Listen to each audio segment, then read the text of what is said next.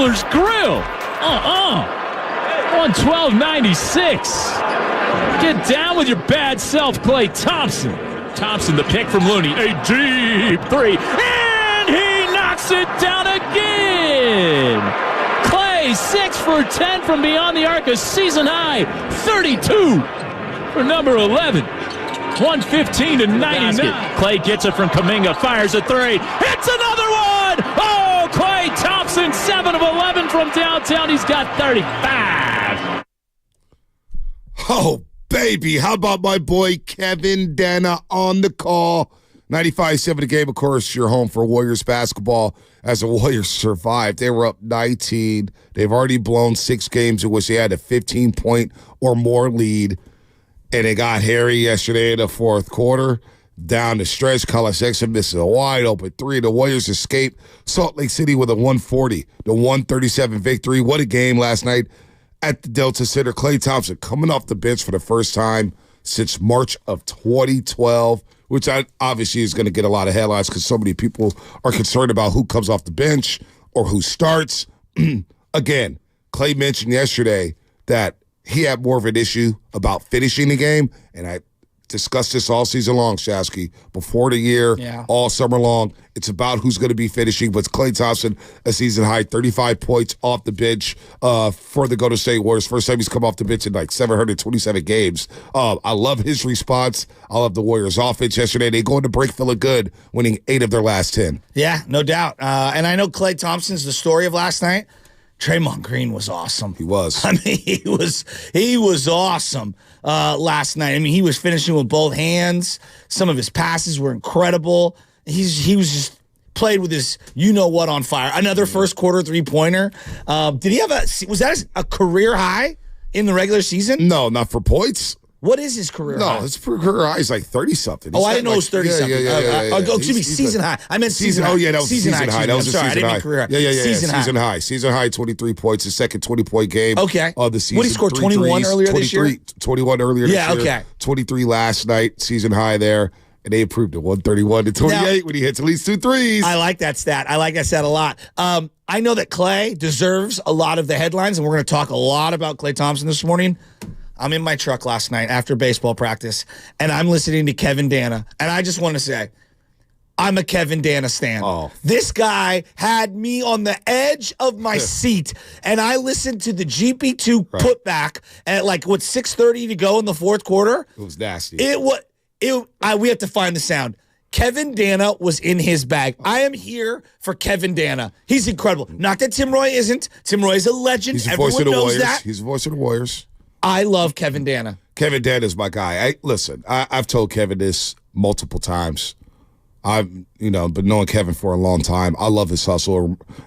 He's grinded. Yes. Grinded for everything he's gotten. He's earned everything he's gotten. He's the voice of the Santa Cruz Warriors. It's just a matter of time before Kevin Dana locks onto an NBA team. It's just a matter of time.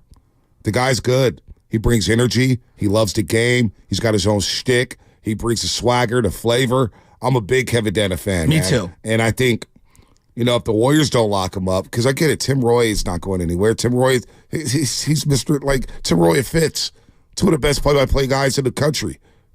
Any sport. Kevin Dana, it may not be room for him, but I'm telling you, there's going to be an NBA team that calls Kevin Dana and say, come broadcast our basketball games, because he's that damn good. He really is. So, by the way, good morning to everybody out there getting off the graveyard shift. If you're at work, what is happening? All the overnight dancers, all the cops, firefighters, community drivers, you know what the drill is. It's a Friday, a payday Friday / Frisco Friday / Bay Area Friday / 50 Cent Friday. We got all these Fridays here. And you know it's also? What? It's the start of high school basketball playoffs right now. That's right. So tonight, I think Friday, Monday, Wednesday are all the playoffs. So if your son or daughter is competing in the playoffs, please let us know so we could shout them out. I know SI plays Portola Valley, and I know Reardon plays tonight. There's a lot of games. So Monday night. So I'm taking 3 days off next week. I take my annual All-Star break off on the morning roast Monday, Tuesday, Wednesday. I may go to some of these high school. If there's some Monday night games and they're in the city, so they're SI around, girls versus women versus SI.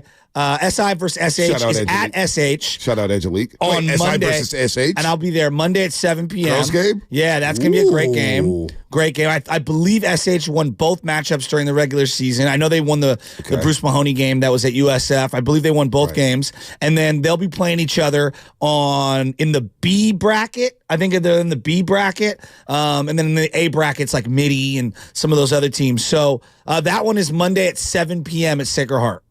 Monday, 7 p.m. And I'll be there. It's going to be good. All right. That'll be a good game. I know Reardon plays tonight, and I believe they're at home on Monday and home on Wednesday. I'm going to try to get out there I'm going to go to Monday Reardon game. I want to go see Reardon. Everybody's been talking about them.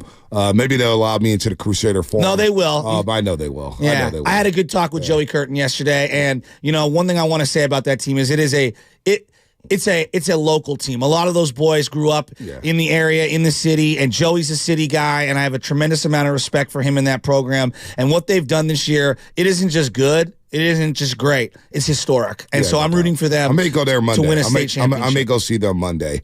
I'm going to go to a high school game next week and kind of get out the house there knowing I don't have to wake up so early. But good morning to everybody out there on YouTube, Twitch. Brought to you by First NorCal Credit Union. Smart choice for low auto low rates. A super simple online application process. We got Mike Florio coming up at 8 o'clock. Pro Football Talk. My guy. Get back into the Super Bowl. It was good to run into him at Super Bowl Sunday at Allegiant Stadium. Sam Lubman was all in his bag. How should I go get him? We saw James Brown at the airport. We're eating burgers, getting ready to come back home. And Lubman's like, should I go get his number? I was like, Lubman, let JB be JB. Take ABP, man, always be producing. Yeah, I like it. Well, you don't always be producing. I didn't hear from you yesterday. So I talk too much? I don't talk enough? I didn't get a text from you. I didn't get a text from you. I didn't get a text from you, Lubman. When I said, all right, we got enough, how many more minutes do you think he stayed on the phone with me? We have our 3-minute conversation last night? Yeah, it was about 2 minutes too long. Our conversations go about 15, 20. We actually talk things out. God forbid we plan the show out, you know? Yeah, I know, right, Lubman? Organized chaos? Organized chaos. No, we kind of knew what time it was. It's been a long week. And look, the Warriors, I'm not going to lie to you, man. If they would have lost that game last night, it would have sucked the life when out that of you. three went up in the air. First off, when Kuminga turned the ball over to Curry. On the fast break, looking for Curry. He throws it away. I go, you got to get. And then who was it, Laurie, who hit the three? Yep. I go, you got to get. Colin Sexton destroyed them last night. Oh, Colin Sexton's a player. He destroyed them. I thought Utah was going to be in on him or trading him. I wanted him and Walker Kessler. Because Walker Kessler's is big. Now, he has his flaws, no doubt about it, but the guy's a presence around the rim. Colin Sexton blows by anybody. And Keontae George, rookie out of Baylor. Well, how about Klay stop on him? Well, we'll get to that. Okay. We'll get to that, I'm sorry. There was a couple defensive plays Klay made. Yeah. One on Jordan Clarkson in the first half, bodying him up, moving his feet very, very well. And, of course, the travel that Klay Thompson forced on Keontae George. That was a great defensive play there. But Keontae George, 9 threes yesterday, 9 of 16, 33 points. Look, Colin Sexton and Keontae George combined for 68. It's crazy. But what's crazier is the Warriors score 140, and Steph Curry only scores 16. Yeah, it wasn't his best game. No, it wasn't. But he dropped 10 dimes yesterday. Yes. You got a nice effort from Andrew Wiggins, who started off hot. I thought Andrew Wiggins' defense on Lauri Markkanen was exceptional. Agreed. 6 of 23 from the floor. Give Wiggins credit for that. But obviously the headline's going to be Klay Thompson. Because when we got the alert that he was coming off the bench. I was pretty surprised. Well, I wasn't surprised that he was coming off the bench. I was surprised by the timing of it. What do you mean? A game before the All-Star break. I thought, okay, maybe you reset during the All-Star break. You come back against the Lakers after a week of practice and say, okay, this is what we're going to do. We're going to mix things up. But to do it the game before the All-Star break, and I think it would have been easy for any professional to say, you know what, I'm coming off the bench for the first time in a long time. I'm already thinking about Cabo. Forget this game. But the response Klay Thompson had, I think he deserves credit for that because that's not an easy thing to do. Checking his ego. And he admitted after the game. And look, the whole starting thing is so overrated because guess what? He didn't start yesterday. And the starting unit was a -5 in the first quarter. They were down 18-13, and Klay checked into the game. They didn't so defend I keep explaining to myself over and over, ever since July when Chris Paul got traded here, it doesn't matter who starts. It really doesn't matter. I don't care who starts. I know you don't care. Maybe you care. I don't know. I'm not going to speak for you. Some of the guys themselves care, but I agree with your overall sentiment. Yeah, I personally don't care who starts. To me, it's always been about who's finishing the game. That I agree with. And Klay admitted last night, he cursed out the assistant coaches because he didn't finish the game and he wasn't finishing games. And they knew that. And that's going to be something to monitor when Chris Paul gets back. There's going to be an odd man out. J.K., Wiggins, Klay. But you know what? You can't care about feelings. You have to win basketball games. So you bring it up like there's going to be an odd man out. There was a point at the beginning of the fourth quarter where it was all the youngsters, and Keonis and Pajemski, et cetera. And they had Wiggins with them. And I was like, no. I know you want to have the one vet with all of these youngsters. Right. Play J.K. with them. Mm-hmm. I wanted to see J.K. I like J.K. to start the fourth quarter because I think he gets favorable matchups. He goes against lesser defenders. He's able to be the primary scorer out on the floor, and I feel like Pajemski does a great job setting him up. Mm-hmm. So I don't know. Like, I could feel it coming.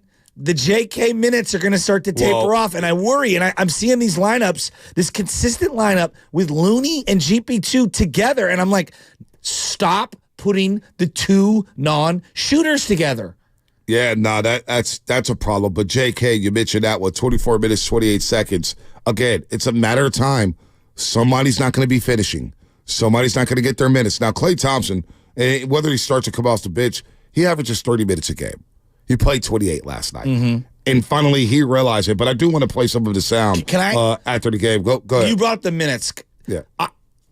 JK or what? This could mean nothing. This could mean something. And that's why I want to ask you. You are as dialed in on this team as anyone I know. Okay. When Klay plays, it might have nothing to do with anything. I want to preface that. But I saw a stat. When Klay plays under 30 minutes, the Warriors are 17-9. When Klay plays over 30 minutes, they're 10-17. Is that random? Is that coincidence? What do you make of that? I would say it's a little random because of so many guys being in and out of the lineup.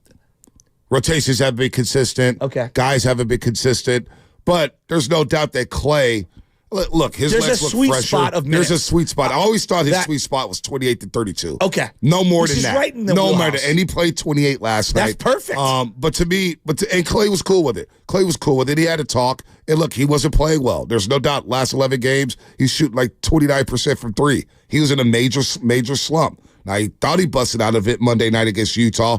That wasn't the case, as he had a rough game against the Clippers, going 1-9 from the three-point line, committing that egregious foul, and it was just a matter of time. This is the evolution of Klay Thompson, and him having perspective in Logan Murdoch's article in The Ringer saying, look, man, I've always modeled my game after Ray Allen and Reggie Miller. What did they do later in their career? They came off the bench and became sharpshooters. Again, I don't think coming off the bench is a big deal. I never did. It's about who's going to finish the game. And JK, something to monitor with the minutes. 24 minutes, 28 seconds.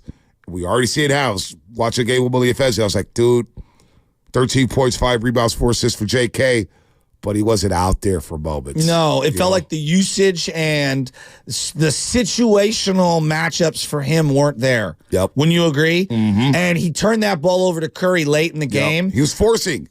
That's what happens. When he's not playing, he starts to force it, and then he starts to look over his shoulder. So, down the stretch, look, only 5 can play. Chris Paul will be coming back. And if you don't think Chris Paul's going to be in some closing lineups, think again, buddy.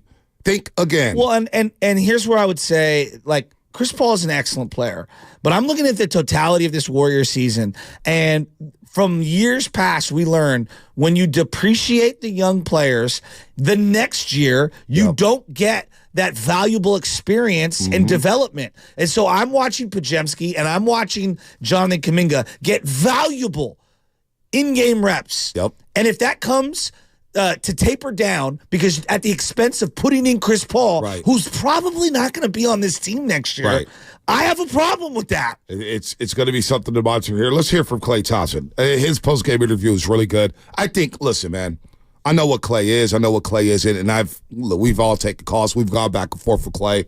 But how many athletes do you get out here who's so vulnerable, who just expresses themselves? There's a lot of athletes who's been guarded. I've gone to 1 million pressers in my career. 1 million pressers. There's a lot of coaches, a lot of players who just won't say much. And then you get a Klay Thompson who just lets it fly, right? He lets it fly. Who did I say to you this morning? Brandon Ayuk. I watched that whole press conference with him, and he's wearing the shades. And at first, I'm like, oh, like he doesn't want to talk to anyone. No. He was hiding his emotion because he cared. He clearly was heartbroken that the team lost the way that they did. That meant so much to him. I want all my athletes to care that much. He was crying, man. It hurts. It hurts. We'll get to the Super Bowl a little bit sorry, later. I can't get over the Super Bowl. Nobody can. But you're right about Klay. Nobody could get over the Super Bowl. Let's hear from Klay Thompson on finding out when he was coming off the bench. Found out this morning. Me and Steve had a good talk about it. You know, you could do two things. You can pout, or you can go out there and respond. And I thought I did the latter very well tonight, especially no turnovers, and I missed a few box outs though. But more importantly, I realized I'm going to play a ton of minutes, so you just got to let the ego go when you think of coming off the bench and all that. So, I mean, I thought about Manu Ginobili. That guy has 4 rings and gold medal, and he came off the bench his whole career. And I don't think anyone looks down on his Hall of Fame candidacy. He's one of the greats, and I thought I embraced it, before tip. I mean, I deserved it, really. I didn't respond to the not playing at the end of the game well last night. I kind of took it out on the assistant coaches, and I apologized to those guys before the game. And I think that really let my guard down and let me just be myself out there. Now listen to what he said. It takes a man. It takes a man to admit that in front of the world like that. And it really does. What he said, he goes, I was not happy about finishing. Finishing, folks. Everybody made a big deal. I remember at the Warriors Summit, Mark Willard kept asking us a question about what's going to happen if Chris Paul he wants to start. Dude, it ain't about that. It's about who's finishing, homie. Watch the game and know these players in and out. Klay Thompson just told you. He was ticked off about finishing, not being out there in a crunch time. Final 5 minutes where everybody makes their money, where legacies are made, where memories are made, where legends are born. The last 5 minutes of the game, and he was not happy.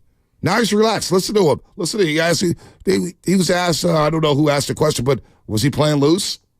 Yeah, absolutely. Because the moment you worry about what people say or what headlines will be written about being benched or the streak being broken is when you go out there and you don't play with that love, that compassion for your teammates, and that freedom that has gotten me to this point. So I realized that I didn't want to go to All-Star break on a sour note and have my best game of the season, hopefully build off it. And so, and this is where I kind of dig deeper when it comes to these athletes and think about their backgrounds. We always talk about, well, where do they come from? Do they come from an NBA lineage or whatnot? His father, Michael Thompson, was the #1 overall pick coming out of Minnesota. He was a Minnesota Golden Gopher. Got drafted #1 by the Portland Trail Blazers.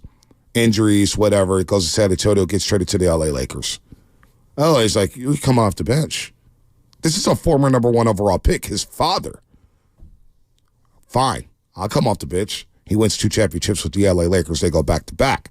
So if there's anybody who could talk to Klay Thompson, he has his own dad. He could just call on speed dial. How did you handle this? How do I get perspective? His own father. Now, Klay's a different guy, no doubt about it. But his own father was a #1 overall pick who later on became a very important bench player for the LA Lakers going back-to-back in 87 and 88. He's got perspective there. He knows the game.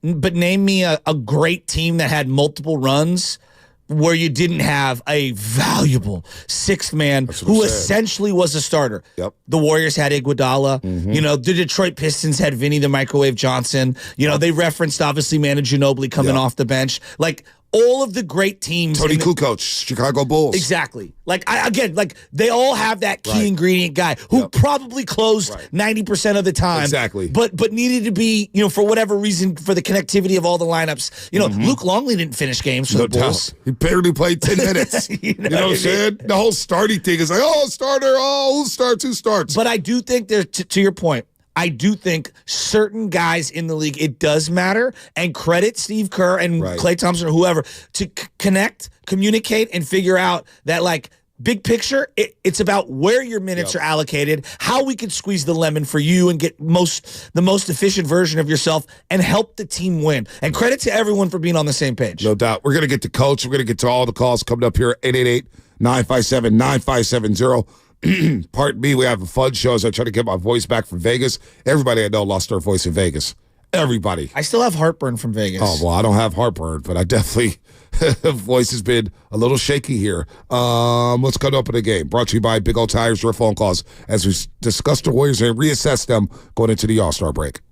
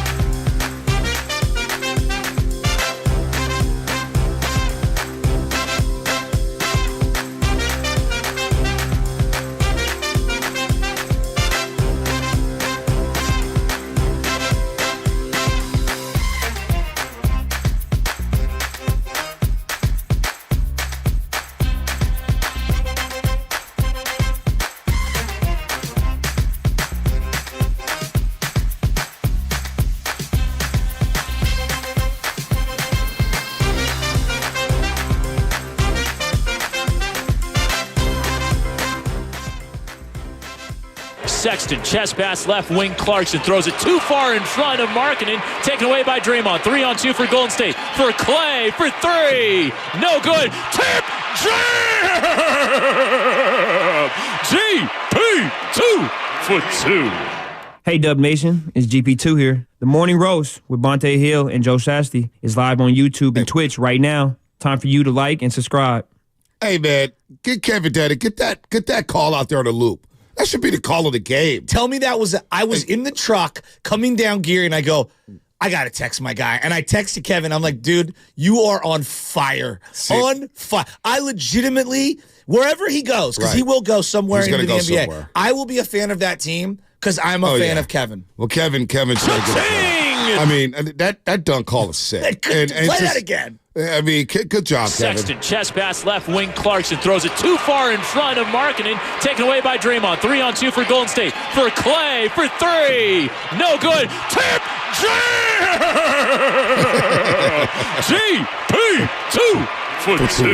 So good. Come on. Kevin Danny. Come on. That is good stuff right there, Kevin. I mean, that is chef's dude. kiss. No, that is good. I do miss when I used to cut highlights for the Warriors. I used to cut their games, right? I used to be on the radio side, Sterling Bennett or whatnot, running the games and Alex hearing all the Scott, calls. the great Alex Scott. So I do miss that. Working on the television side, obviously, we're watching the TV and it's Fitz and Mookie, and I have no problem with that. They're always entertaining. But I miss some of the radio side of things until I get in the car afterwards and hear some of the cuts. So that's fun to hear, man. I didn't know Kevin Danner was on the call last night. I had no idea. No idea. So I'm glad he got the call up. Hockey and basketball, right? We agree? Yep. The hardest to do. No doubt. Play-by-play. Tim Roy did hockey, too. You know Tim Roy did hockey. Yeah, I do know that. Yeah. He was in Minnesota? And he was all over the place. No, East but I'm Coast. saying he was Minnesota before the Warriors? Where was he? Oh, he was in Sacramento. Sacramento. You're right. He was doing Kings Sacramento. games. Sorry.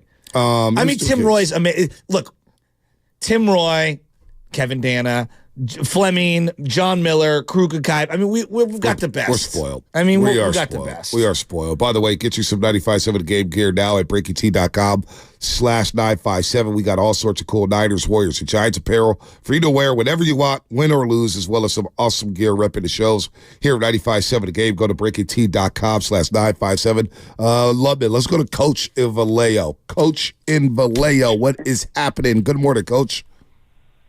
Hey, good morning, guys. Long time no talk to. And first I want to say I admire both of you, and you guys deserve to be in the slot you are because Shasky, number one, you know, you're very honest and you wear your heart on your sleeve, and I like that. Thank you. And Bonte, you're the best tap dancer out there that I've seen since Fred Astaire, you know. And I don't know how I feel about that, Coach. I don't know how I feel about being a tap dancer, man. I keep it real on this show. I'm going to explain because you're great. You're great at it.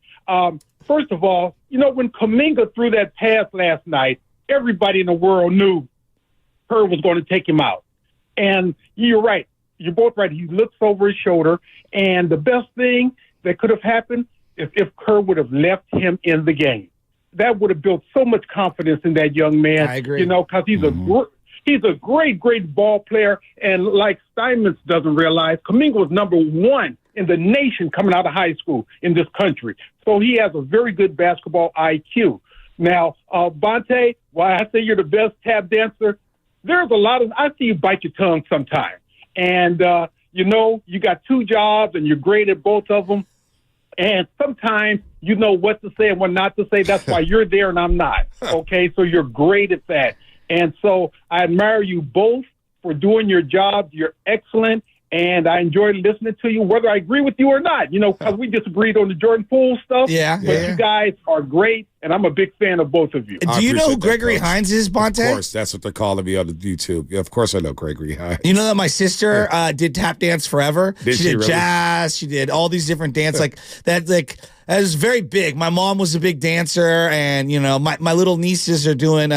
Elizabeth is an excellent Irish dancer. Well, I mean, so you should. I mean, I think you could be on stage. The way that you commanded the stage with the cheerleaders that day, I could see you as an excellent tap dancer. well, you're the one who got hurt tapping your foot all Super Bowl long. That's true. So we know you can't be the tap dancer. I could not do that.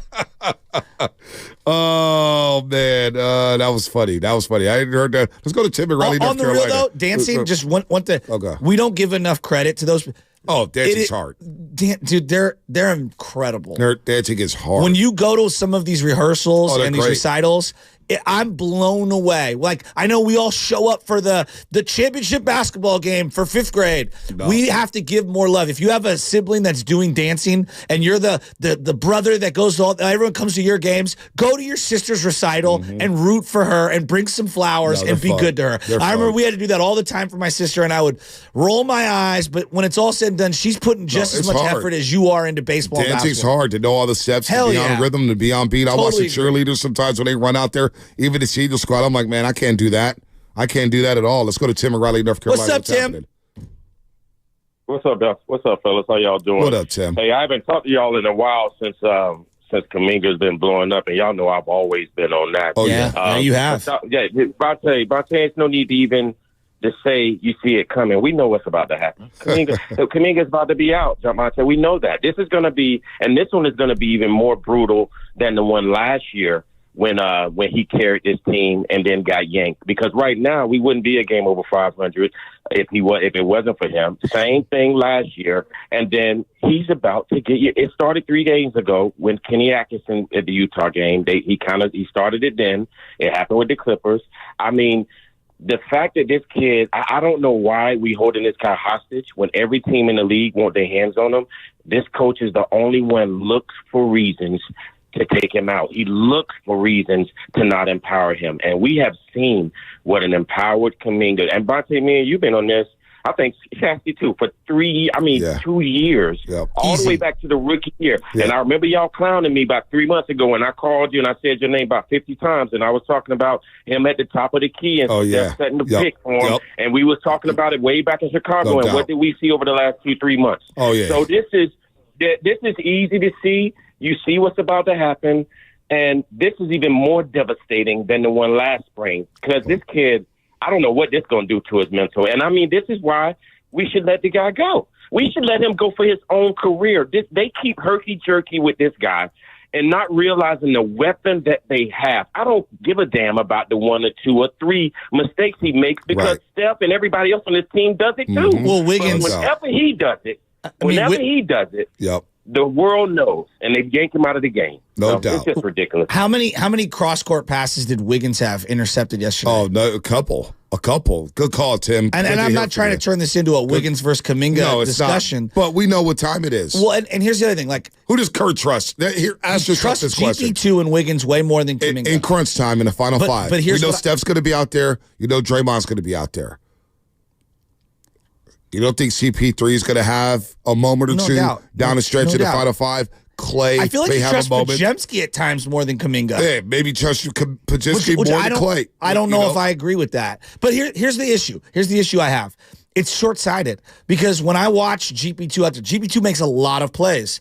He also puts tremendous strain on the offense because all he can really be is the dunker spot or a corner 3 spot where he's just kind of standing there. Yeah. And then I look at Wiggins and I'm like, I don't know what I'm getting offensively consistently from him. I feel that Kuminga, though he does make mistakes, puts tremendous amounts of pressure on a defense and helps your offensive weapons, and it eases things for others with 5 minutes to go in the half court. And so to me, like, I get it. There's going to be some negatives. Nobody is a perfect player amongst these 3. But if you're asking me the alternatives, I'm rolling with Kuminga, the good and the bad. Because it's not like GP2 doesn't brick corner 3s. You know, Joe Lacob has something to say about Jonathan Kuminga in the article with Tim Kawakami in The Athletic. We got some sound from that, but you could already see it coming. I mean, 24 minutes, 28 seconds last night. And what Kuminga offers on this basketball team, I don't think anybody else can, which is going to the rack and creating fouls, drawing fouls, and getting to the free throw line. Now, he's 0 for 3 from the free throw line yesterday, but it was 5 of 6 from the field. And again, his shot selection has been excellent. Excellent. He didn't attempt the three-point shot last night. So we asked Kuminga to be patient. We asked Kuminga to not take threes. Well, he's not doing that. He's not settling for the three-point line. You get him in the mid-block. You get him in the mid-post. You go to the rack. Kuminga's a smart basketball player. This narrative that he doesn't have a high IQ, It's just ridiculous. It really is. So this is going to be a juggling act for Steve Kerr for the rest of the season. Who does he go with in the final five? Does he go on feel? Does his feel evade him at times down the stretch? You know what I'm saying? The final possession, second or whatever, third to last possession where Draymond goes to the rim on a high pick and roll for him and Steph. There's 30-something seconds to go. They're up 138, 137. And Draymond does the wraparound pass. And he hits Wiggins right in the hands, and he just fumbles it away. Yep. And I'm saying to myself, if that's Kuminga in that same spot, we all know Kuminga's catching and dunking that. No doubt. No doubt. There was a pass from Steph Curry at the top of the three-point line where he just alley-ooped to Kuminga. He just does things and allows things nobody else can do on his team. And here's the thing. It's frustrating. The youth extend careers of veterans. Thank you. Podziemski and Kuminga can extend the careers of Steph, Klay, Dre by being athletic, by getting the 50-50 balls. But you see Kuminga, I'm looking at him now, wandering on the bench there. We'll see what happens after the break. Klay is now coming off the bench, but he's going to finish a lot of games. Chris Paul, when he comes back, is going to finish games. You're going to play GP2 at times for defensive matchups. I do not envy Steve Kerr's job. Look at that. Look at that stat. That players that average 22 points a game and 57% field goal shooting since January 12th. Giannis Antetokounmpo, Nikola Jokic, Zion Williamson, Jimmy Butler, and Jonathan Kuminga. That is incredible. So we'll see how this plays out here. More of the phone calls, 888-957-9570. Absolutely incredible. Were you shocked to see Klay Thompson come off the bench yesterday? What did you think of his performance? What about the Warriors hanging out for dear life? How are we feeling about them going into the All-Star break? 888-957-9570 is the number. Want to hear from all the Dub Nation here on the Frisco Friday/Bay Area Friday/Payday Friday. That's all coming up. Brought to you by Fremont Bank, full service banking, no compromises.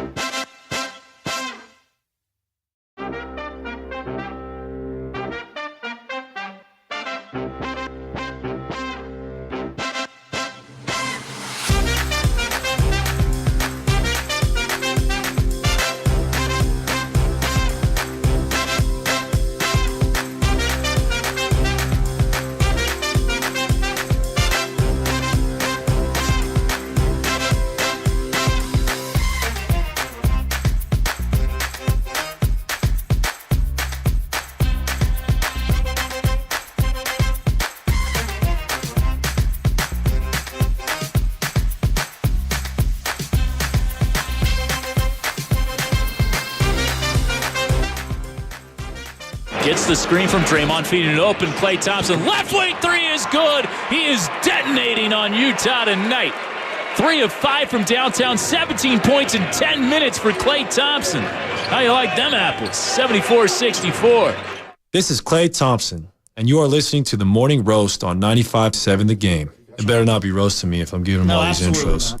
No, we don't roast you, Clay. I don't roast you. Maybe the program director does. Maybe Lubman does. Maybe everybody else at the station does. Yeah, I'm throwing everybody else under the bus. But Clay, Bonte Hill, that's how we're going to start clarifying things because, people throw things in our mouth. Like, Bonte Hill, do not want Shanahan fired. Bonte Hill will never roast you, Clay. You're my guy. Well, that's the difference between us. I'm an equal opportunist. I know we're talking Warriors, but for just a second, you and I were talking about the end of the Super Bowl and how we were there. Gosh. And I remember, the whole time thinking they're going to blow this, they're going to blow this, they're going to blow this, they can't give the ball back to Mahomes, they can't give it, and they do, and they give it back to Mahomes, and they do blow it. And the game ends, and we're up in with all the other press or whatever, and I couldn't believe how many press people who don't know, Montana from Trent Dilfer from, JT O'Sullivan are like, rooting for the Niners. It was funny. But I was so depressed. And I'm thinking to myself, how long are we going to stay here? I don't want to watch the post-game anything. I don't want to watch the Chiefs get this Lombardi trophy. I don't want to watch confetti fall down. And Bonte, within seconds of the game ending, you come over like, all right, let's go. Let's leave right now. And it was like, hallelujah.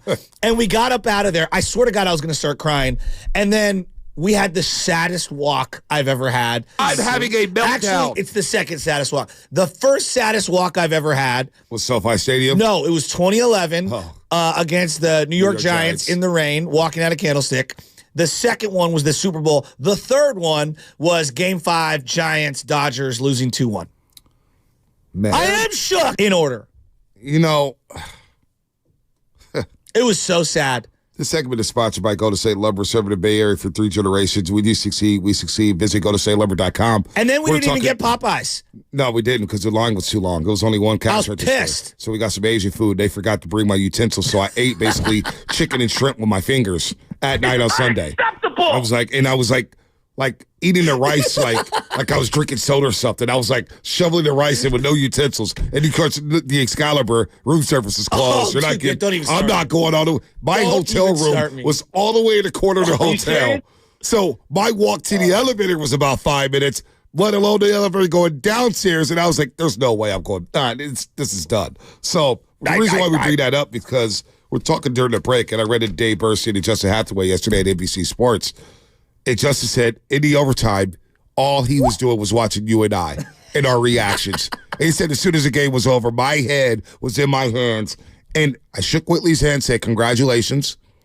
And I grabbed myself and just threw everything in my backpack. I said, Shasky, let's go. I'm leaving now. I wasn't even going to tell you. No, I'm so glad you grabbed me. Honestly, I was just going to walk out and leave, and you guys could figure out. And Lubman's like, so what do you guys say? I don't care what you do, Lubman. I'm out. What did you do? Because thank God we walked out. I watched a little bit of the post-game stuff like that, and that's basically it. I watched some of it, then left. No, I pulled a Isaiah Thomas versus Michael Jordan, and I walked right out. We didn't shake hands. We just left. Oh, I shook Whitley's head just because she was sitting next to us. She was a good fan. Whitley, for being a diehard Kansas City Chiefs fan, she didn't say nothing all game. It was actually very cordial. We were talking about the game as we were like, come on, we got to win this. But she was very cool, and she got the win. I just shook her head and said, congratulations, I'm out. And she hasn't talked any trash. Now, somebody did tag me. I'm not going to name that person. They tagged me on Instagram that Sunday night with me in the Mahomes jersey from a few years ago when I lost a bet. And I was like, you know damn well I'm not sharing that, right? Why would you do that? That loss, by the day, the Niners look weaker and weaker and weaker. And now, I always say that I don't care about the national perspective. National perspective doesn't mean anything. But I jumped on the Zach Gelb show yesterday, CBS Sports. And bloop, yep, bloop, bloop, bloop, bloop. He actually brought you up. He said, pick up Shasky. I know. He was like, you're a lot tougher than Shasky. I know he's hurting. I said, dude, I'm hurting too. But the national perspective on the 49ers is alarming. It really is on Shanahan. Everybody west or east of the Mississippi, hell, east of, I don't know, Lake Tahoe, I think Shanahan's a little overrated. And they cannot believe that he decided to receive the kickoff in overtime and then all the little things that happened in the game. The Niners just were not buttoned up. So, it's interesting. If we were, and I'm not trying to do comparative shopping, but if we were to just ask the common person who listens to this show, who would they say defends Shanahan the most? On this show? Yeah, you or me? Probably you. Okay. No, I tell you, it's definitely you because I've already gotten you hate Shanahan, Bonte, so you're Which happy. is not fair because that's not accurate. I don't really care. No, I know, but I'm defending you now, saying that's not accurate. You don't have to. I would say that there's probably more times than not I have defended Shanahan, crushed Jimmy Garoppolo, etc. I still think he's a really good coach. I do. I think he's a really good coach. But I would be lying to your face. Possibly. I'd be lying to your face if I wouldn't say my confidence in Shanahan has taken a huge hit. And it's not any one thing. It's the cumulative. It's the totality of everything. Go back to the week before. I told you, man, I didn't think it was a great looking media day. Yeah. Just the whole thing, his presentation, the way he represented the organization. I didn't love it. That's me. Everyone can have their own opinions. I didn't love it. His unwillingness to learn from the last Super Bowl. Yep. Okay? Then his actual game and the way it went down. I mean, it was a Rembrandt on how to choke. I'm going to be real with you. It was a Rembrandt on how to. Michelangelo thought you painted a bigger, beautiful, a more pristine Sistine Chapel of how to choke in a Super Bowl. Like it was a potpourri of mistakes. Okay.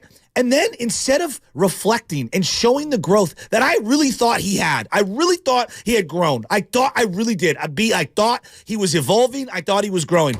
To come back to the same stubborn, I'm right, I have zero room for reflection. I'm not, every answer is going to be short-winded, and I'm not going to show any bit of contrition or thought or any.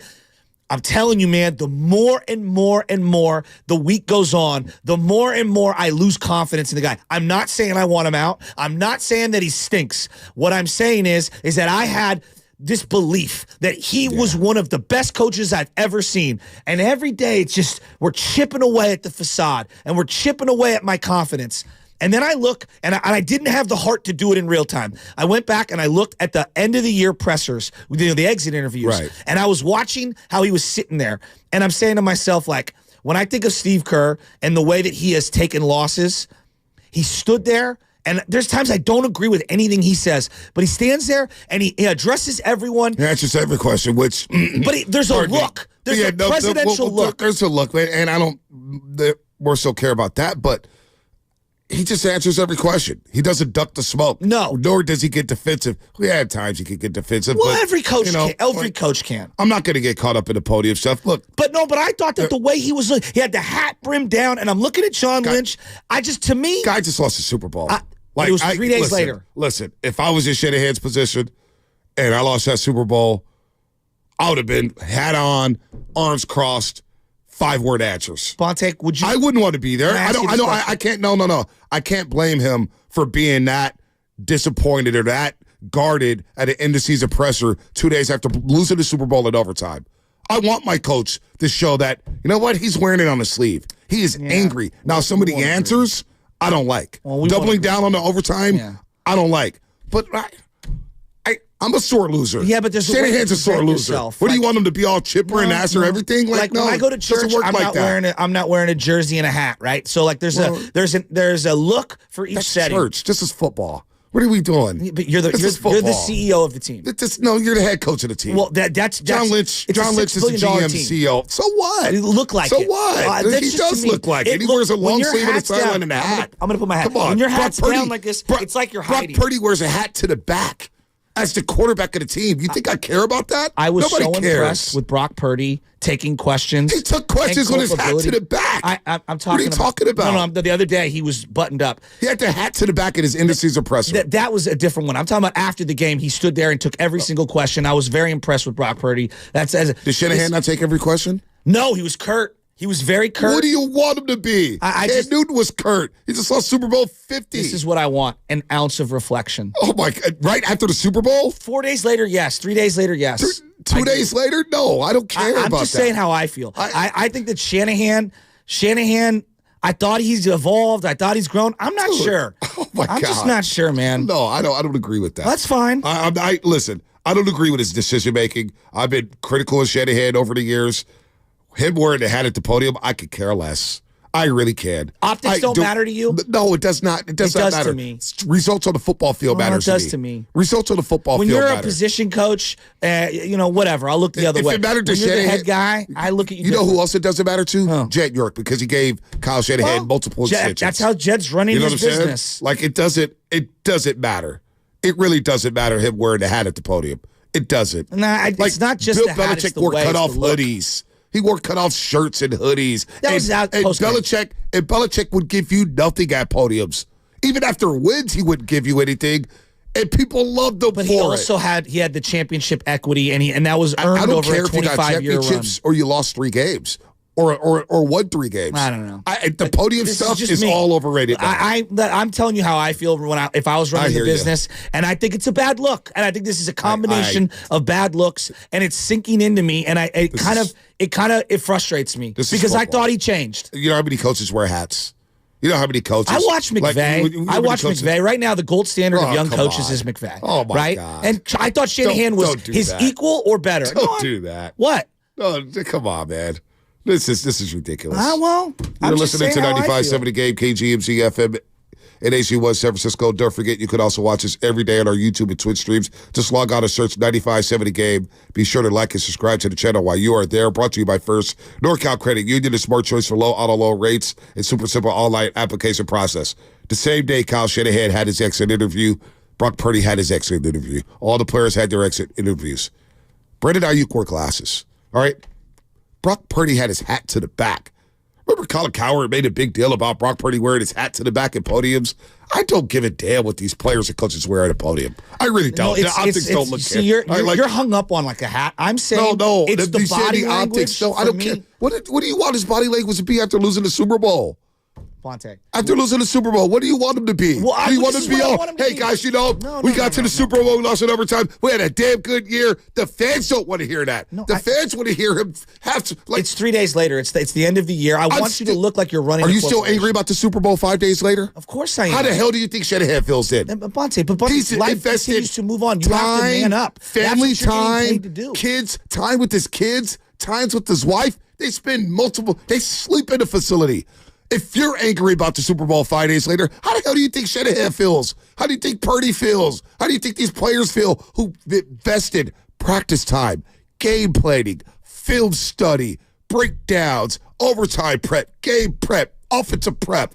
You don't think he's angry right now? No, but to me, it's a lack of taking the responsibility, and to me, it's a lack of wanting to look people in the eyes. And I'm looking, you're running my business, and you are the face of the Niners. To look in the eye? The media No, members? but I look at John Lynch, who's sitting right next to him. This is just me. Again, you could disagree, but I look at John Lynch sitting right next to him. I go, that's a leader. That's what a leader looks like. The way he looks at people in the eye, he does. I'm just being honest. When you look at the two of them sitting at the podium, again, you could disagree. You're the same guy who tells me podium games don't even matter. That one did. Matter. That one did. No, it doesn't. They just lost the Super Bowl. I'm telling you how I feel. Doesn't matter. It does to me. No, it doesn't. It does to me. That's funny because you pick and choose when the No, podium I stuff don't, matters. because I'm listening to the words and I'm looking at your body language. You've told me multiple times you don't care about podium games. You told me multiple times. So I can't have this feeling? I can't have this feeling? No, you can have that feeling. I think it's a ridiculous feeling. That's fine that you can have a ridiculous feeling. But when I hear the guy take no accountability and look like he's trying to not look anyone in the eyes, to me, I was like, damn, what is going on here? That's me. I'm saying I thought you grew. I thought you were confident. I thought you would be reflective. Georgia I can't argue with you. Georgia Los Altos. No, that's not appropriate to play that drop. Georgia Los Altos. What's happening? This is stupid. George, what's up? I love you guys. I just love you guys, man. I don't get it. I don't care why we care about a podium game after the Super Bowl. The guy's angry after the Super Bowl. What do you want him to be? Hat off, slick back hair, fresh shave after losing the Super Bowl? I want you to look people in the eyes. Oh, my God. The media members that let me stop. He's talking to the fans. Okay. Oh, my God. Georgia Los Altos. You're a conduit to the fans. Bruce Bochy looks You guys don't care what he said after the game. Steph Curry, what is he going to say? What is he going to say to make you happy? No, it's looking at the camera in the eyes. It's your body language. Oh my God, George, go, George. Oh, George. Yeah, I Joe, I don't want to side against you, but what he said after the game and the way he acted after the game to me is as important as what he did during the game. To me, is he a great coach? Yeah, he is a great coach. I mean, take a look at what he did with Mr. Irrelevant and how he used him to the best of his ability to get us to where we got. The problem is that it's his in-game decision-making in the big games. And that's twice now in the Super Bowl. That's where he falters. And I thought he had gotten over it because, remember, he went for it on 4th down. I said, all right, he's getting aggressive, man. He went for it. We made it. We scored. Okay, Kyle, you finally figured it out. And then he just loses it again in pressure situations. But having said that, I mean, this thing is like a punch in the gut just as much as it is to you guys. It's killing me. We didn't lose the game because of his decision to take the ball in overtime. I think we lost the game because our pass protection broke down and Brock was pressured 11 times during that game. And had the offensive line done their job in overtime, we had 2 wide open guys in the end zone. We would have had a touchdown. So you can't blame that on Kyle. So those are my only thoughts, you guys. Those are my feelings. You know, we love Deion Sanders, right? We love Deion, right? Yeah. What does Deion wear at every... I don't think I would want Deion Sanders to represent my $6 billion company with shades on at the end of the year after you lost the biggest game of your life. That's all. That's you. And guess what? Deion's going to wear shades and a hat. Okay. To the brim. That's what he's going to do. That's what he's going to do. You love T.O., right? T.O. wearing shades at the podium. Do I treat the middle linebacker the same way I treat the quarterback? Don't do this. Don't do this. No, I'm asking. And the quarterback wears a hat to the back. Yeah, and I don't love that 9 times out of 10. But after the Super Bowl, the day after the Super Bowl, he wore a full suit. He sat there. I listened to George Kittle answer every single question. Every single question with reflection. I couldn't believe it. Shanahan wore his hat. He wears his hat at every You're presser. hung up on that. What I'm saying is no. He wears low. He does that every. Where have you been the last 7 years? This is what he looked like. Where have you been the last 7 years? But if I did this, does it look like I respect you? He's wore that same look every single presser. In his 7-year career, he's looked the same. A long sleeve 49er shirt, a hat low to the brim low. It's the end of the year presser, not right after the game. He's done that for most pressers in a year.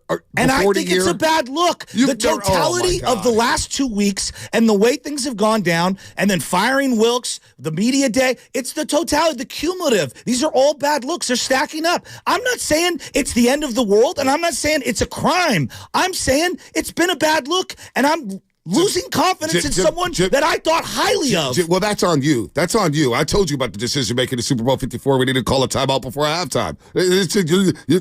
You're Johnny come lately here when it comes to all that stuff. But the whole presser thing, did Tom Sula wear hats at the pressers? Did he look you in the eye, Jim Tom Sula? How about Gabe Kapler? He looked everybody in the eye, right?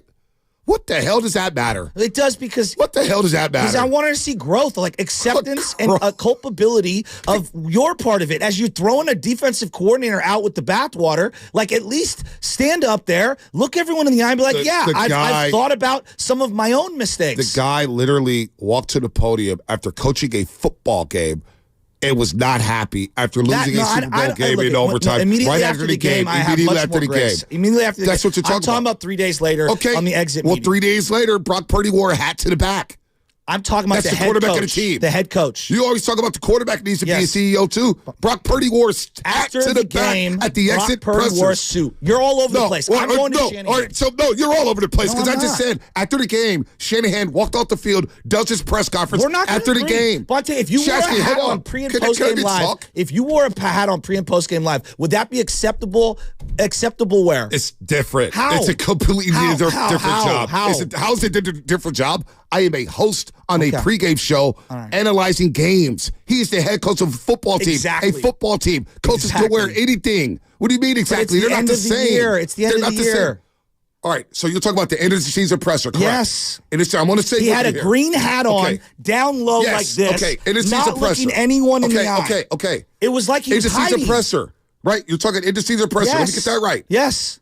The same day. In a season presser, did Brock Purdy not take questions? He wasn't at a podium. He wasn't at a dais. He was at his locker with his hat to the back as the quarterback. What are you talking about? David in Kansas City. Oh, my God. I'm watching ridiculous. John Okay, Lynch whatever. sit right next to him wearing a white-collared shirt. You're right. You're right. It's about, look, David in Kansas City. Has nothing to do with Hey, anything. guys. How you doing? I just wanted to ask you a simple question. Over the last 2 decades, who at the end of a Super Bowl, who are you seeing at pressers more, and which 2 coaches, and what are they wearing? This is not after the game. I'm talking about 2 or 3 days later. Like, I've made that very, very clear. I give you grace like Cam Newton after the game. Look, you just lost one of the biggest games of your life. I give you a little bit of leeway. I want you to find me 2 days later is different. A photo or a video of Andy Reid without a hat, please. Are you listening? I said 2 days later. 2 days later, at a podium. Reid always has a hat on in literally every damn thing he does. And Reid won twice against this guy. So now, since you win, it's okay to wear whatever the hell you want to wear, right? That's where we draw the line. No, I'm If just you saying. win, I thought you can wear to whatever me the it hell was you like want he to was wear. hiding at the podium. Kapler, did he not wear hats at the pressers? Like when you're Jose sitting at a podium, it's different. Okay. You've never been to a press conference in your life. How do you know what the podium etiquette is? I'm just telling you from the fans' perspective. The fans are telling you you're wrong. Jose in Oakland. Oh, all right, we get to Jose in Oakland. This is ridiculous. So it's coming up. We get to talk about podium etiquette if you want. Let's do that on the other side. Brought to you by Big O Tires.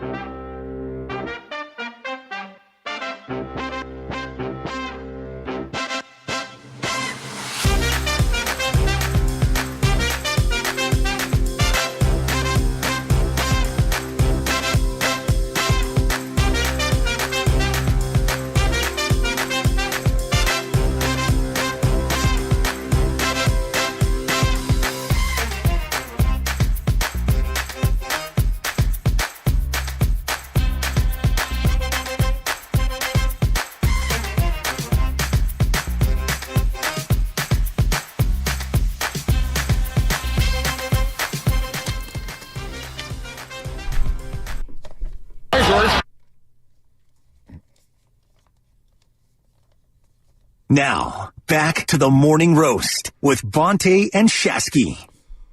Download the free Odyssey app and listen to 95.7 The Game wherever you go. Catch every Warriors game live on the app along with all the music and news the Bay Area needs. And catch amazing segments like the last one we just had. I'm telling you, you don't want to miss the 7 to 7-11 segment on the Morning Roast here on 95.7 The Game as we talk hats and podium game. Shameless shout-out, 745. Shameless shout-outs, 745. Should be able to shout out everybody here. We've had a tough week in the Bay Area, the sporting scene. Maybe Shanahan's had a tough week, and now we're critiquing what he wears at the podium. Jose in Oakland. What's happening, Jose? Hey, guys. Good morning. Look, it seems to me that when we're concentrating on what the coaches or players wear 3 days later, I mean, we pretty much ran out of things to talk about. The one thing that I want to say is Mike Nolan wore a suit all the time, and he didn't win anything. Okay, and then you had the hoodie. Yeah, and then you have the hoodie, wearing the same hoodie like all the time during the game, after the Super Bowl. 5 days later, he still had the same. You saw the guy has 20 of those hoodies on his closet. It's not about what they wear; it's all about results. And to be honest with you, this season we went downhill mainly for two reasons. Okay, they didn't take care of the protection that Purdy was going to need throughout the year, whether he was the quarterback or Darnold. Okay, they should have concentrated on that instead of promoting McKivitz. And McKivitz, if I'm not mistaken, he was even released from the practice squad. Okay.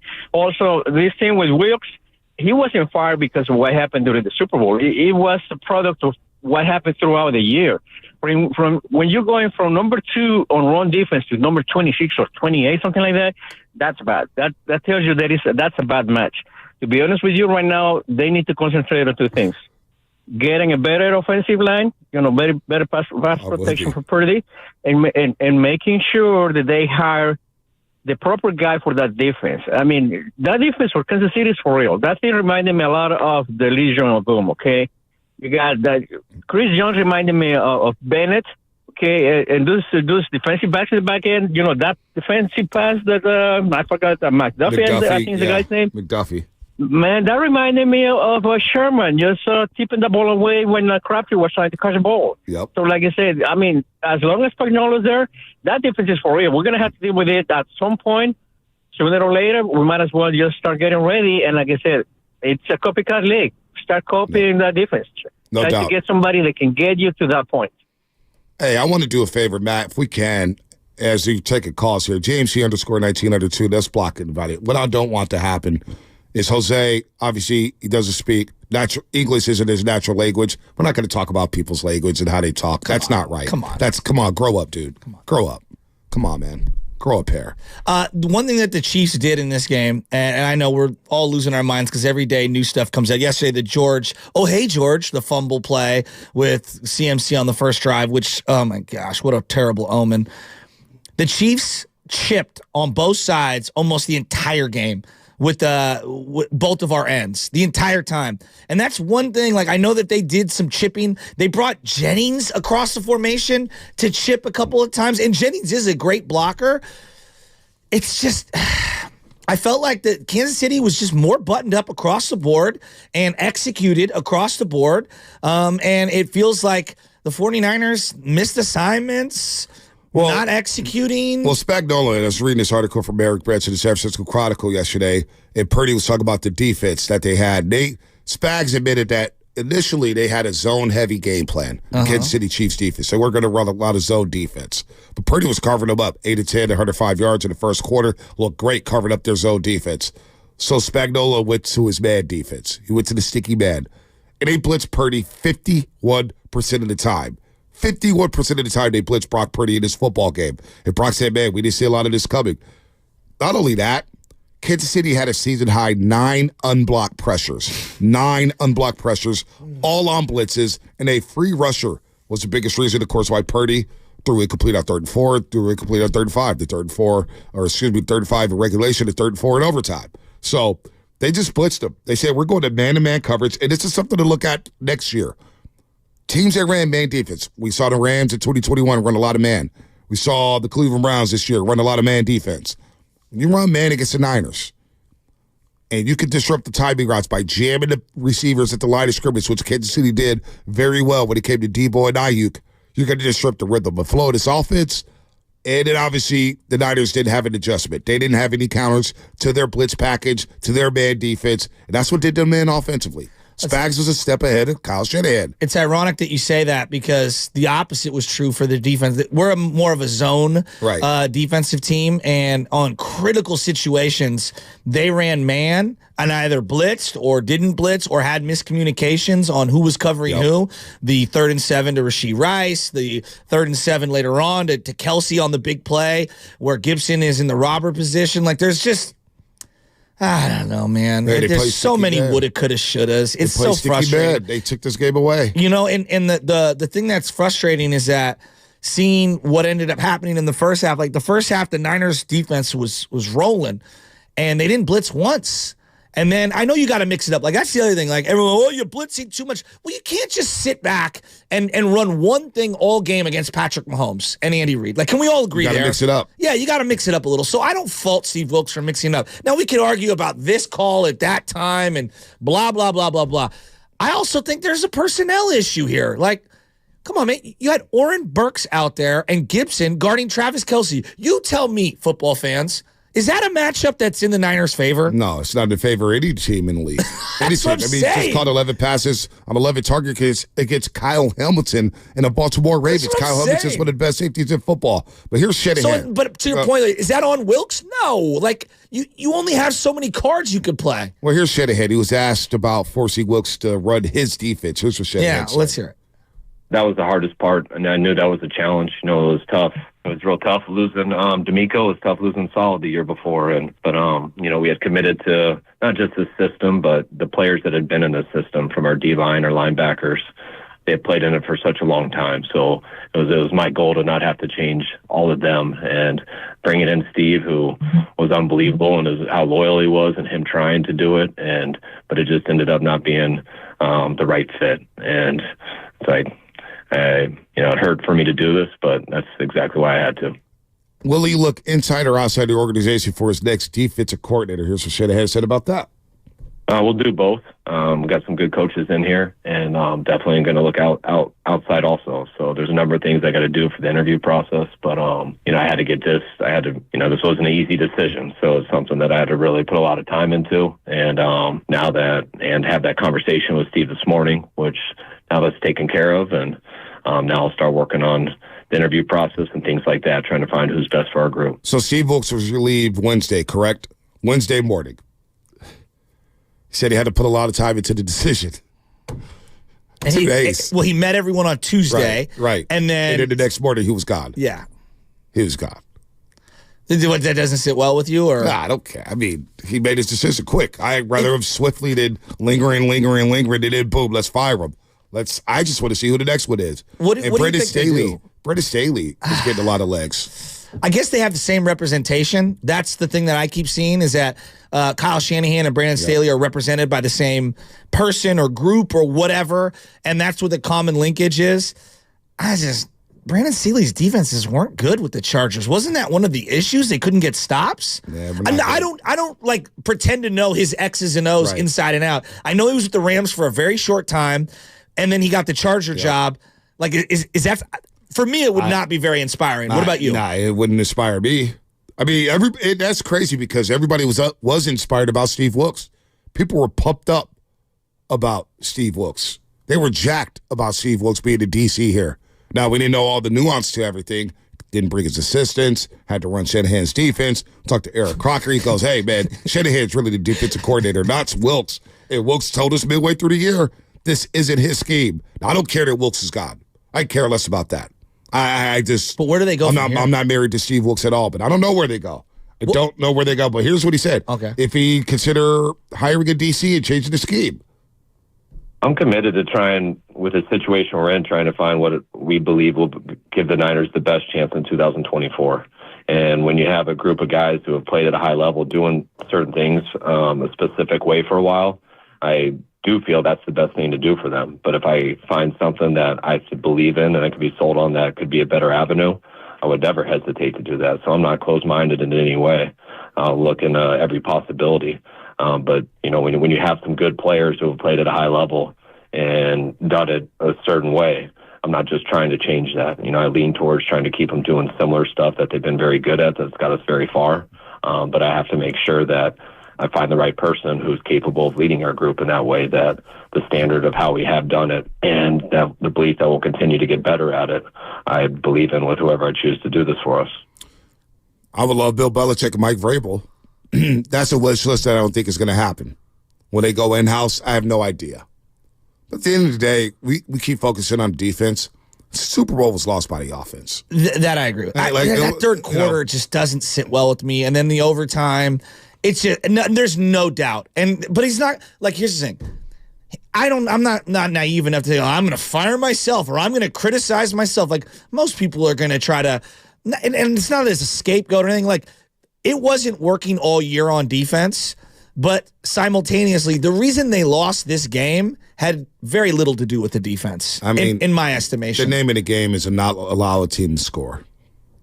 The Niners were third in the league in points given up per game at 17.5. Was the defense really that bad? Well, in today's NFL, where it's so easy to get yards and so easy to score, and where the rules are dictated towards the offense, where you can't touch wide receivers down the field, you can't even breathe on wide receivers, you can't hit the quarterbacks. Give us 17.5 points per game. Factually correct. But when I heard Fred Warner and Nick Bosa talk all year, the two high-paid players on that side of the ball clearly didn't like whatever they were doing. I know Bosa referenced a couple times, we're a rush 4 team, and I know Fred at times is like, yeah, we're a zone team, and they weren't in lockstep. Right. I think that is it's a thin line though. It's funny because he says they're a zone team. What changed the Green Bay game? Getting out of zone. Yeah. What changed the Detroit game? Getting out of zone defense. You got to play man. So you think that they're listening to the players too much? I think so. Maybe you're just a little too close to the players, Kyle Shanahan. I'm going to listen to Fred. I'm going to listen to Bosa. But Bosa, your job is to play quarterback. You're not dropping back in coverage. I'm not doing that. You're going to get the quarterback. Yeah. Right? Yeah. So, and honestly, I don't want to hear from Bosa right now about the scheme or whatnot. You're talking about conditioning in the Super Bowl. You had 2 weeks off.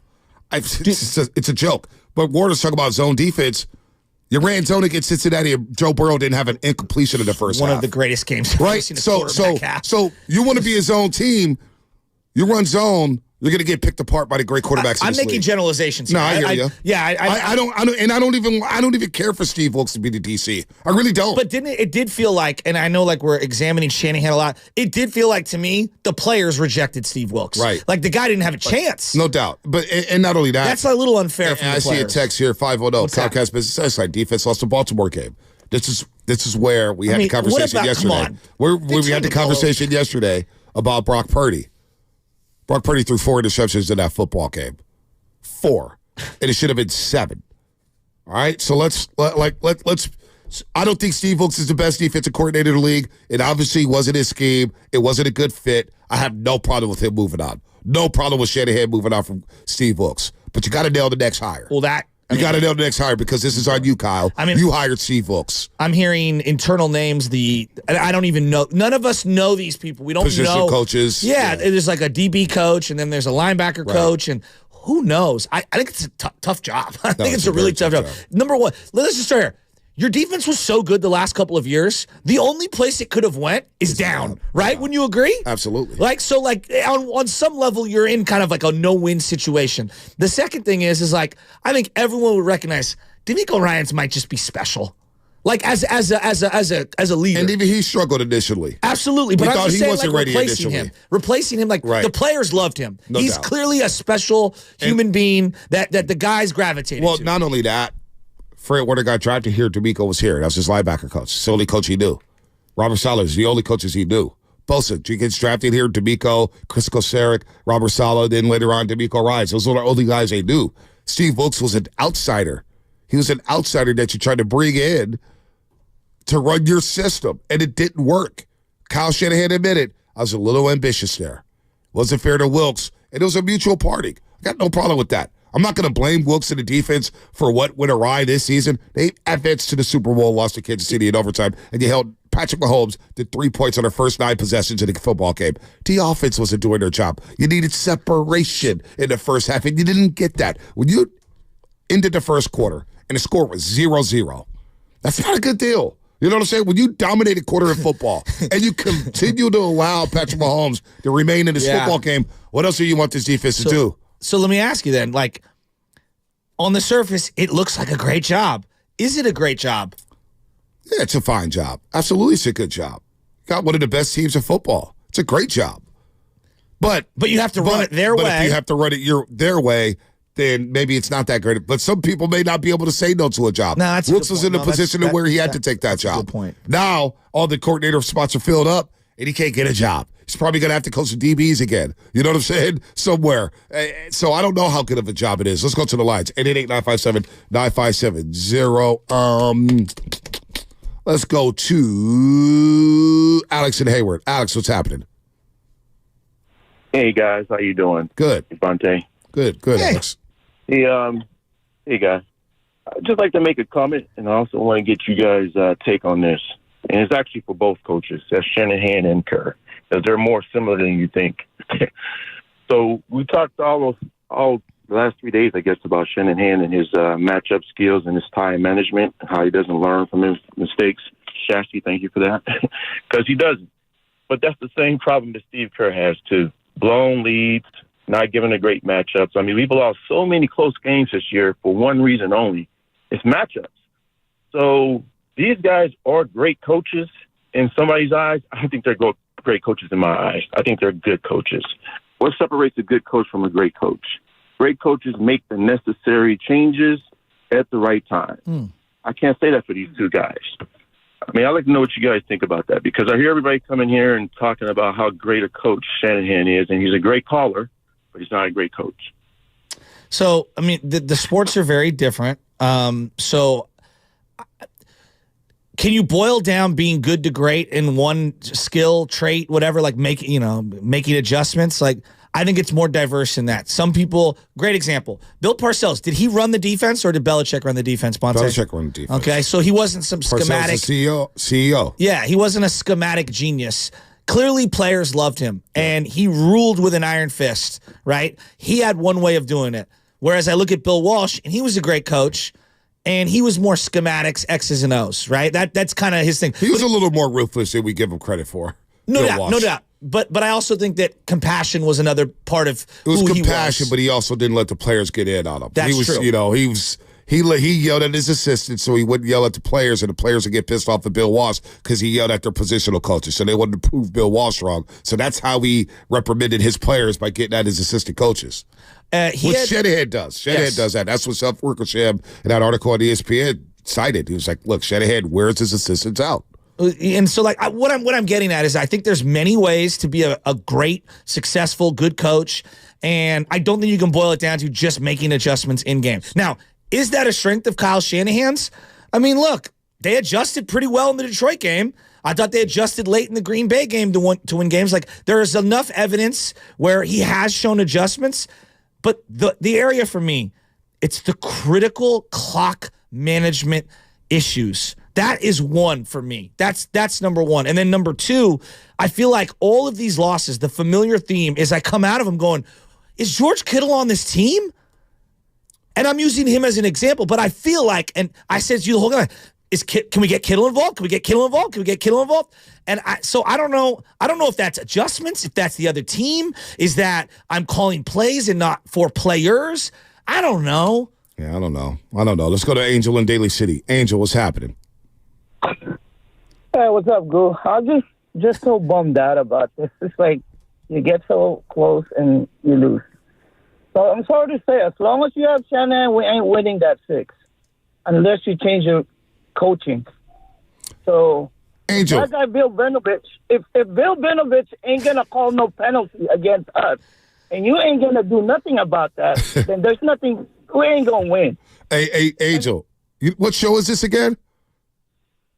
Huh? Who do you know who you're talking to, right?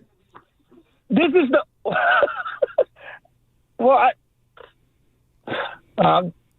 the brain's still sleeping, but this is the morning roast, right? Oh yeah, there you go.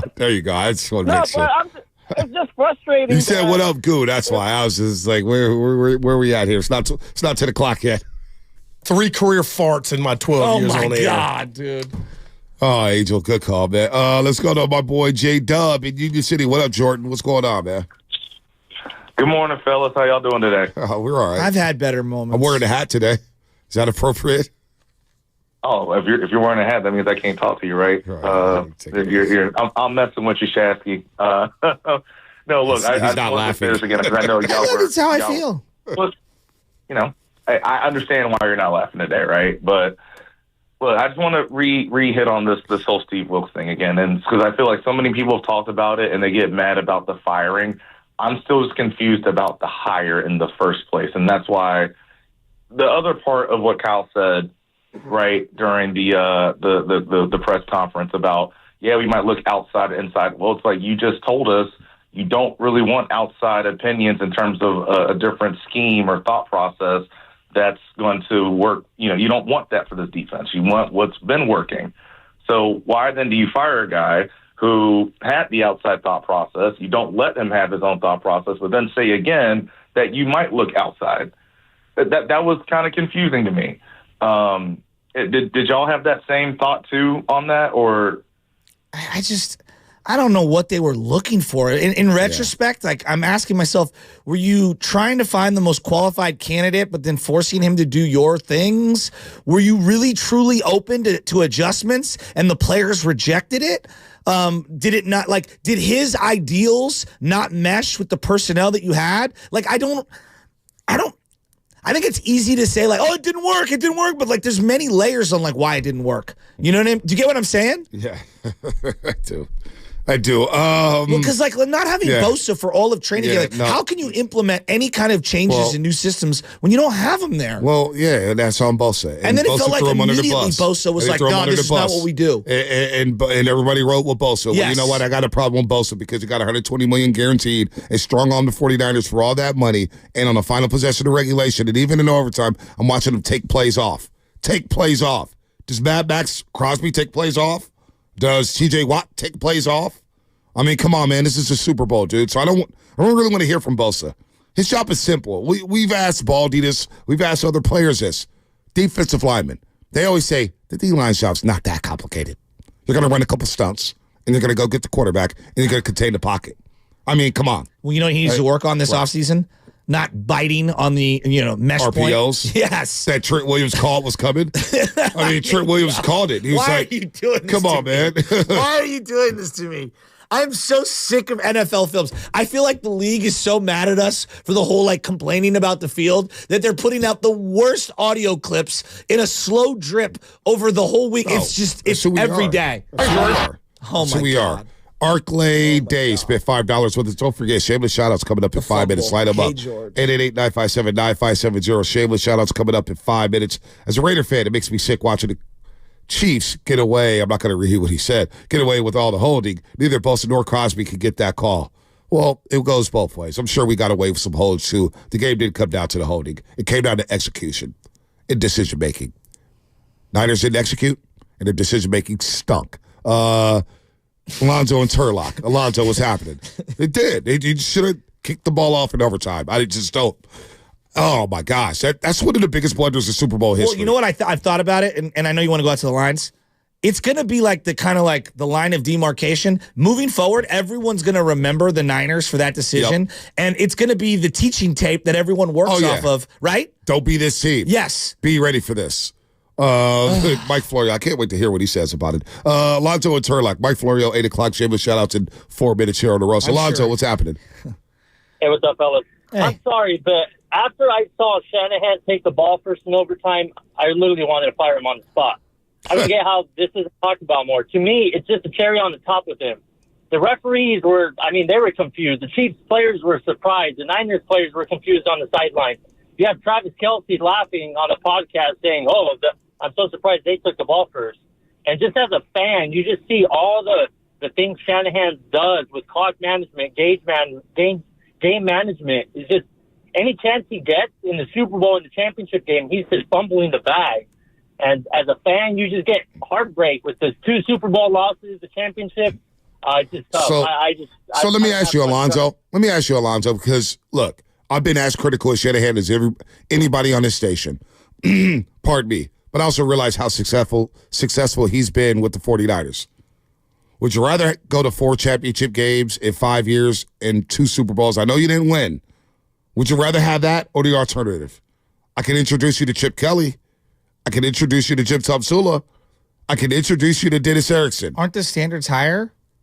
It is. And I'm not saying. No, it is Super Bowl or bust, but damn. No, but I'm saying, why do we revert that? I mean, I know you could, in essence, hire that person. Because there's a lot of people talk about firing Shadow Shanahan, and you sound ridiculous. No, I and people sound ridiculous by saying, let's fire a coach who just helped to get to the Super Bowl or Mr. Irrelevant. We haven't won. Trust me, I'm the king of saying Super Bowl or bust when nobody signs up for that. Everybody's scared of that, and I'm saying we should embrace it, which is why we're angry because we didn't win a Super Bowl. But I keep hearing, let's fire Shanahan. No, really? No. You really want to do that? No, I don't want to. I don't want to fire. All right, Shanahan. I'm not asking. I know you don't. No, I know. But I'm saying, here's what I would say to you. Here would my counter to be. I'm not saying fire Shanahan, but I do believe the organization is in such a better spot than when they did hire Shanahan years ago, that I do believe it's a much more desirable, more well-run organization today than it was back then from the top down. And so I'm not saying fire him, but to think that and look, every hire you make could be horrible. There is a possibility that you could get Chip Kelly. It's all about the players. They could age out. No doubt. By the time a new coach comes around, Fred Warner could be in year 9. No, but Kittle may be gone. Devo may be gone. You may have to get new playmakers, offensive linemen, all that stuff. No doubt. It's the same idiots who want to fire Steve Kerr, who's got 4 championships. No, I know, but simultaneously, you could also hire someone this is the Mark Jackson and hire the Steve Kerr. That could happen. That's hard. That's really hard. Okay, Shanahan hasn't won the big one. Look around the league. There's not many that have. I mean, it's fewer and fewer and fewer as these guys get older, as Belichick leaves the league, as Pete Carroll leaves the league. Let's go to Vincent in Modesto before we get to shameless shout-outs here on the Roast. Vincent in Modesto, and then we'll get to shameless shout-outs here on the Morning Roast. 888-957-9570. Light them up, text, all that stuff. We'll read them. We'll get to your calls here for shameless shout-outs in a couple minutes here. Vincent, what's happening? What's up, fellas? Hey, I want to just talk about Shanahan. I like Shanahan. I like where he's taken us in these last few years when he's came in and kind of flipped where we were as a team. But the one thing the red flags for me is when he talks about it in his press conferences is how he's OCD or how, and those are the type of things where when you're talking about, I think what Shafty's saying, sometimes you got to flip whatever you're doing, like in the Super Bowl. If it's not working, you got to switch it up. And they said at some point, analytics can say this, the script that you put out for the Super Bowl can say this, but at the end of the day, football is football. And I think when Brock learns, if he gets a little more experience, and Kyle Shanahan, when you notice that Brock makes these off-schedule plays, Shanahan kind of says, he made a bad decision, but sometimes it works out. So Kyle doesn't really want to go away from his script, but sometimes you have to let that OCD go. And I think that's when we'll get over the hump. Is one of the things that they said during Super Bowl week was, hey, do you think about maybe bringing a consultant for this week just to kind of see, maybe get another pair of eyes on it? I know he's got his dad, but no, it's an interesting hold point. On and hover over it too much. It's an interesting point, and I've been kind of saying no, you hired Shanahan to be the guy on offense and to be a play caller. That's his best skill set is his play calling and his play design. But there is an argument that Andy Reid brought in Matt Nagy and Andy Reid had Eric Bieniemy. I don't know how much I subscribe to that. Where do you land on the whole bring in an OC guy? Yeah, I mean, if you want to, sure. I mean, they call Mike McDaniel the OC, right? I guess. I didn't even know he was the OC. Shanahan's calling the plays. That's what I'm saying. He's high for. Isn't that his best skill? If you don't believe Andy Reid is still calling plays. Of course he is. Or diagramming all the plays with the game plan. There was a moment in time where they called a timeout. There's so much NFL film stuff. It's early in the game, and Mahomes walks over, and Andy Reid and him are going to run somebody, and Mahomes, no, I don't want to run that. And Andy's like, okay, you want to run X, Y, and Z? And I'm thinking to myself, damn, how many coaches in forget Shanahan, just take him off how many coach quarterback conversations are no? And then immediately the coach is well, then let's run this. You're just special. But I do think the good ones, like Peyton Manning and Tom Moore, long time in Indianapolis, they work hand-in-hand. Do you like this one? Do you like that one? Ben Roethlisberger, with his offensive coordinators, Kid Wisenhunt, Bruce Arians, do you like this? So do you like more that? Collaborative? Oh, yeah, absolutely. I think there's a lot more collaborative. The great ones are collaborative. Like Bill Walsh and Joe Montana, classic photo of them diagramming a play in the grass. Yeah. They were hand-in-hand. Do you like this? Well, maybe we go with this one. Well, no, I actually like this one. It always happens. Let's get to shameless shout-outs here in the Morning Roast on 95.7 The Game.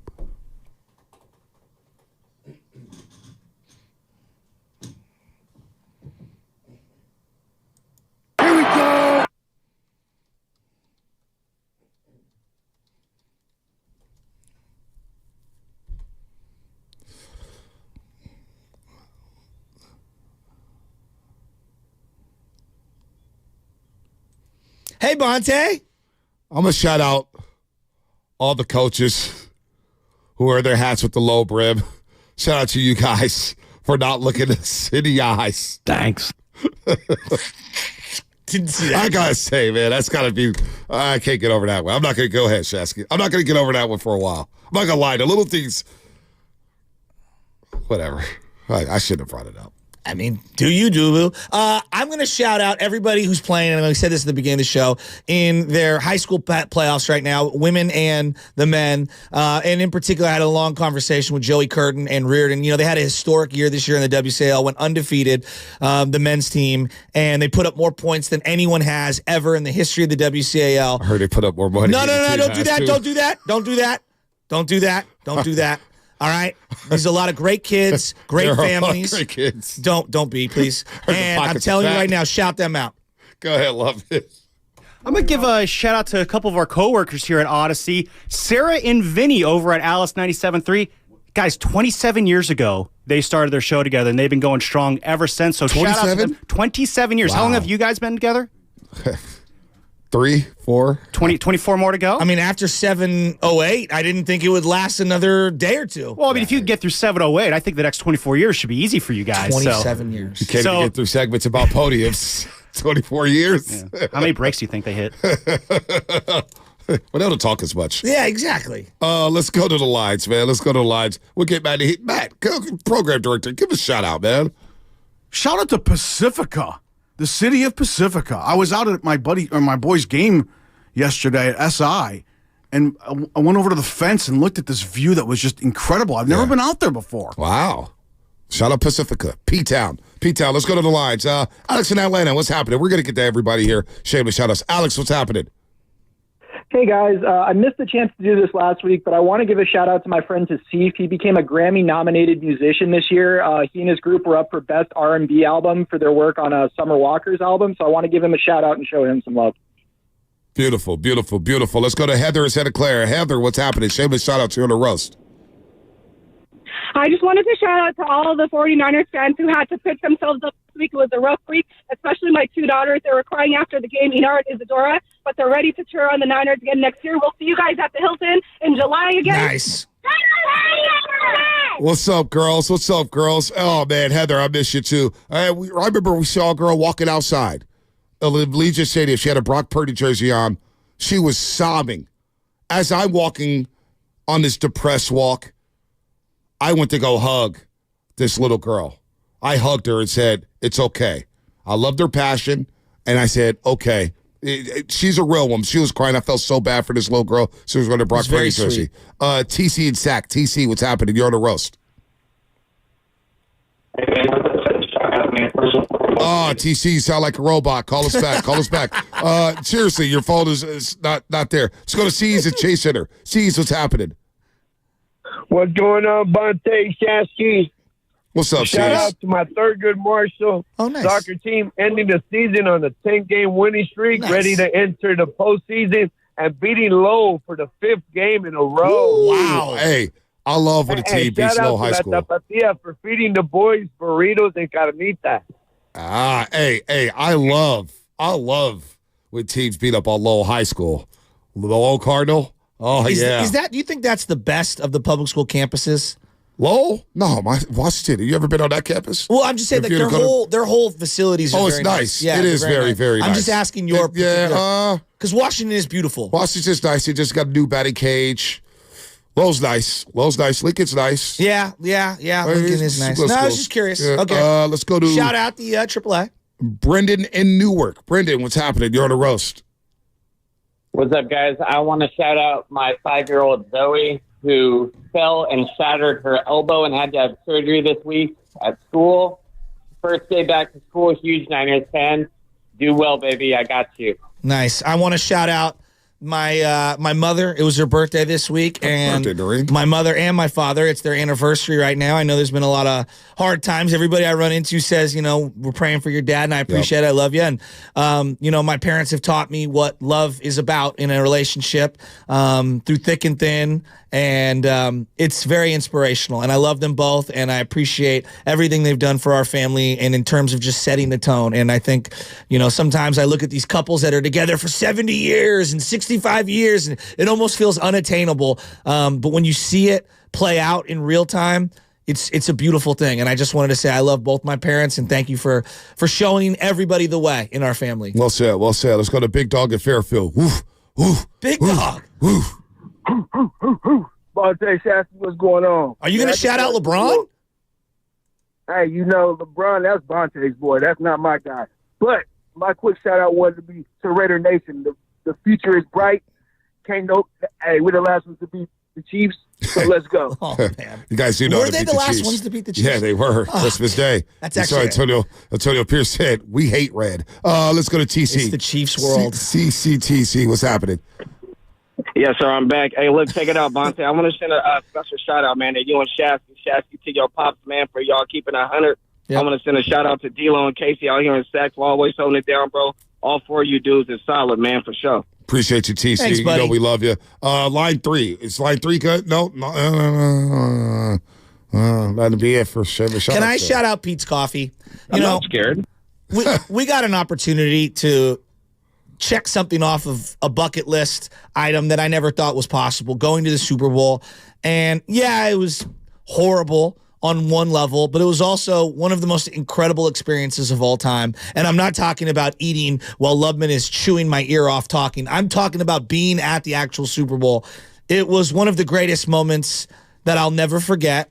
And I can't thank Pete's Coffee enough for supporting this show, for supporting us, and for making this young kid's dream come true as an adult. It was incredible. No doubt. No, it was a special. Vanessa and everybody at Pete's Coffee, really cool scene. Las Vegas was amazing. The Super Bowl setting was amazing. Yeah, it was great. Shout out to Pete's Coffee. We got one more shout out? One more? Let's go to Joel in San Jose. Joel, what's happening? Joel, you there? Yeah, what's going on, guys? Yeah, so I want to get a shout-out to all the Dodgers fans out there that are 49ers. Leave the 49ers alone. Get on your own team. That's the reason why they're losing. 49ers need to keep the Bay in the Bay. Stop separating them. That's it. There it is. And that is shameless shout-outs. So mean. Oh, our boy Ralph, Coyote Creek. Yeah. Heading to Peach right now. Is he? Oh. Yeah, shout out Ralph. Ralph's I talked to Ralph last week.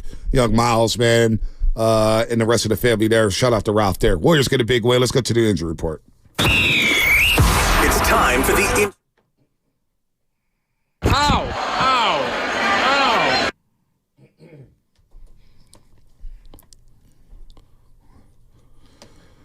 Shout out to Dre Greenlaw. Dre Greenlaw. Road to recovery has officially begun. He underwent a successful surgery on his torn Achilles tendon Thursday. The expectation is he will make a full recovery. The typical recovery time for a torn Achilles is 6 to 9 months, but sometimes it can take up to a year to pick out the severity of the injury and the intensity at which a player plays at when healthy. So shout out to Drake Greenlaw. He's off to a hot start in the Super Bowl. One of my favorite players on this 49er team. He's a tone setter. He's a hitter, 3-down player. Compliments Fred Warner very, very well. Shout out to Drake Greenlaw, man. Hope the surgery went well. And hope to see you back on the football field very, very soon. Injury report brought to you by Boxer Girls in Northern California's premier workers' compensation law firm, helping engaged workers get their lives back for over 40 years. So it's coming up in the game. Brought to you by Fremont Bank, full-service banking, no compromises. The one and only Mike Florio for Pro Football Talk to talk about the Super Bowl. Then we'll get back into the Warriors here in the roast.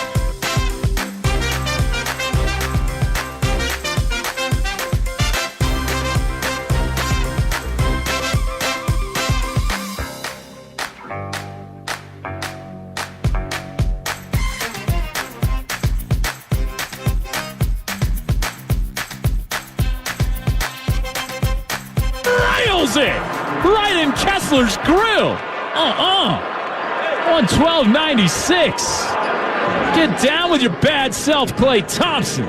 Thompson, the pick from Looney. A deep three. And he knocks it down again. Klay, 6 for 10 from beyond the arc. A season high. 32 for number 11. 115 to 99. Klay gets it from Kuminga. Fires a three. Hits another one. Oh, Klay Thompson, 7 of 11 from downtown. He's got 35. Oh, baby. How about Kevin Dana on the call right here on 95.7 The Game? Love me some Kevin Dana as the Warriors get a much-needed win. Their 5th straight road win. They've won 8 of 10. They go into the All-Star break on some fire, on a little bit of a heater here. And Klay Thompson, you heard the highlights. For the first time in 727 games, he came off the bench, which a lot of you wanted. He finally came off the bench. He still played his allotted minutes, 30 a game. He played 28 last night, scored 35, a season high and a game high, as well as his third 30-point game of the season. And how about this stat right here for Klay Thompson? Klay's 35 points last night is the most by a player making their first appearance off the bench in at least 11 calendar years. They got a stat for everything these days. But that's incredible. That's incredible. This guy scored 35 points in his first ever game off the bench. Absolutely incredible. I think teams respect his shooting. Think again, folks. And you know what the best part of last night was? We got in the box. Well, they've been in the box for about a week. I mean, you're right above Utah. It's beautiful. Yeah, no, you needed that. That's a big swing game. This might come down to it. Well, they got 2.5 games up on Utah. That's big. They got 3 games to make up. They're 3 games. They're actually tied with the Lakers in the loss column. Lakers just have 3 more wins. They play 3 more games and they go to St. Warriors. So, look, man, shout out to everybody out there. YouTube, Twitch, brought to you by First NorCal Credit Union. The smart choice for low on the lower rates. A super simple online application process. Shout out to the Comcast Business Text line. Everybody getting off the graveyard shift. The truck drivers, carpenters, union workers, garbage men, recycling, high school teams out there getting ready for the playoff games. The overnight dancers, you know what it is. Seriously, they know what it is. It's time to make some money, man. Everybody's on the grind. You got to pay for bills. Got to pay college student loans and all that stuff. Mike Florio, we pushed him back to 8:30. 8:30. He'll be on the show at 8:30 to talk about the Super Bowl. So let's get to the Warriors here. 888-957-9570. What stuck out to you last night with Klay coming off the bench? How'd you think he handled it? Well, here's Klay after the game. He was asked about finding out about when he found out coming off the bench. When he found out he was coming off the bench. Excuse me. Found out this morning. Me and Steve had a good talk about it. You could do 2 things. You can pout, or you can go out there and respond. And I thought I did the latter very well tonight, especially no turnovers, and missed a few box outs though. But more importantly, I realized I'm going to play a ton of minutes. So you just got to let the ego go when you think of coming off the bench and all that. So, I thought about Manu Ginobili. That guy has 4 rings and gold medal, and he came off the bench his whole career. And I don't think anyone looks down on his Hall of Fame candidacy. He's one of the greats, and I thought I embraced it before tip. I deserved it, really. I didn't respond to the not playing at the end of the game well last night. I kind of took it out on the assistant coaches, and I apologized to those guys before the game, and I think that really let my guard down and let me just be myself out there. What'd you think of that? Well, I think it takes tremendous amount of courage and I think reflection to admit that out loud to the world. Like, you can apologize behind the scenes. You don't have to tell everyone that. You know what I mean? And, like, the fact that he is so vulnerable and showcasing himself, how can you not think higher of Klay Thompson? You know, admitting his faults. Like, dude, America is a society where you fall on your face, you, for whatever reason, and if it's self-inflicted, you admit it, and maybe you get crushed, but eventually we like to see the redemption story, right? And how could you not be pulling for Klay Thompson last night, given the circumstances, and to see him go off, and then, like, when he was fist pumping, when he hit one of them threes as he's coming down the lane, like, I felt really good for the guy, man, and seeing him get a stop late in that game. I know he missed a couple shots late, but the stop was huge, and to see him make plays, like, I was pulling for him. You want to laugh a little bit? Yeah, why? You like laughing now? You want to laugh a little bit? SFA Trevor? Thank God Klay didn't have a hat on during that press conference. We can just make a joke about it. It's funny. It's fun. That's a funny joke. Steve Kerr would ask about his decision to bring Klay off the bench. Yeah, I've been thinking about it, and line up with Brandon out there with Wiggs, JK, Draymond, Steph. It's been by far our best lineup. BP connects the game, he rebounds, he does some things that really help the other guys, and I've been thinking about it, decided to do it tonight, and talked to Klay this morning, and I thought he handled everything beautifully. You know, the way he came out, determined, competitive. That's not easy, you know, to come off the bench for the first time in, I don't know, 11 years. That's difficult, but Klay's a champion. He's one of the most competitive people I've ever met. He responded accordingly and played a great, great game. So then he was asked if he continues to bring, will he continue to bring Klay off the bench, as Steve Kerr said. You plan on continuing to bring him off the bench forward? Yeah. Doesn't mean it's permanent, but as I said, I like that lineup with BP and the other four. And, you know, Klay coming off the bench gives us a lot of firepower. We'll give it a little look, and we'll see how it goes from there. I am intrigued to see what it looks like with Chris Paul, Dario Saric, whether it's a combination of Kuminga, Wiggins, whatever it is. Klay came in firing. He took 7 shots in the first quarter. He's getting his shots up. And last night he got plenty of shots up. But with that combination of guys on the floor, I didn't have a huge problem with it. I didn't either. 13 to 22, 7 to 13. They're good looks. No doubt. And then here's what Klay said about playing with that second unit. Throughout the game, when I'm running with that second unit, I realized, you know, I might be more of a focal point through the offense. So that's a fun role to play. I just wanted to take it upon myself to prove to coach that I was going to respond like the champ I am, and I thought I did that well tonight, and I learned some things tonight that I'm going to carry with myself throughout the whole season. You know, you hear a lot about Klay being washed and this and that. The shot is still pure. If he gets wide open, you want him shooting more so than a lot of players in this league. Yes. He's one of the greatest three-point shooters ever. I mean, a down year for him is a career year for most. Right. The down year for him is shooting 37% from three. Oh, you know a lot of guys would take that. Yeah. Everybody wanted Pascal Siakam, right? Not everybody, but a lot of people were clamoring for Pascal Siakam. The guy shoots 29% from three. One thing that I was thinking about, because you've referenced pace, and, you know, can Chris Paul acclimate when he comes back to this pace? This team is so different than just a couple of years ago. So much about defense, and defense is an element.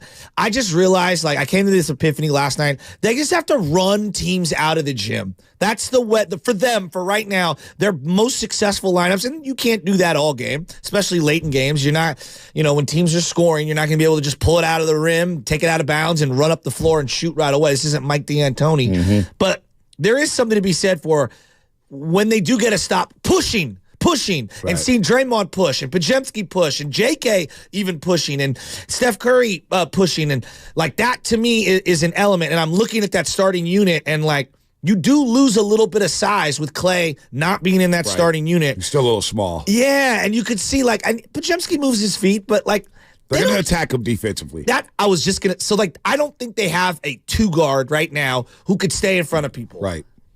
Heck, the point guard has trouble staying in front of people. Stephen Curry. Yeah, and I get it. But I'm just gotta be fair, I know. You know? So like I'm looking at the guards right now, and like this is why it's imperative to maintain Kuminga playing. He's gonna have to be one of those stoppers on the perimeter. I'm very intrigued to see what happens with Kuminga here after the break. He had a great year. When the calendar flipped to January 1st, hell, when he got the haircut. When he got his haircut, he started balling out, right? JK's. He's on that short list since January. What was the date? 5th? or whatever it was, Yeah. where he's shooting over 57% from the floor and averaging 22 points a game. He's on a short list with Jimmy Butler, Giannis Antetokounmpo, Nikola Jokic, just some big boys, some ballers. But what's going to happen to his minutes moving forward? You can tell the finishing lineup, and that to me is what it's all about. Who's going to finish these games? Klay just admitted in that press conference after the game last night without the hat that I can't help myself. It's low-hanging fruit, man. Finishing bothered him. It bothered him after the Brooklyn game. It bothered him after the Clippers game. It bothered him not finishing halves and finishing quarters. I think it's going to bother Chris Paul when he comes back if he doesn't finish games. Wiggins, he admitted earlier in the year to Anthony Slater, look, as long as they're winning, I'm cool with it. Which basically was, yeah, I'm not thrilled with this, but if we're going to win, I'll be a team player. This kind of goes back to, I know there wasn't necessarily this fix-all move at the deadline, but one of the moves I wanted to see them do was just open things up to ensure that Kerr has to play JK. And I could see it coming. You know you can. I know, I can too. The jokes are cut. What's wrong? The jokes. 5-0. JK cut his hair so he can wear a cap. Yeah. Okay. But no, we're having fun, man. Laugh a little bit. It's Friday. I've laughed. Laugh a little bit. But man. like, I just see where this is going, and it's like they just have too many redundant parts, and then they have too many guys that I just know the coach relies on, and I get where he's coming from. I'm not even mad at it. Like, I understand. Like, he trusts GP2 for a variety of reasons. I get it. He's gonna trust CP3. That's one of the all-time greats. But like, I look at what those guys are bringing to the table, and they do bring a lot to the table. And then I look at, like, you cannot come out of this year with all of the positive momentum JK has going and then submerge his development. Yep. Like, I don't think you're a champion this year. Well, so we got to also develop while simultaneously trying to continue to compete. Joe Lacob believes they can compete at a high level. Joe Lacob joined Tim Kawakami on the TK podcast on The Athletic. Joe Lacob, I love you. Look, he's talking. They're 26-26. Hey, look, owner's going to talk. Jed York coming. Lacob, I don't care. I actually like it when they talk. I like hearing from the ownership group. I do. That's just me. I'm a weirdo like that. But he's talking about the roster and everything like that. And, TK asked him, do you believe this roster could still win a title? Here's what Joe Lacob said. I do. I'm actually very positive, probably more positive than some fans might be, or the media. And look, I get it. We haven't really overall played all that well this year. I think Steve would tell you that, and our players would tell you that, and Mike would tell you that. But I still think maybe I'm delusional a little bit, but I believe in this roster and these players and our coaching staff, and I really believe that we can make a big run here. And it just turns out that, right before the trade deadline, magically that's happening because of a couple things that happened. I mean, Draymond's suspension, as he said in the press conference, in his comments the other day, ironically, may have long-term made us better in an odd sort of way, because JK got to get the leash taken off and play, and he's been fantastic. He's just been tremendous. He is a monster. If he continues to play like this, which I think he will, and get better, at 21 years old, his future is unlimited. You add that to Andrew Wiggins, being unlocked with this new lineup, and we knew he wouldn't. I didn't think he would stay playing like that. And our two rookies have been tremendous. I really got to give our credit to all of our scouts and Mike and Kirk and all those guys and Kent. We nailed it in this draft. That's Joe Lacob talking about the roster. And he's kind of right. The suspension was a blessing in disguise. It helped the team, short term with the record and everything like that. But we finally got to see JK. It's the unintended consequences of Draymond Green getting himself suspended. It's like, you know what I mean? Like, we got to also. It almost feels like we're giving credit. Draymond got himself suspended, and JK ascended. Like, they're not correlated. Yeah, no, it's a little ridiculous. You get what I'm saying, right? I do. But here's what I would say to him. It's just, look, GP2 is a very good functional player for this team. But if you zoom out and you're talking about the franchise as a whole and about, where we stand as a franchise this offseason, it's imperative that Jonathan Kuminga continues to take the steps that he has forward.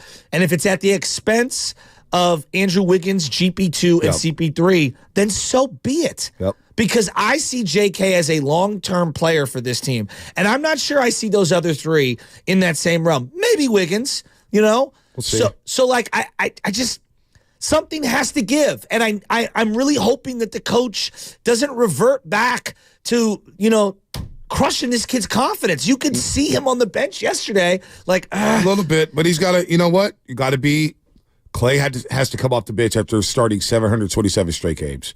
Wiggins has come off the bench. Draymond has come off the bench. Chris Paul's come off the bench. Not everybody's going to be finishing. If it's about the team, then you do what you got to do. But if we're keeping it real, my best five at the end of the game, I want two-way players. I want guys who can defend on the perimeter and go to the cup. So and if I need to get a basket or get to the free throw line, Jonathan Kuminga's that guy. I agree. But you have to empower him. You have to empower him. You cannot take a step back with JK. You can crush this guy's confidence. You're going to need him over these final 29 games. You really are. If you want to make a run here, you're going to need JK to help the old guys in Stephen Curry, Draymond Green, and Klay Thompson and help extend their run here. Look, they're not the most athletic anymore. They're in their mid-30s. This is where you lean on. Yeah. The Kumingas, the Pajipskis, the TJDs, and, I don't know, Moody's out the rotation right now. I'm not sure we're going to see him play much, and that could be just a lost cause. What like, just 1 second on Moody. We don't, everyone clamors for him, and you, I don't think he's a world beater, but I do think he's a functional, solid player. But isn't he a great example of, like, he has so many redundant parts, there's just no room for him? Well, he got hurt. Well, that too. Injury. That too. He had back-to-back 21-point games. You think that's what truly set him back this year? He had 21-point games, calf injury, boom. And then Lester comes on. Lester has been nice. And no, he's got no fear. Lester Quixote he's a tough player, They're man. different, though. They're different, but he has a little more explosion to his game than, say, Moses Moody. But the big thing, too, Joe Lacob. He was asked by Tim Kawakami about LeBron James, something we talked about the other day on the LeBron James rumors. Hear what Joe Lacob had to say. We always, me, and our fans, I hope you know me and us, not just me. We have a culture that is very aggressive. We're always going to try to be aggressive. We're going to try to put the best team on the court. And if it costs a lot of money, it's going to cost a lot of money. We're willing to invest, and everyone knows that. We do those things at hopefully the right time, not the wrong time. And we're going to look at everything. When we acquired Kevin Durant many years ago, that was an incredibly aggressive move that we made where I think half our roster went away in order to accomplish it. We felt it was, even though we had a really good team, we felt we could be better.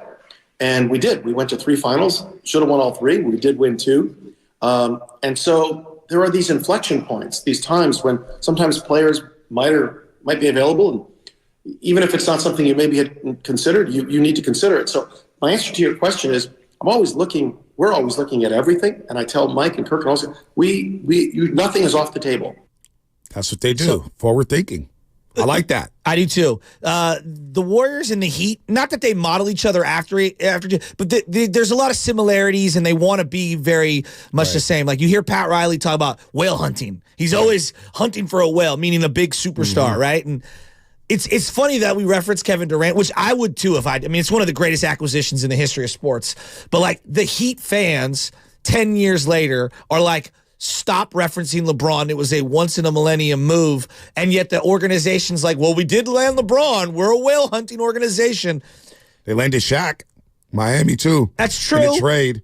They were able to Jimmy acquire Butler with Jimmy no money. Butler. With no money. Exactly. Back in the 90s. Remember, they had signed Juwan Howard to a big money deal. Yeah. And it didn't work out. They've always, Jamal Mashburn, big money deal. The Miami Heat, ever since Pat Riley arrived down there at South Beach, have had this model of we're going to be aggressive. Yeah. We're going to be in on everybody. And if we fail, we'll pivot and move on to the next one. Joe Lacob and company, Peter Guber, and the entire organization, they have that same mindset. Yes. How do we get better?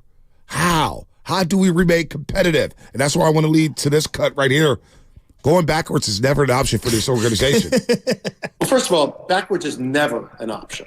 Not for me, not for us. I know that people would say it should be, but I don't think we're ever going to be sellers in a situation like this in a big way. But, there were things we could have done that might have looked that way, that might have been setting us up for something better next year. There are players, we could have gotten off a contract here or there that would have created even more flexibility this summer, let's say. And we already have some good flexibility. There are things that we could have done. And I wouldn't call that backwards. I would call that setting it up for the next move. Joe Lacob, I love it. So just like for like a quick, I'm smiling ear to ear. Like we don't never smile about Jet like this. Why? No championships? No, it's absurd what he said because this is why I'm gonna say it. Like I love it because it's so absurd. David Tepper and all these guys that are great businessmen think that normal business practices in the business world apply to sports. Right. Sports is different, and I know Lakeup knows this, but like it's cyclical, right? Like look around, like. All of the great franchises over this, you have ups and you have downs. This thing that we're never going to go backwards, and I get what he's saying, and I understand it, but it's absurd. Like you're not Amazon, dude. Like at some point, the Curry run is gonna be over, and every single organization in the history of sports has had a couple of down years. Doubt. It's just how it works. But when you are so successful in business and you come over into sports, because I know David Tepper said this, like, oh, I'm just going to instantly have success. Yeah. Like. You're also in Carolina, and it's a little tougher. You know what I'm saying? He's learning this lesson. Yeah, like I mean, Greg, like for example, Jeannie Buss. They're sitting on one of the greatest franchises in the history of sports, the Lakers. They've had a lot of lean years, right?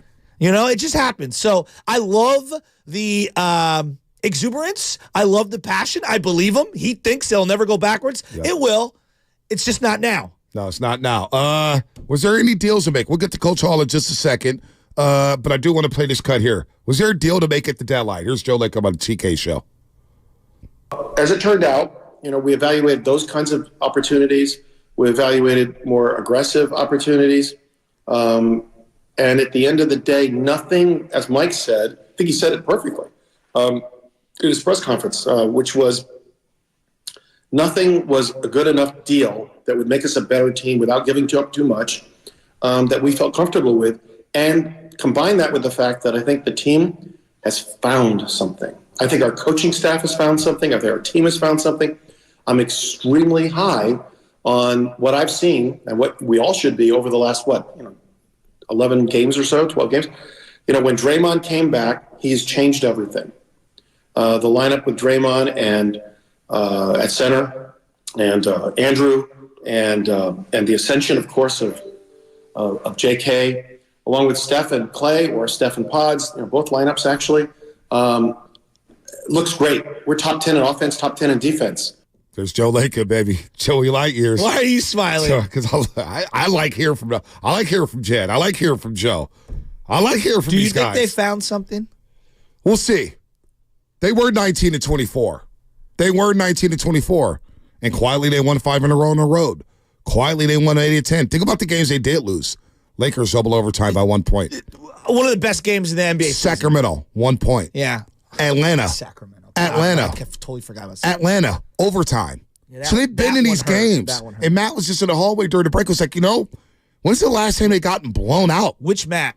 Matt Nahegan. Oh, I thought maybe it was Steinmetz. Oh, no. I was going to say optimism from Matt and Steinmetz? There's no chance. Nahegan said what? No, you said they haven't. When's the last time they've been blown out? That's actually a good of question. A basketball game. When was the last time? Let me ask you this: out of the 26 losses that they've had, how many are by double digits? I don't know, but I know that they've blown 15-point leads 6 or 7 times. The last time it looked ugly for them, January 7th and January 10th, Toronto, New Orleans. Yep. Those 2 home 7 games. double digit. That's not that many. No. Yeah, that's not bad at all. Well, and they were second in the league and blown 15-point leads. To me, the elixir has been this, and he's talking about we found something. Here's what they found.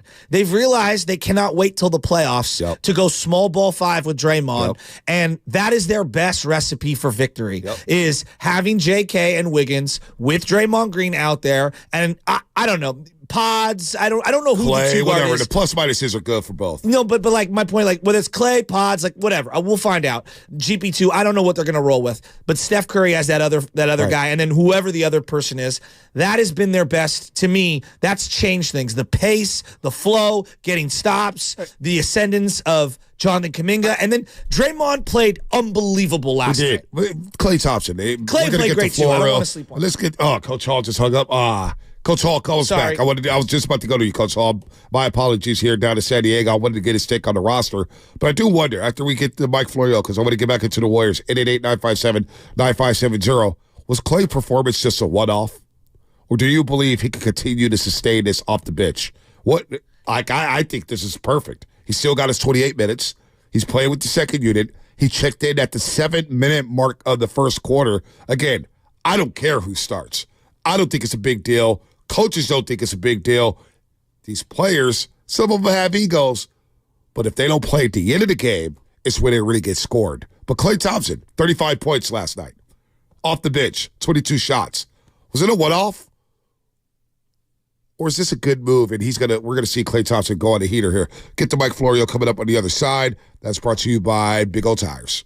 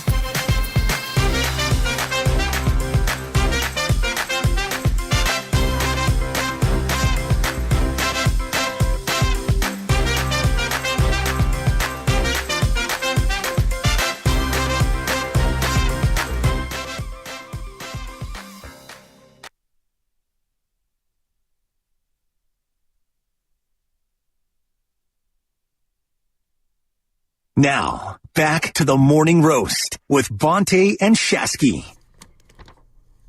All right, get your 95.7 game gear now at breakyt.com/957. We got all sorts of cool Niners, Warriors, Giants apparel for you to wear whenever you want, win or lose, as well as some awesome gear repping the shows here at 95.7 The Game. Get you a roast shirt. Go to breakyt.com/957. Mike Florio and Moments, and check out his book, Father of Mine, now available on Amazon, inspired by true events.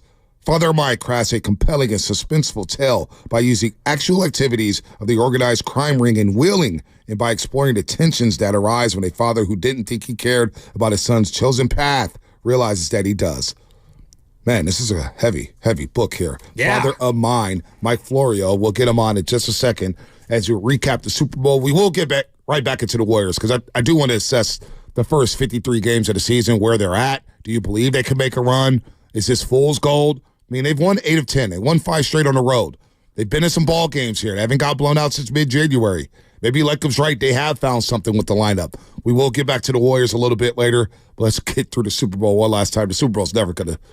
I mean, it's gonna linger forever. I mean, this thing is just getting started. It's just getting started. And Mike Florio, Pro Football Talk, is going to join us in a second. You know, one of the highlights, and I'm dead serious on this, the highlights of the entire trip. No, it was not me and Lubman eating at La La Noodle or whatever that place was called. When we were walking down the hallway in the concessions, and I go, "Oh, it's Mike Florio, Mike!" And I stuck my hand out. He came right up, and we dapped it up and shook hands. And then he immediately turns to Bonte. And it's like, "Oh, you guys!" And Bonte points to me. He's like, "He's the one. He's the one." And just ran me over with the bus. Florio goes, "I know your voice. We got into it before." I say, "Yeah, we got into it, but you also got into it with the other guy too."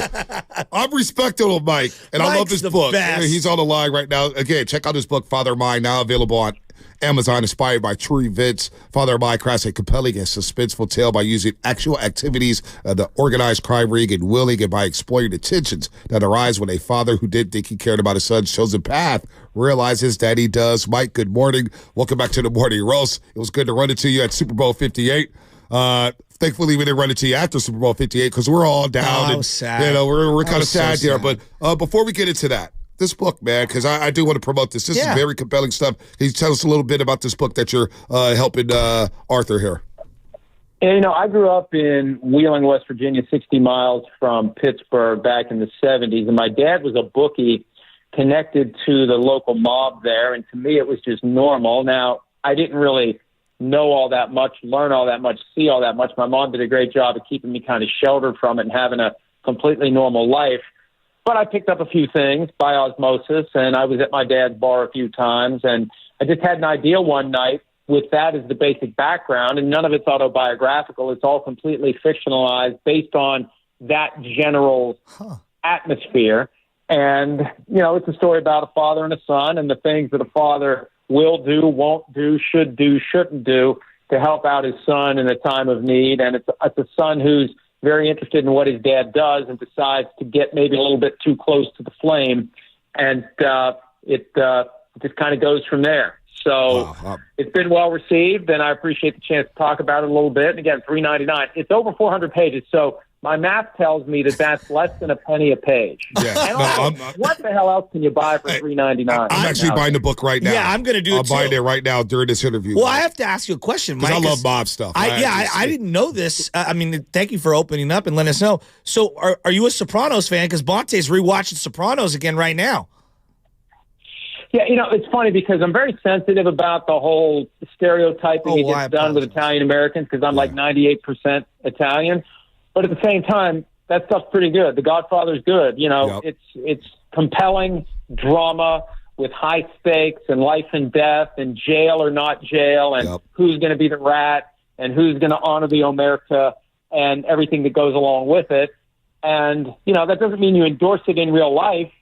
You know, we got to watch something on TV. Exactly. Why not watch something that's naturally dramatic and compelling? Yeah, no doubt. Like the Super Bowl, right? Super Bowl 58. Mike Florio, Pro Football Talk. All right, let's I guess we start here. Everybody's talking about the overtime. What do you think of the way the Niners handled the situation in overtime while Kansas City boasted saying, we're going to kick the ball off anyway? Well, I don't like the fact that both teams had a pre-baked approach that didn't seem to take into account the circumstances that unfolded in that game. The way Kyle Shanahan explained it, the analytics people recommended before the playoffs even started that if we win the toss, we're going to take the ball. And, okay, fine. And the defense was tired, right? That came out later. Didn't come out right after the game. The only explanation right after the game was we wanted the third possession, i.e. the first possession of sudden death. Okay, fine. Then 2 days later it was, well, our defense was really tired, and it was a field goal game. And that kind of makes sense because you go field goal, and then sudden death field goal, you win a championship. But if you're going to do analytics, and this is where I think analytics meets the water's edge of reality, you got to take into account the fact that you're dealing with a guy in Patrick Mahomes that is going to relish the opportunity to go down the field, score a touchdown, and make the 2-point conversion and walk off with a Super Bowl championship. And I'd much rather make him go first.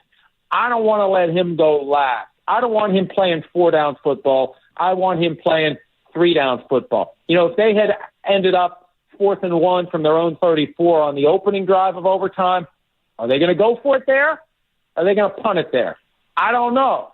But you definitely know they're going to go for it when they're down 3, 4th and 1 from their own 34. So I just think that whatever you choose to do, you better be willing to deviate from it, and you need to take into account who the quarterback of the other team is. Because what an opportunity it would have been if Mahomes goes first. What a chance for Brock Purdy to enter the pantheon of all-time great Super Bowl performances if he had taken the 49ers down the field and won the game. Let's say the Chiefs had settled for a field goal, and the 49ers are in position to win it with a touchdown, and if Brock Purdy had pulled that off. Not only do you win the championship, you have poured jet fuel on the fire of this guy's early career existence in the NFL. So I think there's a lot of different factors that should have gone into it. And at the end of the day, and I apologize for the long answer, please don't call me out on the back end. But at the end of the day, I really do believe that Kyle didn't want to go against the recommendation of his analytics people, because if you go against them and it doesn't work, you got to worry about everything they're going to say about you to Jed York and Parag Marathe and Dr. York and everybody else above you in the organization. That's interesting. I hadn't thought of it that way. That's very interesting. Obviously, the legacies of Andy Reid and Patrick Mahomes, they feel cemented. Now they're just adding to it. Spagnuolo now becomes a legend, and his legacy is just incredible. What is Kyle Shanahan's current legacy? Well, he's in danger of becoming his generation's Bud Grant. And, you know, we had Kevin Clark from ESPN on our show last week, and he made a great point about how basically, you know, Michael Jordan, what he did in the 80s created Karl Malones and Charles Barkleys and guys who were great but never had a chance to touch a championship trophy. And you're going to have that with Mahomes. And Shanahan may keep getting back to the Super Bowl or close to it, but as long as he keeps bumping up against Mahomes, he's going to have to deal with this very real possibility that they're going to keep losing. And the problem is, now you've got 2 Super Bowl losses and 2 losses in the NFC Championship, especially when you get to the Super Bowl. The next time, and I remember this happening with the Bengals when Marvin Lewis was taking the team to the playoffs every year, and they lost in the first round every year. And at some point, the narrative overwhelms every other storyline. I mean, if they get back to the Super Bowl in the next couple of years, and especially if they're against the Chiefs again, that's all we're going to talk about. Will they? You know, it just adds more pressure. It adds more stress. It adds more focus. And it becomes a self-fulfilling prophecy at some level. So that's what makes it so important for Kyle to get back there and win it. And it makes it harder when you have this list of losses that just keeps adding to the pressure. No, Mike, you're so spot on, because I was bringing this up during the Super Bowl week. You know, you bring up Bud Grant for the great Minnesota Vikings teams. I was bringing up Jim Kelly and Mara Levy at Buffalo in the early 90s when I was a kid. In every Super Bowl, you could feel the pressure mounting after Scott Norwood misses. Then they get blown out by the Washington football team the next year, the Cowboys back-to-back. And I always thought, boy, what if the Niners beat Mahomes in Super Bowl 54? Next year they get blown out in Tampa Bay, right? Patrick Mahomes and company, the pressure mounts on that side. And so you felt the tension in that room. You felt the tension at Allegiant Stadium in that third quarter where he comes out and throws 8 passes or calls 8 passes and only 1 run. But I got to ask you, what about the Steve Wilks firing? We kind of knew it out here in the Bay Area that there was a disconnect. What did you make of that situation where Steve Wilkes got relieved of his duties early Wednesday morning? Well, on the surface, it looks like he was made to be the scapegoat. And I'm sure Kyle understands that's going to be the perception. In the first half, the defense did a great job of giving the offense opportunities, and it could have been 21-6 at the half like it was when Tampa Bay beat Kansas City in Super Bowl 55. It was 10-3, and the offense didn't take advantage of its chances to score as many points as possible before the Chiefs go on that inevitable Golden State Warriors 18-2 run. We know it's going to happen at some point, and what's amazing about Super Bowl 58 is it never really happened. There never was that point where they just blew the doors off. It was they finally got the lead, and then the 49ers took the lead back, and it was field goal until we got to overtime. But I thought the defense in that game was good. 19 points. Hold the Chiefs 19 points in 60 minutes of football. That's pretty good. But I think what it came down to is this. You hired a defensive coordinator who doesn't specialize in the system that you run, and you knew that going in. You knew it going in. You did it anyway.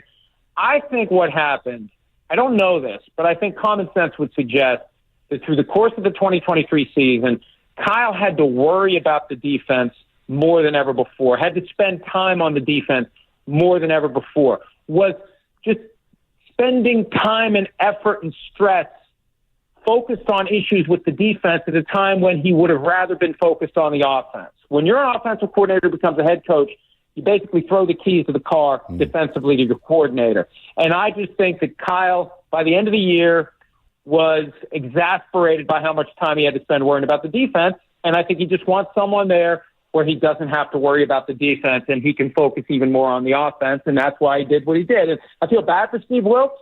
I feel like the guy can't catch a break, but he is under contract for another couple of years. He's going to get paid if nothing else materializes. It's just a shame that it happened at a time when most of the other seats, all of the other seats out there for defensive coordinator were full. Yeah.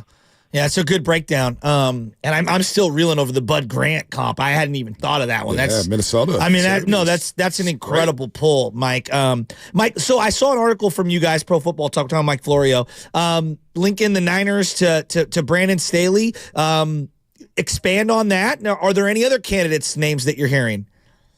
Yeah, and look, I always try to be careful in situations like this because it can easily get twisted into me saying that Brandon Staley will be the next defensive coordinator. And I have to ask myself, when I hear something that I think is interesting to me, do I want to put it out there or do I not want to put it out there? And it's I made the judgment that, okay, if I'm hearing from people I trust in league circles that Brandon Staley could be the next defensive coordinator, it's worth putting it out there because it's interesting, because there's going to be a lot of 49ers fans who are like, no.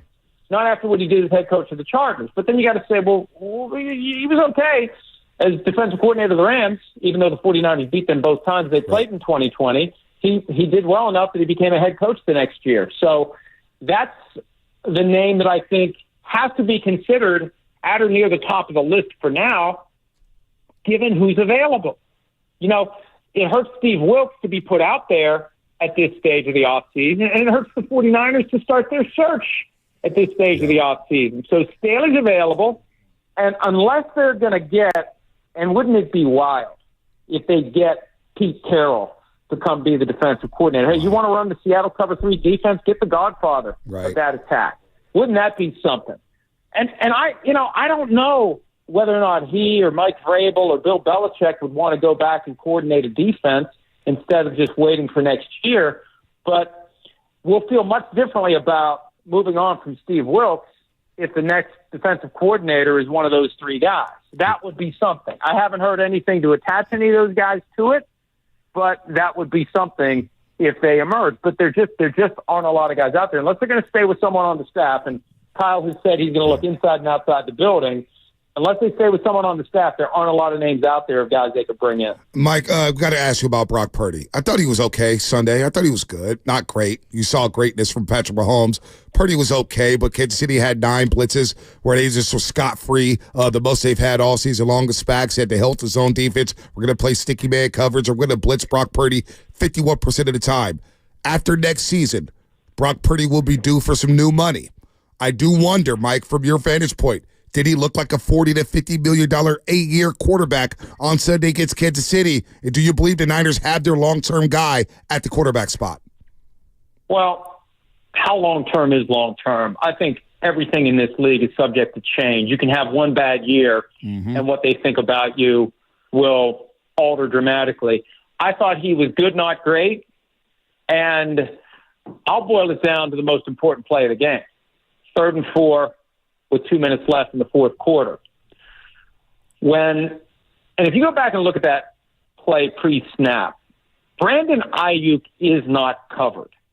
Brandon Ayuk is in the slot, and Trent McDuffie has cheated over toward the gap that he ultimately kicks through. Now, at one point, he tries to step back over like he's man on Brandon Ayuk, but he's not covered. And I know Brock Purdy explained how he went about processing in that moment when McDuffie split the gap, but Ayuk was open. And pre-snap, a more experienced quarterback, and maybe Purdy gets there sooner than later, a more experienced quarterback sees that Ayuk is the guy who's going to be open, and he's the guy who should be your hot read if you do find yourself in trouble. Or at least he's the guy you should be looking at. Now, I think the play itself should have been designed to go to Christian McCaffrey. That's not on Purdy. That's on Kyle. Somebody texted me, somebody who's been involved in the league for years texted me right before that play. In moments like this, think about players, not plays. In other words, get it in McCaffrey's hands and let him gain the 4 yards. But be that as it may, when McDuffie broke through and Purdy really couldn't do anything, okay, compare that to what Mahomes would have done in that situation. Right. First of all, I don't think you're going to blitz a single guy like that against Mahomes because he's either going to sidearm the throw around you to an open guy, or he's going to fake it while you're in the air and take off running and get the first down, or he's going to do something else to convert it. That's the difference right now between Purdy and Mahomes. And I'd say pretty much every quarterback in the league and Mahomes. Mahomes is always going to find a way to get it done when he needs to get it done. Purdy had a chance to get it done in that spot, and he didn't. And if you convert that play, if you cash in that moment, damn good chance you're winning the Super Bowl. No doubt. No doubt. You make a bird of timeout. We even talk about running a run play there and having a 2-down sequence there where you say, okay, we're going to run 4 plays and ice the game right here. You bring up Ayuk and you bring up that text that you received about it's not about the play, it's about the player. That leads me to George Kittle. 3 targets, 2 catches, 4 yards. We were talking to Brian Baldinger earlier this week, and I for the life of me, these top teams, they get their money guys the ball. Travis Kelce, last 2 games, what he had? 20 catches, 21 targets. Well, Kansas City said, we're going to figure out a way to get the ball to 87. The good teams always do. Why is it that in all these big games, we feel like George Kittle doesn't have a lot of targets? Brandon Ayuk only has 6 targets.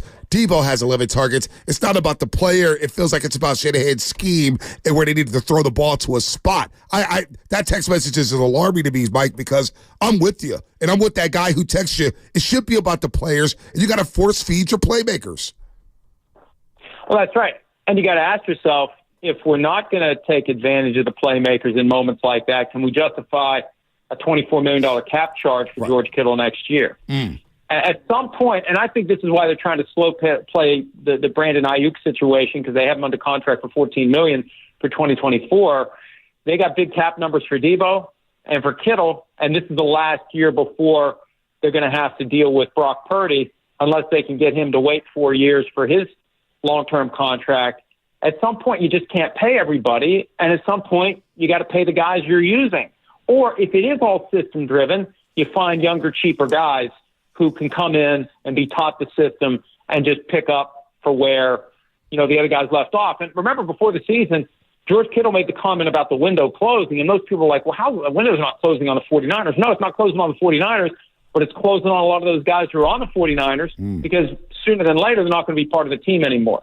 And, even though Kittle had over 1,000 yards during the regular season, if they're not scheming to get him the ball in big moments or he's not getting open in big games, you got to ask yourself, is it time to reallocate the resources and move on? And I'm sure they'll give him a chance to restructure and maybe even take less money before it's all said and done. But he's getting closer to the end, and not far behind him is going to be Debo Samuel, and that's why they have to make some tough decisions this offseason, especially if Ayuk's position is, I want my contract now. Yeah. Mike, there's such a wildly successful NFL season. Like, you just zoom out, and it's like, dude, the viewership is through the roof. The league feels as healthy as ever. They've got a dynasty going. I don't know. I know Brady's got the most wins when it comes to Super Bowl wins, and his accomplishments and his resume are so thorough.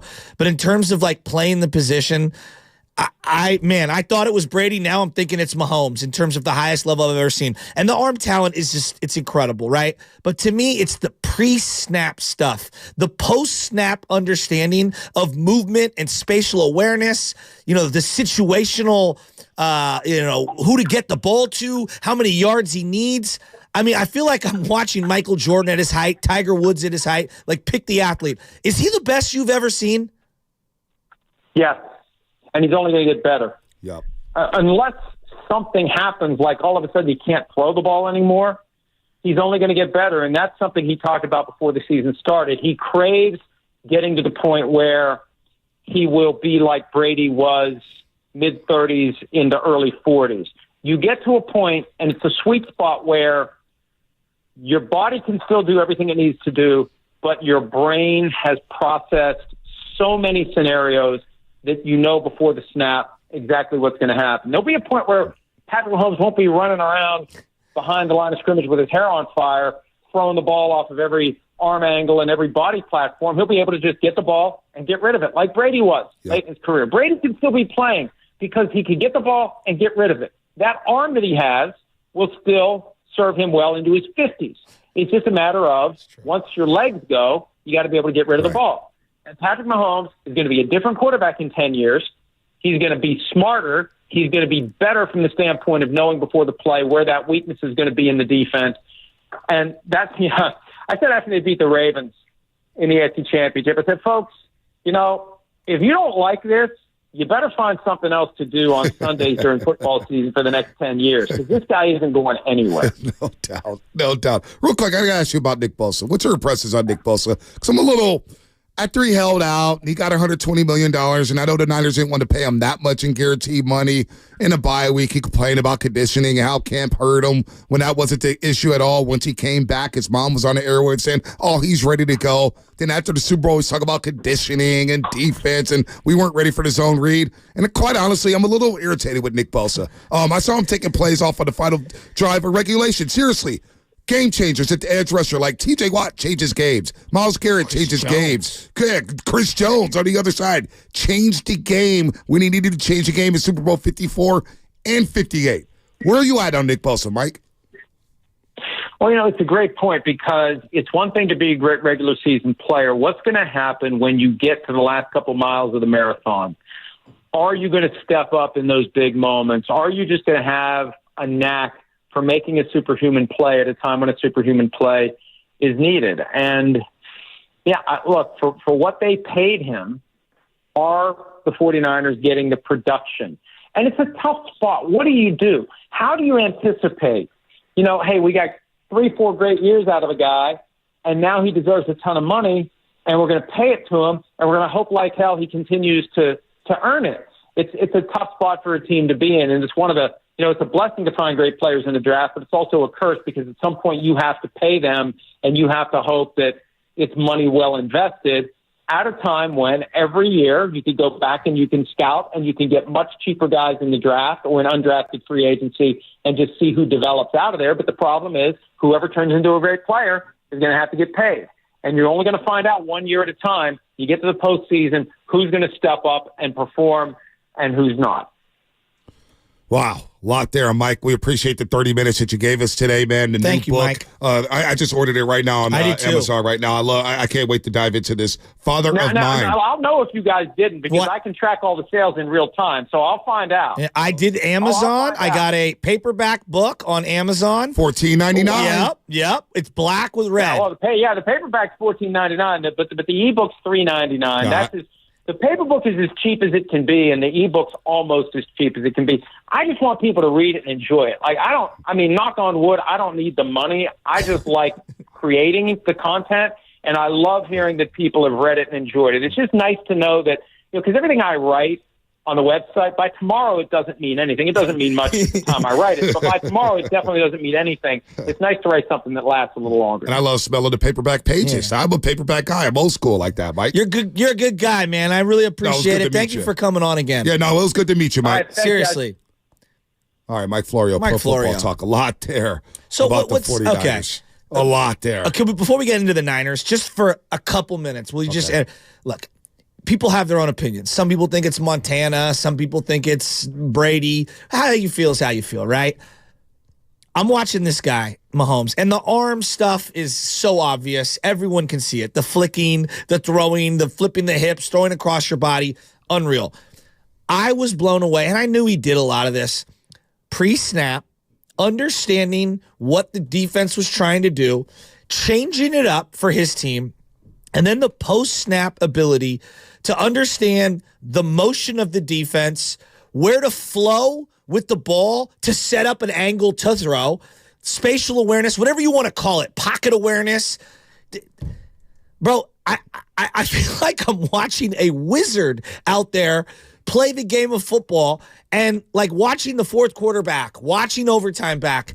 It's a wonder they got him to kick a field goal and stop him as many times as they did. Like, it really is truly remarkable how much they held him down. That's why I can't blame the defense for what happened on Sunday.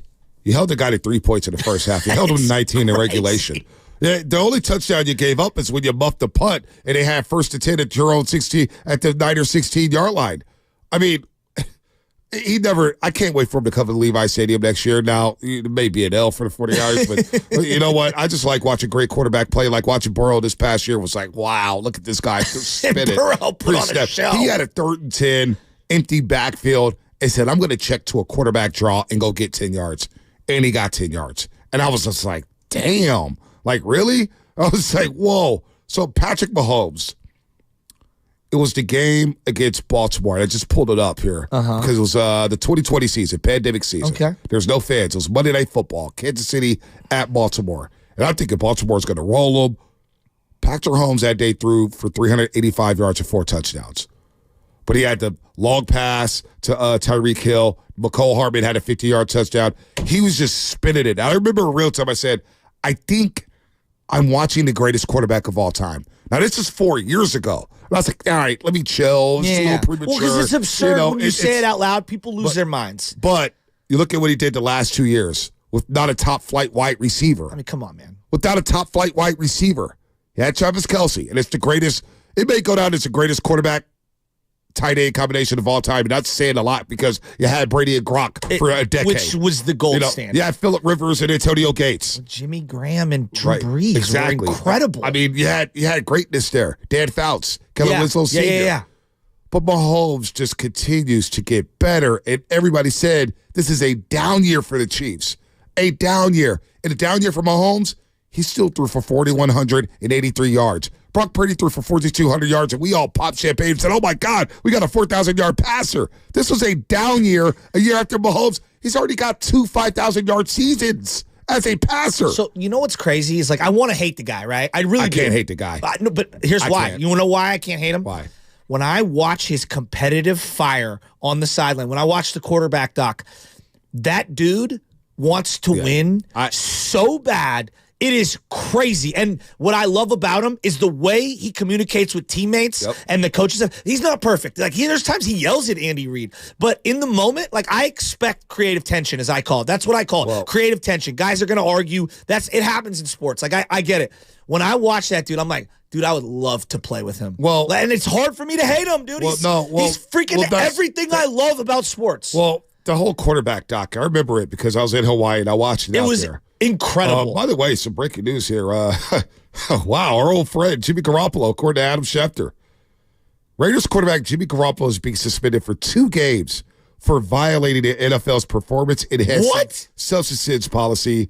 The policy violation is related to him using a prescribed medication without having a valid therapeutic use exemption per sources. He'll not appeal his 2-game suspension. He'll now miss the first 2 games of the 2024 season wherever he is playing.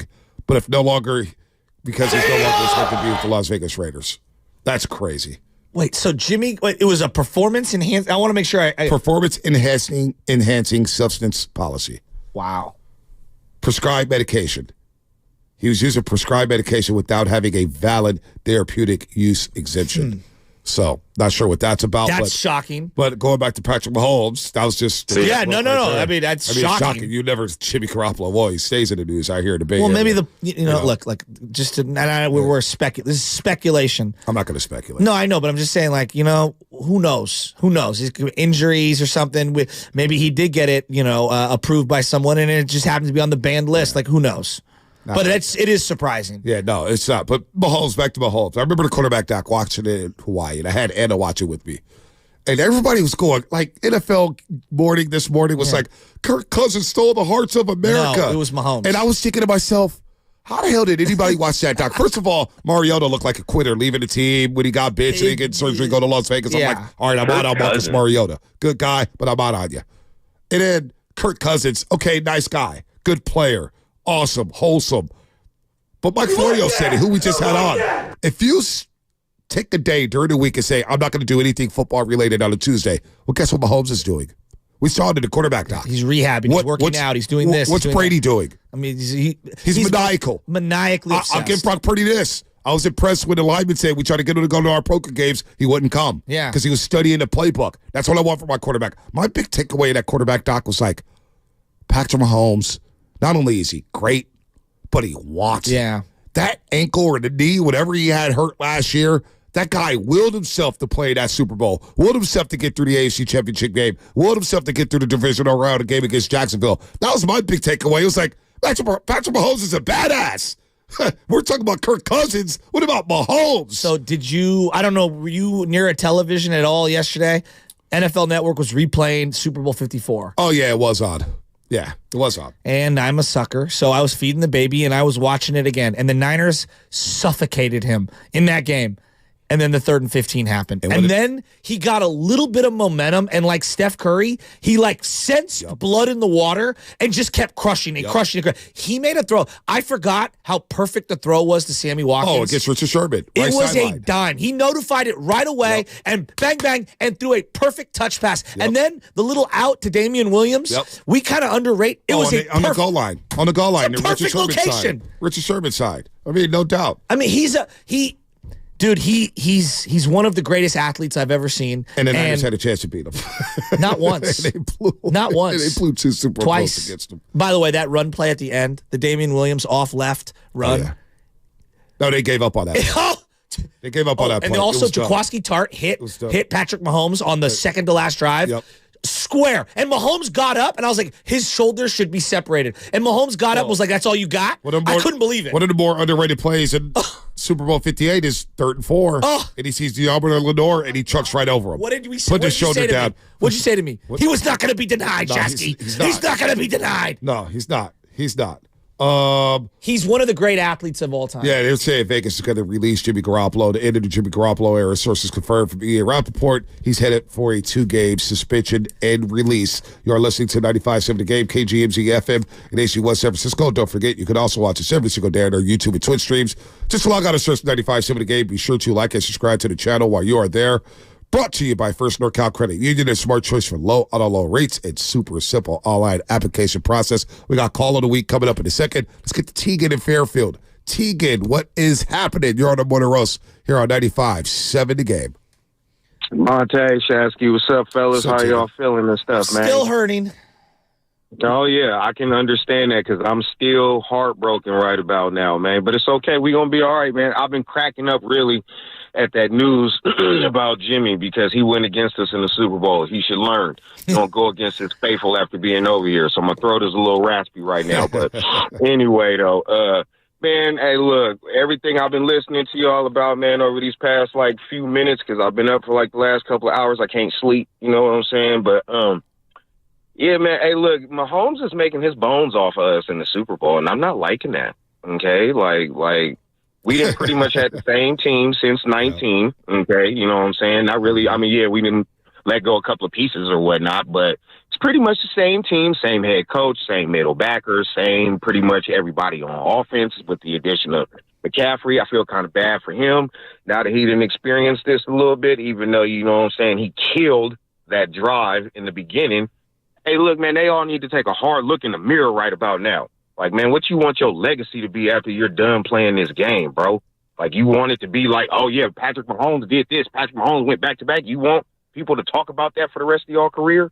Or do you actually want to? Oh, my bad. Go ahead. No, I was going to say it's interesting that you bring up Christian McCaffrey, because in his post end of the year presser, I could, and this is just how I interpreted it. I sensed he was frustrated with himself. Like, I think that he was like angry, not like angry at obviously angry that they lost, but not angry at others. I think he was angry at himself. Like, that's how I interpreted it. Whereas Ayuk was heartbroken on a variety of fronts. They lost the game. He didn't have a big influence on it. I think a lot of these guys took it really hard, really hard. Yeah, you should. It's the Super Bowl. I know they should, but I'm just saying, it's the biggest game of your lives. You're gonna take it hard. It's I expect you to take it hard. There's McCaffrey, like you could tell he was. Yeah, he fumbled. He's pissed. Hurt. Guys play football his entire life. Tony in Oakland. What's happening, Tony?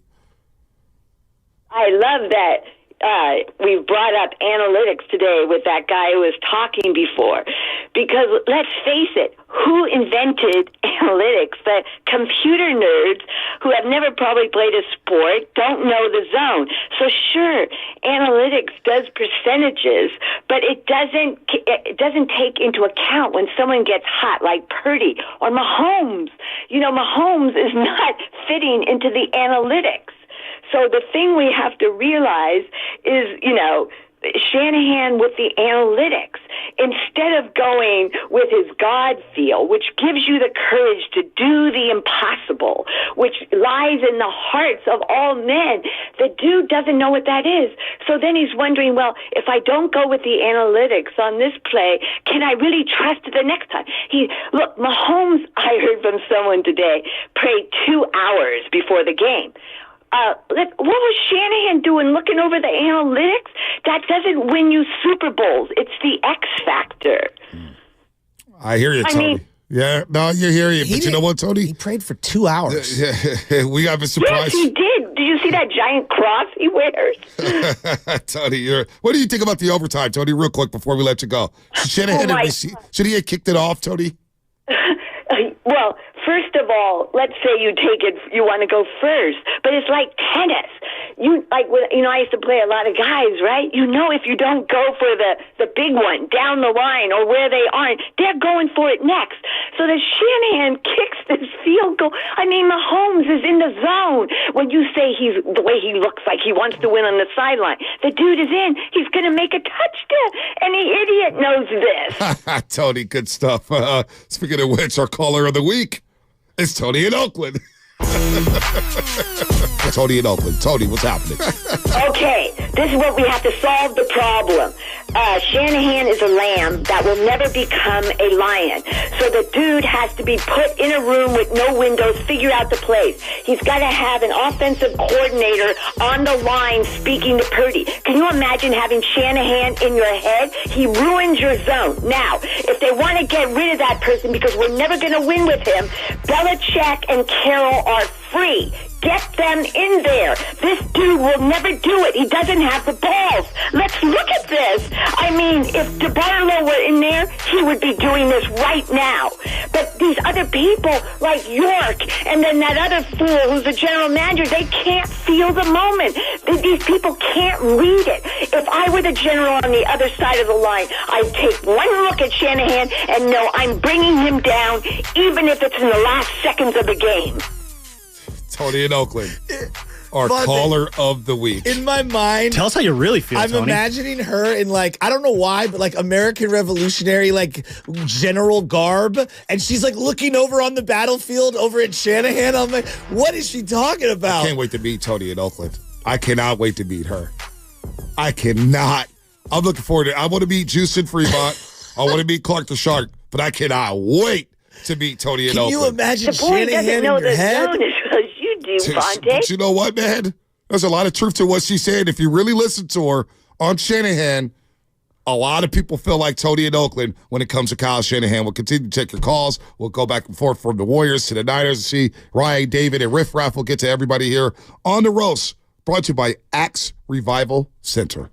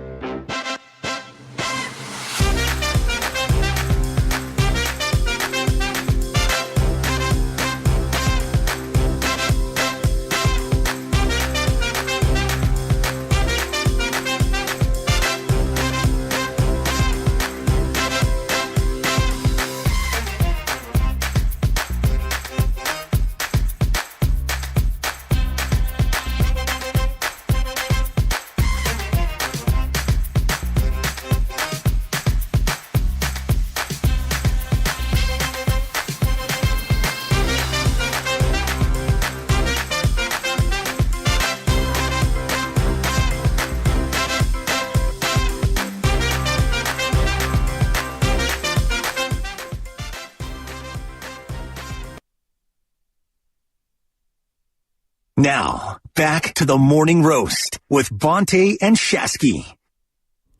Last segment of the week before the All-Star break. NBA is going to take a little break here. Warriors going to the break 27-26. Still the week of the Super Bowl loss, boy. It's going to sting for a very long time. Who will they hire as defensive coordinator?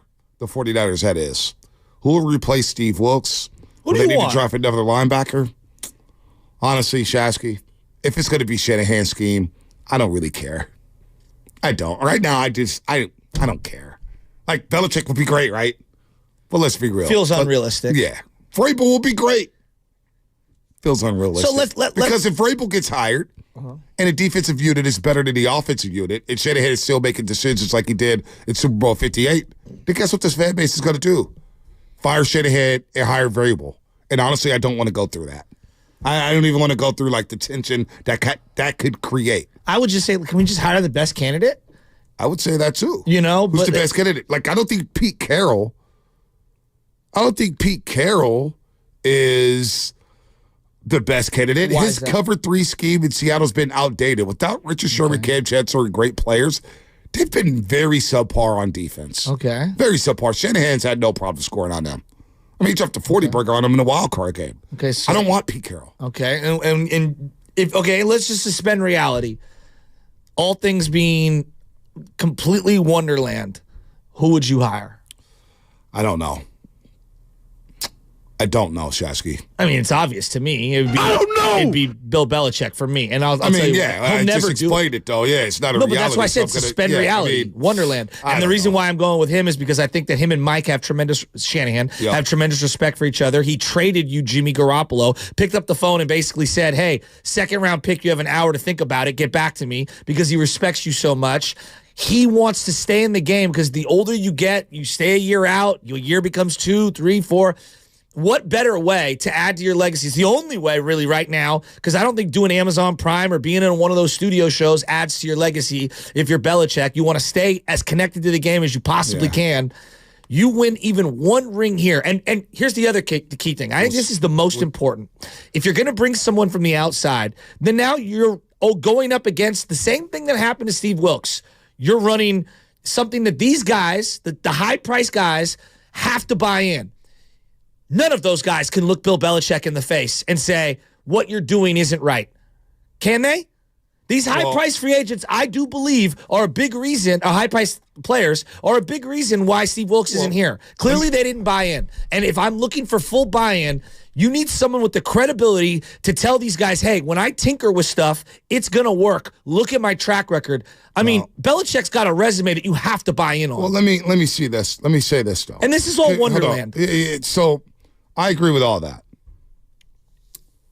What has been one of the biggest talking points when it comes to Kyle Shanahan is that he wants all the credit, right? Yeah, but I don't know. But that's been a talking point, correct? Yeah, I would agree. So you bring in Bill Belichick. Because I would love Bill Belichick as defense coordinator. Are you kidding me? His defense was really good in New England this past season. And the players that the Niners have, I think he could get the most out of Nick Bosa, and his schemes would be awesome. But they win a Super Bowl. Shanahan's not getting full credit for that. If they win, everyone gets credit. No, you know how this works. Why not? Shasky, I think everybody gets You think credit. Frank Reich got more credit than Doug Peterson? Think about Stephen Curry in this equation. Okay. He didn't get credit until the 4th championship. Yeah, that's the NBA. That's sports. That's sports, right? I disagree. Belichick, like, how many people put a divide in between Belichick and Brady? It was more Brady than Belichick. It was more Belichick than Brady. All that nonsense. You bring in Belichick and win a Super Bowl, shed it. Everybody, I know a lot of 49er fans that we talk to are going to say, thank God for Belichick. We finally got that Super Bowl. Yeah, that's a conversation I would love to have as we're hoisting a Lombardi I would love that too. I would love that too. But that's baked into the equation with Niner fans. You know better than anybody, Shasky. If that's how you're making hires, then that's... It's not how you're making hires. No, I'm saying but you already know. But you already know what's going to happen. Yeah, but I'm looking at Spagnuolo. Does Andy Reid get less credit because he has Spagnuolo? No. Spagnuolo's a career DC. He's been. He had coached for a little stint with the St. Louis Rams. Got fired and came back. Yeah. And he has no problem being a DC. He has no problem. Like Parcells doesn't lose credit because Belichick was the architect, and we've come to find out, like, oh, Belichick's great. Absolutely. But you know that's not how it works. You know that's not how narratives and the dialogue works in sports these days. You just know it. Yeah, but the way I view things is like when you win, everyone benefits, when you lose, everyone gets crushed. But you always bring up the national perspective on how they feel about our teams and how they would feel about our team if Belichick and Shanahan. Like, I'm with you in terms of Western Lombardi. All I care about is winning the Super Bowl. I personally don't care who gets the I think credit. it would also show but a lot of people, growth for but a lot of people take in the national perspective, and the national perspective would be Shanahan needed Belichick. Thank God for Belichick. And he would get more credit nationally than Shanahan. And I would bug a lot of Niner fans. You know it. I know it. And everybody else knows it. Because you always bring up the national stuff on what people are saying about our teams. Yeah, but that's if we're hoisting a Lombardi, isn't that what this is all about? Like winning at the highest level. I agree. So if it's hoisting a Lombardi, that's a great conversation. Talk about me on First Take all you want because we just won. And then I'll deal with whatever happens with Bill, I'll deal with it. Again, this is so pie in the sky. I don't care if I'm this close to winning and I keep losing and keep losing. It doesn't matter to me at this point. Now, if I really truly care about winning, bring in whoever can help us get over the hump. That's the way I would view it. I would view it like that too, but not everybody would. Not everybody would.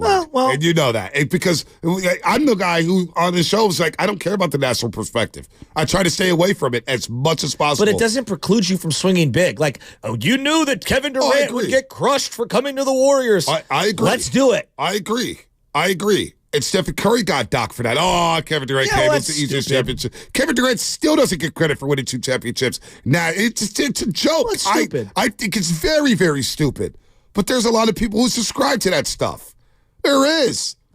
I don't subscribe to it at all. I don't. I look at Dusty Baker like, do we take away the ring at the end for Dusty Baker because he hopped onto the Astros situation given everything that went down? They actually lost a couple years. No, I know, and then they finally won. You know what I'm saying? Like, he didn't just hop on and they won right away. Well, no, they fired their coach because they got caught for cheating. But what I'm saying is they lost in the World Series. They lost in the playoffs, and then they won 3 years in. It wasn't like he was George Seifert, just hopped in on Bill Walsh's team and won a Super Bowl right away. He wasn't Barry Switzer, who hopped in on Jimmy Johnson's team right away and won a Super Bowl the year after. The Astros had been to multiple World Series before he stepped in. They had also lost. The one World Series was tainted in 2017. What I'm saying is they lost multiple World Series before he showed up, and we didn't take that away from him when they finally won. Like, when you win, I feel like everyone gets credit. You just said they lost, though, right? I'm talking about winning. George Seifert never got the full credit for winning that 89 championship because everybody said it was Bill Walsh's team. Barry Switzer never got the full credit for winning that Super Bowl because everybody said it was Jimmy Johnson's team. Those are great conversations to have for the national media. I agree. But you know what? We ain't getting Bill Belichick, so what the hell are we talking about anyway? Like, we're not getting him anyway. Well, I'm talking about because I'm just saying this is what I would like to see them do because I do think that they have a problem right now where if you do bring in an outside, not a problem, but I wonder, if you bring in someone from the outside, are the high-priced guys going to reject new philosophies that don't align exactly with what they want done? Sometimes you need to be pushed outside your comfort zone. I think about Iguodala going to the bench, or I think about, certain star players, Aaron Rowan, going to the bench in the playoffs, even though he's not a star player. Like, sometimes you got to be pushed outside your boundaries to get over the hump. Maybe that's what they need. I don't know. Let's go to Riff Raff, Daly City. Riff Raff, what's happening? Hey, good morning, guys. How you doing? Good. Hey, Joe, always thoughts to your dad. Thank you. My father was my hero. I dig it, man. Some things are more important than sports, man. Yeah, I know, Joe. Thoughts and prayers. We've lost 5 conference titles and 3 Super Bowls in 2011. Every one of them were crushing. Other fan bases would kill to have that. That's not good enough here. We have such a high standard now that it's just not good enough. When you're going up against a Pat Mahomes, a Joe Montana, ask Lewis Billups of the Bengals, John Elway, you have to play near mistake-free football. And the Niners didn't do it. It's a team sport. Coaching, players, everybody. We did not play the perfect game, and that's what you need to beat these legends. It's true. We made just way too many mistakes. So, another down year, just another disappointment. But I just want to chime in on that, and I'll let it go at that. Yeah, you sound depressed, Riff Raff. I mean, he is. Man, I mean, I feel your pain, man. I do. Let's go to Ryan in San Jose. Ryan, what's happening? Upset. Hey, it's great to be on. I don't know if anybody else has mentioned it, but I've been feeling this exact same way ever since they lost the previous Super Bowl, which is in not just in the game of football, but in the game of life. If you're in a totalitarian position where you have nobody to correct your mistakes, the chances are you're going to be more inclined to keep making those mistakes, and that's what keeps happening with Kyle Shanahan as it pertains to play calling, which is why I have drawn to the conclusion, especially after watching this past Super Bowl, that the 49ers will not win a Super Bowl unless he finds an offensive coordinator that he's on the same page with. Because you need a system of checks and balances, and that's why the perfect example, Andy Reid, despite the fact that he's a great offensive mind, he was smart enough to get an offensive coordinator because he understands that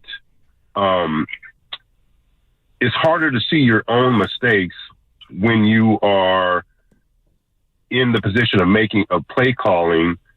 And if you don't have somebody overlooking you, you're going to be more inclined to keep making the poor mistakes and keep making more play calls until where it's too late. And that's what happened this past game with Kyle Shanahan. So, everybody's been talking this whole week about, what defensive coordinator is going to come in here? Who's it going to be?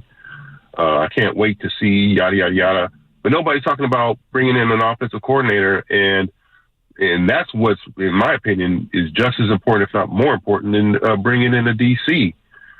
Because... So you want him to get rid of you want him to relinquish play calling duties? Let me ask you this question. When's the last head coach have you seen win a Super Bowl who's managing the game, calling the timeouts? Andy Reid. McVay. Doug Peterson. Doug Peterson, yes.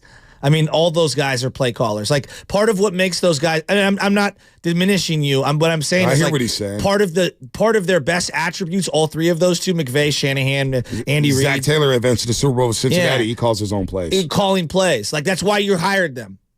That's what they do. Let's go to Jen in Mountain View. Jen, what's happening? Yes, good morning, gentlemen. Good morning. What I wanted to bring up was that, when Shanahan and Lynch were hired, the owner of the Niners, Jed York, he got out of the way. He let them build the team. He let them, take over and try to win the Super Bowl and get us to playoffs. Okay. Well, we haven't gotten we've been to the Super Bowl twice now under Lynch and Shanahan.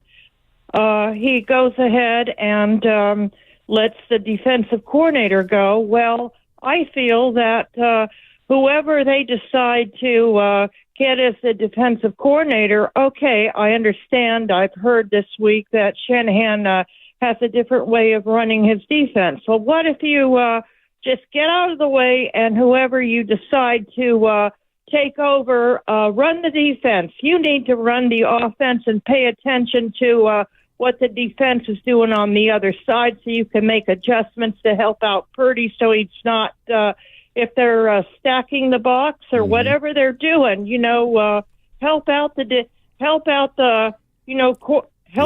your quarterback getting around that instead of, taking all the blame for the defense. Yep.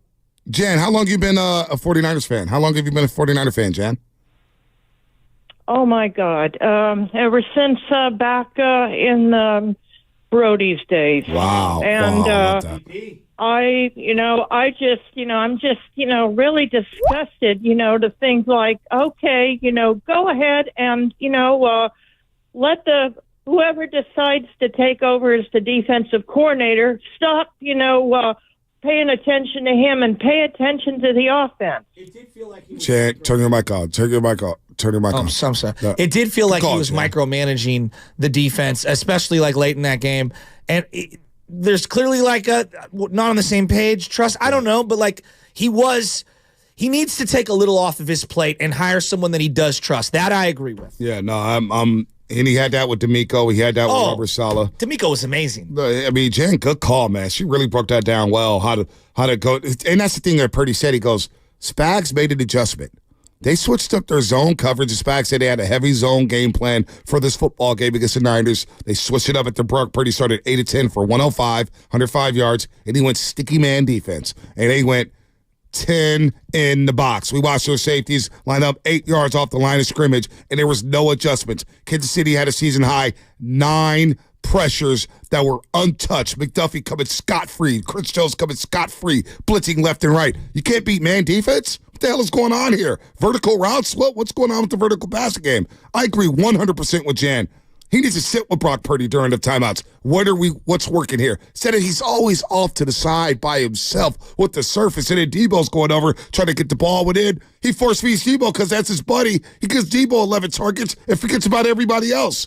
Jan's on point, man. Shanahan is, oh man, I don't know, man. I don't even know if he has the ego or if his ego will allow him to relent some of the duties that he has on game day. Look at everything. He's tripled down on overtime. Yeah, I know. Everybody in the world knows you should have kicked the ball off. Well, you gave up your advantage. And don't give me this stuff that the defense is tired because, hold on 1 second. The Super Bowl, they take a timeout every time a possession changes, they're going to commercial break. 3 minutes, 4 minutes, then you got the coin toss. So think about the end of regulation. They kick the ball off. Niners, we go in overtime. There's a TV timeout. People are chilling. Then you get the coin toss. You go through the coin toss. Heads or tails. Boom. You come off the field. That's enough rest for the defense to recover. That's plenty of rest. Well, I don't want to hear that stuff. So because he's so damn stubborn. Well, no, it's okay. So, and just allow me to finish this thought. And you can disagree, and that's fine. Part of where I was going at with the body language, right, and how he was at the podium a couple of days later was that I wanted to see some sort of like reflection, some sort of, willing to say like, maybe I didn't think of that or something. And when I saw the same defiant stubbornness in terms of the body language and no, and it just, to me, I was like, damn, it was so metaphoric. I was like, maybe he didn't really change anything, and maybe he hasn't really learned anything, and maybe he thinks that all his decisions were right, and you're doubling down on certain things. It was like, really, dude? He ruined your zone. And I'm not saying the guy's got to go. I'm just saying, like, it's like I've defended you from like the high heavens, and I thought you were different. I thought you did change, and I thought you have grown. And I thought your relationship with certain aspects of the game, clock management, whatever, doubling up before half, like a lot of things I started to see turn in the right direction, and then it's like it's rearing right back this way, and I'm like, I don't know, man, I don't know. And that's where I guess my bigger takeaway was like my confidence in Shanahan. It's not gone. But it took a big shot, dude. Well, it's the same. I really thought he was going to hoist the Lombardi. No, it's the same for me. It's the same. Super Bowl 54, I can't unsee it. I saw a guy coach scared in Super Bowl 54. Now call it a timeouts before halftime. A quarterback you don't trust, obviously, Jimmy Garoppolo. You throw the ball 4 straight times with a minute 49 left at the Kansas City 49-yard line.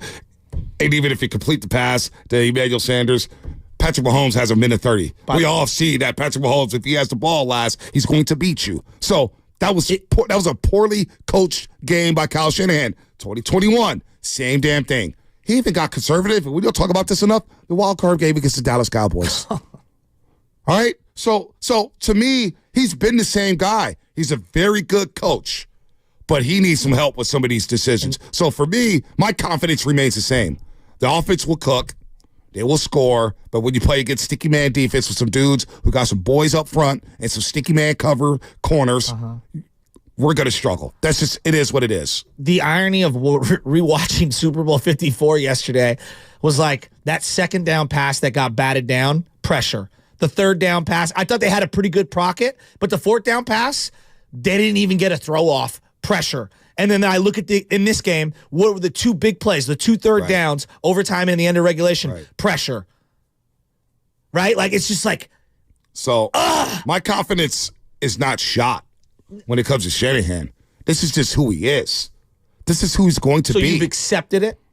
I did that in 2019 when everybody said, I've been labeled a Shanahan hater unfairly, which is why I've been sending tweets out saying, I, Bonta Hill, do not want Shanahan fired. I, Bonta Hill, have never wanted Shanahan fired. But we got to hold him accountable. And for so long, we dismissed it because we put all the blame on Jimmy. We put all the blame on Trey. Shanahan could do no wrong. I can hear Mark Wheeler right now. You fire Shanahan, there's a line around the block. And I may subscribe to that. I don't want to fire Shanahan. I don't. But this is who he is when you give him full control. He runs everything. And it's not changing. So then I guess, with that being said, do you think he could ever win the Super Bowl? They got close twice. Well, do you feel better today than maybe, let's say, during the middle of the year that he could win a Super Bowl? I don't know, because things could happen. You could go to the Super Bowl, I feel real good about it, quarterback gets hurt. Boom. And then I don't feel good. You know what I'm saying? So could he get there? I feel good that he's going to be in contention for an NFC championship to get to the Super Bowl. This might sound But stupid.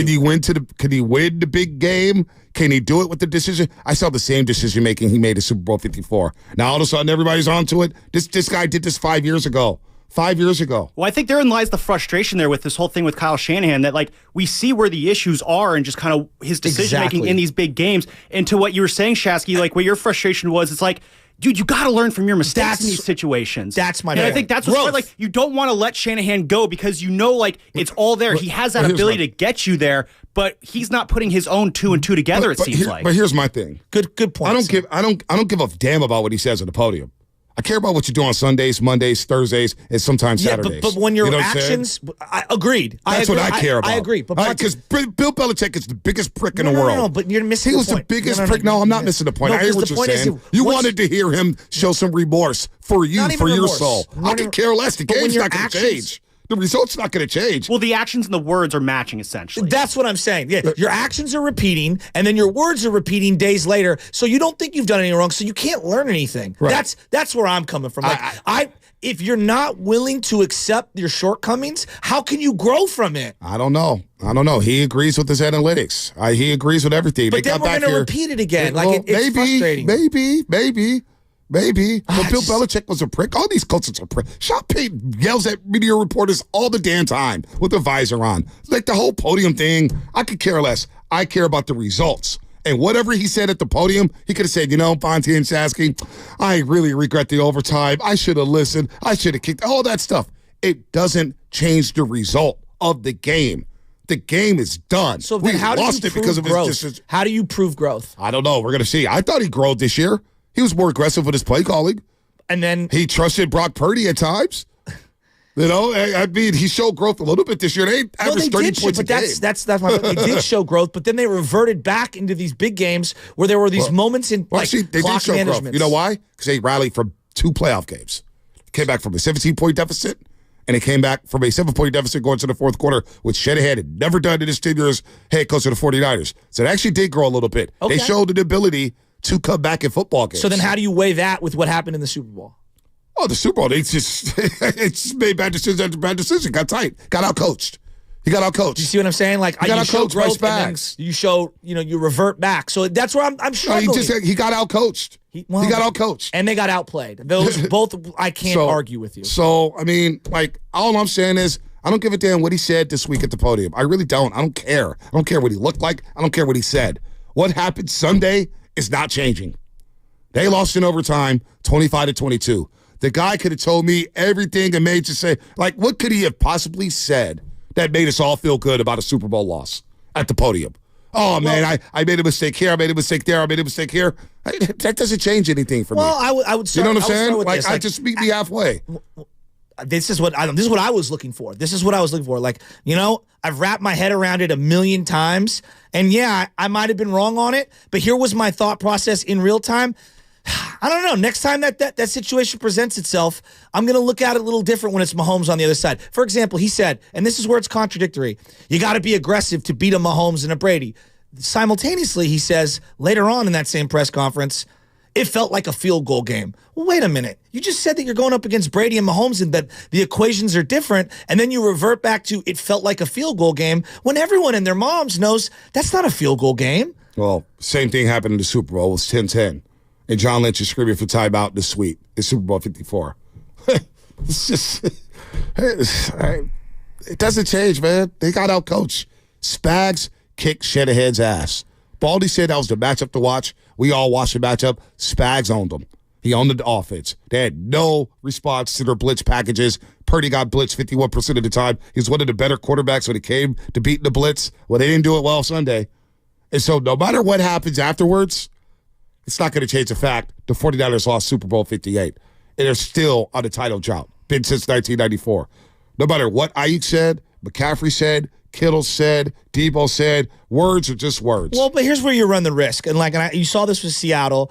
You know, the dissension after the decision to not hand the ball off to Marshawn Lynch, it had a ramification that really, I mean, it festered a lot. Terrible decision. Ruined them. But it festered a lot of anger with a lot of those players. Wouldn't you agree? Absolutely. And I think the way it was handled afterwards had as much of an impact as the actual play call itself. There was a lot of finger pointing. And so I'm hoping that they can all move on from this and find a way to, but time's going to tell on that. You know, guys are in their feelings, and rightfully. They just lost they lost the Super Bowl. That's why I can't be mad at Shanahan for, he's stubborn. He could be stubborn. He could be a you-know-what. He could be an a-hole. That's just who he is. But you know what? He got out-coached, and he's got to live with that. He does. Let's go to Marcus and Brentwood. Marcus, what's happening? Just lost the Super Bowl last Sunday, man. Wow. We'll never getting over it. Wow. Marcus, what's happening? What's up, guys? What's up? Big fan of the show. Thank you. Look, if the Niners want this Super Bowl next year, this upcoming season, they need to go with Bill Belichick. Like, I know some people were saying he's having a disconnect with players, he's getting older. But if you look back all the way to 2012, from 2012 to 2021, he's had a top 10 defense. And last year they went 3-11, but he had a number 16 defense. Like, Belichick knows what he's doing with the defense.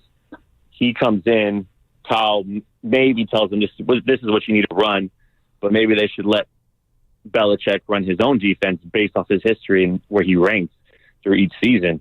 And then compared to Staley, who last year ranked a 30 defense, like, why would we bring him in? It doesn't make sense. If they're really serious about it, they need to go with someone who clearly knows what they're doing with the defense. Let him do his own thing. You know, they need to take the keys from Kyle. He needs to sit in the passenger seat for a little bit, let somebody else take control. All right, well, that's not happening. I love you, Marcus, but that ain't happening. Well, it's a fun thought. Right. Is it a fun thought? Do you guys really, honestly, sit back for a sec. Do you guys really want to move off of Shanahan? No. Like, that sounds absurd. I don't know if we just got to the Super Bowl. I would move off Shanahan, but I do like the idea of just, like, if a new defensive coordinator comes in, letting that defensive coordinator kind of do his own system, his own process, and kind of hold on. Kind of like what Jan was saying, just step out of the way of the DC. He let D'Amico do his thing. He let Saleh do his thing. Why? Because they knew the scheme. They knew the defense. They grew up in the scheme. The reason why he was so much micromanaging Steve Wilks so much is because Steve Wilks didn't know the scheme. Steve Wilks needed help. That's a good point. He needed help, so he had to micromanage the defense. So you know what? That's your job as a head coach. You got to micromanage. You got to make sure the defense is on point. Hey, you guys are buttoned up. But I guess where the disconnect is, and why did you hire someone who wasn't acutely familiar with what you wanted to run from day one? That I don't have the answer for. What? I don't have the answer for that. So, which is what I tried to defend Wilks. And look, I'm not saying Wilks was a perfect defensive coordinator. He ran a lot of schemes that I did not like. I really didn't. I don't like a super blitzer or a guy who's blitz heavy on defense. Now, every now and then you may have to do that. But again, when we talked about this in the Minnesota game and everybody got on Steve Wilks for the cover zero blitz, was one of the worst play calls ever. But at the same time, when Wilks said, I'm still learning the scheme, I'm like, hey, guys, he's still learning the scheme. What do you want him to do? He doesn't know the scheme. So this falls back on Shanahan, and nobody wanted to hear that until we lost this damn Super Bowl. And the Super Bowl wasn't even the defense's fault. That's the crazy part about it. It's the crazy part about it. You can look at every single game this season. And the defense kept the Niners. Like, even the Minnesota game, they ran a cover zero blitz, down 67 at the half. The quarterback threw 2 picks in the fourth quarter. The offense was the one who only scored 7 points at halftime against a sorry-ass Minnesota defense, right? I mean, come on. Come on. The offense scored 17 against Cleveland. They had 8 straight 3-and-outs against Cleveland. Not the defense. Defense is on the field all damn day. So, like, it all goes back to Kyle Shanahan. It feels like everybody's now catching up to Kyle Shanahan and the lack of accountability at times that he does have. And now Steve Wilkes, whether you like it or not, everybody believes he's scapegoated. I believe they needed to part ways. Obviously, it wasn't a good fit. But things are not going to change. Shanahan's going to be here for a while. Just signed an extension. He's not going nowhere. It's not. Who else would you rather have? You want McVay? Well, he's not leaving L.A. And you know what? I'm not even going to go there with McVay because a lot of people told me McVay wasn't anything anyway. Oh, I know. And now everybody's kissing his ass now. So it's he had a funny great how year things work. with very little expectations. It's funny how things work. He had a great year with very little expectations, but they're a team on the rise. I'll be very interested to see what their offseason looks like. Let's go to Antonio in Oakland. What's happening? Hey, guys, Shanahan gets a lot of blame, too much blame. And don't get me wrong, like, when he had George Kittle blocking too much, that's on him. Stuff like that. Giving the ball to Debo too much, yeah, that's on him. But, like, at the end of the day, man, like, Darrell Luter, the ball went off his foot. Like, that's like Kyle Williams part 2. That's not on Shanahan. And then Spencer Burford, freelancing, not blocking Chris Jones, that's not on Shanahan. McCaffrey fumbling, we're about to score right there, it's not on him. So not everything is his fault. Drake Greenlaw injury, like, we were rolling when we had him, man. He was covering up the whole field. Kelsey was crying like a little girl, man. It was on and popping. And 4th and 1, when we know Mahomes going to keep the ball. Trent Williams yelling on the sideline. He's going to keep it. He's going to keep it. Like, I don't think that's on Shanahan. That's on the defense, man. Steve Wilkes got to – and the players should know on defense he's going to keep it. Make somebody else beat you. Make the running back. Keep it. Like, if Mahomes has the ball, just like Kaepernick was on the when he had the read option going, they made him freaking give up the ball, the Ravens in the Super Bowl. That's the same thing we had to do with Mahomes. That's what I'm saying. Shanahan's not blameless, though. He made some mistakes. All right, Antonio. Let's go to Matt in San Jose. Matt, what's happening? Hey, guys. I want to start the call by saying, I think if we can Shanahan, you'd have a minimum of 10 teams picking up the phone in 24 to 48 hours. That being said, I don't think he's absolved of blame. There's a lot of things as you unpack the game that are a little bit troubling when you look at it, where beginning of the week when he showed up lit to the press conference, I kind of liked it. I thought he's loose, he's not uptight, the guys are ready, and then the more you look at the film and what took place, it just felt like it was indicative of the mindset that they were the better team from a talent perspective and that they were going to walk in and win based on talent alone.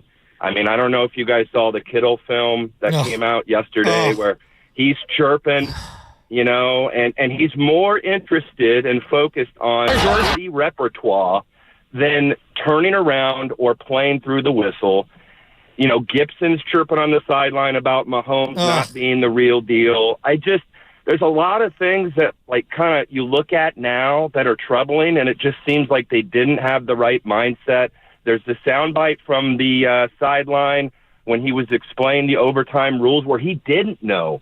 He's coming back after the fact saying he did know, but there's a soundbite where it's, I didn't know that. So I have a lot of issues, and I think that the more buttoned-up team won the game. I don't want to get rid of Shanahan, but these are things that we cannot look past. That's such a reasonable, really good call. And your point about all the sound that keeps coming out, it's like every day there's a new video and it makes it look worse for individual players, for the team, coaches. It's so hard to see that fumble on the ground with Kittle, and it's so easy to critique him and the team, and it's just like those things happen. McCaffrey hasn't fumbled all year, it feels like. I mean, God, it's just... You know what's sad? Is that Mahomes just won back-to-back championships, and Shanahan didn't even scout him. The Niners said, "No, we don't need a quarterback to start our franchise. Let's go draft Sullivan Thomas." This is way worse than the Aaron Rodgers one, right? Because like Aaron Rodgers, it was Alex or Aaron. Aaron won the one, and he did torment you for a minute, but you've beaten him enough. This You're 0-4 against Mahomes. What? 0-4 against Mahomes. Is that what it is? 0-4. You don't think Mahomes remembers the Niners passing him up? Come on. I wish somebody the guy asked remembers Mahomes about everything. that. Let's go to Talk Big T, Fairfield. Talk Big T, what's happening? What's up, fellas? Good morning. I'm still sick, man. I'm absolutely gutted. There's no way you could have told me that we wasn't winning the Super Bowl this year from week one. Agreed. I was that sure. Now, I just want to touch on a few things. I've been listening to a lot. All the people who want to get rid of Shanahan, that just lets me know they're casual, so we're not going to really listen to them. Not saying that he absolved from any blame. We know what it is. Now, I know a lot of people been touching on a lot of plays and a lot of games. I've been listening.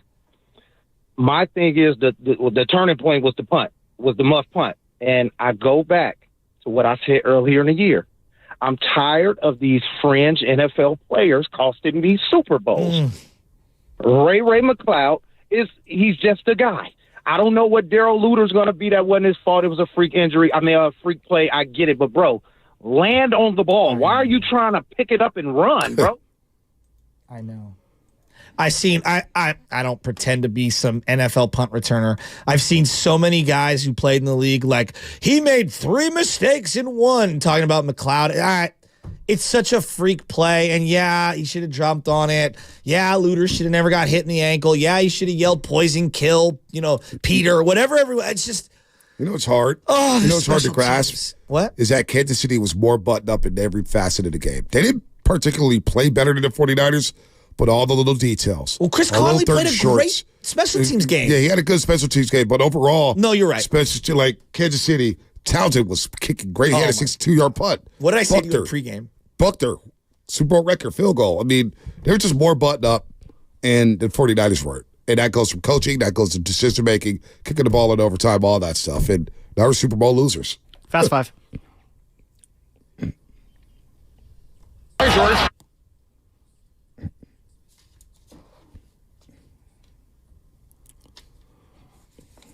You know what, though? I'm smiling from ear to ear because the Warriors are over 500. Klay came off the bench and dropped 35. Steph is cooking. Incredible. Draymond, 23. Warriors improved to 131-28 when he hits at least 2 threes in the basketball game, although he hasn't hit a 3 in the second half all season long. The Warriors, feels like something special is brewing. They've won 8 of 10. I will focus my positive energy on them. My final thought is this. Congratulations. 7-1. The St. Cecilia's Irish, my buddy Jim Moylan and his team, and the Lewises, they beat Father Sauer Academy in the championship. They were shorthanded. One of their kids, Josh, got a concussion. He's an excellent basketball player. What a big win. Congratulations to both teams. I mean, Father Sauer was an excellent team. St. Cecilia's an excellent team. So congratulations to them for winning the CYO 7th grade championship.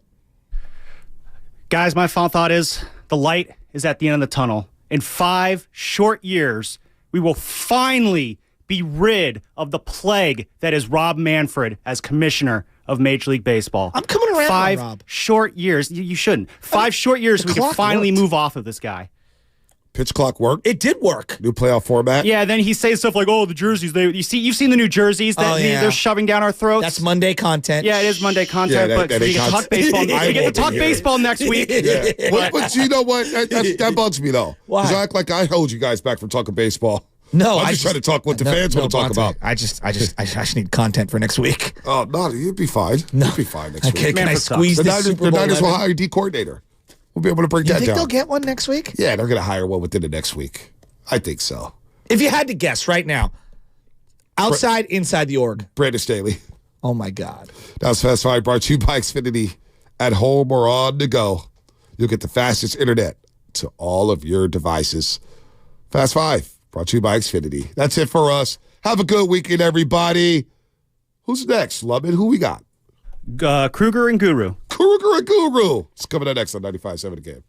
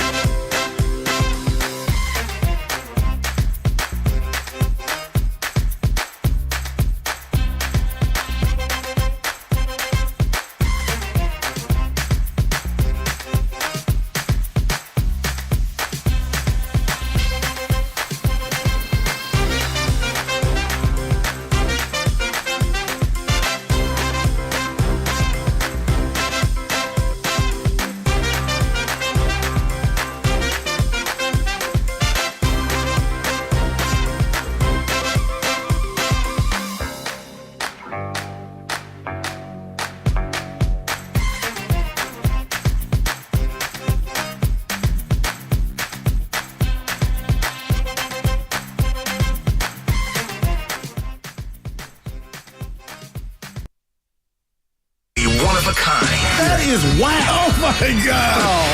And he's doing a great job. I need you to man up and say what you really want to say. Simon, you're doing a great job. And together, they are Steiny and Guru. Yeah. On 95.7 The Game. Oh, baby. That's my Larry Kruger, old baby.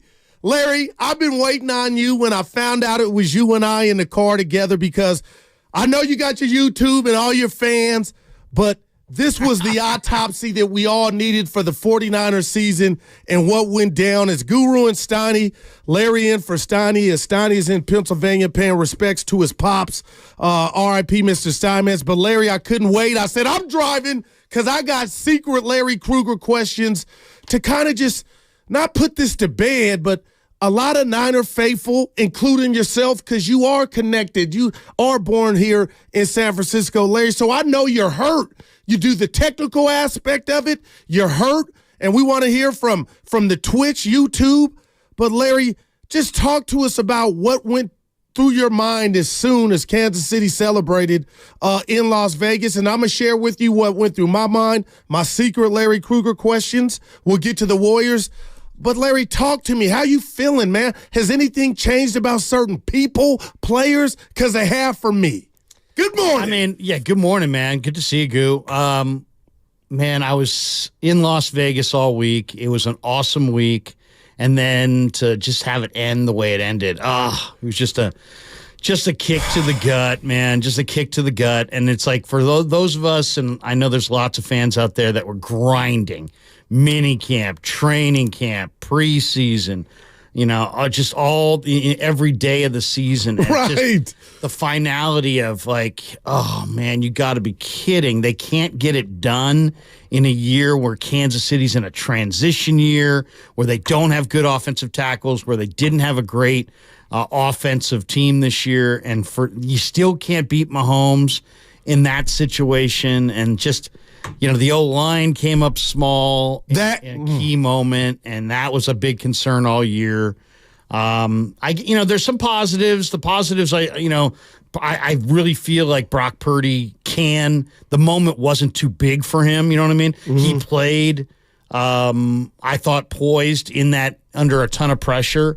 But, I mean, if you can't beat Mahomes and Reed in their transition year, when you're totally loading up Chase Young, Hargrave, Randy Gregory, you loaded up on the defensive line. You spent a ton of money, and you couldn't get it done. It's just like they're going to have other opportunities. It's not like, they got a 23 or 24-year-old quarterback. They got a relatively young head coach, relatively young GM, but it stings, man. And it's like, you got to be kidding me. You're going to have to go through all the draft and the mini camp and again just to get back. And what's really exhausting is just next year they look great.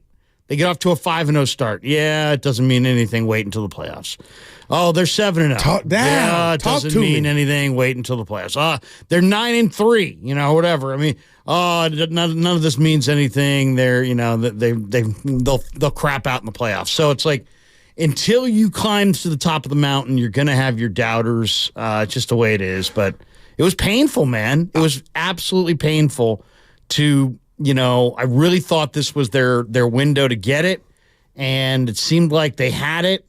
I thought the defense looked awesome in the first half, and then the defense just kept getting worse and worse and worse as the game progressed. And ultimately, Snead and McDuffie, Baldy said it best, I thought, on the Monday after the game. He's like, Snead and McDuffie snuffed out the candles for Ayuk and Debo. And if you take away Ayuk and Debo, the Niners don't look quite the same. Larry, that's where I want to start. I was just about to fire that to you.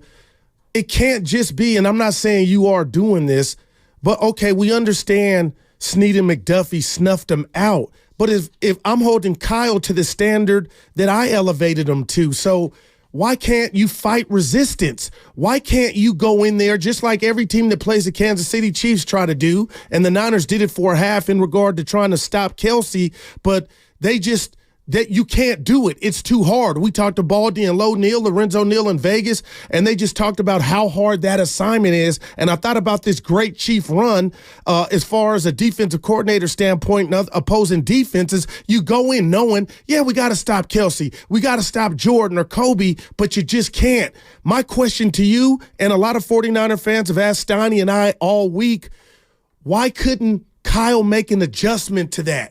And maybe, okay, you take away Kittle, but then I get Ayuk. Like, I don't think any different of those two individuals, but I am wondering about the scheme, Larry, to where, okay, why did Spag win that battle? And why did Chris Jones come unblocked on a 3rd and 5 from the 9? You get that first. Romo and Nance are talking about you burning timeouts and the Niners are going to kick the field goal and win. It's his first time, Jim. Yeah, my question, Larry, is I'm not mad at Kyle. It's more of a disappointment. But if you're a Jedi, it shouldn't be that easy on that stage for Spags to take away 2 of your horses. Yeah, well, I mean, first of all, this is why you have to have premier corners. The key to secondary play is secondary play. In other words, there is no key to secondary play. You got to have dudes.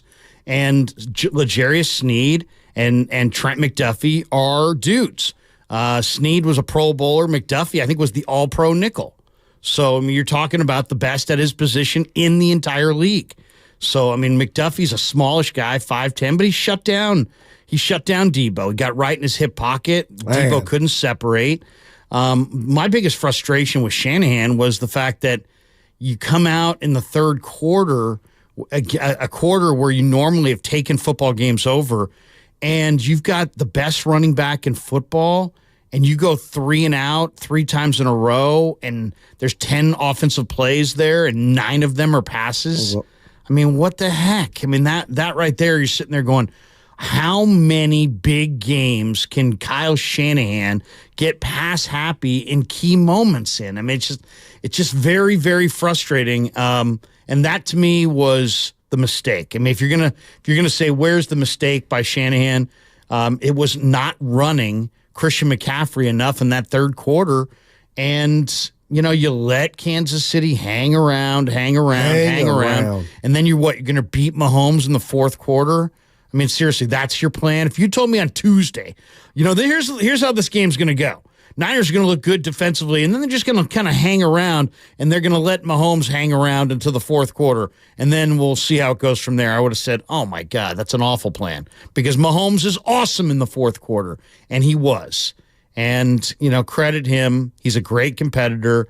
And then, the Chiefs have been there and done it, and I think they made some better decisions. I didn't like Shanahan's decision to take the ball. I mean, I understand. But Larry, they had just come the defense, 11-play drive where Kansas City had just scored the field goal, could have won the game. I kind of understand, Kyle, but that's not the reason. But that's not the reasoning he gave for why he did it. Ooh. I mean, if he had come out and said, you know what, my defense was totally gassed, I needed to get them off the field, that'd be one thing, but that's not why he did it. He said he wanted to have the third possession. That was a bad, you can't play for that third yourself. Possession there. And also, just, do you want to defend Mahomes for 3 downs or 4 downs? I'd rather go for 3 downs. So, I mean, it's like one of those things where, and you saw the Chiefs' reaction to it. I don't know if you saw the live. We got the sound. We'll play it here shortly, but it was like a turnover. It was almost a momentum. They want the ball. Like, whoa. He's like, Dave Taub's like, I think that was their coordinator on the sideline. It's basically saying, hey, guys, we got what we wanted. Wow. We got what we wanted. So, I mean, and then, Kyle Juszczyk on the field quoted as saying, I didn't even know the rule. I didn't even know the rule. And the next day he's like, I didn't know the rule. But 2 days later, he's like, I knew the rule. Oh, boy. Armstead said he didn't know the rule either. Right. I mean, that's just a bad look from the coach. But I'll tell you this, Larry.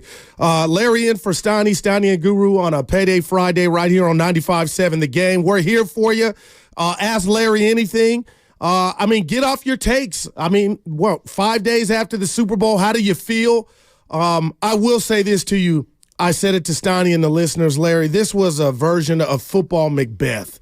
It was, to me, and I'm being so real, it was a tragedy. The Niners, to me, outplayed the Kansas City Chiefs, especially in the first half. You had Travis Kelce almost committing a felony because he was so frustrated before Greenlaw got hurt, bottling Kelce and that offense up. Tell me if I'm wrong, Larry. I thought Kansas City came out tight. That game was there for the taking. But now I'm hearing too much of this in 49er land. Oh, it was Mahomes. Almost like, you know what, don't be hurt. Don't be that hurt. And I know he's great, but damn it, Larry, just to what you said, maybe better play calling. You had mentioned Trent Williams had what I believe was his worst game as a San Francisco 49er. False starts, holds, Larry. I didn't know who the 71 was, but damn it, the game getting into overtime, and if you're mad at what he elected to do, Kyle Shanahan, in my world on the Guru computer, Larry, the game shouldn't have even went to overtime. You had a 3rd and 5 from the 9. I mean, this is when I talk about Luke Skywalker and Obi-Wan Kenobi. Kyle's a Jedi. But I do ask you this, Larry. Would a more seasoned quarterback have known that Kittle or had paid more attention to Chris Jones? And what's crazy about Chris Jones is this same scenario played out in Super Bowl 54 where he wrecked your last drive with Garoppolo. With a more seasoned, I'm not blaming Purdy, quarterback paid more attention to what was going on and called something different, or am I barking up the wrong tree? I just have questions I couldn't wait to ask you. Well, it was a missed assignment. And Feliciano called out Burford, and Burford got bent about it. But Burford shouldn't be combo blocking on Brendel's guy and leaving Chris Jones to run a free runner at the quarterback. I mean, the Chiefs' defense generated 9 unblocked pressures in the Super Bowl. All of them came on blitzes. So I think you could make an argument that Spags kind of outcoached Shanahan. But as far as could Purdy have done anything different? I mean, he's got Chris Jones, who, by the way, is like the greatest defensive tackle in the history of the world when he plays the 49ers in these big games, in his lap. And, nobody likes being called out, but that was Burford's guy, and the public was blaming McKivitz, and Feliciano wasn't having any of it. And so he said, hey, that wasn't his guy. And then suddenly Burford's like, hey, man, thanks. Or, he said something about it on Twitter. And then you've got Feliciano backtracking. It was a bad look. It was a bad look, but it doesn't mean it wasn't true. You know what I mean? It wasn't like, yeah, I take it back, and by the way, it wasn't your man. No, it was your man. And he wanted to put that out there. So I don't know. I mean, how many big games can you lose to the Chiefs where Chris Jones wrecks your night?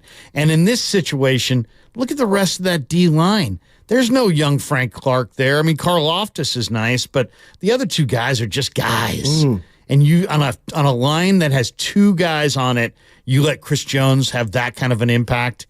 I mean, it was just. And the game, it was just very familiar and very unfortunate. No doubt. And again, I just bring up Macbeth because the game wasn't.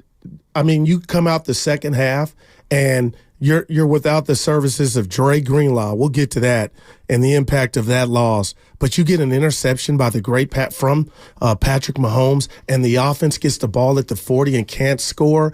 I guess that's my Larry. They couldn't take advantage Larry, of their breaks early. Who was that? Is that where we hone in on Kyle? Because I told Steiny, I'm not saying fire Kyle. I'm not an idiot. But on that stage, this is when your brilliance was supposed to shine. And you get to this juncture again, the second time in 5 years. I'm talking about the Niners have, if not, some of the best weaponry as a collective in the game. But are you telling me, when you get a great secondary like the Ravens or Cleveland and Kansas City, then they can stop you?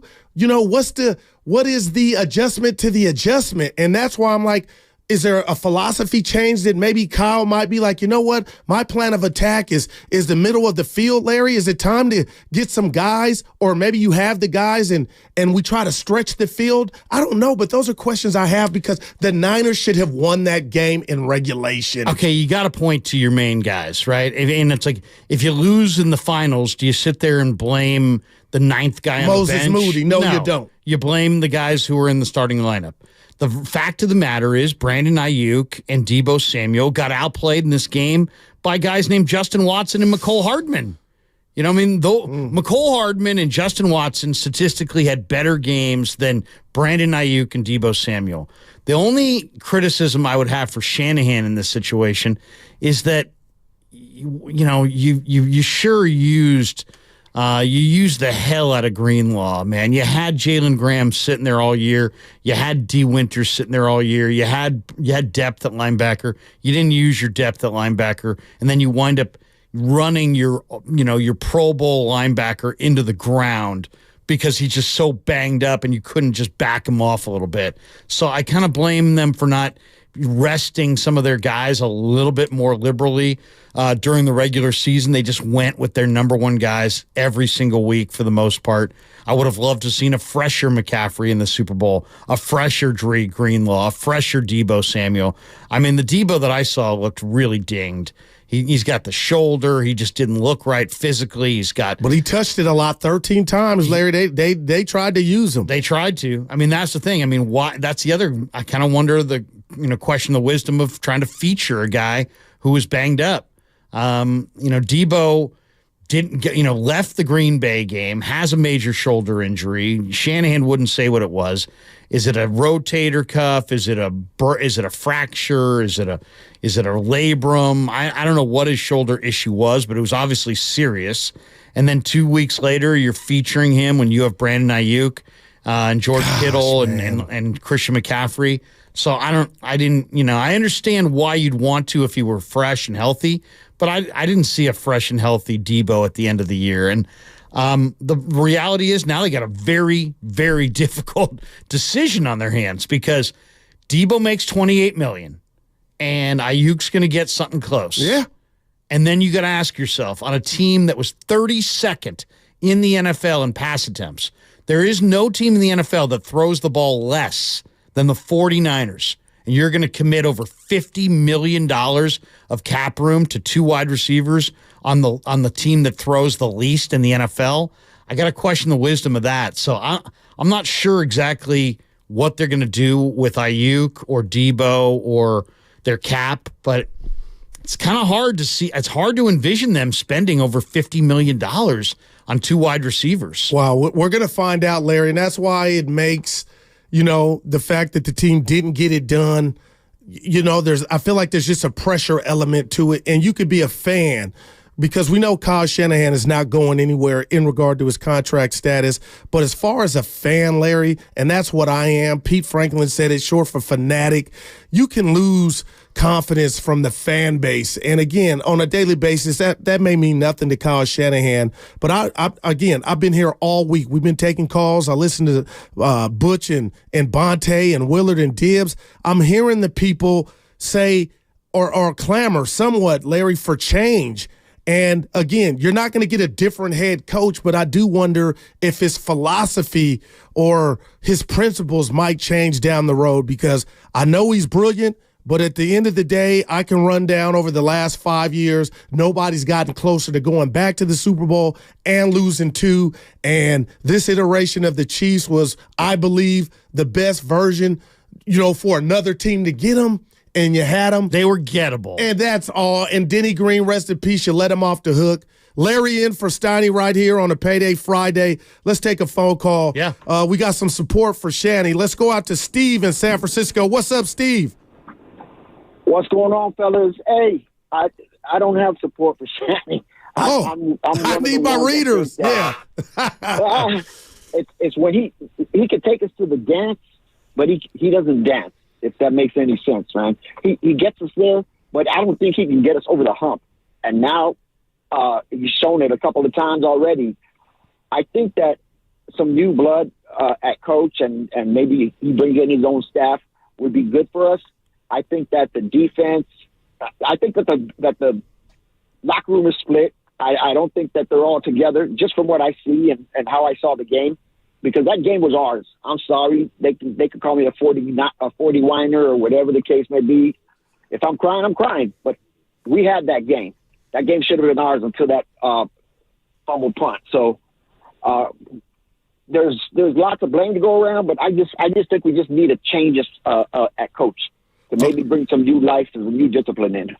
I don't know. Yeah, man. appreciate the phone call. But Larry, I get you. I don't know. I don't agree, but I do want some type of. Does he need an assistant? Hey, Ayuk doesn't have he's got 3 touches this game. He was invisible. And Larry, I want to make sure I'm not taking what you're saying out of context. And you're the technical guy here. I felt like Ayuk didn't get enough chances to have an impact in the game. That's how I saw it. But if you want to tell me, oh, he was getting D'd up, I get it. And then we could throw in George Kittle. But I'm like, ride your horses. And I just didn't feel like they tried to force the ball to Ayuk. And you hear the Michael Irvins, the Jerry Rices, the Kelseys raise hell on the sideline, say, give me a chance. I just felt like Ayuk and Kittle collectively, they didn't do that, but there was no, like, I got to be careful here. I didn't feel like there was urgency to get those guys the ball. They were and I'm going to say one more thing. Let me slow down, Goo. Good defenses figured out the banana in the tailpipe when it comes to Debo and the passes in the flat, the jet sweeps. That'll work week 8, week 10. But Larry, the teams are ready for that. So maybe maybe Kyle needs to expand on that and dial something up to get Ayuk and Kittle loose. I mean, this is why L'Jarius Sneed is going to get broken off big time in a few weeks in free agency, because the guy is big and dominant. He was on Ayuk. I watched the All-22. They should have gone more to Ayuk, but L'Jarius Sneed is real. He's a baller. Man. Okay, yeah, he's real, right. And he's long, and he's a great cover guy. He's a dominant guy. But yeah, they should have gone more to Ayuk. To me, it was a no-brainer to go to Ayuk. I will say this: we all kind of get into the mode of kind of evaluating the result as opposed to, we look at the result differently. If they'd gotten it done and won the Super Bowl, we wouldn't be complaining about these things, and the numbers would have been the same. The reality is that Purdy marched the Niners right down the field and would have had an easy touchdown pitch and catch to Ayuk in overtime had there not been a blown protection on Chris Jones. How many times are we going to watch the Niner O-line get blown up inside? Chris Jones has done it twice now in 2 Super Bowls. Aaron Donald did it in 2021. All 3 times a star defensive tackle just wrecked shop inside. So, wow. I mean, if anything, my takeaway has got to be no more faking the O-line. That's you got a good left side, but the rest of it's kind of questionable. Get some behemoths at right guard and right tackle. Maybe you got to upgrade at center. You got to upgrade that offensive line. They're just getting in key moments. They're getting roughed up inside by great defensive tackles in big moments, and that's really it. If you take away Donald in 21 and Chris Jones, 49ers could have multiple Super Bowl rings. Instead, they don't put enough into their offensive line. They get to the winner's circle, and suddenly it's like, hey, guess what? There's an awesome all-pro offense or defensive tackle ready to kick butt, and they don't have an answer. So Burford is a 4th-round pick. He was in there. He was out of there. Feliciano's just a guy. Brunskill last year was just a guy. They got to get somebody real that's inside. Okay, and you know what, Larry? We're up against it. On the other side, we'll continue to take your calls, but we'll break that down. Do they have the necessary resources to go get those guys to strengthen their O-line? Because I don't got to tell you, the old ball coach John Madden, rest in peace, boom, would say the game is won in the trenches. No doubt. And the Niners get there, and then that's when they get exposed. It's Larry and Guru here, right here on 95.7 The Game, taking your calls. This segment is sponsored by Safeway on 95.7 The Game. Safeway has great deals this week in store. Choose from USDA Choice T-Bone Steaks.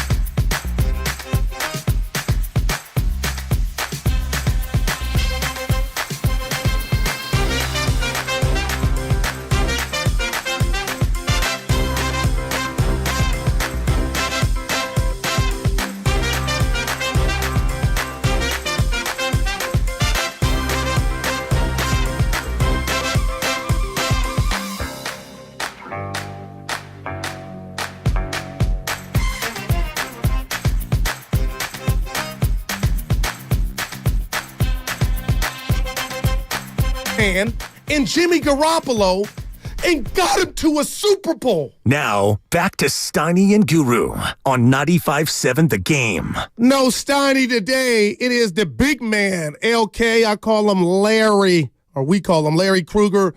And Larry, I got to tell you, I had a mishap early, E9. I butchered my name. Shout out Shasky. I messed up my name. It's a difficult name. And I was hoping nobody caught it. The both comes in laughing. You forgot your name. All right, I messed up. I butchered it. But it is Larry Krueger. They're going to take away your parking Yeah, privileges. no doubt. Look I don't know where you got that from, but that's pretty good. You're not going to be able to park. I pay for parking, Larry. You're pretty good. Larry, people are lined up. They want to call. They're not done. We're here for them. Yeah. We want to hear. But again, I'm looking at you and I'm asking questions, and I'll go into my secret Larry Krueger questions here shortly. But Kyle Shanahan, I mean, he could have 2 Super Bowl rings already. When you talk about the greatness of Bill Belichick and Phil Jackson, I'm not saying you got to get 6 or 5. You'd like to. Or you can be Dan Reeves. And when I say Dan Reeves, it's major respect. He's a great coach. But, Larry, I'm starting to just hone in on Kyle. I understand his brilliance. But the theme this week, to me, if we went 95-7 the game analytics, when it comes to calls, is people's faith. Shout out George Michael, has taken a hit in Kyle. Is he wearing too many hats, Larry Krueger? There's no doubt he is, and it's a sensitive topic down there for whatever reason. But there's no doubt he's wearing too many hats. I mean, from what I was told, he was involved in the defensive game planning. He is the head coach. He's the offensive coordinator. He's making lots and lots of decisions. I think he has a hand in personnel evaluation. I mean, he's wearing a lot of hats. How's he doing wearing those hats, Larry? Personally, I mean, I don't know why they get pass happy in big situations. I don't know if it's wearing multiple hats or if when he gets nervous, he gets impatient. When he gets impatient, he stops calling running plays. But the Shanahan that haunts me is the one that we saw in the Super Bowl, which is the guy who gives you 1 rushing attempt in 3 drives in the third quarter and produces 0 first downs. That's the, oh my freaking God, here it goes, here we go again. And that's the only part. I love Kyle Shanahan. I'm not in the camp that says, fire him. Because here's the thing. Anybody can take a sledgehammer to their Formica, countertops. Yeah. It takes a, contractor to come in and actually, build up a new cabinet and lay some granite and make it look nice. So it's easy the day after the game to be like, fire his ass. It's easy. I haven't heard anybody come up with anybody that they think is going to be appreciably better. And the reality, the hoodie's out there, Larry. I'll just leave that there. Yeah, but is he appreciably better at 71? And is he going to be? To me, Bill Belichick is an awesome defensive coach who the 49ers ought to pursue right now and give him the bag to be their defensive coordinator. But I don't think Bill Belichick should be anywhere close to drafting. I don't think he should be anywhere close to press conferences. And I sure as hell don't think he should be anywhere close to calling any offensive plays or having anything to do with offensive football. He is a defensive mastermind. He's a defensive backfield genius. A Jedi. And they ought to, I tweeted it this morning. I mean, John Lynch ought to go to Jed and just beg him for a bucket of cash and drop it on the hoodie and say, hey, 2 years, $25 million. You come here to be the DC. And, the guy's coached continuously in the NFL every single season from 1975 to the present. You're telling me that he's not going to coach this year? I think he is going to coach this year. He's not going to be anybody's head coach. So that means he's either going to be a defensive coordinator or some kind of defensive consultant. I just have a hard time picturing him on TV yucking it up with a bunch of people that don't know, 1/100th of the football that he does. No it just doubt. doesn't seem like he would want to do that. So I know he loves John. I know he loves Kyle. They've got a great relationship.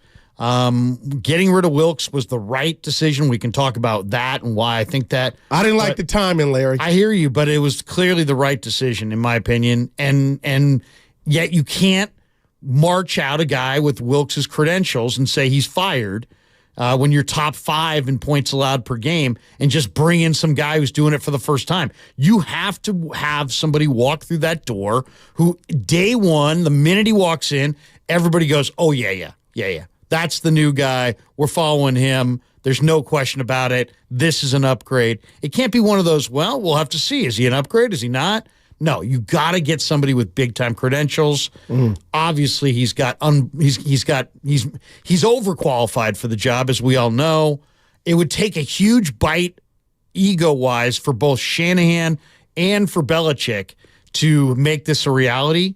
And that's why I think it won't happen. I want to see it. I want to see it. I want to see both those guys take a little bit of a step back from their ego and partner together and get this thing done. The Niners are on the doorstep still to a championship if they can just make the right series of 5 or 6 moves in the offseason. And the big one, or one of the big ones, is getting this DC job right. Yeah. All right. Man, you hear him. That's Larry Krueger in for Steiny and Guru right here on 95.7 The Game. Larry, people want to talk, but before I go to the phones, I got one thing to say about the 8 of 9 plays, the 3 and outs, because that was on my list. I came in here, and I got to give credit to Willard and Steiny. They did point out there were multiple false starts and holding to where, that you were behind the chain, right? So you couldn't just hand it off. And I went and watched the game again, no doubt. So I was like, you know what? I'll give you that. But I guess the pedestal I put Kyle Shanahan on for offense, he's just Bobby Fischer in chess. There is no defense that can take away everything I'm trying to do. And you talked about the 8 carries in overtime that added to McCaffrey's total that got him to 30, but he only had touched it 16 times before you got that's the stuff people want to talk about. Where was Ayuk? We'll get into it, but that bothers me. Carl, you gotta get the ball to the dogs, man. Yeah, I mean, I what bothered me more than anything was that you had a healthy Mitchell and a healthy Mason, and you could have used those guys to keep McCaffrey fresh against Arizona, against Washington, against some of these teams that you ran over. But instead, it was all McCaffrey. Yeah, man. It was all McCaffrey, and then you got into, I'm not saying that McCaffrey was diminished, but he wasn't as fresh as he could have been. But Larry, who is, damn it, at the end of the year? Well, that's what I'm saying, but use your roster, man. Use the rest of your roster. You don't have to, the Warriors try to win every game in the regular season, but they're not playing Steph some crazy number of minutes, driving him into the ground before the playoffs start. Why? Because it's not wise. Because championships are won in May and June. And the same thing in the NFL. Championships are won in December and January. And it's you know what? Keep your guys fresh. They could have done it and opted not to. And to me, it burned him with Greenlaw. Yeah, let's go out to Fairfield, Larry. We got the coach. He's got some thoughts on Ayuk. What's up, Coach? What's happening, man? This Coach Dink calling out of the Bay. I'm at Fairfield right now. I just wanted to touch base on, I think it was Larry who was speaking on Ayuk. And I'm a fan. Well, first, I'm a coach first. Yep. But I've been a fan of the Niners for many years. I'm 43 years old, 44 now. Been a fan of the game for a long time, coach for many, many years. But watching this game in my house with my 15-year-old, who's another Patrick Mahomes, he's a fan of Patrick Mahomes, so there's Niners and Kansas City in this house, so a lot of turmoil.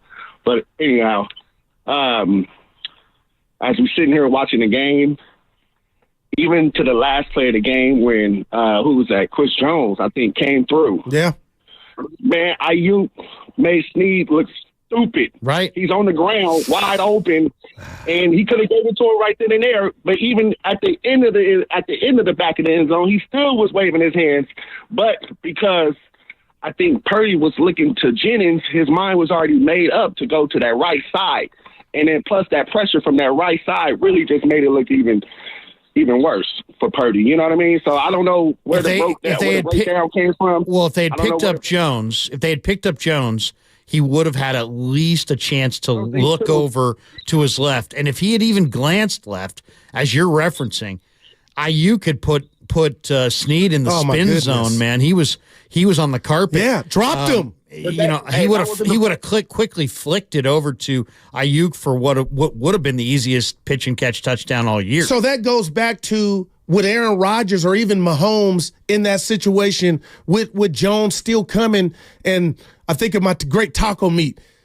If Purdy was more seasoned, would he have is that on? Can we just say a more seasoned quarterback may have saw that and got rid of it faster? Just a thought. I mean, it's just one of those things that it's very difficult to turn your eyes away from a 295-pound guy with a head of steam sprinting right at you, especially when there was also separation between Jennings and the corner on that side. Jennings was open. But you're right. I mean, when we saw how open Ayuk was on the backside there, if he could have just even glanced, he could have just flicked it out there. But that would have been a play that was remembered forever, like the Joe Montana drive to the Cincinnati Bengals to. Yeah, I mean, I will say this about Ayuk, though, guys.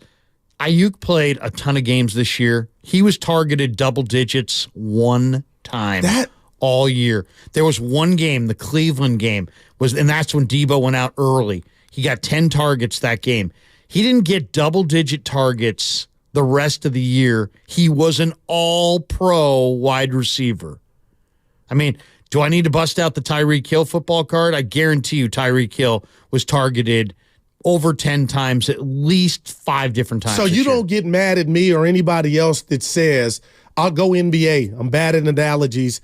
Not dink and dunk, but almost like open it up a little bit. Kyle, you got some horses. Steiny always says, I don't know if Ayuk or Debo or those dudes that can go downfield with it, but maybe good defenses, Larry, are figuring out, let's take the middle of the field away. The Niners don't like to throw past the hashes or whatnot. Is there something in that to where maybe he needs to open it up and then they become more difficult? Because I don't look at Ayuk as a stiff or limitations to where he can't get deep. Kittle, too. Was George Kittle a glorified offensive lineman in the Super Bowl? Because last Super Bowl, he was running open all day long like a deer in the field, Larry, and Jimmy just didn't see him. I didn't know where he was, and I argued with Steiny. We went back and forth about he's an all-pro tight end. Maybe he's not Jason Kelsey, but put some respect on Kittle's name. There's no way on the biggest stage he should get 2 targets. Oh, I know. No way. I mean, the Niners didn't get their money guys the ball. Simple as that. They lots of targets for Debo, but Debo wasn't healthy. Kittle was left in to block a fair amount, but he also was out in the patterns. And they just didn't get it to him. And they didn't get it to Ayuk. I mean, once again, go look at that box score. I got it up right here. Mediocre Chief players got more targets than Brandon Ayuk. So, and Ayuk had like 600 or 700 yard days. And Purdy threw it 38 times. So it wasn't like you only, you know what I mean? You ran it a bunch. Larry, it's just. Well, you know what's the most frustrating? So you don't run it at all in the third quarter. And you go 3 and out 3 times in a row. Defense getting gassed. How do you, and I agree with what you were saying about what Willard and Dibbs were saying. It was partly situational, right? Okay. You fall behind on the chains and suddenly you got to pass. Well, guess what? Guess how you can, eliminate that. Talk to me. You run on first freaking down. And the Kansas City Chiefs were giving up 6 yards a carry to 21 and 22 personnel. That's 2 backs on early downs, 6 yards a carry. It ranked 30th in the NFL. That was their clear advantage to run on those early downs, and they didn't take advantage. No, we're going to go to phones. I keep saying that, Larry, you're right. And for a majority of that early game, the Niners were averaging 9 yards a play. That first drive, I was like, I know it's the first drive, but Larry, it was what I expected, body punches. And I know the McCaffrey fumble, you can't be mad at him, it happens. But even then, that game was there for them to take. And my series of the game, oh, come on, Guru, you being sometimey, is getting Patrick Mahomes down 7. They get the ball at half, and you're kind of nervous. You're wondering after Usher does his thing, oh, they're going to go tie this up. No Greenlaw, and you get a pick, and your offense goes 3. Like, that just can't happen, Larry. You got to go for the kill shot. Now, you score a touchdown. By the way, Usher PEDs? Any PEDs with Usher? I mean, Usher looked kind of jacked a little bit. Well, when you dance, I would know. When you dance that long, I thought Larry. of Usher as kind of skinny.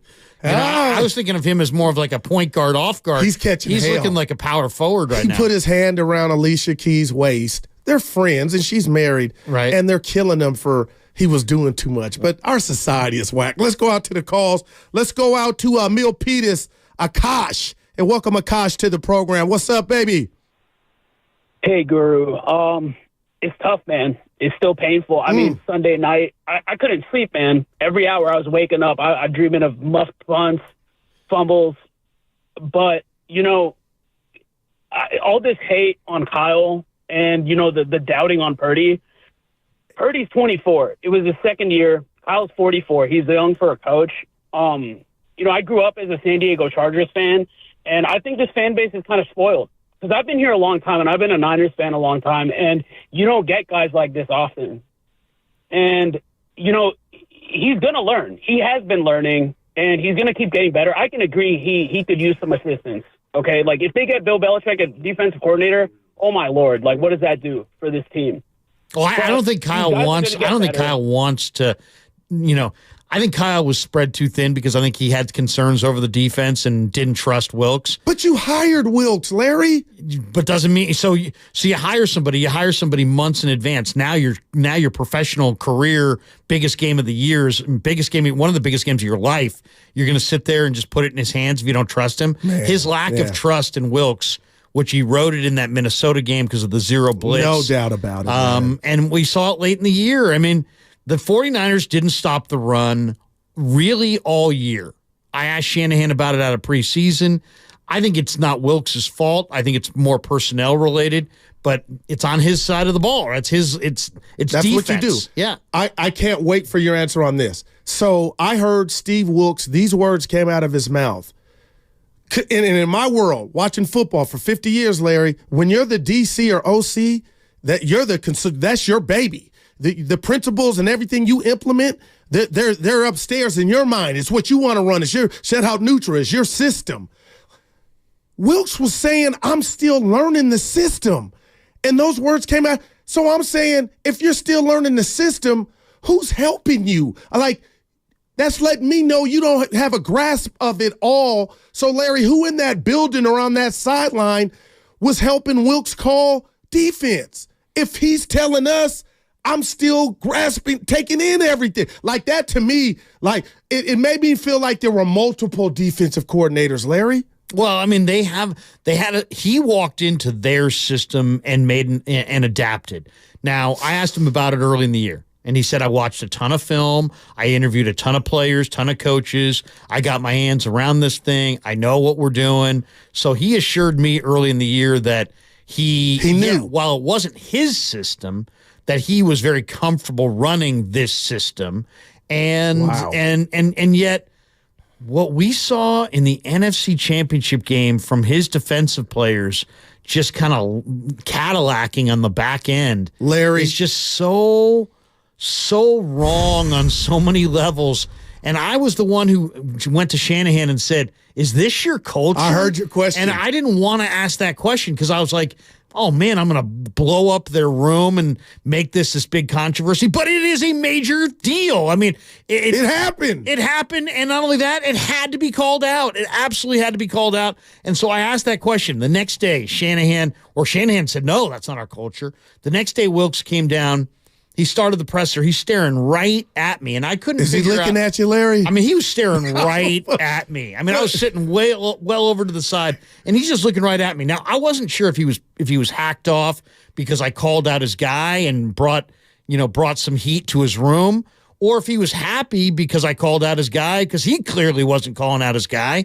But either way, the real reason that Wilks is they're not going forward with Wilks is not that Wilks is not a good coach, or that Wilks doesn't work hard, or that Wilks is not a bad fit, or that the guy's dogged in the NFC title game.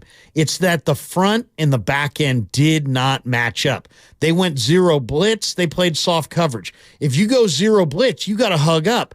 Everybody's got to be up on their guy on the line of scrimmage.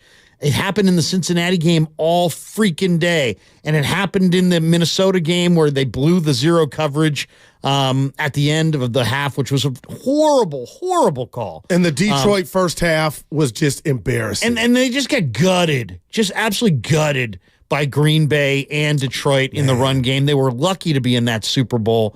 But the dialing up zero blitzes when you have DBs playing 8 yards off the line of scrimmage does not work. You're speeding up the quarterback, and he's seeing guys that are wide open right in front of him. If you're going to go zero blitz, you have to hug up. But you're blitzing for no reason, Larry. Well, it's the play before half. No, I get you, but I'm just saying your coverage, you can do what you want to do, but it's got to match. It's got to match. It's got to be on time. You got to play on time. You're going to speed up that quarterback. You got to anticipate the ball's coming out soon. If the ball's coming out soon, you can't play this off soft coverage going, hey, I don't want to get beat over the top. You either don't want to get beat over the top or you want to go zero blitz. You can't do both. They try to do both. There was some disconnect there. It's time for a new voice. No doubt. Speaking of which, let's go out to Mystic in the city. What's up, Mystic? Man, Daryl, Guru, man, it's good to talk to you. I know you're hurting. And Larry Kruger, man, I listen to you a lot, and it's cool to actually talk to you, man. Appreciate you, man. You guys are knowledgeable. Hey, check this out, man. Two problems. Pete Franklin, who I heard you reference this morning, he used to say, Jeff Garcia is a good second banana, meaning he's not going to be good enough to get you over the hump. Now, this is not Brock Purdy's fault. Brock Purdy's a good player, but Brock Purdy has some clear limitations. So when you're looking at, well, how come Ayuk, Debo, these guys didn't get a lot of catches? One problem was because they're running down the sideline or running deep in the seam, Purdy can't get them the ball. So the real problem to me is Shanahan. He reminds me of his dad. He's a control freak. He wants a remote control on everyone. And so one thing about it, Purdy is Shanahan setting him up as if he's going to be good enough to win a Super Bowl. To me, that's about ego. That's about hubris. And he's a guy who favors his system over players. So there were times where you're saying, well, why don't you adapt? Why aren't you flexible? It's just not his nature. I think when he gets tight, he tends to exert more control and influence, where other coaches like Andy Reid tend to relax a little bit more now in his older age. He tends to relax a little bit more and let the players make plays. And I think that's the big difference, and that's the one thing that keeps Shanahan from being a great coach, is because he's system over players, and he's inflexible, and he's too much of a control freak. Appreciate the call, Mystic. I'll say this about that. Like I would love to hear Kyle. Maybe he won't tell us, Larry, you know what, my route tree or my plan of attack, the way I use my receivers, we may open it up a little bit. And I know I mentioned that earlier, but to Mystic's point, I have not watched many Niner games to where I felt like Ayuk and Debo are running down the sideline and Brock don't need me to defend them and he's not throwing them the ball, or they're open and the ball's 5 yards short. I don't see that. I mean, the caller was like, hey, kind of suggesting that Brock is not the right guy and this and that. I don't look at it at this game at what Brock didn't do. I mean, I look at bad offensive line play. I look at some of the play calling, getting away from the run in the third quarter. False starts. Trent Williams, back-to-back drive-killing penalties. The Greenlaw injury didn't help. The punt return fumble, the missed PAT. But if there was anything, I would hold Shanahan's feet to the fire more than Purdy's feet to the fire in this particular game. I get you. Because the Niners just didn't capitalize early in the game off Kansas City turnovers. They let Mahomes hang around, and then he beat him at the end. No doubt. We'll continue to take more of your calls. That's Larry Kruger in for Steiny right here on 95.7 The Game. A reminder, you can catch all 4 hours of Steiny and Guru on the free Odyssey app. Plus, watch us on YouTube and Twitch. Brought to you by First NorCal Credit Union. Upgrade your savings dividends. Open a First NorCal First Class Money Market today. Also, that segment was brought to you by Axe Revival Center. Possibly. The Prophetic Matrix. Unlock the secret code to your destiny. A new revolutionary book by Michael John Toste. The first ebook to make history by being filmed in space. Discover your unlimited future. Get the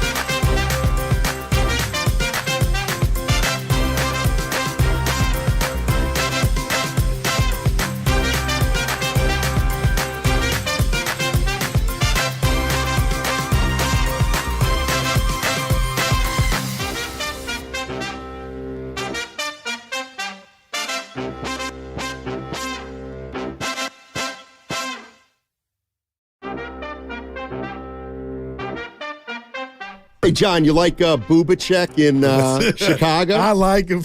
I'll give you a 3. Shout out Dolly Parton. Now, back to Steiny and Guru on 95.7 The Game. No, Steiny, Larry Krueger holding it down. Damn, Larry, is that how I sound on the radio? Oh, yuck. Boy. I like the bumper we're going with. Yeah, Fitty. Hey, on a payday Friday. I tell you what, Larry, the people are lined up. They want to talk. I wanted to hear your thoughts. I know all week you were in Vegas. Yep. Great time, too. Look at Larry. What happens in Vegas stays in Vegas, man. right? I mean, some big-time steakhouses. We did, You went to Benihana's, you said. We did the last night. My buddy Lou Marston hooked us up. We went to Benihana, and Lou took care of the entire table, even people that weren't with us. Evan and I tried to get to a steakhouse, but we couldn't get past the bar.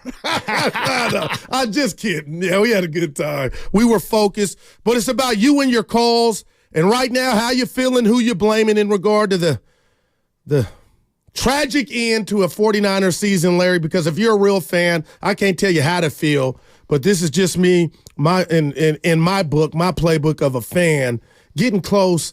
I don't want to hear about, we're going to come back next year and everything's going to be good. Dre Greenlaw, it has Navarro Bowman type of feel to it, and hopefully it's not that, but whoever this DC is coming to take over this defense won't have his services out the gate. And you said it so eloquently early, Larry.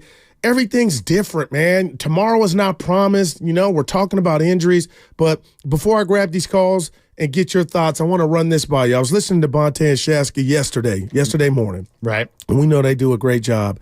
And I came out of that game in regard to Brock Purdy as he was not overwhelmed. He did not turn the ball over, Larry. But it's cool now when he's getting 900K. But next year is going to be a big year for him.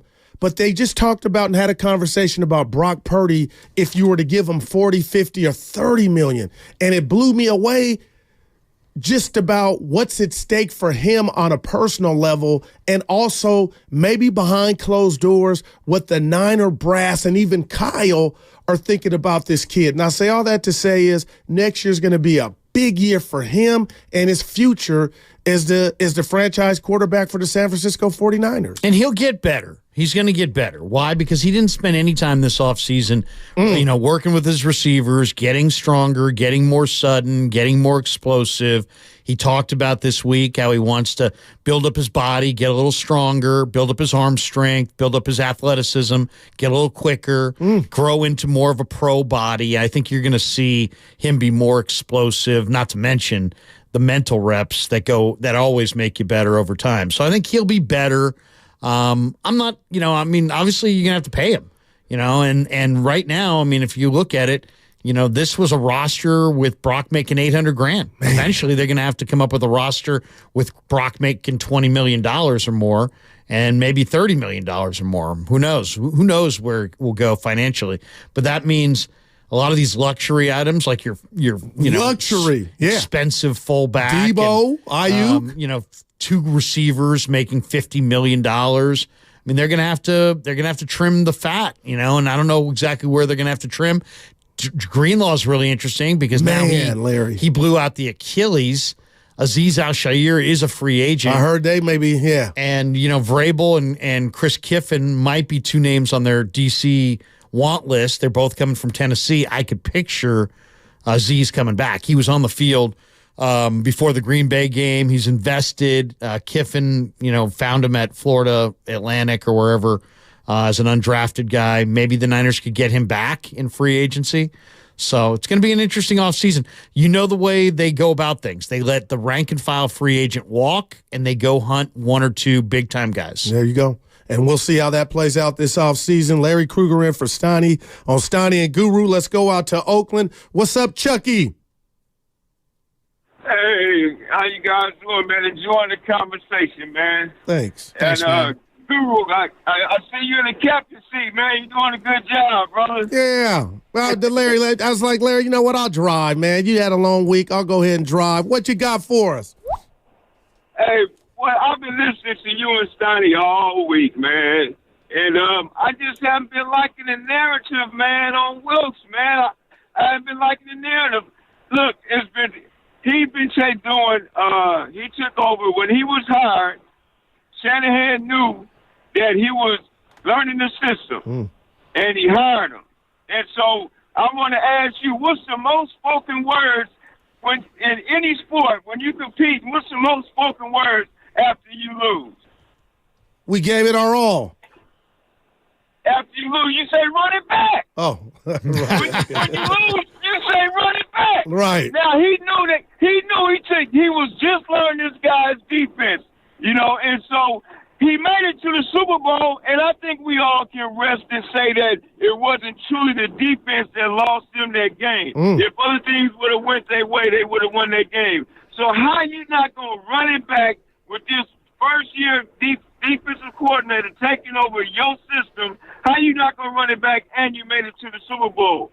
He didn't run it back because, like you and Sonny was saying before the season started, you guys were speaking on Shanahan's arrogance. And it's his arrogance, man, that get in the way of why he even fired Wilkes, man. He arrogant, man. And so until he changed his ways, man, I don't see the 49ers winning the championship. And can you tell me any head coach that won the Super Bowl that you guys would consider arrogant, man? Appreciate the phone call. And I'll say Jimmy this, Larry, Johnson. I'm going to keep it real. I'm a black man in America, and I know what Chucky was trying to say, and we know about the second or third chances a lot of these black coaches don't get. But I'm hearing Stephen A., say what he's saying, and I appreciate it, but it just, to me, Larry, it doesn't apply here. Chucky, Wilkes got fired in Minnesota that play before the half. Wilkes got fired when they made his ass come out from the booth and down to the sideline. Wilkes was not perfect. And Larry, all of a sudden, the most invested position on your team was the defensive line, and that was the one that was on the milk carton. And against the Detroit Lions in front of the world, it looked like De La Salle versus James Logan. The Niners were lucky I couldn't believe that was the Niner defense. Now, my point to Chucky and company is you can't fire all the players, but whatever was going on, Larry, there was a disconnect because that defense against Detroit. Now, you told me earlier you could throw in the Packers. There was a disconnect. Then we saw, what did you call it, Cadillacing, lollygagging. So to me, we seen coordinators in this league fired one and done. I just thought it applied to Wilkes, but when you rewind it and, I go to Willard again. I keep bringing Willard up. He was like, Kyle hired him, so we can go there. But, Chucky, I don't get Wilkes was done wrong, man. This defense was something happened, Larry, and I can't explain it. I mean, if your entire viewing of the Niners was tied to the Super Bowl and you didn't watch the season, then it's easy to sit there and go, what the heck? He's being scapegoated. Why are they scapegoating Steve Wilkes? I will say this. I talked about this on my YouTube channel for 10 days to 2 weeks before the Super Bowl, and that was that what is the Niners' pivot going to be? They're not going to blame themselves. Right. Shanahan wasn't going to blame. You think Shanahan's going to come out and be like, hey, you know what? My scheme doesn't work, or I blew it. No. There was always going to be somebody who was going to be the pivot point fall guy. And it was going to be Wilkes. It was obvious it was going to be Wilkes. Now let's talk about Wilkes for a second. He's been a head coach in college. He's 5-6. He's been a head coach in the NFL. He's 9-19. He's coached every year since 1995. The guy has coached 25 years. He's gotten about 10 to 12 different coaching jobs in the NFL. So you could say that Wilkes himself is a retread because he's been all over the place. But I don't know about you, but if I'm hiring somebody and they've got a 25-year career in whatever, and they've worked for 22 different places. Yeah, I look at that and go, why? That's not a selling point. Some have been calling saying that. If you worked for 5 different places, okay. You worked for 8 different places, all right. It's 25 years. In 25 years, you worked for 21 different places? I totally get it. It makes you wonder if sometimes guys rub other guys wrong with something that has nothing to do with football. I mean, I just think that you always should have looked at anybody who would dust off the Steve Wilkes Wikipedia should have realized that he was going to be a short timer with the Niners anyway. I'm a little surprised that I don't like what Bosa said too, Larry. Not to cut you Go off. ahead. What did Bosa say? We weren't prepared for everything. Wilkes is good on the back end. Like just basically taking him out to pasture, knowing you're the man. Knowing your words will end this dude's tenure here in San Francisco. But hey, maybe Bosa was saying it. Hey, Guru is my prerogative. I didn't like playing with this guy. He didn't fire us up or whatever. But when you say things like just in regard to Sunday's Super Bowl game last Sunday, we weren't prepared for everything. Man, you're taking that dude around pasture, man. That's really bad. But the other one is, and I asked Steve about this in probably like week 5 or week 6. I said, Steve, who's dialing up the games up front? Man. Who's calling the twists? Who's calling the stunts? I thought that was Chris's domain. And he's like, no, I'm calling all that stuff. And they didn't really, last year their NASCAR package was much more effective. This year they didn't. Their games, they played fewer games up front when they went against mobile quarterbacks. I think that's to be expected. But they were less effective in those games up front. So, is that on Wilkes? He was the one dialing it up. To me, though, the major reason he had to go was that there was more than one example of them speeding up the quarterback and playing soft coverage behind it. So that to me, those things don't jive. You can't play soft coverage if you're speeding up the quarterback. You're just basically giving him wide open targets underneath. And Burrow carved him up, and Cousins carved him up, and in this defense, when push came to shove, got pushed around on that Green Bay game and that Detroit game. That front got pushed around. That was shocking. I don't that's think some my of the young word. DB. Shocking. What about Luter and Womack's development? I didn't see those guys develop this year. So I like Steve. I had a good dialogue with Steve this year, and I think he's a smart guy, and I know he'll get another job. But I don't think it's like, oh, you know what? He got screwed over. I'm not buying that. We're going to go out to the calls. Steiny and Guru, Larry in for Steiny. But I will say this, Larry, for Kyle Shanahan the other day to say, oh, you know what? I hadn't even and again, he's a coach. He can do what he wants. But this is just me. When people are coming down your lane and they're questioning your play calling or the offense's inability to put points or capitalize on a great defensive performance, I call that a great defensive performance by the Niners in the Super Bowl. But you say, ask after the game, I don't know what I'm going to do. I ain't had a really chance to talk to the coaches. And then 8 hours later, Wilkes is fired. Again, you could have waited 4 days. You could have waited to this Monday or Tuesday. But when you put him, another analogy, Larry, it's like you just took Wilkes and let the fans, the bullets from the fans hit Wilkes as if you're saying, you know what, the reason we didn't win the Super Bowl was the defense. And that is by far not the truth. And what about this play that Dibbs and Willard pointed out to me that I'd missed in real time? When have you seen a head coach call a timeout on defense? That was it right there. It was done. I didn't say it. I had to go back. Like, Larry, I don't remember ever.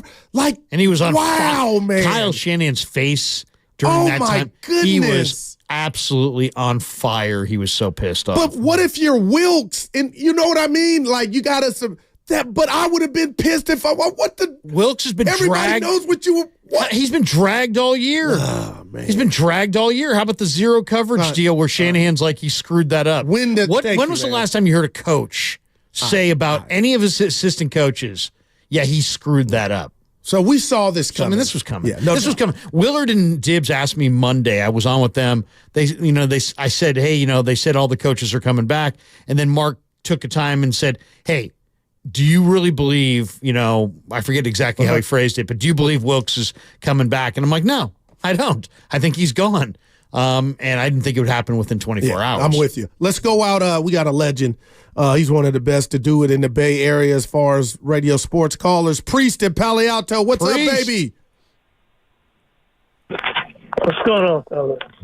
Hey, listen, I've been listening to the back and forth, since the beginning, since early in the week. Okay. And the problem I have is you guys got a habit of throwing rats on the table, right? Yep. Brought to you by Atco. I got one I'd like to just throw on the table. Let's do it. This. and nobody wants to say this.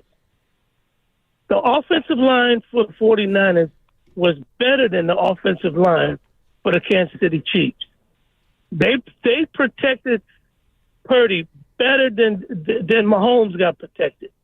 You have to make throws under duress. It's just that simple. And if you can't do it, you're not winning. Those when he got put under duress, he got the ball off, right? The ball was thrown over our youth's head, right? You got it off. It's got to be thrown so that he has a chance to catch it. Okay? I'm just saying, man, all year long I've been listening to this stuff about how great he is. The great ones make those throws. He's a good quarterback. I'm not saying he's the reason they lost. I'm not saying that at all. But there's levels to this. And I've been saying it all year long. The 49ers had the better team. They should have won that game. I put it on the quarterback and the coach. Wow. He got out coached. Mahomes and Kelsey were laughing at them in overtime. They were laughing on the sideline. It made me mad. I'm telling you, man, when they kicked that field goal in overtime, Paul Mahomes looked at Kelsey and cracked a smile like they are stupid. Because this Super Bowl is over. It's over. Only thing I'll say, Priest, you have to give some credit to Spagnuolo. I thought Spagnuolo's time, he had some time blitzes on some really key downs where he sped up the quarterback. But I'll say this, you didn't see Purdy cower under pressure. You didn't see him turn it over. Yeah, I know. I didn't say he did. I never blamed him. But you're saying he didn't make enough big-time throws. That's the difference between good and great. Appreciate the phone call, Priest. And again, Larry, I'm being real, man. Your boy, I'll go Major League Baseball, is getting ready to start. I thought Brock Purdy, just even going back to last year, was batting 400. I think he's batting 370. I do not blame him for this loss in the Super Bowl. It was there. It's at his doorstep in regard to the play calling and the protection. He's in year 2 talking about Brock. But where I'm at with Brock Purdy, do I think he's good enough? Yeah. But this year is everything. I'll even call it a tryout, Larry, because if you're telling me they're ready already to give him $40 million, and then we look at him through that prism, boy, it's a big difference. But I disagree with Priest in this sense. They didn't lose the game because of Brock's arm. No. There was a lot of adversity. I won't do that to Brock. There was a lot of adversity in this game that, we just have to recognize. I mean, they had a good opening script. They looked really good on that opening drive. McCaffrey fumbles.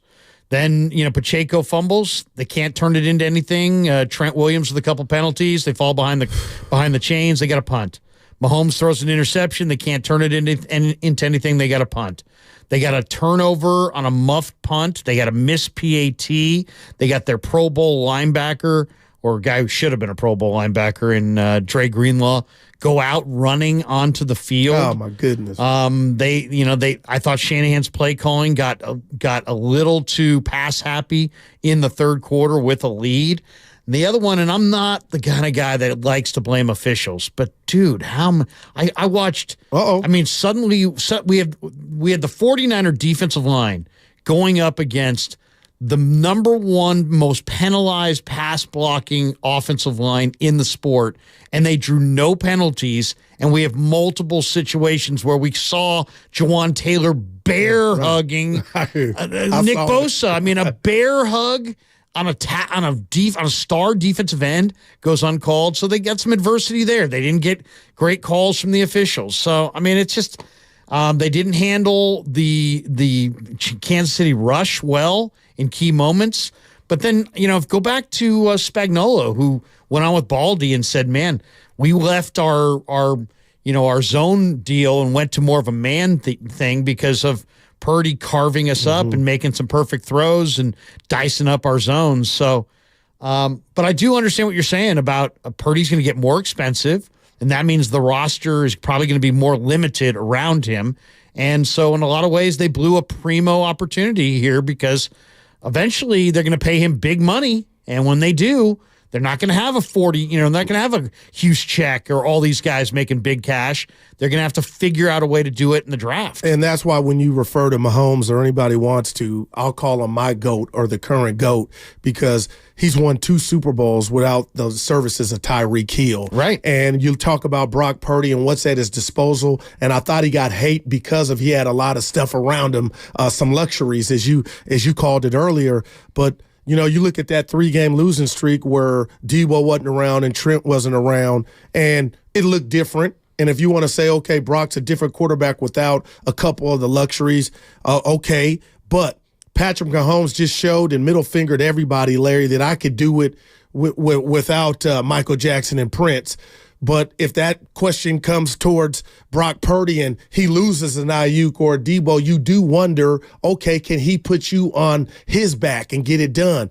And I think that's another rat on the table for the Niners coming into next year because we don't know how they feel about his performance in the Super Bowl. I'm not Jaworski, but I don't blame Brock Purdy for that loss.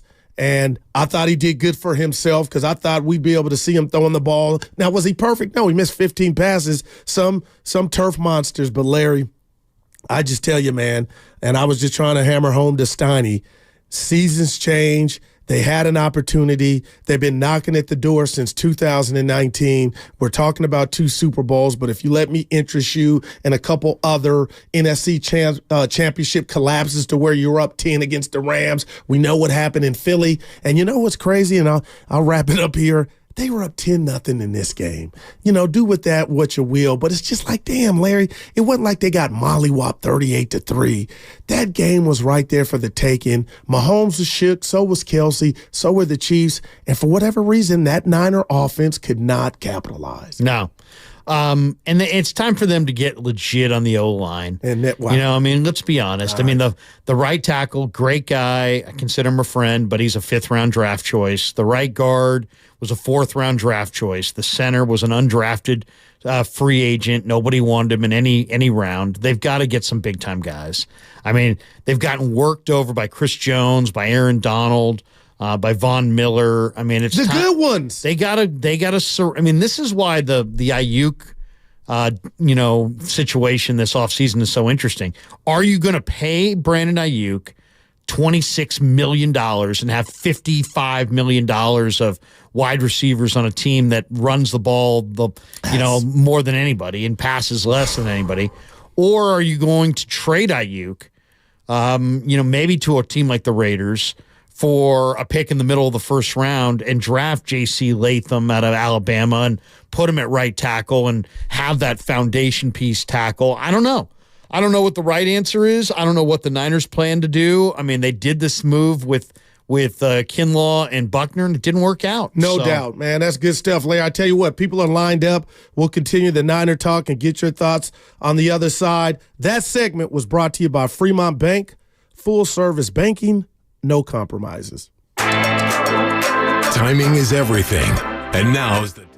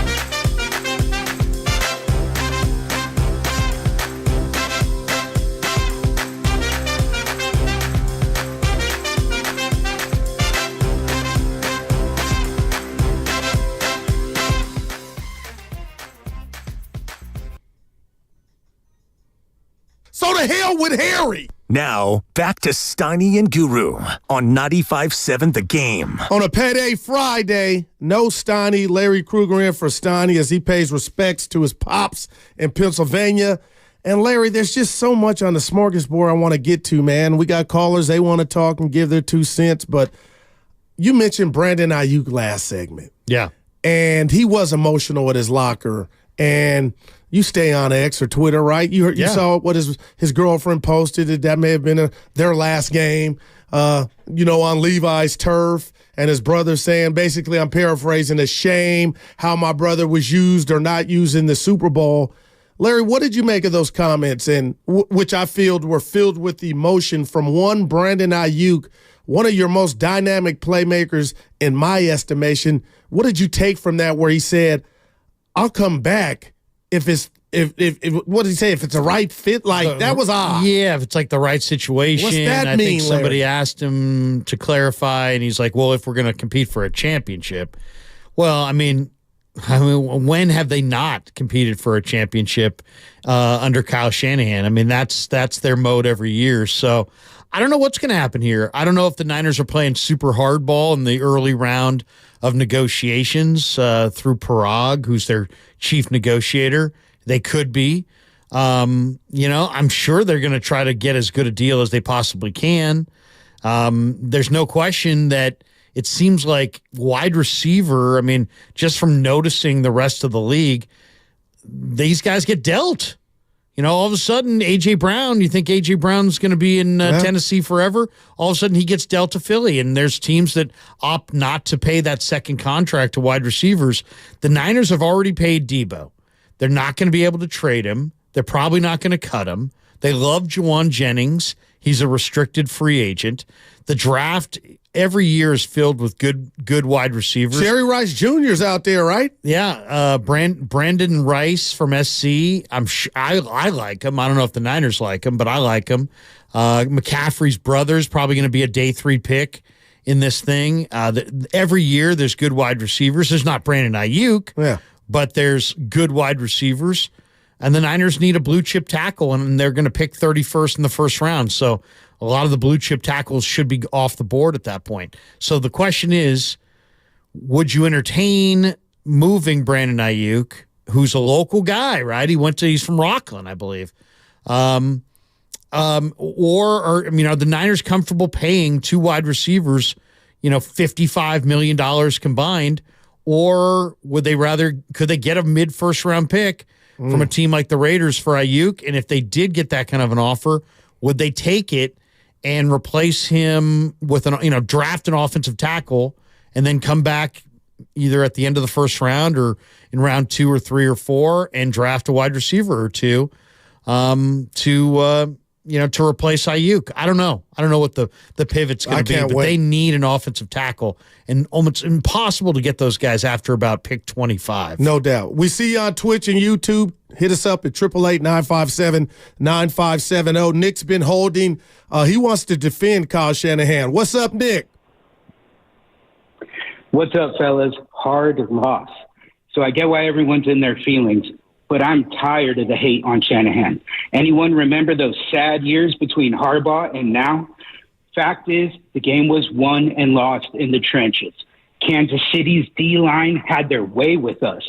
Our O-line allowed way too many pressures. When we lost Greenlaw, who is a top 15 linebacker in the league, everything changed.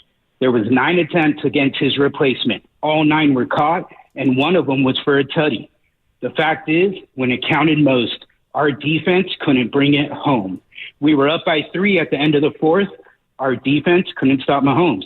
Then we were up by 3 again in overtime, and defense fell short. Defense started the game strong, but when they needed to finish their job, defense had 2 chances to bring us a ring and fell short. Shanahan and Spags were a great matchup, but Wilkes got worked by Andy Reid. We saw Coach Reid, when his defense was on the field, sitting down, going over the offense with Mahomes because he has trust in Spags. Shanny didn't have that luxury. He needs to hire a DC he trusts. But above all, I want to say thank you to the 49ers for another fun season. And when we finally get the 6th ring, it'll be that much sweeter Bang, bang. Thank you, guys. I'm out.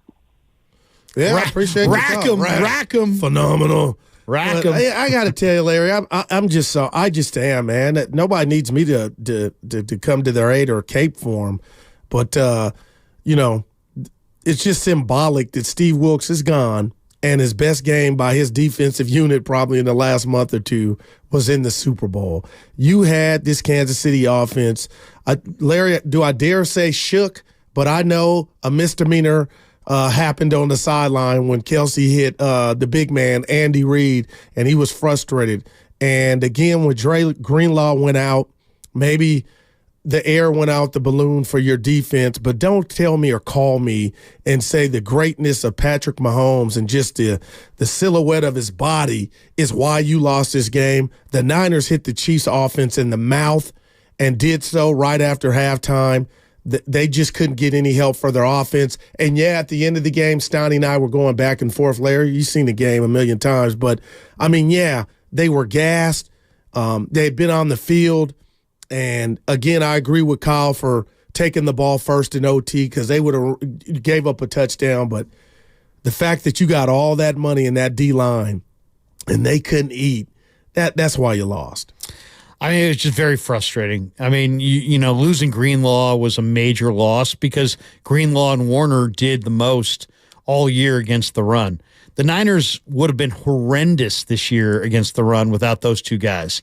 They lost a lot of good run defenders, and they leaned heavily on Warner and Greenlaw, and then they lose Greenlaw in this game. But to me, there's a couple things. One, the Kansas City still finished with 455 total yards in this game. So let's not pretend that the defense was awesome. The defense was not awesome. They gave up 455 yards. But if you really want to say what's the big difference in this game, there were 7 fumbles in the game, and the Chiefs recovered 6 of them. Wow. I mean, that's it right there. Did you see the video that's going out where Kansas City fumbled 5 times, they lost 1 fumble. Yeah. Where George Kittle, I know he wasn't big in the passing game, and I was getting into it with 49er fans in my family yesterday. I mean, he's running stand-up material, and there's a fumble on the ground. Oh, he wasn't. How many times did they turn around? My point is, had Kittle just been dialed in and seeing and knowing there's a possibility your runner could fumble the ball, had he turned around sooner, maybe he gets on that fumble. I mean, but that was just, I didn't like that. His back was turned.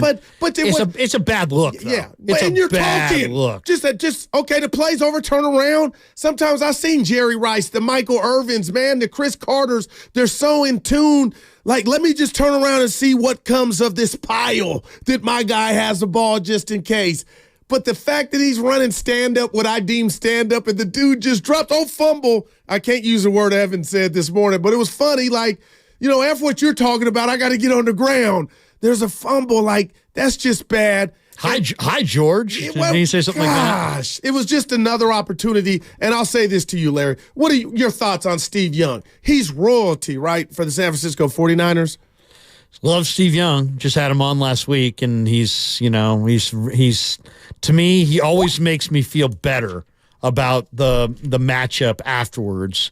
And because we got some sound I'm gonna play from I thought there was, he made some he was impressed by Purdy. He said he won over the detractors. He described his awareness as elite. He likes his poise. He likes his moxie. So he had a number of comments, but which ones you got? This is not about Brock Purdy, who in my world, he ain't on my list, Larry.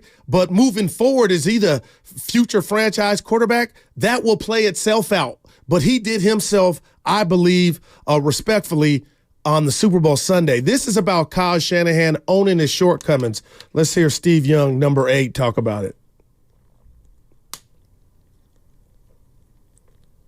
It's hard when you know how many big games you've won, right? And how many times you've faced the elimination round and gotten the job done. So it's just, as a human being, it's hard to not kind of get into the mitigation of the situation, rather than, I do see that it's hard to do, but you at that moment, it's probably best to just say, look, I haven't done it, which is a fact. I have not won a Super Bowl.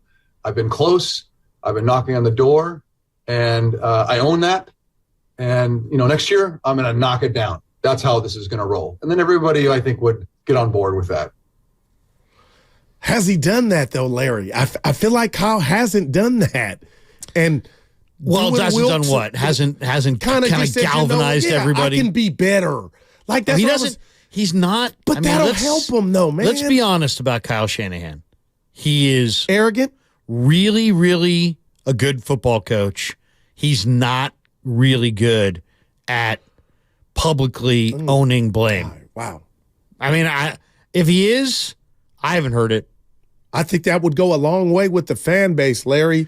Almost like to lie to him. Just say, I need to be better, something like that, as opposed to I'm untouchable. Yeah. Because that's how it comes off. And the whole Wilkes thing, regardless if you feel he should have been fired or not, the way that it was, hey, I hadn't looked at the coach and, everybody, I thought he's coming back. And then, like you said, 40 minutes later, he's gone. The only time I've heard Kyle really own failure was the day they traded Trey Lance. Now, he really opened up. He owned it. He won right? Monte over then. He owned it. I mean, he's like, hey, it was my call. It's all on me, and this didn't work out, and I'm the reason. And, he owned it even maybe in ways that he didn't even really need to necessarily, but he owned it. But he's not great at taking to the podium and saying, it's all on me. Now, maybe afterwards, when cooler heads prevail, maybe he'd be better at saying, hey, look, I'm the guy I'm the big dog here. I'm the guy living in a $12 million house. I'm the guy making all the money. I'm the guy at the top of the masthead, and the buck stops with me. And so I have to own it. I have to own it. Accountability, Larry. Yeah. And some guys are better at doing that than others. I think of Kerr as that's what I love about Steve. Man. Is that he does own it all the time. Shanahan doesn't love to publicly own it. And a lot of this frustration even goes beyond his regime and his tenure here. The reality is, the frustrating part is the 49ers have been to 7 NFC championship games in a 13-year span, and they have not one Super Bowl trophy to show for it. And that's what's so after being hard 5-0. Hard to grasp, hard to put your arms around him. The one that bothers me still to this day is the Harbaugh, Ravens one, because Gore got to the 9-yard line, Larry? 7-yard line, 7-yard line, and Gore never touched it again. And damn, Kaepernick, they didn't. Greg Roman, you didn't run Kaepernick, you didn't run Gore, you threw the ball. Some of the worst out routes I've ever seen. I love you, Cap. Michael James and touch passes from quarterbacks that can't throw a touch, and it was a cluster, and they blew that one. But it would help Shanahan, I think, a little bit. With his detractors if he would stand up and say, "Hey, look, there are a lot of reasons that we lost. Some that involve me directly, some that don't. But regardless, the buck stops with me. I'm the guy in charge, and I've got to own it and do. So let's make no ambiguity about any of this." I own this. I think it would help him. Yeah, and I think if he had somebody, we'll get to these calls, Larry, but if he had somebody in his camp that would just be like, you know what, even if you don't believe it, it would go well in regard to your Q rating, because you got people in the media that aren't fans, and Steiny and I talk about it all the time, but when you got people that haven't seen their team win a Super Bowl but get there, Larry, their guts are ripped out, their lives, we all got different lives and different things going on. Tomorrow's not promised. We know that. Just turn on the news and see that. So when you get an opportunity to kind of, celebrate and show everybody what you worked hard for, which the Niners have, and you continuously get to this juncture. And Larry, it's not like you're losing 30-10. That's one thing, or a Mike Tyson knockout in his prime. I mean, every time it's a Dick Tracy or a True Detective, episode of why you had it, what went wrong. That's when, it's kind of hard to just flush down the toilet. So let's go out to San Francisco and welcome Mark to the program. Mark wants to share his thoughts on this Niners season. What's up, Mark? Yeah, gentlemen. How you doing, Larry? Doing great, Mark. Good to hear you, man. Good to hear you as well. I think one problem that I see with the 49ers is I don't think too many teams are afraid of us throwing a deep pass. I think we need to stretch the field more. I think that's why Ayuk's upset. He doesn't see us going deep and stretching this offense. And that would open up the running game. It would help the guys getting the passes down low and then running after, with the ball. I think that's a problem that we got to address. We got to get that dimension of the deep threat. I agree. Yeah. I agree. You got to be able to Thanks for the call. You got to be able to threaten in all the deep quadrants of the field. I mean, that's why you drafted a Danny Gray. Remember that? Remember Danny Gray was supposed to be, oh boy, watch out, we're going up top. Well, and even Kansas City. I mean, you think of Kansas City, they're the model organization in pro football. What did they do at the trade deadline? They added McCole Hardman. Well, why did they add McCole Hardman? Because he's a burner. Because he's a vertical threat. Because offensive football is about creating space. Yes. And if you have McCole Hardman and he goes on a fly pattern, you have to cover him. That means that there's space open underneath. They targeted him 3 times in the Super Bowl. He caught 3 balls for 57 yards, one of them being a 52-yard touchdown. Right? Or didn't he had a 52-yard play and what was Gibson doing on that play, Larry? I mean, he was there. I think Gibson's gone. Okay. I don't think that's a shocker anymore. I think that might be a pick, and then he just kind of, I don't know what happened. Yeah. I mean, to me, the other thing about this that it's like I have a hard time just raking Shanahan because we are living in the Patrick Mahomes era. This guy is the protagonist of all these games. He is it's like I feel like we're watching his movie and we're involved in it. And it's like, but at the end of the day, he's the star of the show. But you had him down 10 twice. Well, that's why you don't give him the chance to finish the game. That's why you didn't take the ball. You should have given him the ball. You don't want him with 4 downs with the game in his hands. I mean, that's where he's so good. I would have given them the ball first in overtime and at least known what I needed to do to win the game. We talked about this early in the week. Would you rather be down and have a chance to come back against Kansas City's defense? Or would you rather be up trying to defend against Mahomes and Kansas City's offense? And everybody that we asked that question to said, oh, yeah. I'd rather have the ball and be down than have Mahomes have the ball and him being down. Wow. Because it's uncanny how many times he comes through in the clutch. Yeah. Let's hear Steve Young on the Niners not knowing overtime rules. Yeah, I think anytime there's rules that aren't understood, it just does. No one can hide from that. And the players, when they said that after the game, it was alarming that they didn't understand the context of what they're going through. And it is a new rule, but let's get on. I agree with you. That is not a good look. There's no defending it.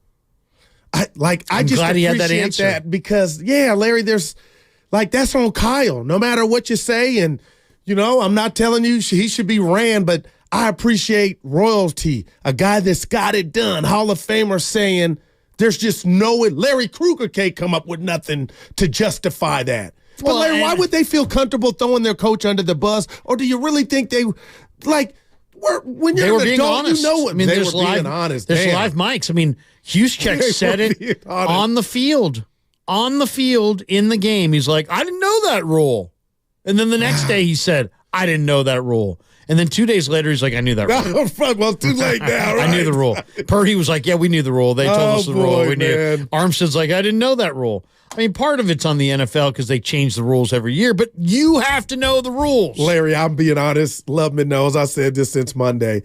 I was sipping, watching the game, having a good time. I did not know that was going to jump off. And that's okay because you're a really good talk show host in San Francisco, I appreciate you, Larry. But you're not the Niners head coach. Right.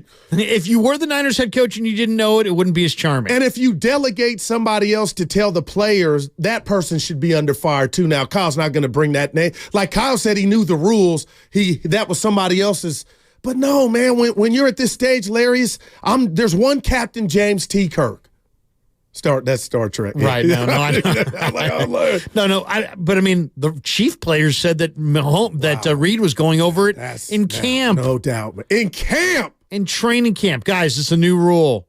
If, you get to overtime in the playoffs, this is the way it's going to go.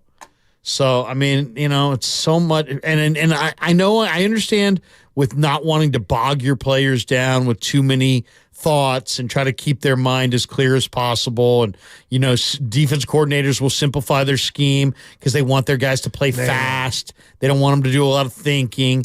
I understand. There's a time to kind of protect your players from the minutia, and there's times when they have to be kept apprised. Yeah, let's go. They should have known this rule, and there's no way around it. And it's just it makes it. I feel bad for Shanahan because he is a great football coach, and yet there's no, as Steve Young just said eloquently, there's no counter. Yeah. There's no counter to not knowing the rules. We had Baldy in Vegas. He stopped by and chatted with us, and I asked him about Kyle and, just where he's at with the chances, Larry. And at the end of the day, he didn't say Kyle wasn't brilliant. He just said as a ball coach and in this thing we call sports, at some point you got to kick in the door and get that bling. And he's had ample opportunity.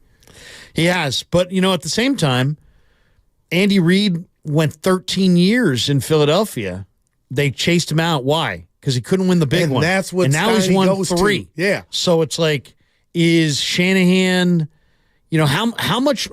I guess the question is this: we all know Shanahan's a good coach. Is he good enough to win a championship? We're still debating that. How many chances does he get? And he's 44. I know this. How many? Keeps bringing it up. He's 44 this is year years 7, old. right? I understand. Yes. Reid had 13. Yeah. So Reid had 6 more chances. If Kyle Shanahan, if we're 6 years from now and he still hasn't gotten it done, and maybe there's 1 or 2 more Super Bowl appearances in there, at some point you got to get it done. No doubt about it. But I don't think we're there yet, and I would be really, really upset if the 49ers parted ways with Shanahan because I don't see who they would be running to who's clearly better. Yeah, and I was telling, just going relationship analogy, if you're in a bad one, Larry, the best thing for your mentor is just to get out of it, but don't not get out of it because you're afraid to be alone or there's nobody on the radar. But at the end of the day, I do wonder if Jed York regrets or is kind of second guessing why he gave them extra years when they did, because everything was looking pretty. Kyle. Okay, so then you think Jed's looking at Kyle like that crazy girlfriend? No, he's looking at him like man. Joe I got a jet. did. If you heard the Tim Kawakami podcast talking about Draymond Green, he's like a brother. It kind of explains everything. Like, Dre can do no wrong. They accept him for doing the wrong, but they're intertwined forever. And that's we'll get to the Warriors later because it's the All-Star big break. Win last night. But Larry, I mean, if it was going to be a big win, but I don't know what John Collins. That was one of the worst plays I think I've seen on a basketball John Collins. court. Where were you throwing that ball? But Lacob just said how much Draymond Green means to him. He's like a brother. And when you read that, and if you believe it, which I do, Draymond Green will be a Warrior. And he says it, retire Warrior. And I had Lacob pegged wrong, man. I thought he was going to be this self-made billionaire who's like Walsh and has this kind of coldness to him. If anything, he's like he's I got you. That wasn't Darth Vader like. He loves all these guys. He's gonna have a hard time parting ways with Klay or Dre and obviously Steph. It sounds like he's going to the finish line with all 3 of these guys. No doubt about it. And Larry, I'll tell you what we'll do when we get back. We'll clean up these calls, even talk some hoops because the Warriors are at the break. Anything you want to speak to on this Payday Friday is Larry in for Steiny on Steiny and Guru. And a reminder, you can catch all 4 hours of Steiny and Guru on the free Odyssey app. Plus, watch us on YouTube and Twitch. Brought to you by First NorCal Credit Union. Upgrade your savings dividend.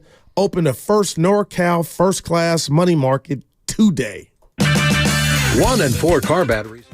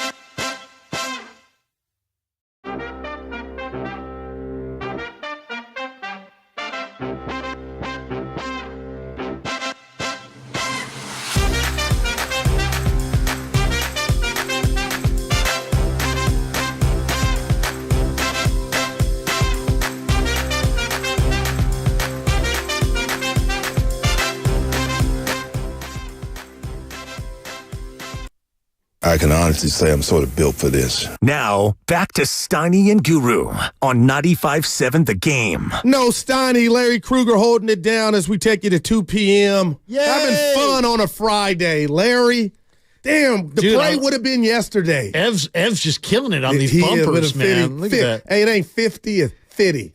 Yeah, 50 cent. Larry, would you have been at the parade somewhere doing your show? How would that were you all set up, or did you get that far? Oh, no. I didn't. Okay. I wouldn't even let myself think about the parade, just because. It's been a while, man. I was at the 1981 parade. No, Larry, come on. I was 11 years old. My dad used to work for the San Francisco City Attorney's Office, so his office was right next to the mayor's office.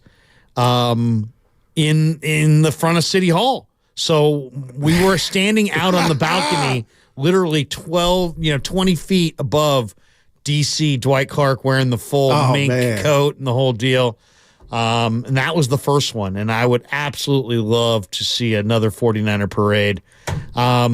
I was picturing it, man. I was picturing it, but no, I did not. It was make any 10 to 3 at plans. half, Larry. And I'll say this: I didn't feel like. You didn't feel good. No, I didn't feel Okay. good. I didn't feel good. You know, Mahomes. It's Mahomes. Yeah, but I was worried about, and I get that. And we want to hear from you. We see you on YouTube and Twitch. Hit us up, 888-957-9570. Larry and Guru holding it down.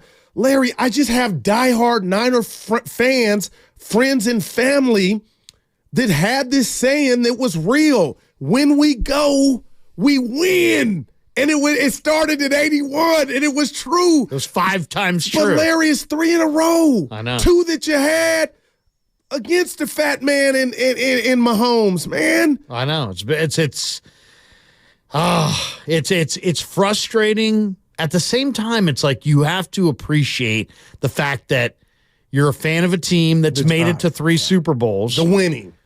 And, there's, any number of teams in pro football that would, and fan bases in pro football that would gladly change places with you. So you have to appreciate what you got, but then you also have to be, refuse to be satisfied with what they got. I mean, in some ways, I feel like, the Niners have become a little bit like your team. The Cowboys. No, they can't even get there. Well, the Cowboys So you're right. They can't even get to an NFC champ for real. Yeah. So go ahead, Larry. You're right. At least you get there. The Niner fans get there. But, being a consistent bridesmaid and not the bride. The Buffalo Bill type of thing. Yeah, I hear you. Is tired and old and the one thing is I do get a chance to talk to guys like John Lynch and Kyle Shanahan and some of the players. They had the right attitude. They had the right approach. It wasn't like they weren't, they didn't have a total dedication. They had total dedication. They were all in. They just didn't get it done. No doubt. And I'll tell you who's got some answers is Steel Toe and San Mateo. He wants to share them. What's up, baby? Hey, thanks a lot, fellas. Love the show. I am going through my stages of grief after that Super Bowl loss. And I kind of understand what's going on with Shanahan. We're going to have to, I guess, kind of put up with him or endure him as fans. So the only way I could think of how we can kind of endure him a little bit more is bring something more exciting to the team with Kyle Shanahan. And I don't know, what do you guys think about bringing in Deion Sanders as the defensive coordinator, how he would just lighten up the whole fan base here and the team here? Thanks a lot, man. I love you. Because Eddie's hurt. Deion ain't coming as no DC. You know what they really need is they need a Deion Sanders player. That's what they need. Well, damn. I mean, if you really want to talk about it, they don't need Deion the coordinator. They need Deion the corner. I mean, if you go back and look, 81, they had Ronnie Lott and Eric Wright. Yeah. 84, they had Eric Wright. Eric Wright was awesome. We saw him Dan in Marino. Vegas. Oh, Eric Wright's an amazing. I And he was an the amazing Larry. He was talent. supposed to come on with us, and I botched it. I'll leave that. And Really? Evan don't even know it. Yeah, I messed up. Oh man, the pride of Mizzou. Yeah. He was a futuristic corner when they drafted him in 81, and he was there for the first 2. Then 88, 89. The Niners had Don Griffin and Tim McKyer, 2 really, really good cover corners. And then 94, they had Deion and Eric Davis. And right now, I mean, I like Mooney Ward. He's a good, solid number 2 corner, but he's not a true number 1. I think they need a true number 1 corner to go with Lenore and Mooney. And, no more leaning on Ambry and guys who are just kind of iffy. You got. I mean, look at what Kansas City did to the Niner receivers with Snead and McDuffie, and then you got to have the ability to snuff out another team's candle. And the Niners have Mooney, and Mooney had a good year, but I think Mooney's not a true 1. I think Mooney's a really good number 2, and I think Lenore's a really solid nickel. But they need a true number 1, shut you down. Take away half the field kind of a corner. I mean, it would really help. You know what, Larry? Just hearing you say that, and I don't disagree, but the way that game played out, and let's just talk about I keep going back to it because I can, the lack of the pass rush. We always hear, secondary or corner's best friend is a pass rush. What's your number 1 reason why they went on a milk carton collectively? Do you think Bosa do you think his holdout set the tone? I mean, you had Hargrave, you had Armstead coming back. I was told, before you brought in the acquisition of, and I thought you were lucky to bring in a Chase Young and a Randy Gregory, because I was sitting there scratching my head, Larry, when those acquisitions happened, like, hold on, this is what your defense is based on before those two cats came. But to get those two cats into your building, go out there, and outside of the Jacksonville game, forget Dallas and Philly, Larry, my number one question is to you, why didn't it work? Why didn't they wreak havoc? Because you pointed out the corners before you answer, but talk to me about the D-line and why they went missing. Yeah, I mean, they have a lot of big names that didn't play big. I mean, I think part of there's some real reasons, right? They're not excuses, they're reasons.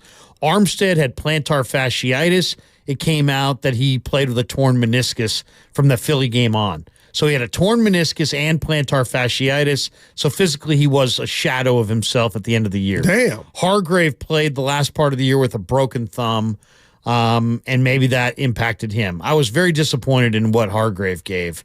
I mean, Hargrave he got $40 million guaranteed, and he was basically a no-show. Chase Young, Cadillac did Mr. Young. Yeah, I ain't calling him Chase. Come on. I mean, a good dude. Talked to him a lot, this year. Liked talking to him, but, people question his character. I think everybody thought we were talking about, off the field. But his off-the-field character's fine. It's his on-the-field character. That motor. He doesn't play hard all the time. And he was just going through the motions at times. And then you lost Klay Farrell, who did play hard all the time. That was a kick to the gut.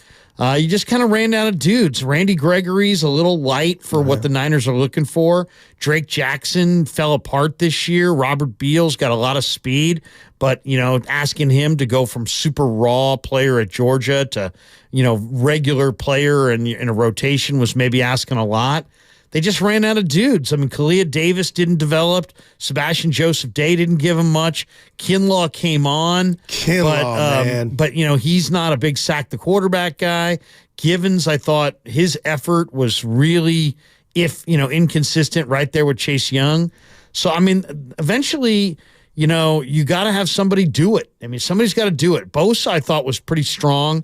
And he dialed it up as the season went on. I thought he had an okay Super Bowl, Larry. I felt his impact was. He had an okay playoffs. Fine. I mean, he was okay in the playoffs. 2 sacks against Detroit. You gotta have something more than that. I mean, they're gonna. This is gonna be a really interesting offseason for the Niners because Young, Farrell, Givens, Kinlaw, Gregory, and Joseph Day are all free agents. Let's start with Young. If it were up to you, would he be coming back? No. Wow. He's not coming back. Okay. Wow. It's up to me. He's not coming back. I like Randy Gregory. He's not coming back either. Not at that money. Kinlaw, I would bring back if you can get a good deal.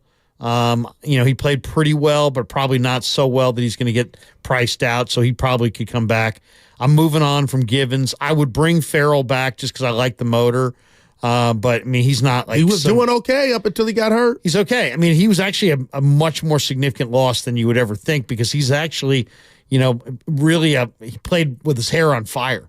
They got to find out if Drake Jackson's a player, but they got to go find some guys. I mean, there's a lot of talk that the Chargers are $45 million over the NFL salary cap. They got the fourth worst cap in the entire sport.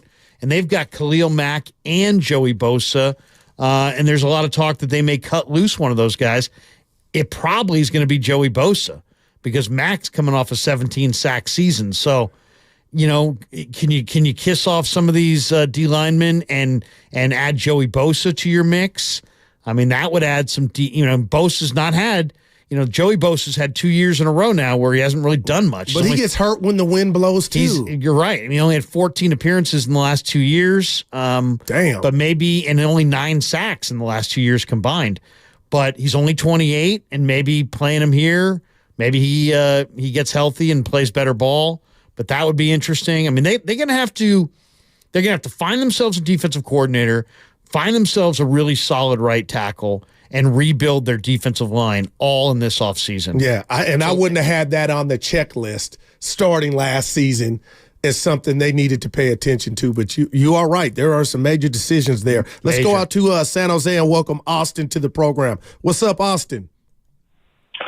Hey, what's up, Goo? What's up, my guy? What's up, Larry? How you doing, man? Listen, always enjoy your knowledge about the NFL, not just the Niners. I had a question about the coaching changes, which I don't know that's been talked a lot. Everybody wants to dwell on the Super Bowl. It's over. But what about the coaching changes? And your guy Peter's going to run my Commanders. We're pretty excited about that. And we took a bunch of gurus, coaches, too. So what are your thoughts around Niner coaching changes? And what's your thoughts just quick around Peters and what he's putting together in D.C., if you don't mind commenting on that. Thanks, Larry. Yeah, I love Peters. I think Peters is smart. It was interesting that they struck out on the Detroit OC who said they're basketball Johnson, guys. he stayed, yeah. Yeah, and he said they're basketball guys. And, of course, we know they're basketball guys because Bob Myers is there. I like what the Commanders are doing, though. I mean, and I understand why Bob Myers went there. He could potentially reignite a global football, iconic brand that's dormant right now. The Commanders, once upon a time, I mean, going back to the Redskin days, they were, Jack Kent Cooke was like the East Coast version of Eddie D. Joe Gibbs was the East Coast version of Bill Walsh. I mean, you go back to the district or Maryland or any part of Virginia. I mean, they're rabid for the Commanders back there. It's hovering beneath the surface because Snyder was such a joke. Man, he was so terrible. And they need a QB, Larry. But I love what they're doing. I mean, you go get Bob Myers. He puts the thing in place to get Peters. Peters is just took Darryl Tapp, who I think is a really high energy D-line coach, assistant to Chris Kasarik. He now goes there. So I like what the Commanders are doing. And I think it's just a matter of time before they kind of build things up. As far as what the Niners are doing with the assistants, I don't know who it's going to be. I don't know if it's going to be Vrabel. I would go with Belichick and try to offer him the bag. What about Staley? I don't really love Brandon Staley because I just feel like he's a guy that, his worst thing was that he went for it all the time on fourth down. As a head coach, but now we're talking about D coordinator. He was good with the Rams in 2020. This was his claim to fame. Yeah. So I'm not saying, but he also runs a 3-4, and is that jive with the wide 9? If you're going to change up, I'd almost rather go for a bigger name like Belichick or Vrabel. The guy that I think could be their guy could be Chris Kiffin, who's the linebackers coach for the Texans. And the reason I say that is just that he was spent 2018 and 2019 with the 49ers. He's been a coordinator before. And I think the Niners are going to need to find a linebacker replacement for Dre Greenlaw. I think that it's a must. And I think there's a chance that Chris, who's real tight with Azeez Al-Shaair, maybe could get Azeez to come back. Maybe Vrabel could. But those names are the ones that strike me as the most likely would be Vrabel, Chris Kiffin. I'm hoping for Belichick, but obviously that's going to take some major ego negotiation and a Brinks truck of cash. Oh, man, come on. I mean, but there is no cap in what you pay your assistant coaches.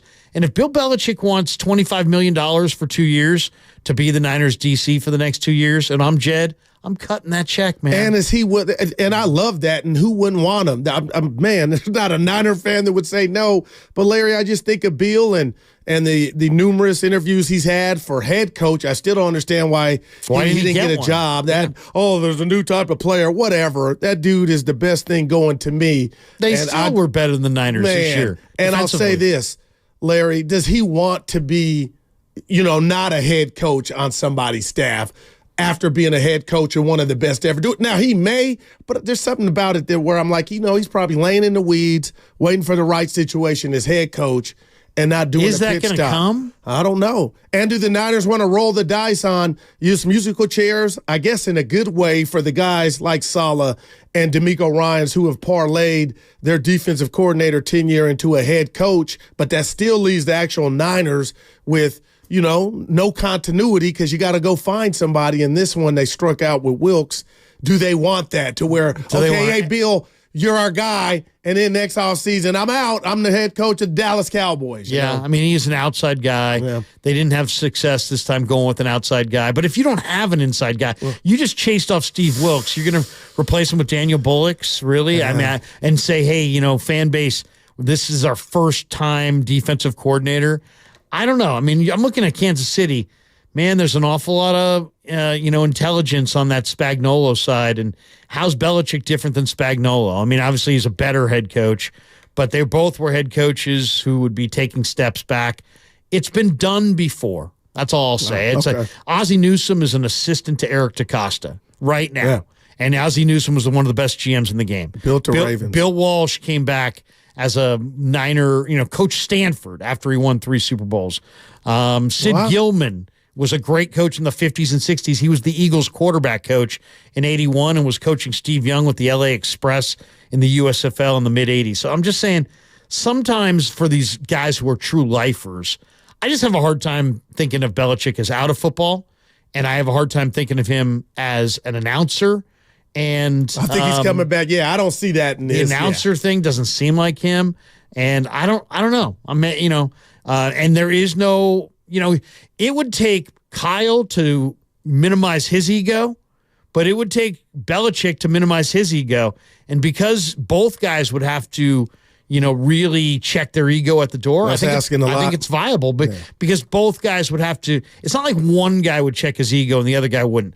Both guys would have to check their ego big time to make that work. No doubt. 888-957-9570. Kruger and Guru on a Payday Friday. Let's go out to Campbell and welcome Billy to the program. Larry, you may not like this call. What's up, Billy? Hey, guys. Thanks for taking my call. Great show as always, Guru. You're the man. I'll be quick as possible, guys. I've been a Niner fan since towards the end of Steve Young. I'm 40 years old. I feel bad for my wife and 13-year-old daughter who are more like new Niner fans, and we're hoping for the big win. Let me just say, before Shanahan, it's on Jed York. Ever since he let go of Harbaugh and let the Kaepernick so-called franchise that could have been fizzle away and left it to Russell Wilson and Pete Carroll to handle all them Super Bowls and them that run they had, that should have been our run. We shouldn't have had to start over. And if I recall, Jed York fired Harbaugh because he didn't win the big one, according to him. And I know it was deeper than that. They didn't get along. But where's Harbaugh at now? Harbaugh just won the college championship, which is very hard to do. He's back in the league on the second time we lose the Super Bowl, and I'm willing to bet that the Chargers win one before we do. And, oh, my God, don't get me started on Kyle Shanahan. Talk about the biggest choke artist in sports right now. I understand losing a game. I understand getting beat. I understand when you're less talented. But 28-10, that's a choke. 10 up in the Super Bowl in the fourth quarter, that's a choke. It was actually 28. It was 28-3. Yeah, he helping them out, but yeah, 28-3. But yeah, we appreciate the phone call, but yeah.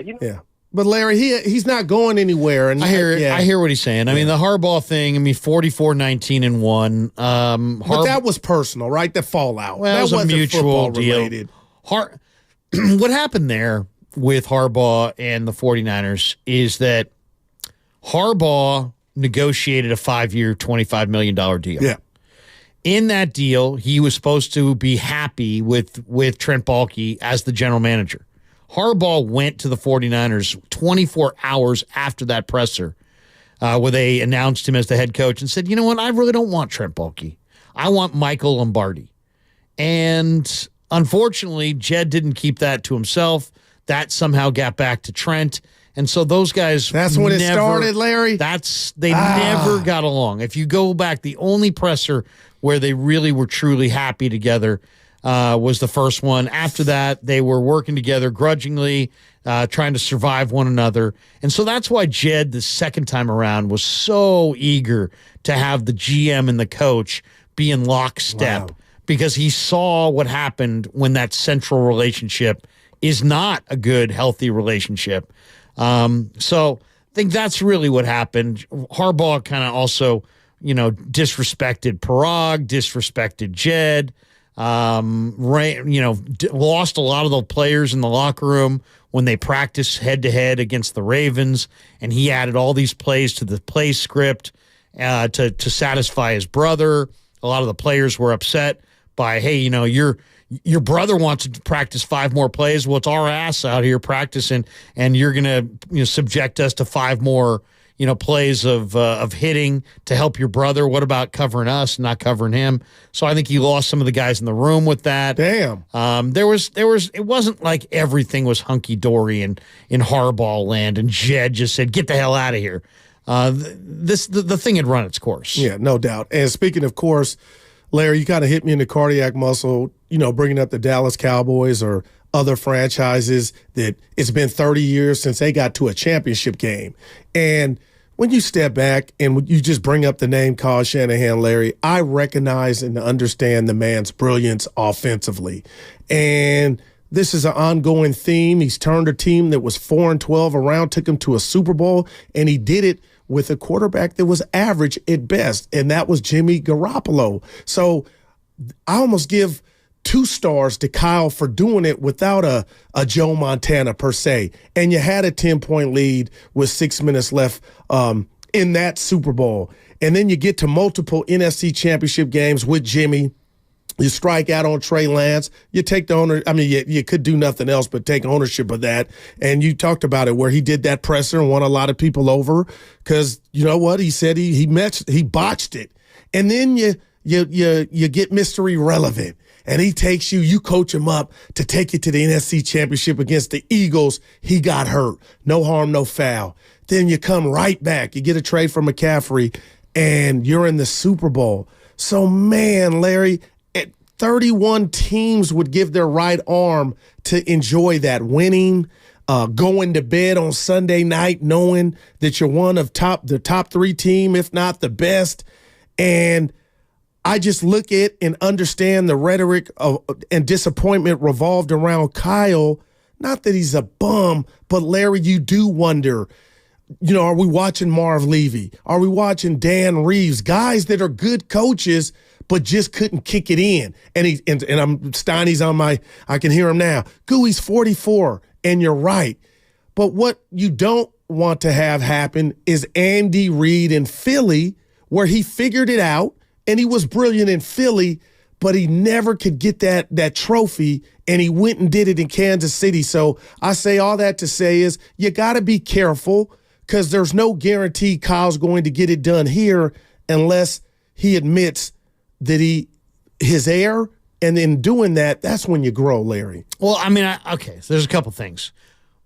We'll get to that. I'm going to do the... we'll hit that next Yeah, we segment. got the... it's time for the difference maker of the week, and our difference maker of the week, Larry, is Steph Curry. 3.3 to go. Warriors down 112-110. Pajemski bounce pass over to Curry. Steps and fires a 3. It's up and good! He hit it! 0.7 to go! Curry! Just wheeled to the right. About a 28-footer. Nothing but net. 113 to 112 Warriors. The Suns call their final timeout with 0.7. Steph Curry is the difference maker of the week, brought to you by Freedman's Appliance, a trusted name since 1922. Visit freedmansappliance.com today. In order for small businesses to thrive, they need to be smart, efficient, savvy.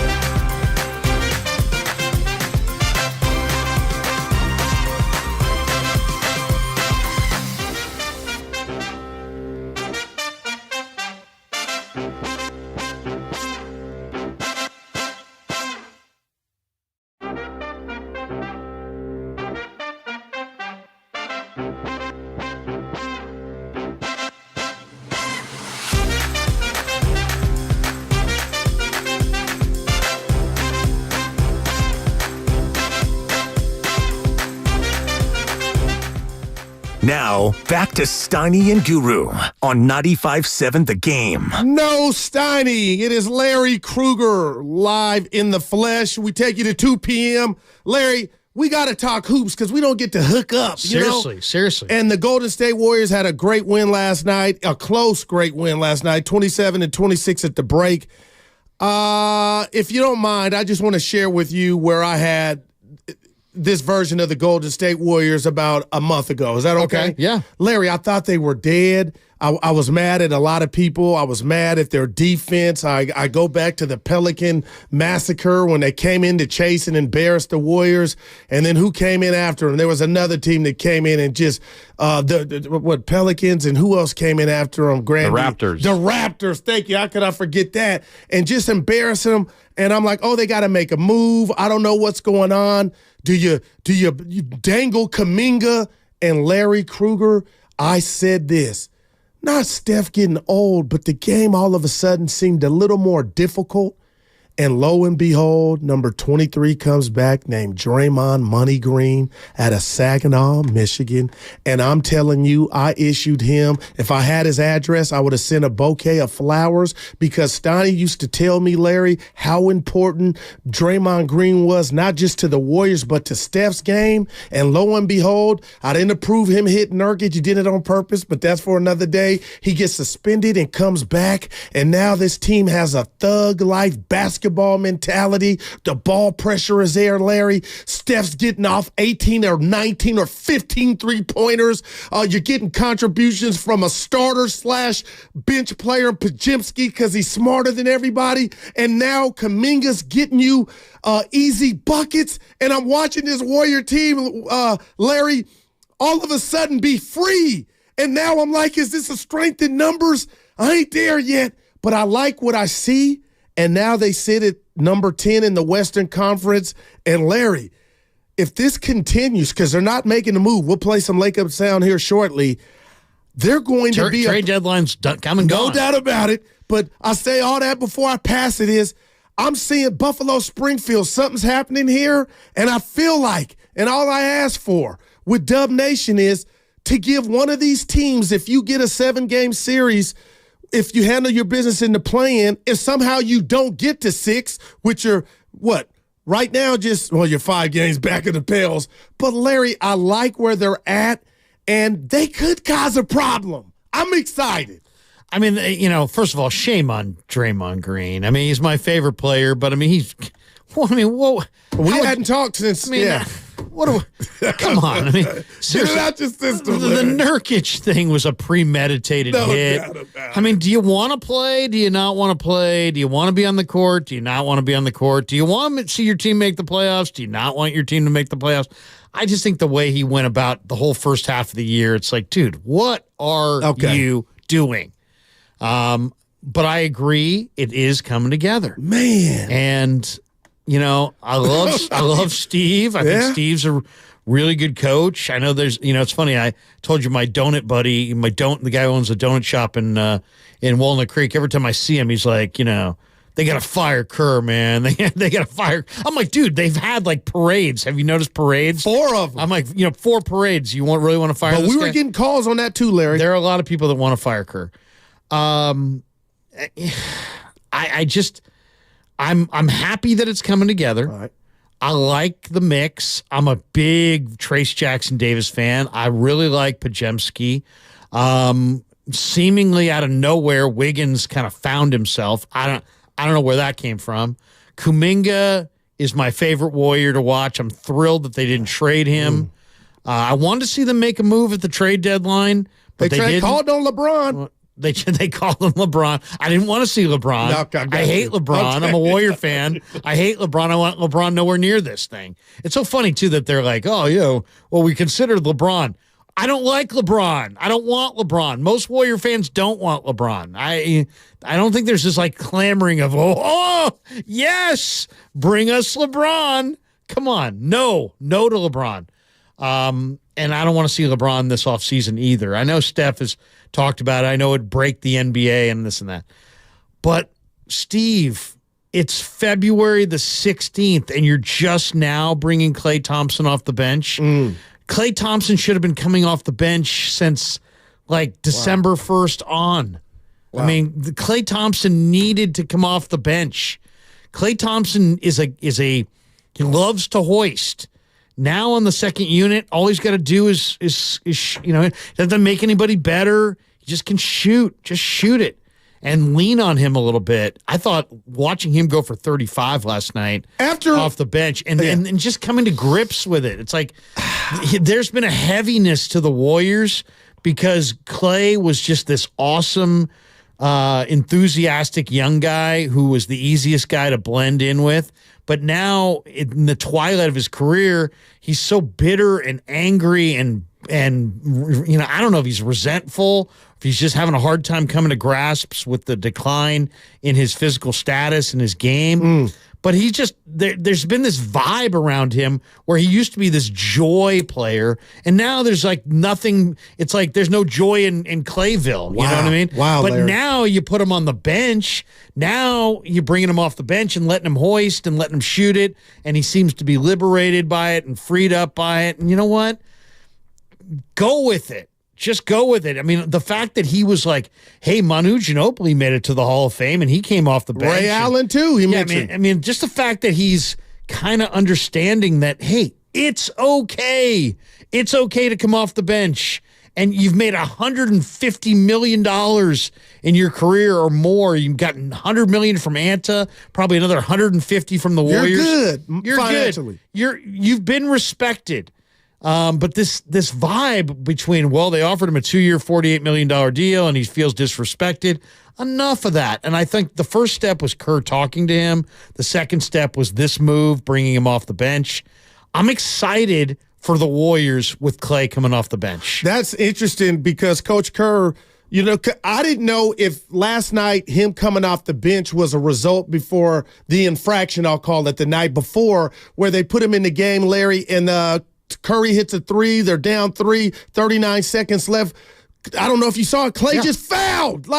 And I've never seen Steve Kerr with that look of he's like, WTF. Right. He turned to his coaches. Kerr didn't go to sleep that night. It was hard to go to bed the other night. Who's the coach that's sitting right there with the white hair? Atkinson? No, the guy who does the shoot around with Steph before. Anyway, the guy. Oh, Frazier. He went to Frazier. Yeah. He looked at Bruce Frazier like, what the, what the heck? Like, didn't we just discuss this? The rookie threw his hands up. He went double touchdown. Like, what just happened? But to that point, so Klay, I didn't know if that was a punishment, Larry. Do you think that was a punishment that this was the game 24 hours after he came off the bench and was Kerr saying, I don't give a damn after that infraction, Klay, you ain't starting tonight. I'm asking you, I don't know, but that's how I took it. It could have been. Right. But, I mean, I think that's the wrong way to approach this with Klay. Oh, okay. Because Klay's prideful. First of all, I love Klay Thompson. I think Klay Thompson, I've gone to basketball clinics with my kids when Klay was first coming into the league. Klay was so good with the kids. He's like a gigantic kid. That's what he is. And it's like, you know what? I think he's one of my favorite athletes in the history of covering Bay Area sports. I'm glad that they didn't trade him. I'm glad that he's here. I hope they go to the finish line with Klay Thompson. But get him in a role that he embraces fully and fits your roster. And coming off the bench and being a he could just let him fly, Larry. He could be Andrew Toney. Right. Remember the Boston Strangler. Look at us. Yeah. I mean, the young kids going, Andrew Toney. I'm looking at Grandy. Grandy's like, Andrew Toney, I have no idea. Benjamin Franklin. Sixers used to have this guy who would he'd pop for 40 off the bench. Right. And Klay can be that guy on this team. He can literally just be like, I'm hoisting. I'm the offensive fulcrum. And play free, not think about it. Yes. Because I see him thinking out there, Larry, sometimes, and that's when you start feeling, the basketball bad that, did he foul because he wasn't having a good shooting night? And it feels like, he's just, but last night, of all nights, I'm like, this is the Klay Thompson experience. The night before, I cost him or a bad foul, and then I come off the bench, and then I look like I said this and I've been consistent. Even during his trials and tribulations, Larry, I could give you 6 teams that would want Klay Thompson. The New York Knicks to have a spot-up shooter. I thought the lack of space before Kuminga exploded hurt Klay more than everybody. Guys were closing out because he lost a little athleticism or quickness, and guys were getting to him quicker than they had. And when you look around what was around him, he was the byproduct of, I don't have that guy, the Kevin Durant. Now all of a sudden, their spacing is great. Everybody's a threat damn near, and he reached back into it last night. Let's hear him on his mindset last night about him feeling free. Found out this morning. Me and Steve had a good talk about it. You know, you could do 2 things. You can pout, or you can go out there and respond, and I thought I did the latter very well tonight. Especially no turnovers, and I missed a few box outs though. But more importantly, I realized I'm going to play a ton of minutes, so you just got to let the ego go when you think of coming off the bench and all that. So, I mean, I thought about Manu Ginobili. That guy has 4 rings and gold medal, and he came off the bench his whole career. And I don't think anyone looks down on his Hall of Fame candidacy. He's one of the greats, and I thought I embraced it before tip. I mean, I deserved it, really. I didn't respond to the not playing at the end of the game well last night. I kind of took it out on the assistant coaches, and I apologized to those guys before the game. And I think that really let my guard down and let me just be myself out there. Damn, Larry, I didn't hear that in real time. I didn't either. I didn't realize that. There's videos floating around like December 13th game. You know, he's not finishing. He's just barking. And you don't know who he's barking at, but you can just tell he's upset. Klay Thompson has always been a vitally key component of the Warriors' chemistry. When their chemistry, he was the guy who just wanted to run and run and run for days and just, guard and just play the game and hang out with his dog and read the CC Times and then, you know what I mean? I mean, seriously, he was the easiest guy to play with early on because he was just joyful and almost just like they had this youthful innocence to him. Now his vibe has been burdensome to this team, and it's a heavy vibe. It's a vibe of making other people uncomfortable. And if he needs to point to Manu to get comfortable with it, whatever he needs to point to, Klay, just embrace this because the fans love you, the coaches love you, your teammates love you, but your vibe and the heaviness. What did Willard call it? The pouting. The pouting, but just the heaviness of a player as great as this in his twilight years, having a hard time coming to grips with it, was a burden to this franchise. And if he would just embrace his bench role and be joyful once again, I think they could pull an upset and get out of the play-in round. And maybe I would even call that a success. And maybe even extend a Minnesota or somebody like that. No doubt about it. In the first round. Larry, and I'll tell you this, because Pat McAfee has Shams Charania on. We're going to play it in 2 seconds here. But the beautiful thing about this, if this thing can work, is the fact that I'm not an NBA player. They're tired, most likely. They're looking forward to the break. Guys are going to get away.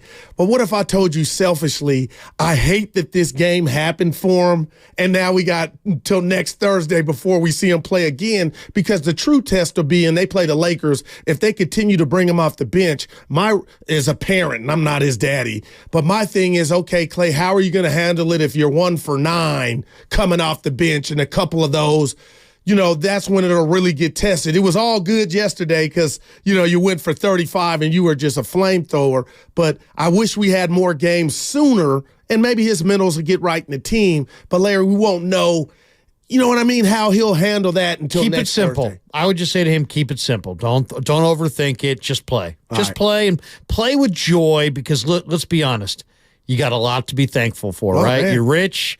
You're young, you're in great shape, you've got rings, you got money in the bank, you're on a team that loves you, you're playing in front of fans that you got the curly hair. Yeah. I mean, life's good. Random. Life's good, and go out there and just play free and play joyful. Grandy, you mentioned Shams was on the great Pat McAfee. Let's hear what he said in regard to Klay's future, Larry. This has been a stressful year for Klay Thompson. I think he's been going through it at different points, and I think he's doing the best he can to get through it. But he's set to be a free agent at the end of the season. from everything I expect him to test the marketplace, I would expect both Florida teams. I would expect both LA teams. Austin. I would expect potentially Indiana. a couple East Coast teams to have interest in Klay Thompson. He's, as of right now, unless there's a miracle extension, he's going to test the marketplace. And I think the Warriors have understood going into the year after they didn't extend him. His future's up in the air just for the simple fact he's going to be going into free agency. Wow. And Larry, you what? Both Florida teams, the Clippers, the Lakers, and Stoney always says, "Goo, this is his worst, metric wise of his career." But yeah, he set the bar. This dude made the most threes last year. Well, he turned down allegedly. What was it? 2 years, $48 million. Yeah, so 2 for 24. Right. So what do you think he's going to get? Honestly, because he's making $43 million or whatever. That's part of the reason they really couldn't find a trade, because what are you going to take coming back? I'll tell you this, Larry. Hearing Joe Lacob on Kawakami's podcast, and we'll play some of that sound before we get out of here, talk about his not infatuation, just his love for Draymond Green. And I'm not saying that's why Dre got the contract, but there's no doubt that Klay Thompson is right there with Draymond Green. So if it was 2 for 48, which would be 24, if he plays this role, role, worth 24. I mean, I hate to. But Draymond might not be worth 25. But it was almost, what have you done for me lately? You know what you've done for me and what you've meant to this organization, and maybe that's why Dre got the 4 for 100. So you asked me, Larry. I think the Warriors would. That deal is still there, and maybe you could take it up to 27 too. I don't know, but I think that is still there, the 2 for 28. I'm topping out at 2 and 40. 2 for 40. $20 million a year, take it or leave it. I can't imagine Miami, Orlando, or any of these other teams. The Lakers, they can offer have more the than Klay $20 spot million. up. They can offer Klay Thompson off of this year more than $20 million a year. I don't think so. Larry, I'm looking at his three-point percentage, 37% from three. You know how many guys would give their right arm to have that percentage? And again, last year, he took the most threes, but he made the most too. I just think in the right situation, and maybe it's him coming off the bench, but I'll say this. I'm no doctor. We had Dr. Oz on in Vegas. I screamed for him, and then he came out, got out. We had to rush him off. He was on a long time. But, Larry, I'm no doctor, but when I watched Klay before last night, I thought to myself, you know what? It's probably so hard because he's built this. He was part of the foundation, and watching guys like, no shade at these guys, Pajemski and Kuminga take off right in front of his eyes. That's probably a hard pill to swallow. So if he is going to reinvent himself, this is just psychology 101. You tell me what you think. Maybe it would be easier just to go to another place and be that for the first time in the other place, as opposed to the ghost of what you were, and now you're sitting down watching, other guys do what you did. You're totally right. So maybe that might be, and maybe the Lakers throw 30 or 25 at him, but the dude, my point is, Larry, can still shoot it. He can. He's not the defender that he was. He doesn't have the agility. He doesn't guard 1s and 2s. He guards 3s and 4s, right? I mean, he's a different player than he used to be. But a lot of it's going to be predicated on how he plays down the stretch and in the playoffs. That's going to determine what the value is across the league. I think that he's probably not worth that money, but we'll see. We'll see what it looks like.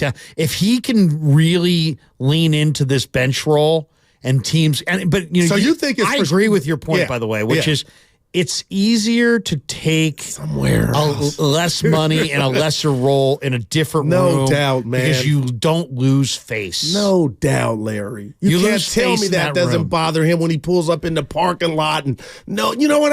It's just natural. No hate. At the end of the day, you're running to a place that's going to evaluate you solely on how you play the next game. Here, at least you're getting evaluated by people that saw your greatest era and have an appreciation for the championships. Let's hear Kerr talk about his plans for Klay in regard to coming off the bench. You plan on continuing to bring him off the bench forward? Yeah. Doesn't mean it's permanent, but as I said, I like that lineup with BP and the other four. And, Klay coming off the bench gives us a lot of firepower. We'll give it a little look, and we'll see how it goes from there. Speaking of which, Larry, Brent, I love it. My son, I told you, team manager at Santa Clara, And I got to see BP Pods play college basketball last year about 10 times. Larry met the kid. I never once in a million years took it off the table that he could make the NBA. I'm no scout. But Larry, to watch what he's doing, to fly in with reckless abandon at his size, be able to dribble it, get the rebound, make passes, just use his noggin and be this smart. It's incredible. And he's inserted himself into this team in crunch time. I mean, who can't like this? And people try to hate, man. There are BP haters out there, and I don't know what it's about, but not over here, man. Well, I'll just say this. Give Pods his credit, damn it. If you're on a court with guys that are better and you want them to appreciate you, what do? You rebound, right? You go to the court. I don't care if you're playing in the Panhandle. Yeah. You're playing with a bunch of guys that are better than you. And what could you do to help your team where you're not getting a bunch of crazy looks? Rebound and pass. And take charges, Larry. Take charges. Know how to play. Know how to play off of others. Yeah. But rebound. That's why? Because you know it. It doesn't matter what level, high school, college, or pro. The guy who rebounds consistently plays and gets PT and gets minutes. If you rebound, you play. Why? Because rebounding is thankless. And it also, it's kind of like sacks in college compared to the NFL. Rebounding transfers. You're Jerome Lane at University of Pittsburgh. You come into the NBA, you can still rebound. You're Rodman at whatever, Southeast, whatever he went to. And then you come into the NBA, you rebound. It translates. Podziemski can rebound the basketball. What is he averaging? He had 6 last night. He had 8 assists. He played 34 minutes. He can make 25 other guys points, better. Yeah, no doubt about it. He rebounds. And it's almost like he's the perfect fit for what the Warriors type of player, cerebral, he's just kind of a better version, a cheaper, better version of DiVincenzo. And it's funny you say that, but what about his ability coming from the left side with the dribble, his footwork and ability to create his own shot? Larry, I watched it. I feel like I know what these dudes are thinking. Oh, I'm about to take him, and then I'm about to D him up. And his ability to create his own shot. I mean, he's been hitting a wide open shot. I mean, not every one, but for a rookie to be in there with Steph Curry at the end, trusted at the end of games, I'm like, damn. And I don't know where this is going, Larry, but man, BP has made his imprint on this team. He knows how to play. He knows how to play. Larry, we'll take more calls on the Golden State Warriors. Also, any final last thoughts of the 49ers, we're here for you. And a reminder that you can catch all 4 hours of Steiny and Guru on the free Odyssey app. Plus, watch us on YouTube and Twitch. Brought to you by First NorCal Credit Union. Upgrade your savings dividend. Open a First NorCal First Class Money Market today. Hey, what's going on? It's Willard and Dibbs.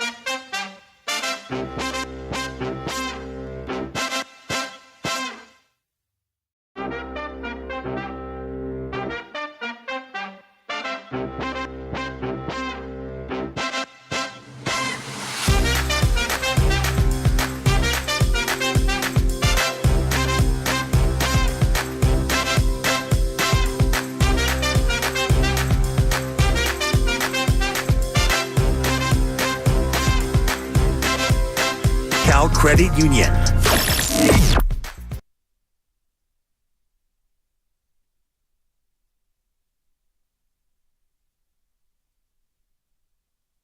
Now, back to Steiny and Guru on 95.7 The Game. Again, no Steiny, my main man Larry Krueger in here holding it down until 2, and then we got the crossover, the long version, because Steiny likes to get out of here early. So it'll be you, me, Willard, and Dibbs.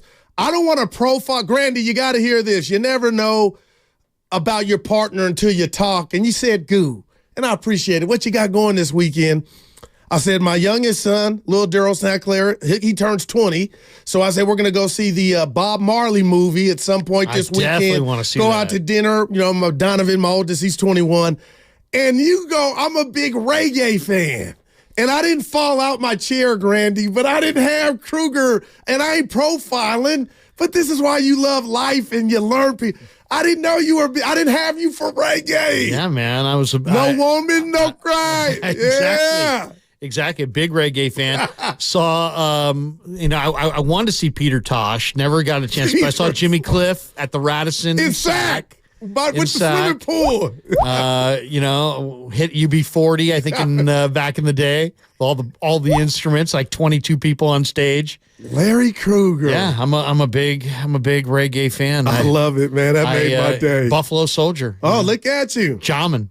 So you took that up in till college. the jammin's through. Yeah, so you in college, you were doing No Woman, No Cry. Yeah. That's it. We had a good time. But yeah, no, I'm a big reggae fan, so I got to see the Marley movie. Oh, yeah, man. I can't wait. Actually, I believe came out Valentine's Day. But his kid played for the Hurricanes. Dude. Remember Rohan? Man. Rohan, his son Rohan played for the Hurricanes. I can't wait to watch this movie. I'll tell you what, Larry. Great. We were given just kudos, and rightfully so, to the Warriors and their turnaround, or their version of a turnaround, because, again, I could hear Stoney, cool, they're one game up, but it feels like 10 compared to where they were at. Steph called him average after the Clipper game. No doubt. They gave that one away. But we didn't mention Gary Payton II. His hands, and we got a caller, Ray, in San Francisco. We'll go. Let's hear from Ray. He wants to talk about GP2. What's up, Ray? Hey, it's just amazing what GP2 can do. Man. And so just wanted to call that out. And the other side of it is, there was that talk about Markkanen, and I was like watching him. I'm like, that dude's. I'm with you. Good. Yeah. Markkanen's really good. Yeah, he was struggling for a bit. He got hot at the end. 20-14. They had the ball down one, Larry, and John Collins. That would have been a crippling loss, just mentally. Oh, I know. What was John Collins doing, buddy? That you don't see that in CYO. He just wanted no part of what. That was the basketball equivalent of a punt. He threw it. Nobody had that on the bingo card. No. I said he's going to go up, get fouled. He just threw it. Thank you. Yeah. Doesn't quite have the feel. Doesn't quite have the feel for the game. My dad he did have 18 and 13. No, he was hooping a little bit. But yeah, they made it come back. The Warriors defense is going to be the death of them. Yeah, Utah looks good. The kid George, I like what he looks like, and obviously Clarkson's kind of runs hot and cold. He can score. But I mean, they've got some pieces there. They've got some pieces, and Markkanen. I thought there was a chance the Warriors might be able to trade for a guy like Markkanen. I told Stotty that's who I would like. That's the only guy that I would have considered moving Kuminga for. Yeah, big, tall dude that could shoot and kind of flat out shoot it. But at one point yesterday, he was 2 of 16. Yeah, no, it wasn't a great night for Markkanen. I mean, you look at that 20 and 14, go, hey, 20 and 14, but it was an ugly 20 and 14. No doubt. And again, I apologize. I don't know where you just said it earlier about Draymond Green, but I mean, his ability to make the game easier on Steph and his passing ability. I mean, when he gets that ball at the top of the key, Larry, and I'm like, give me a move. But no, his move is I'm a Peyton Manning. I'm going to hit Pajimski back cut. I'm going to hit Kuminga. Like Wiggins is working, and his ability to get Steph in good positions. Because, you played hoops, Larry. Good shots. And when he was gone and they had went on that where it was looking like, oh, man, this is a mess, there was just labor and the shots were tough. But now all of a sudden Curry's in one of the best stretches of his career, and they're easy three-point looks. It's just like, oh, my God, this team could be a problem if this keeps up, Kruger. I mean, Draymond's a genius. Wow. I mean, let's be honest. You went there. He is a basketball genius. Oppenheimer. Seriously. He is a basketball Oppenheimer. He is a basketball genius. He knows how to play. But I don't know what the heck was going on in the first half of the year. I mean, did he want to play? Did he not want to play? Did he want to sit out games? That roundhouse. I mean, I felt like I was watching. My wife was like, Patrick he was Swayze from Roadhouse or something. I mean, seriously, what was that on Nurkic? I mean, it was premeditated, and it was so weak. I'll tell you what, he's feeling himself because I don't know if you heard his podcast, but, it's his life, his prerogative. He's come out and said he didn't appreciate Nurkic saying, him and KD saying that, he really needs help, because they did do that. And that's when I said Draymond is in a good place. Man. I watched that whole game against Nurkic when he took him out. He was mad. I mean, come on, some of this stuff's so obvious. He was mad that Nurkic had flopped like 3 times earlier in that game and drew every call, right? He was like perfect. Like the refs didn't notice that he was flopping. And Draymond's like, hey man, you want to flop this. And I'm gonna swing on you. No doubt. I mean, that's what happened there. Yeah. I mean, it was obvious as day. Draymond doesn't have any anger issues or problem. I mean, that whole thing.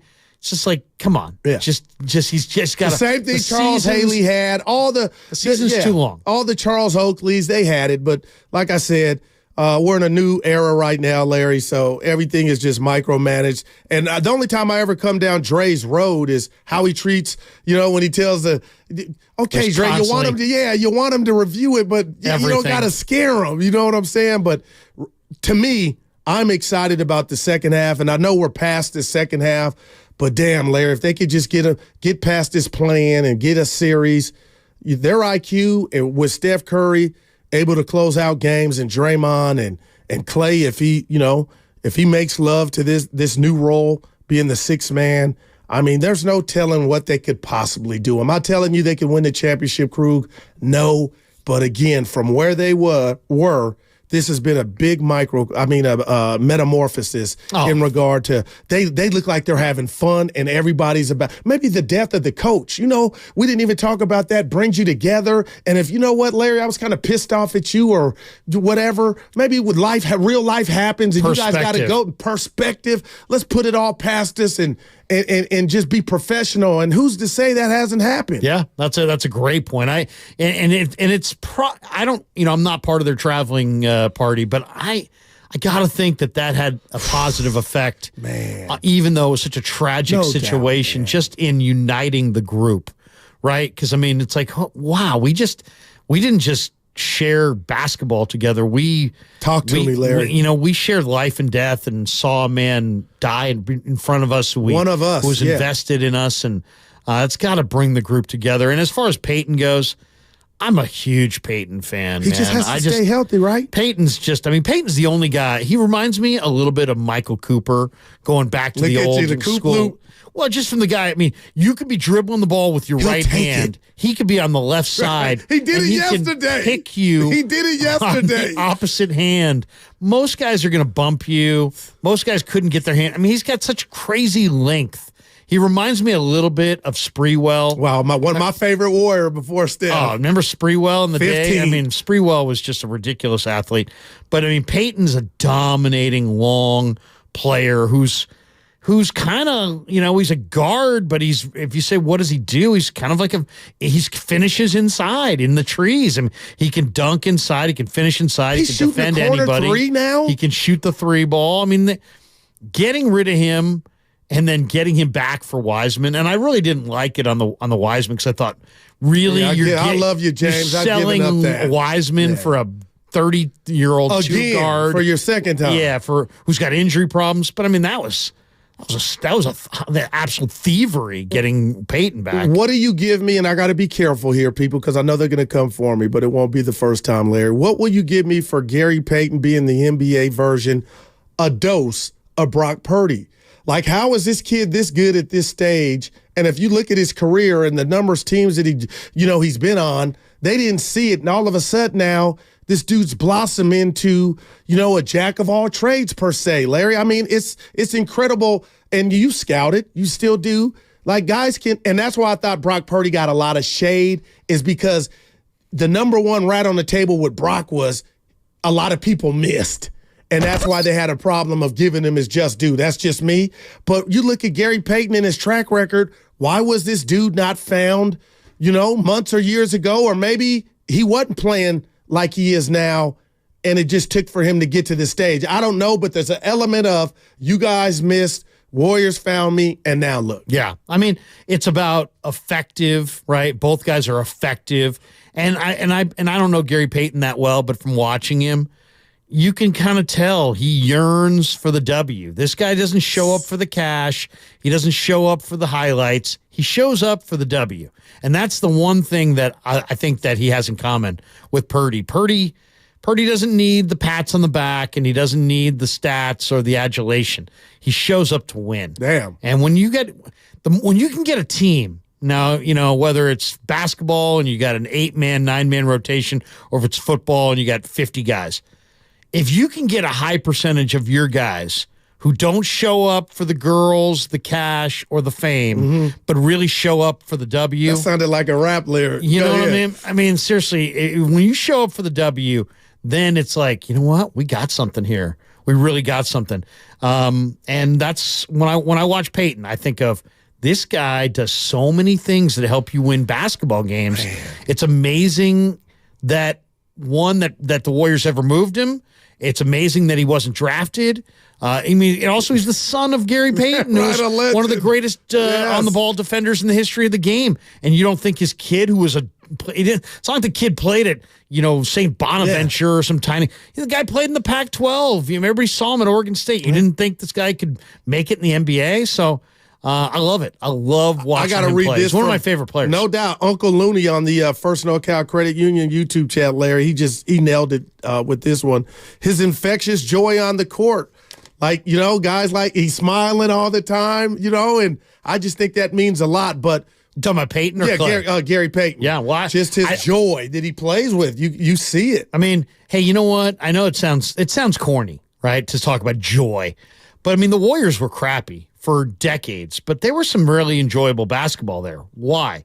Because you got the feeling that Mully and Mitch and Timmy and Tolbert, that these guys liked each other, that they enjoyed scoring 130, they enjoyed scoring 140, they enjoyed playing together. Mister. There were some bad Warrior teams before they got good, and there was a lot of joy in that arena. How is that the case? Well, it's because the team played with a lot of joy, a lot of the time through the lean years. So to me, that's a big part of it. You want to feel like you're watching guys who are playing a sport that we all consider fun, that they're having some fun. Yeah. And the last year of the KD Warriors, the joy was gone. The joy was so a dark gone. Cloud, right?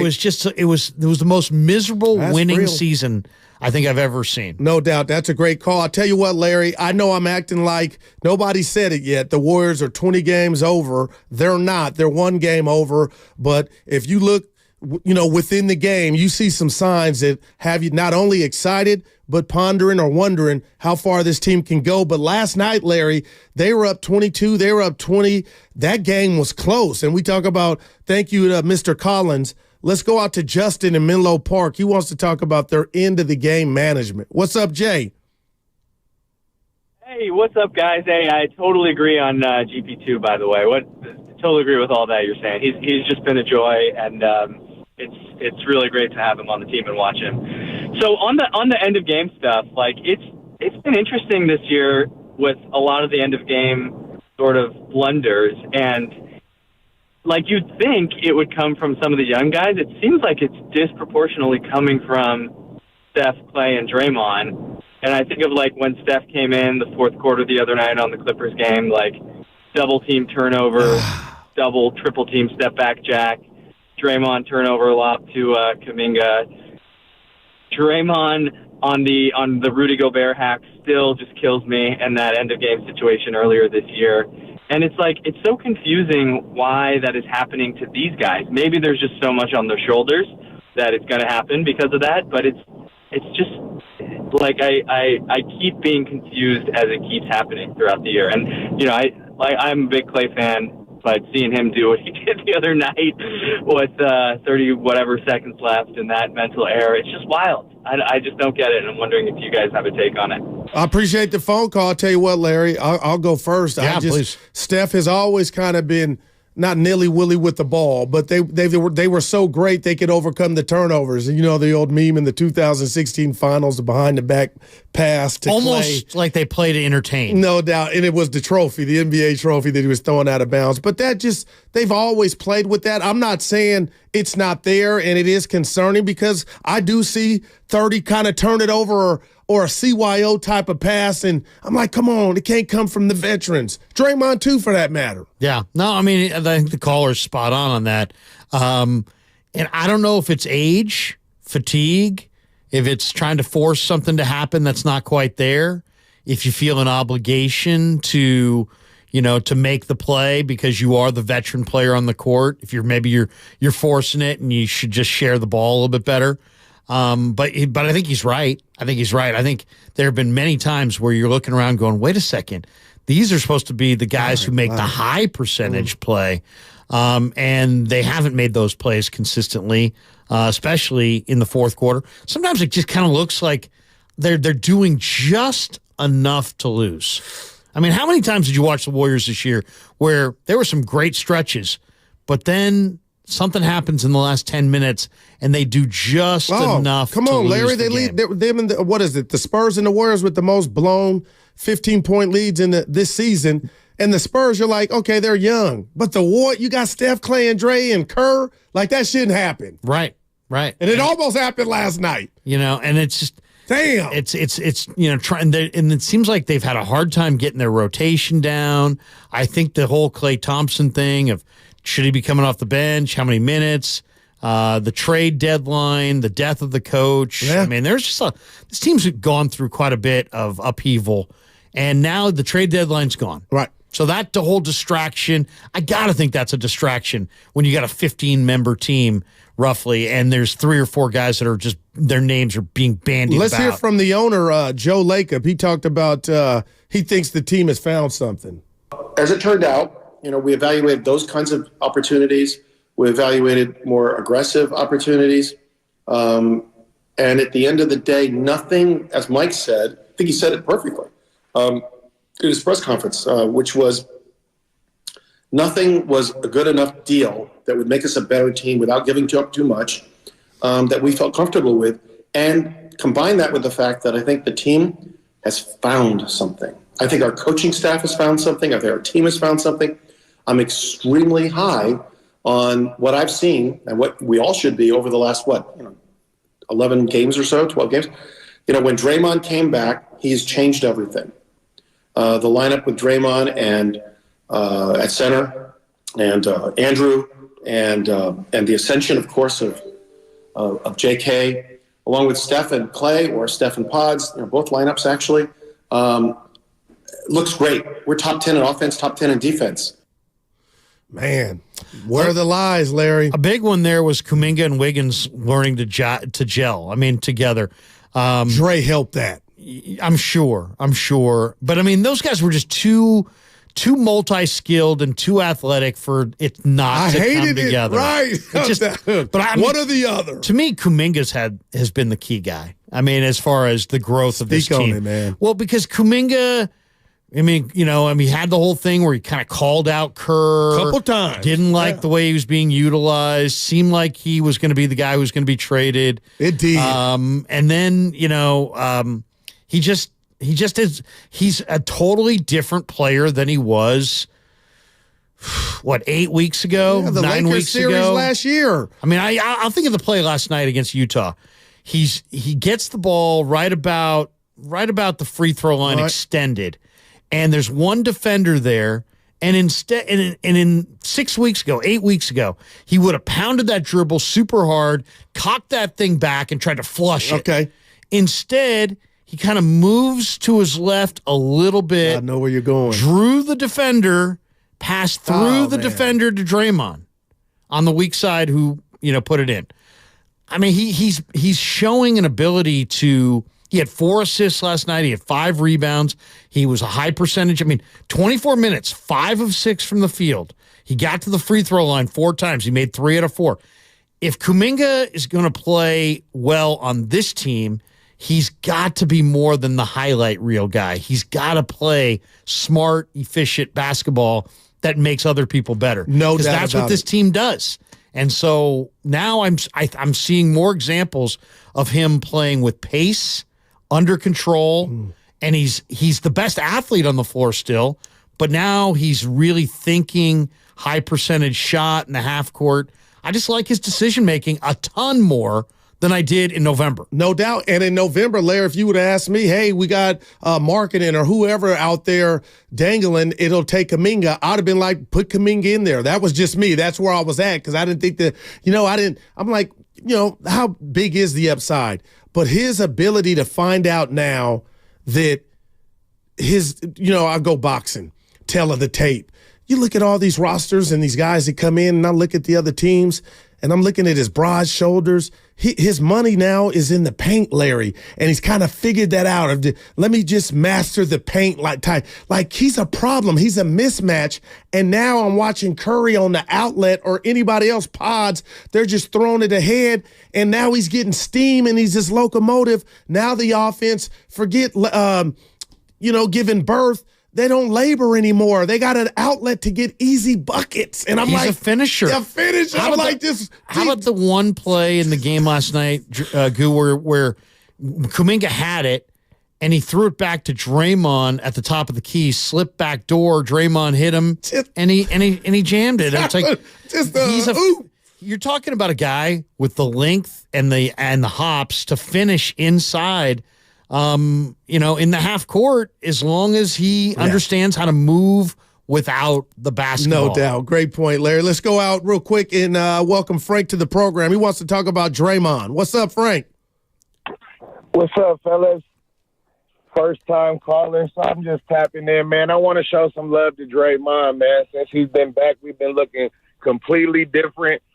Watching the game last night, it was one particular play. It was just a little nuance when Draymond had the ball at the top of the key, and he looked like he was waiting for Steph to come around the screen like he's so good at doing. This guy moves the best without the basketball in the NBA for years now. But instead of going to the pass that everyone's looking at, including us and the Jazz, he throws the backdoor baseline pass. Oh, my God, that was so amazing. I don't know if y'all remember that particular play, this guy's been doing this his whole career. I was going to wonder, when are we going to start talking about him being one of the best big man passers in the game? Oh, there's no doubt he is. I mean, the guy was like fourth in the league in assists or something, wasn't he? Yeah. I mean, he's one of the only big men who's a true distributor. I'll tell you, the amazing thing to me is how well he's shooting the three ball this month. We're talking about a guy in 9 games is shooting 43% from beyond the arc. And probably 80% of that is in the first half because that's when he gets his money. But I'm like, especially in the first half, he looks really good in the first quarter. And then you can let the other guys close it in the money time. You know what I mean? Does he lose some of his bounce maybe over the course of the sure. Because in the first quarter, he's draining those or threes. The pressure too, Larry. It might have something to do with like, all right, I'm shooting it in the fourth, which he does. But it's just, I can do it in the first and we're okay, even if I miss, I think it's some of that, but man, he's worked on it, no doubt. He's playing well in the month of February, that's for sure. I'll tell you what, Larry, when we get back, coming up next, Ask Larry Guru Anything. We take your calls right here on 95.7 The Game. What's coming up next is brought to you by Fremont Bank. Full service banking, no compromises. He's the best interview in the Bay Area. I'll take plenty of heat as well. We've lost 5 or 6 games that I think we probably should have won.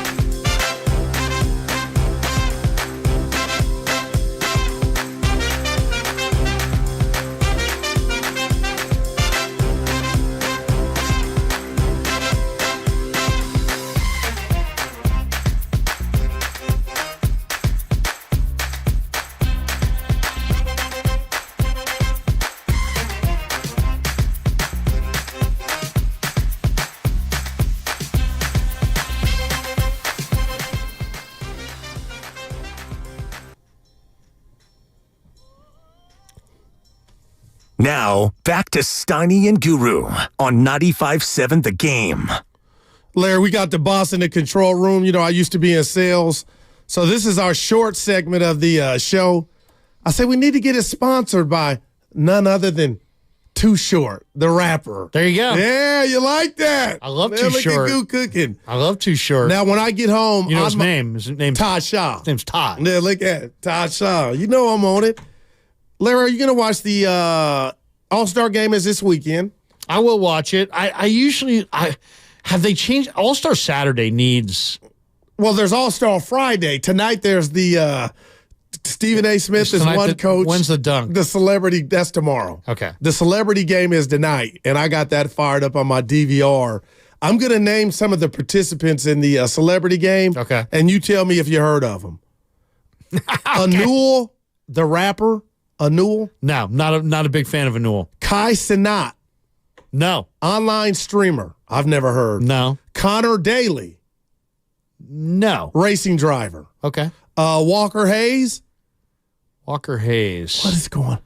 These are like D-listers. No. A singer. How about Quincy Isaiah? No. Actor. Jewel Lloyd. No. Seattle Storm guard. Okay. I got to watch more Storm. There you go. And this one, you'll know. Micah Parsons. No. What if he tears his ACL? Oh, you're the guy with the podcast. Yeah, there you go. I know the guy from the podcast. Not Micah playoff games. Yeah. And how about Lily Singh? No. She's Can a she? YouTuber and TV host. Oh, God bless her. All right, and you're getting the drift. Dylan Wang.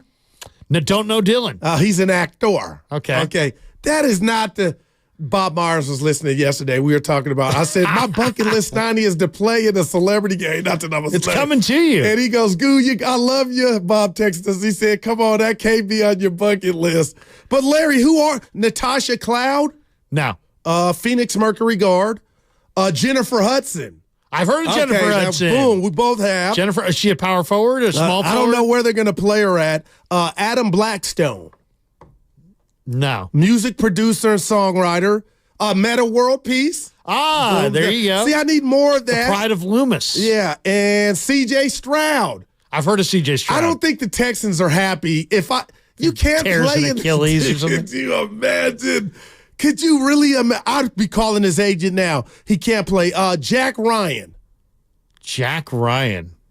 Basketball entertainer / street baller. I got to get out more. Wow. I don't recognize any of these guys. Wow. But I got it taping tonight, Larry. I need a life, right? You do they said have that Saturday. Do they have that like 50-point shot that's like super up high? Remember that? Yeah, that might be tomorrow in the skills contest. I hate the skills contest. I mean, All-Star Weekend has, to me, Larry. You know, has it fell off? I mean, if it was a horse, I mean, they'd take it out back and shoot it. And this will be the first one in Steph Curry's career that he's made, Larry, that he won't be starting. How about this? You get 3 chances at the dunk. Not just you miss and you miss and you miss. Oh my God. And you miss man. And you miss. But wait a second, and he ripped it. Who cares at that point? It's like how about just, go up and what about one dunk, Larry? Yeah, just one. Remember they get a minute and then they got to go track down the ball and then they come do it again. Like I'm thinking of Kenny Skywalker back from the Knicks. Where's Dominique? Yeah, no doubt. He got robbed against Jordan. Jordan, my favorite all-time player. You remember that one, 88? Oh, Nick beat him. In Chicago. That's why they gave it. Mike, I love you, but Nick won that one. Dominique was the greatest in-game dunker of all time. What was it? With the human highlight. The two-hand reverses. Tomahawk. The tomahawk reverses. And he was on the Hawks. He was incredible. He was... Is he underrated, Larry? He was explosive. No doubt. What about his One of the game greatest just in general? athletes, You think 6'8". he's underrated? I think, I do. I mean, he was an incredible scorer. Toe-to-toe with Bird, but the Celtics had the better team. Yeah, I mean, and back in the day, the Hawks were like a must-get ticket when they had Spud and Willis Doc and Rivers. Wilkins. And then Tree Rollins. Yeah, that was a hot ticket. That was a hot ticket in the late 80s. So Sunday you won't be watching the game just in general? I don't. Okay, there's a couple things I don't like about the game. I don't like the format where they didn't go east-west. Okay. This year they're back to east-west. I hated we're picking teams, especially when everybody's so sensitive. We can't tell people who's picked last. Look at you. What? What? We have fourth graders say line up on a wall and pick teams. They can deal with the scarring of being picked last on the street in a playground situation. But NBA players can't deal with that. That was weird. Come on. So I hate that. The other one I can't stand is the fact, and this is not just an NBA thing. This is baseball too. Stop having a special all-star uniform. Let me see. Part of the allure of the baseball all-star game is to be able to see your players represented. I want to see my Giants uniforms out there. I want to see the Dodger uniform. I don't know. Baseball's got a real problem. Dave, go ahead. Nobody knows who's on any team. I watched the baseball all-star game last year. The only guy, and I was cooking. I think I was barbecuing, and my kids watching it up close. The only guy that I could recognize just from from far away? Aaron Judge. Because of his size. But that's it. The rest of it's like, who's that guy? And it's like it has a tiny little patch on the sleeve that says Astros. I need an Astros jersey. No doubt. Larry, I lay in bed asleep at night, just not asleep, thinking to myself, what are they doing? You want every beautiful uniform in the A's and the American League when that white would hit different when they'd all line up and be in their white uniforms with the white sleeve. That's how you celebrate your league. Right. Not this cockamamie East-West. What are we doing? And uniforms that are, what good is that uniform? What good is a red uniform? Who's really going out to buy that? I don't see them in the streets much. Yeah, I mean, seriously, people would say, well, it's merchandising. Well, how about this? How about we trade a few merchandising dollars for, I don't know, maybe being able to identify the people in the All-Star game? What about this? I had Shasky on the phone 20 minutes. I called him last night. I don't know if you know what's going on with Fanatics and them not having the white jerseys. If you were a Niner fan, you could not get the white jersey that they wore in the Super Bowl with the patch because they ran out of material, Fanatics. Now they have merged with Nike. Have you seen these new uniforms, baseball, where the giant, the numbers on the back and the last name? You need to follow this story. They've ruined it, and it's going to look different in the font. What do you mean? Are you talking about like Kruger on the back of your jersey ain't going to look like it did last year for the Giants or any other team? What's it going to look like? Oh, like you need glasses to see it. My God. It don't even match the number, Grandy. I'm like, the players are already trying to go to the union and say, hey, we're not wearing it, but the streets are saying Fanatics and Nike said it's too late. But I saw the Seattle Mariners, and I'm like, oh my God. Do you like City Connect? It's not the Giants one, but it's growing on me. But Larry, this issue is about Kruger and Johnson on the back and the number. They messed it up. Trying to be too cute. You'll see what I'm talking about. There's articles you can read on it. And I'm like, only a nerd like me and some others that care about the stitching and what? Well, Manfred's an absolute moron. You saw Manfred announce today he's retiring. Dude, when, Larry? I mean, seriously, not soon enough. I mean, and the A's look like they're staying. The people in Vegas want no part of the A's. Yeah, no doubt. But Manfred, who called the World Series trophy a hunk of metal, I mean, it's hard to recover from that. We're going to be joined, Larry. You know what it is on the other side. This segment was brought to you by Lawton Skilled Nursing and Rehabilitation. Coming up next, the crossover and what's bugging you, presented by Atco Pest Control. At Lawton Skilled Nursing and Rehabilitation Center, we know how hard...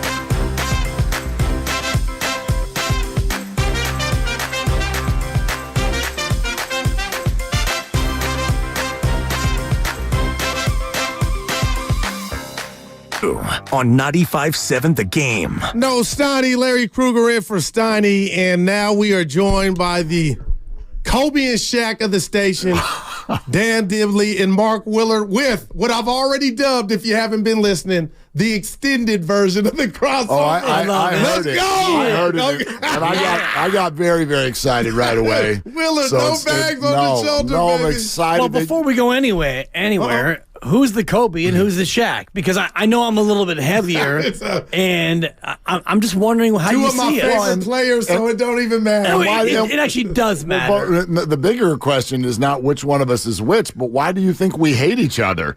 If we're Kobe and Shaq, that means we're at each other's throats until after we retire. Okay, because then Shaq we love each other. So when our career's Shaq is over, emotional about that. And I'm like, kind of convenient. When Dibbs turns 80 and I turn 55, we'll have rocking chairs somewhere, and that was we'll a shot. That was Willard, a shot. what? Tell What me did how I my do cash wrong? tastes. What? 80 and 55? Isn't that the difference between us? It's about 6 years and change, All right, dog. I mean, whatever it is, Yeah. it feels like a lot. When I'm 80, you'll be 74. Willard's going to be 49 for like 19 There years. you go. That's right. I'm gonna be 49 until it works the way it was supposed to. That was supposed to be serendipitous.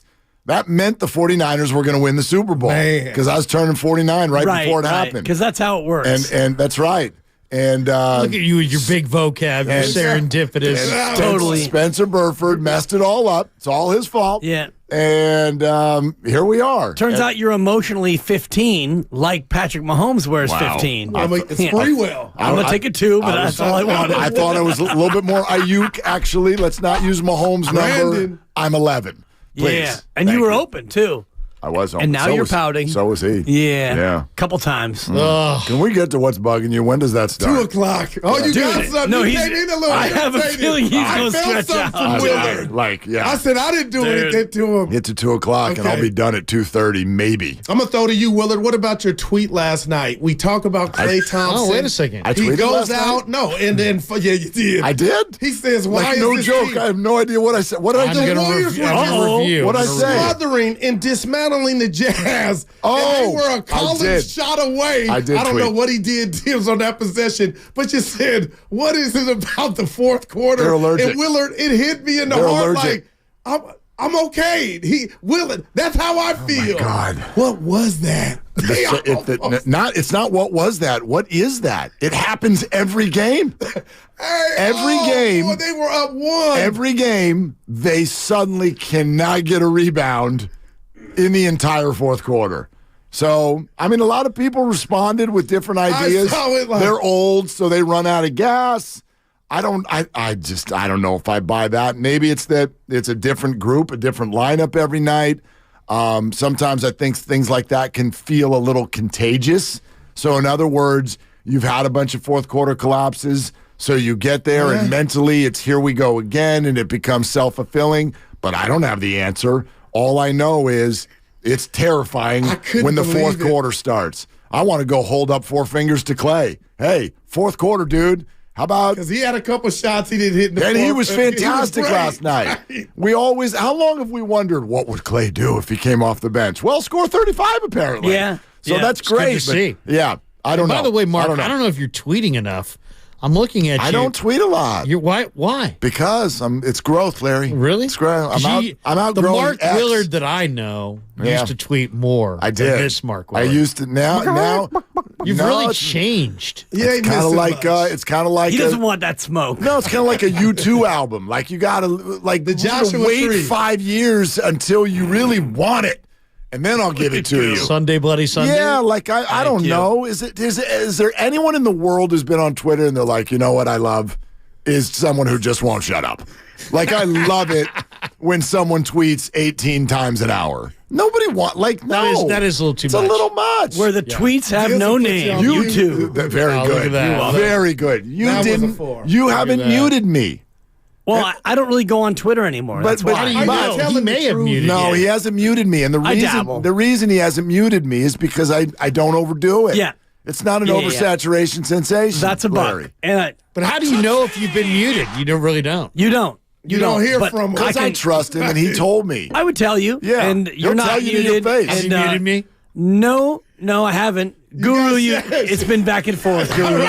Have you ever thought about muting me? You had him muted. No, because honestly, Larry, when you tweet a lot, like most of the stuff you tweet is information. Damn it. It's not like hot takery. It's not nonsense. And when you say something that's nonsensical. No, there's some nonsense on there today, actually. There is. Twice in the last 24 hours. He's like, Bill Belichick.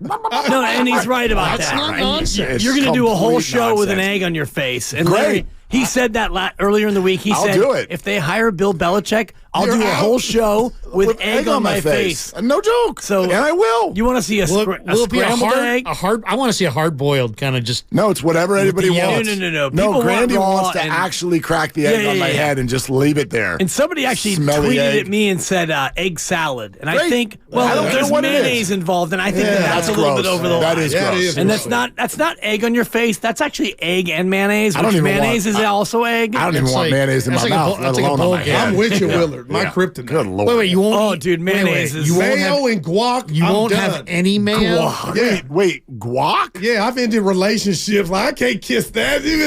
Hold on. Did you just guac is golden? Did you just put guac in the same sentence as mayonnaise? Wait a minute. Time out. Yeah, time out. I didn't. You got to be careful. We're gonna take a 20 and talk this over. We have issues. I have no problem with what anybody doesn't like. I wouldn't have agreed to come in today if I knew that. Seriously, right? If you're not into guacamole, then that's fine. Man. But don't you dare put it in the same sentence as mayonnaise and mustard. It's Kobe and Shaq for guacamole. That's a completely different layered experience than the laziness of I slapped mayo on my sandwich because it was dry. Mayo is kind of an overrated thing. If you think about it, there's nothing that it's really good on. The only thing that I'll say that, I got to have a little mayo. If I go like a ham sandwich or a roast beef sandwich, just a little bit of mayo wouldn't be. It's put not some bad. cheese on it if you want something to soften it up. Cheese. I don't want to go with cheese. You like all the cheeses. Let's be honest, Larry. Dude, I know all the cheese. Mayonnaise is like a good number 2 hitter where you can bunt with mayo, you can move a runner over, you can hit a sack fly, you can drive in a run. Mayo is underrated. Or you could barf all over yourself. Ketchup. I think ketchup is for children. Mayo's an easy thing to cut out, though. BLT, though. You gotta have mayo. You gotta have a what are you gonna put on there? Ketchup? Yeah, seriously. If you put ketchup on anything other than French fries, you're a child. I can go spicy mustard. Raise your hand if you are pro or con Thousand Island dressing. I'm pro. Okay, then there's mayonnaise in that. You're down. Yeah, and ketchup. I'm not mayonnaise and ketchup. Thousand Island. Yes, but you bury the ketchup like you do a Giants hitter in the 7-hole. Now, unfortunately, you got to bury every Giants hitter in the 7-hole. They're fighting each other to get to that 7th hole right now. I can do on a burger. Any restaurant that goes, we have secret sauce, that's called Thousand Island dressing. Yeah. It's not a secret. I can see what color it is, and I can taste what's in it. Right, it's orange. That's ketchup and mayo mixed together. With mustard. And you called it a secret. Mustard. No mustard. Oh, absolutely. No mustard. In the secret sauce, there's mustard in the secret sauce. I don't want mayo on a burger. I'll gamble with you on McDonald's secret sauce whether or not it has mustard in it. We're not talking about McDonald's. We are. If you want to talk about M&G's in Fairfax, the originator of the secret sauce. I love M&G's. I'm not talking about that's. You got to put a little hint of mustard in your secret sauce. Comparing M&G's and McDonald's would be like someone saying, I don't know, putting mayo and guac in the same sentence. Kobe Bryant Who and would Zach do that? Levine. I Who kind of would do prefer that? McDowell's. McDowell's. Thank you. Trading places. I'm coming to America. My fault. Yes, flip you too. He was so happy to work there. Oh my God, McDowell's. I definitely prefer McDowell's. Guru, are you down on avocados in general? It's right. Yes, So I like am. avocados is a no, and that's Yeah. why guac is a no. Beans, too. I'm not a guac bean has eater. onions and salsa. You don't go to a good cilantro. organic bakery and get avo toast? This is great. You don't do that? You should get the avo toast. It's so good. It really is. You should. Mark It's sounds so very normal, good. very natural with that. Too I'm natural. going to go on Carissa Thompson and Aaron Andrews' podcast and be like, the avo toast is I'm with you. so I'm with you on the beans. good. Yeah, I just can't do It's beans. so good. So Shout out the North If I Bay. hit my favorite burrito place, I'll probably say all rice, no beans. Okay. It's like all gas, no bricks. You know what I all mean? rice, Look at my no guy. beans? You got to go the other way. I All don't beans, beans? no rice. No, but is the way to go. The beans are wet. You know, do I want Those beans are wet. I don't want wet. I want a taco that has a little drier. I don't want an avalanche of moisture coming down from my burrito. I want a burrito that stays in its. Larry. You know, that I can. You know, I don't want. Have you to. ever But if you thought don't have about the going beans, whole beans? the beans don't block the rice. When you take a bite, the rice just pours out all over the plate. I don't Damn. like. Have you ever seen Right? Beans pour out too much later. That's fine though. beans sitting there It's for a while looks natural terrible. process. Refried beans. Refried beans, no. Black Pinto, beans. no. Black beans, no. Oh my God. Kidney beans, I and had chili. no idea all these years I've been working with people Garbanzo who don't know beans. how to I'm with eat. you.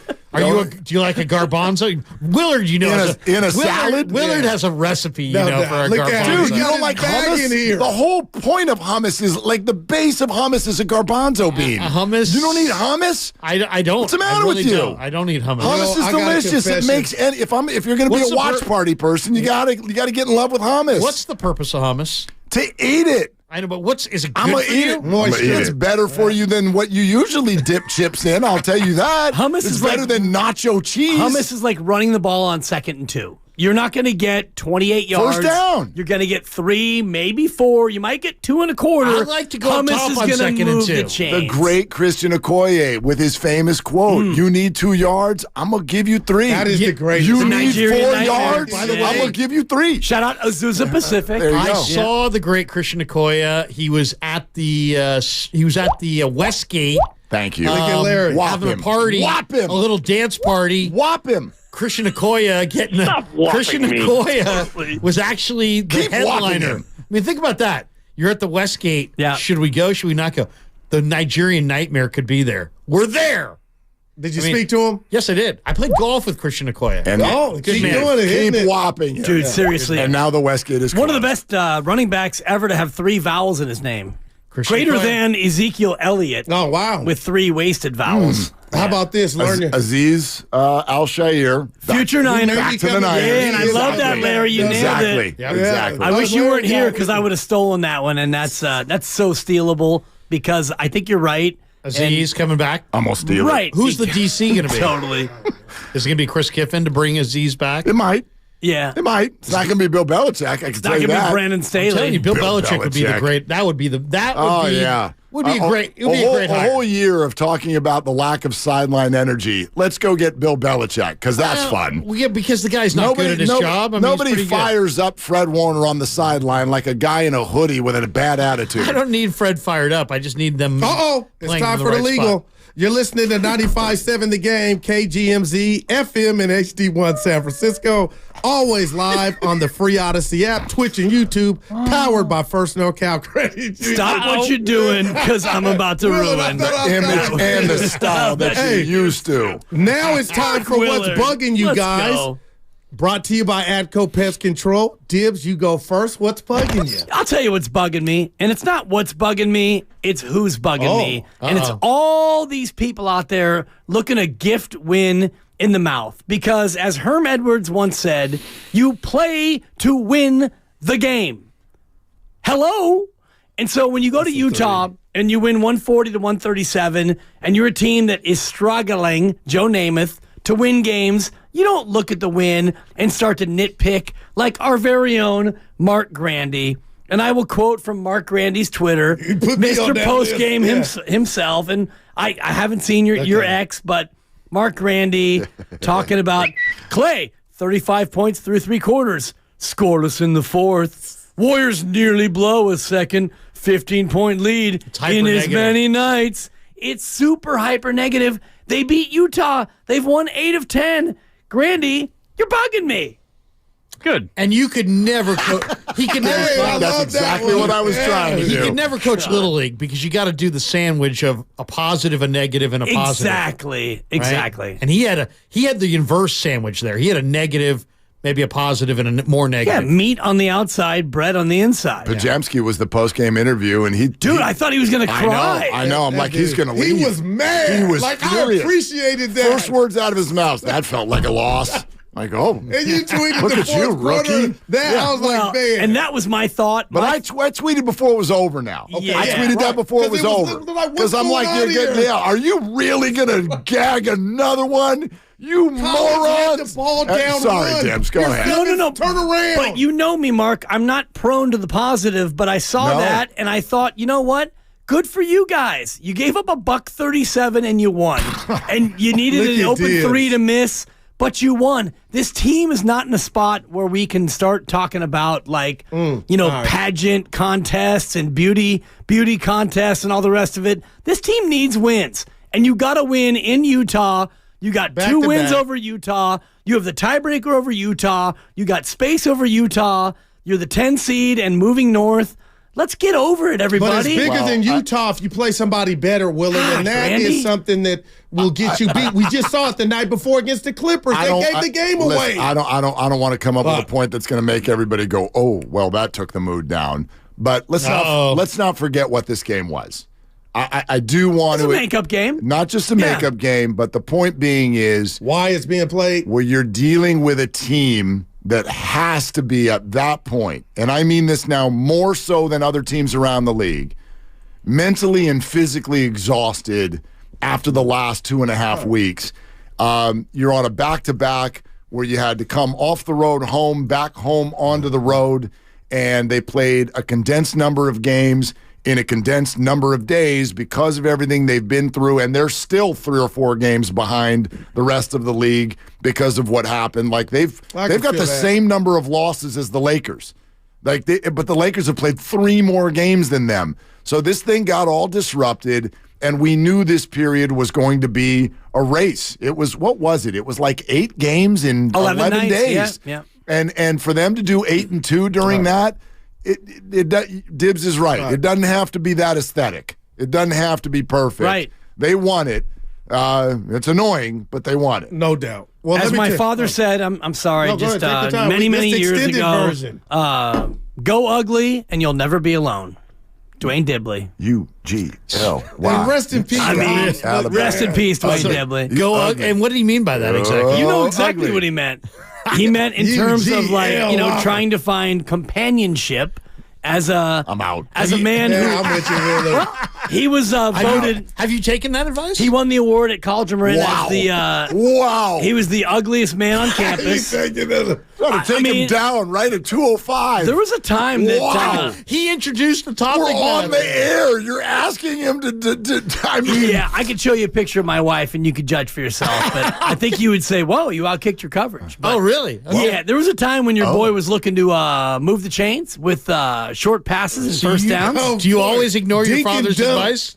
No, he's been gone a long time, Larry. Oh, okay. Yeah. Well, there you go. Now it's a sore spot. Yeah.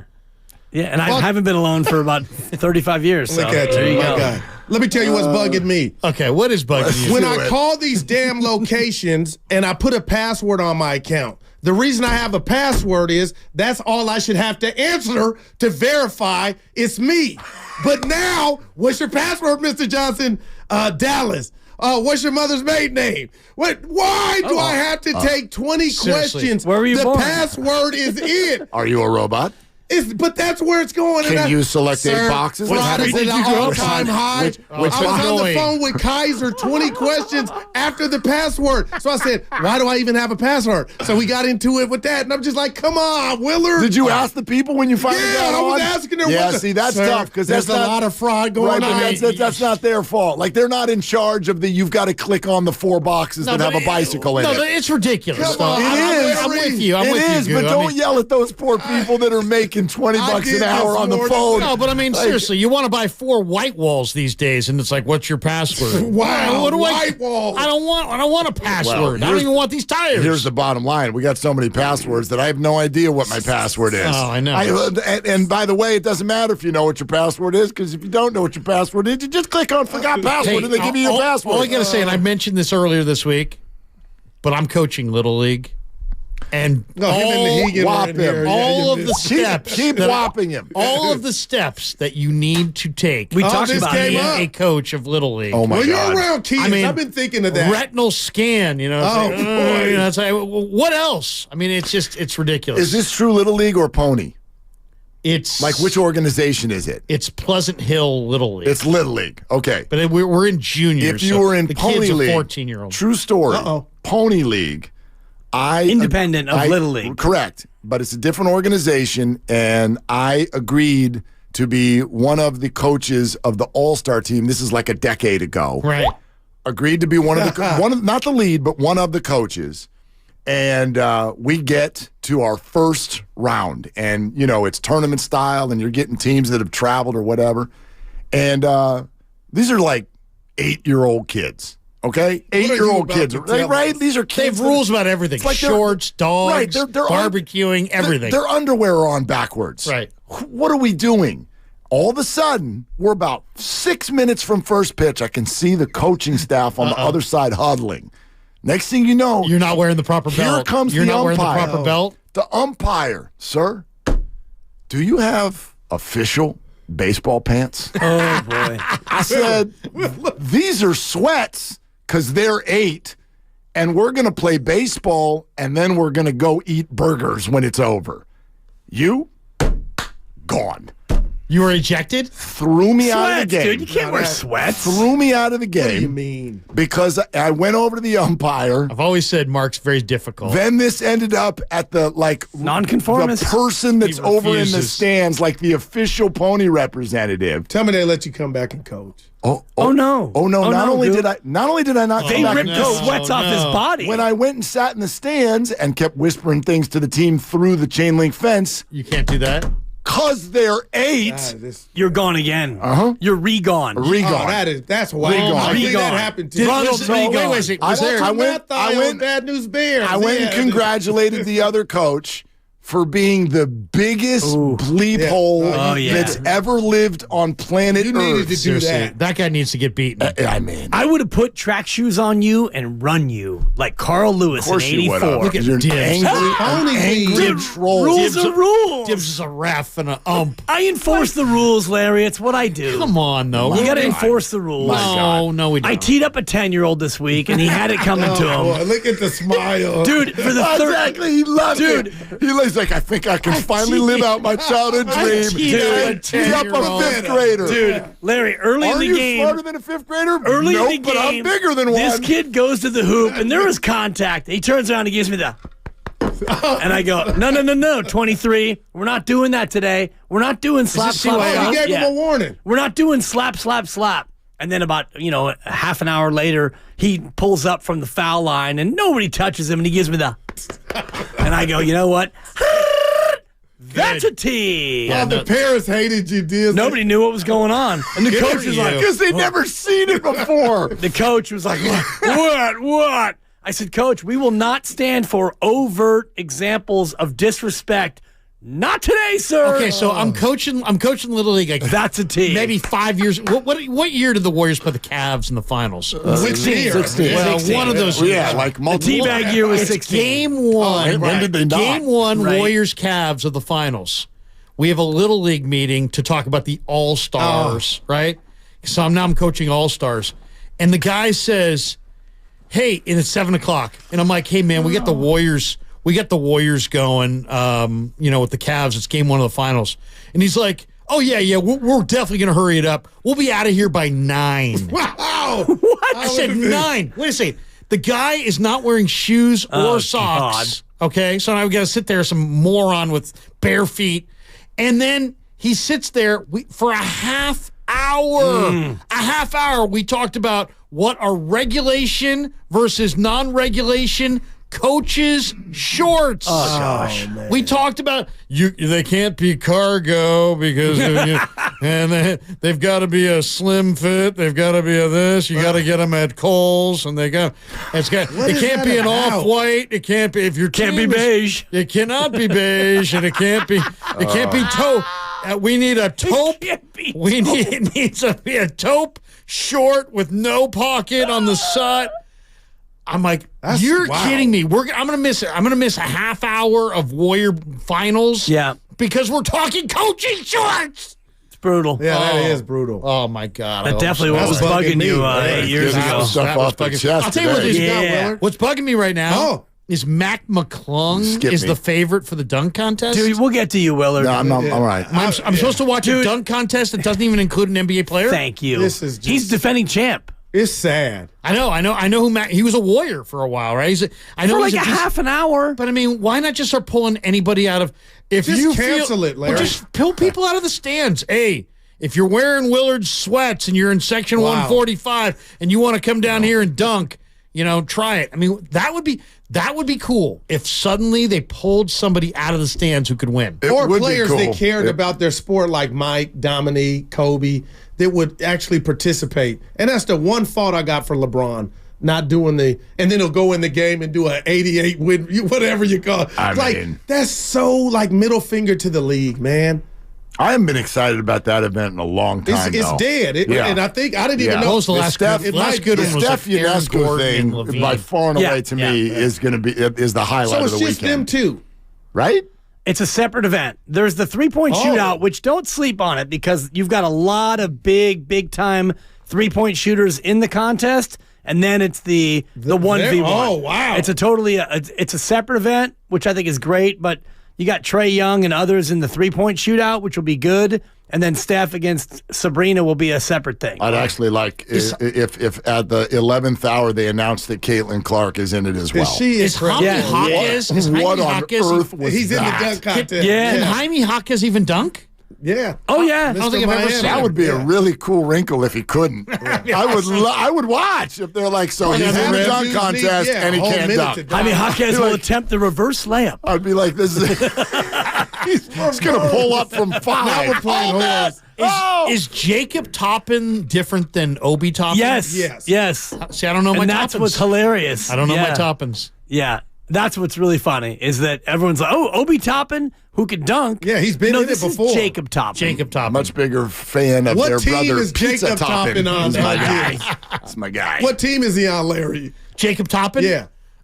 He's in the West. Yes. No, I have no idea. There you go. Wow, he's in the West. Yeah, he's on the Dallas Timberwolves, the Mavericks, and Thunder. We'll find out soon. What you got, Willard? Oh, what's bugging me? Yeah. Oh, God. You better stretch out. Where do I start? It's been a day. You don't like Jorge Soler. I knew when you walked in, he loves something him. was He different. loves him. Yeah. You're mad the Giants got a hitter that somebody actually has heard of. Exactly. I wanted to stick with another trade with the Mariners AAA team. No, I have to pick one of 28 things that I could pick today. We'll go with this one because I just don't understand it. And I don't ever want to turn into, at any point in my life, even when I am like as old as Dibs, I don't want to be. That hurts. I don't want to be. That ain't right. That ain't right. I don't want to be the old fuddy-duddy on the corner who's like, they don't do it like they used to. Want a beer? I never want to be this guy. You got to take a drive-by on Boach. I mean, as a Hall of Famer. But I don't understand after COVID why so many different aspects of customer service died and we gave up on the idea of getting them back. So for me, one of the biggest things on earth that you can't do, Dibs, how often do we talk about expectations? All the time. And how they kill things. Yeah. They kill it. If you go in, you're like, this movie, my buddy told me was the best thing in the history of movies. God, you're going to be disappointed. Therefore, do not, if you have any control over it, overpromise and underdeliver.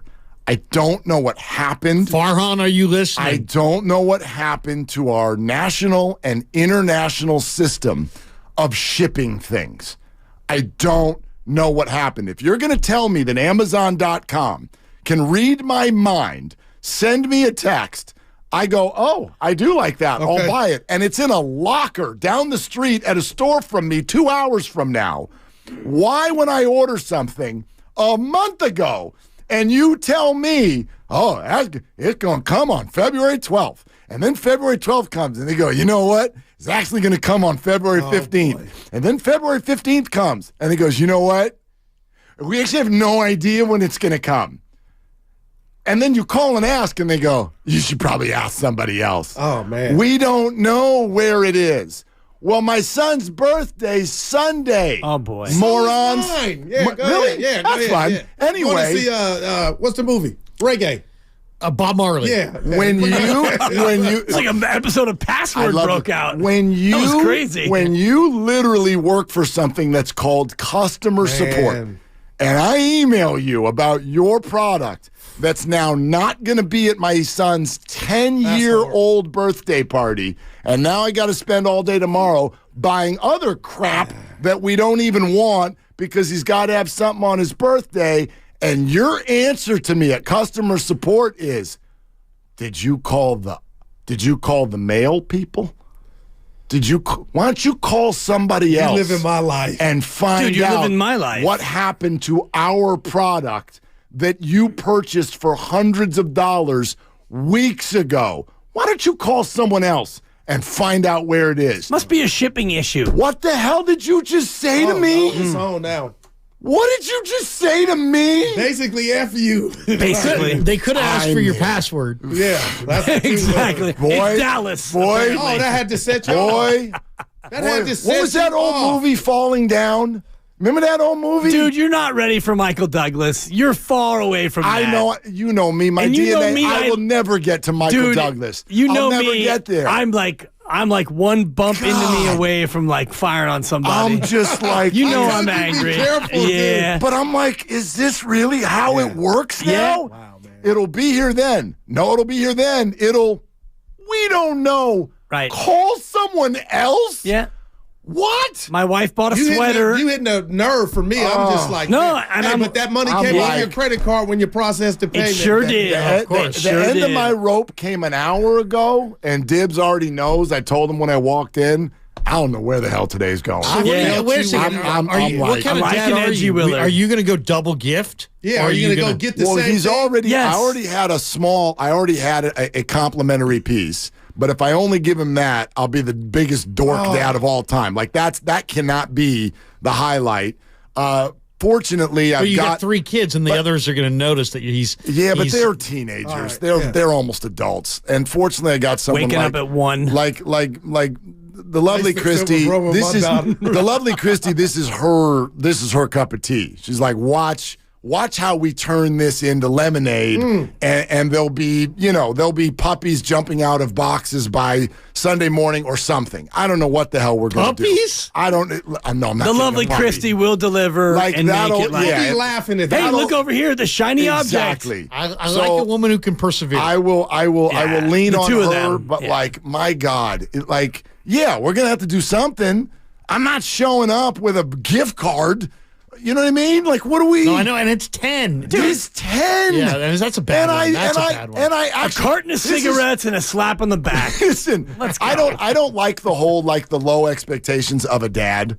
You know what I mean? Like, I actually hate that when as a single dad, when the moms of the world are like, oh my God, like, he actually can wake up in the morning and cook a food. Like, I hate that. Like, yeah, I'm capable, but I thought ahead. Man. I did this right. This is a man who's put together lentil salads. Thank you. It was not even February yet when I did this.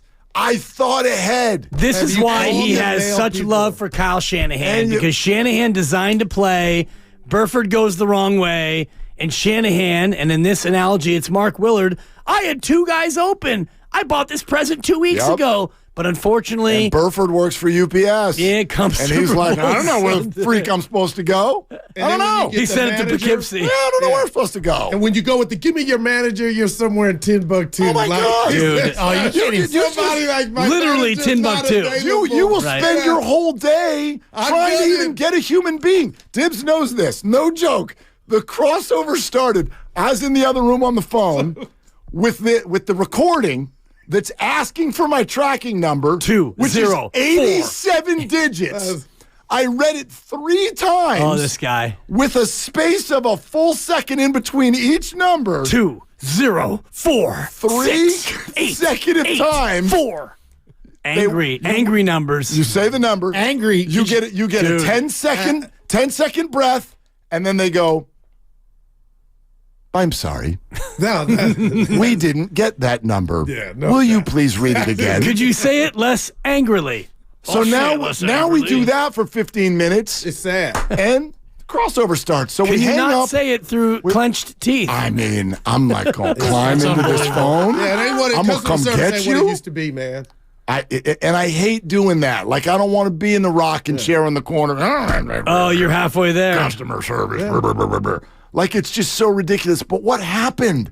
I just want someone to explain it to me. It happened before COVID. But what all these companies realize. Amazon and Apple can show. If I even thought about having a new iPhone, they'd be at my door by 2:30. We order coffee What from happened? Amazon, and it's like, you order it at 5 in the morning, and they say it'll be there between 8 and noon. And at 9:15, you hear the bum, bum, bum, bum, knock, knock, knock, and they run away. It's like, oh, that took 3 hours. Exactly. What's wrong with you, Amazon? The best is when you're like, you go into it with a refusal to talk to the computer. I just zero. You just sit on zero. I just sit on it. I want to talk to a human being. That's right. Oh my God. It's so funny. Or, I mean, to your point, I moved recently. I could call the cable company 2 months before I move. Can you please?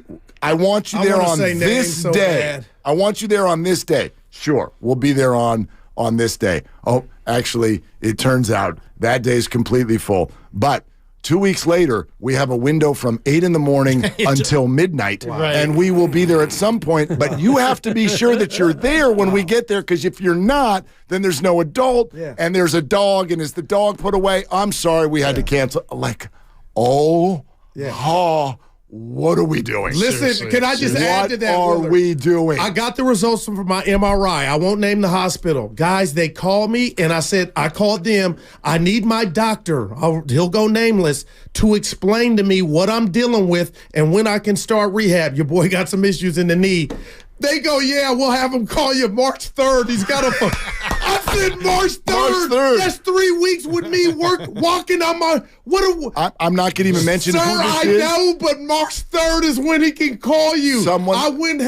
Someone very close to me has a child that was going through some, chest stuff. Oh my goodness! Real stuff. We'll get to you in 6 months. Right? They go. You're like, okay, like this needs some attention. I'm and not they're like, laughing. yes, this is serious. All right, let's make you an appointment. The doctor looks like they got something in May. April. Oh, not even May 9th. Yeah. May 9th. What are you like? That's sad, man. Someone's gonna be dead by then. It ain't what it used to be. Well, then make sure you cancel the appointment, because if, I'm sorry, why didn't you show up to the appointment? Well, my kid died 8 weeks ago. Well, you're still going to be charged. Sorry about that. And my doctor retired. Okay, he retired. He gave out that's a good excuse. He gave out a list of where you can go to go to the next doctor. Right. I called 9 of them. There's 12 people on the list, and each time they're like, well, we're not taking on new patients. Well, then why would you put your name on the list? And then they're trying to force me to some doctor, and I'm like, chances are she's crap. Dude, right? That's why she has appointments. We found a list of doctors in your network. The closest one is Medford, Oregon. Dude, that's sad. Don't even get me started about get ready to go. Oh, my God. Willard and Dibs coming up right here on 95.7 The Game. Therapeutic. The Floor Store is your Bay Area flooring authority. Selection, expertise, price, guaranteed installation. Visit floorstores.com. The Prophetic Matrix. Unlock the secret code to your destiny. A new revolutionary book by Michael John Toste. The first ebook to make history by being filmed in space.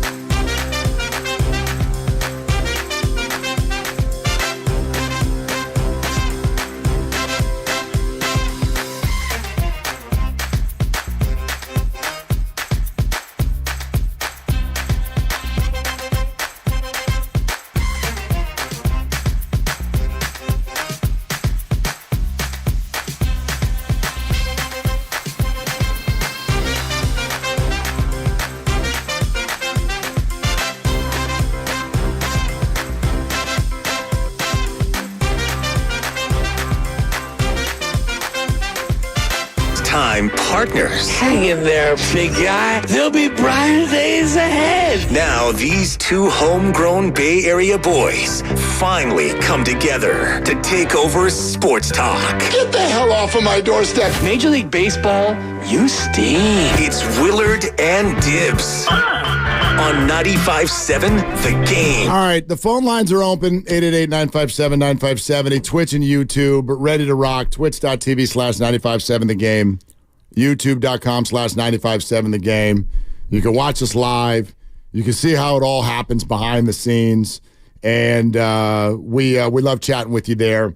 It's all powered by First NorCal Credit Union. Friday vibes. Yeah, man, it's been a day. And for a hell of a lot more reasons than my son's gift is lost in space somewhere. Shout out Will Robinson. Who's Will Robinson? Danger Will Robinson. Oh, got it. Lost in space. And the robot and Dr. Smith. That one snuck by the goalie there. It was the Robinson family. It's a little bit before your time. A little bit. And again, I'm coming up on 70, according to you. You are. You're an old man. I like the edgy mark, but I also don't like the edgy mark. You're kind of mean. Well, it's... Turns out, you're kind of a... And I won't say it because I'm hoping it's temporary, but wow. This is not the usual, like... Normally, it's not the glass is half full. The glass is all full. It's only half water and half sunshine. Today, there is no effing glass. I'm not. It's a bunch of shards. I'm not going to let this crater the show. Okay. You can, though. I subscribe. Be different. No, honestly now. All right. Speak on it. No, I subscribe to a theory in our business, and that is there are no bad days. You and I have talked about this. Yeah. There are no bad days. You've helped me with that because I've had a few bad days. Well, our show, what we do for a living, I look at these microphones as an opportunity to talk to people who are out there dealing with life, and we do too, but not during these 4 hours. Right. Not during these 4 hours, and not with the subject matter that we play with, right? The Niners lost the Super Bowl last weekend. It's super painful. It's super frustrating, but at the end of it, it's like, the Niners lost a football game. And we're going to wake up the next day, and though hopefully for most of you, there's food on the table and there's money in your account and people who love you and people you love and like we live. We do it. So I don't want to refer to today as a bad day because there is in my mind, because I choose to believe that there is no such thing. Okay? So that first and foremost, I started thinking about a couple Bay Area athletes based on an experience that I've been having off and on. And I don't even want to call it my experience. It's more something I'm watching. Have you ever dealt with this either as an individual or someone close to you? Someone very, very close to me is I'll hang in there. Someone very close to me is really battling depression. Yeah. Like really battling it. And I bet this is relatable to every single person listening to us right now. You've either dealt with it as a person or you've dealt with somebody close to you. And especially if you're dealing with someone close to you where it's not you and you're just watching it, it is the most helpless damn feeling that you could ever imagine. And it's maddening and it's frustrating. And so I arrived at a question that I wanted to throw out at you. And that is like, and maybe the answer is different for every case, but how do you go about dealing with that person? To take it to a much less sort of serious space, let's use Klay Thompson and Brandon Ayuk as examples. And I don't believe that they're necessarily dealing with clinical depression. Right. I don't think that. Or maybe they are. I have no idea. I don't know those two men. But what I do know is that they are recent examples here in Bay Area sports of people who are struggling on some level emotionally. Klay Thompson, as it was put to me by a new friend that I just met this morning, can't get out of his own head. He can't get out of his own head. And I say this on an afternoon where Klay was unbelievable. He was unbelievable last night. But it's a back and forth thing, which is what you're dealing with when you watch this with the people around you. There are good days, there are bad days, there are good 5 minutes, and then there are bad 5 minutes, and it's back and it's forth. And we've talked a lot about that with Klay Thompson. And then I look at Brandon Ayuk, and I go, okay, you just had your best season ever, and you look like you're just having a damn blast the whole time, swagged out, look good, right? You and Debo, front row, Warriors games, like it's all good. And then you lose a frustrating football game, and within hours, apparently we see a completely different side of your world, and maybe that's just the frustration talking, or maybe not. All right, so how do you deal with that person?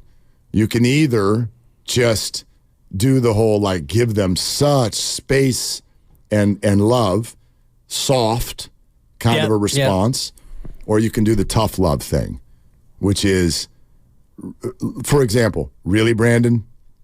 Really? So 1,300 yards and the 49ers, we're supposed to feel sorry for you because you got open a few times and didn't get the ball? Really?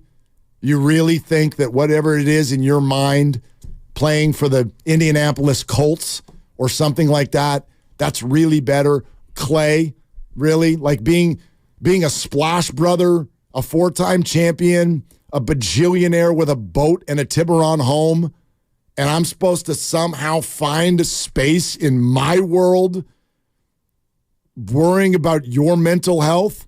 Or do you go the opposite way and go, okay, Brandon, I get it, right? I know you want to get paid $25 million and you want the ball, and you were the only person in the end zone in the Super Bowl in overtime. You were. And so we let's listen to you. Let's read your social media. Let's get the ball to you. And same for you, Klay. Let's just keep thinking about the surgeries and what might have been and how hard it must be to get older in an NBA form. I don't know. You tell me. What's the right opinion? Because let's talk. Just Ayuk, Klay. Whoever. What's the right opinion to have on this? Depends on the individual. And you had me thinking about Andrew Wiggins the way you were laying all that out, because Andrew Wiggins went through it more profoundly, I think, than the other two have, certainly in terms of, how many games he missed, as opposed to, Klay hasn't really missed a game due to this, and Brandon Ayuk just had a couple of moments in the post game where he got emotional, and he had people close to him send out messages on Instagram that felt to be a little bit more frustration-based than they were actual expressions of how he felt, and we'll see over time how he actually feels, but it depends on the individual. And if you're talking about Klay Thompson, I think we saw the first step toward that last night, which is, Klay, you're coming off the bench, and it's not a punishment, but it's a little bit of a redirect. And Klay was not good the night before when he was 1 of 9 and he committed a foul late in the game that he shouldn't have committed. So, you know what, Klay, we're going to try something else. It's not we're going to punish you and you're going to be buried in the bench and you're in the doghouse and all the rest of it. Let's just try to repurpose your role and repurpose and restart and recreate what we're trying to do here. And Klay responded. For Ayuk, unfortunately, he has no next game until September, and I don't know what the schedule will dictate, if they play on the Thursday night opener or if he has to wait until Sunday and the opener of the NFL season. But it's different for Brandon Ayuk because it's a long way between now and when he gets to do what he does again. And I don't know which friend of yours and somebody close to you, and I'm sorry to hear that, because it's a real thing, and it's tough to really know how to navigate that for the person that you're close to. You have to know that person and figure out what works for them. Usually what I've found is just trying to focus on that next thing. And for Klay, it was kind of easy because, hey, bad game, embarrassing, rough season, you want your contract, all the rest of it. Let's try this. Come off the bench and see how you do. And it worked. And now you go into the All-Star break, and he's got to be feeling better about that. Maybe. I don't know. And I also know he had his best game of the year. He did. That's one game. Right. I'll give him a ton of credit, actually, for this, let alone I don't know how he's feeling. Like, obviously this is someone who keeps track of this stuff. You know, you going to bench me? I mean, Tim Kawakami's going to be on here in a half hour. It was only a handful of weeks ago that Klay Thompson and TK had that exchange. We want to put me on the bench? Right. We want to put Wiggins on the bench? And 4 rings last year when you show on the 4. And now you're on the bench. But good job, Klay. You handled it like a damn champ for one night. I don't know where this is going to go next. Plus, by the way, I don't automatically think it means that he's handling it well if the ball goes in the hoop, and it doesn't mean he's handling it poorly if the ball doesn't go in the hoop, because that's life. That's life and that's sports. So, by the way, this has a lot to do with why so many of you call me a homer. I want to take this opportunity to say that. This is my perspective on stuff like this. When we're watching these athletes, these coaches, these teams, when we're watching them, I fail to be the type of fan that watches them and simply goes, black and white, man, results. That's it. There's no room for sympathy. There's no room for context. There's no room for nuance. The ball goes in or the ball goes out, and if the ball goes out, we out on you. I hate that. I can't stand that. You all have been asking me for years now why I'm such a Shanna fan, because I don't do black and white result opinion.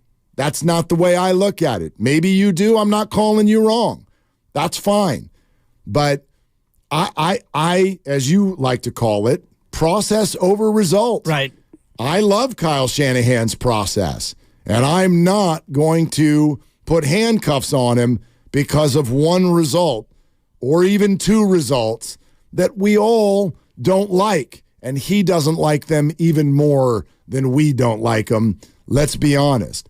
But I wonder what the evolution of this will be for Klay Thompson. And I bet that Steve Kerr, if we got him off the air and privately talked to him about this, I bet he's gone through what we're sitting here talking about in terms of when someone's dealing with something, do you go soft or do you go tough love? And I think what ends up happening is you go back and forth and you try both. It depends on the person, too. And often feel like neither are working, right? I guarantee you the Warriors have had, and we know this, it's been reported, tough love conversations with Klay. Hell, they benched him last night. Or last year in the playoffs. Bro, you got to stop firing. And then early this year, early last year, where he was hunting his shot, yes, and they had to have a team meeting. And then other times where he's on the bench with a towel over his head for 45 minutes after the game, and everybody's like, oh my God. This is like, forget basketball.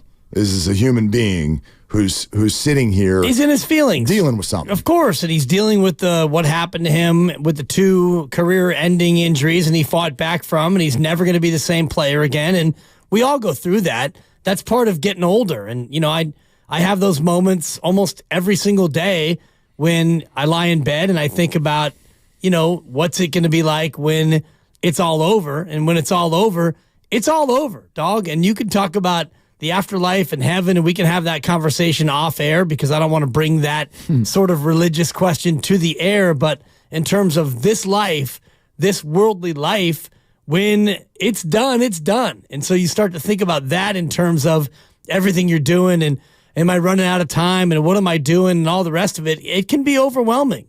When it comes to depression, and I've had many people close to me go through that level of depression, it's hard to help them navigate. Ultimately, the individual has to find their own way out of it. You know, you can pep talk them and you can give them a blueprint, and you can give them a path, but unless they want to really try and find that path on their own, you can help them to see the way, but there's no way out of it unless you allow yourself to really give yourself a chance to get out of it. I mean, the Ayuk thing is new to us and not habitual, and therefore I don't know if we even know where that's at.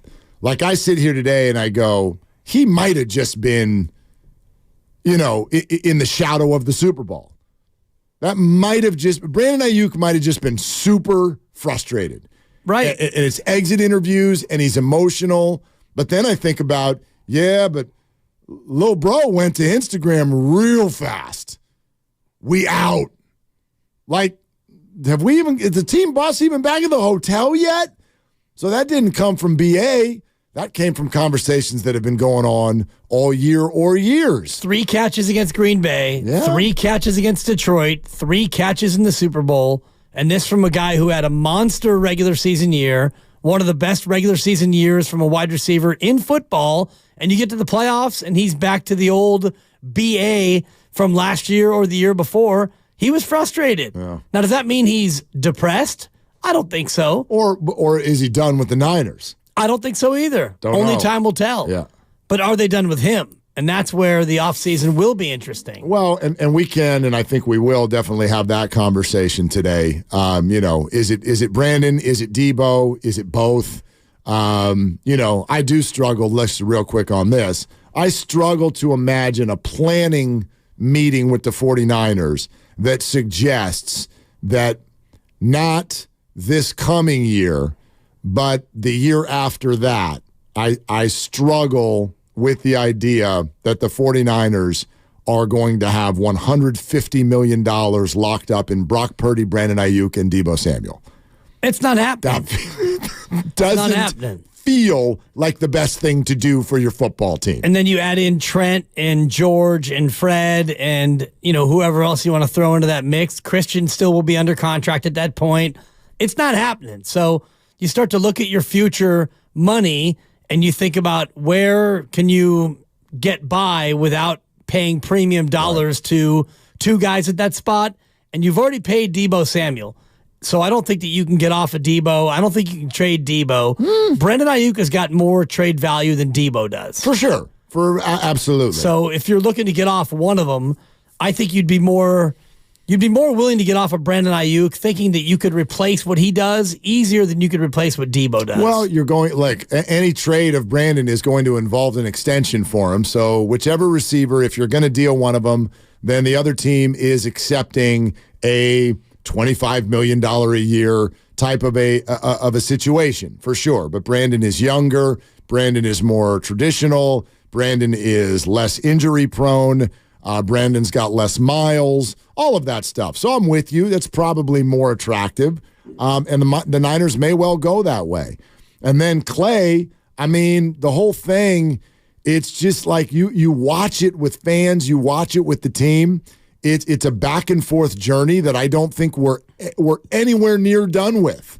You know what I mean? Like, think of what we've all talked about. And hell, add Draymond Green into this conversation. Because supposedly a month ago, he was off finding himself. I don't know how much BS all that was, but this is what we're sitting here dealing with these players. And I think it's got a lot to do with how much of your future you want them to be involved with.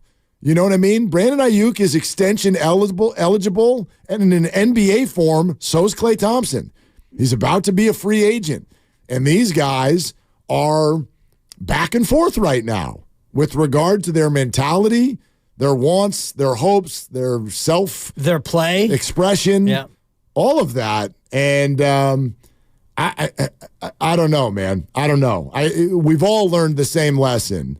At least I certainly feel this way. I never love it when people, oh, boo-hoo, millionaire. Oh, boo-hoo. We know that does not make your mental health automatically good. It doesn't work that way. Being $100 millionaire. Being an anything. Right. Of course.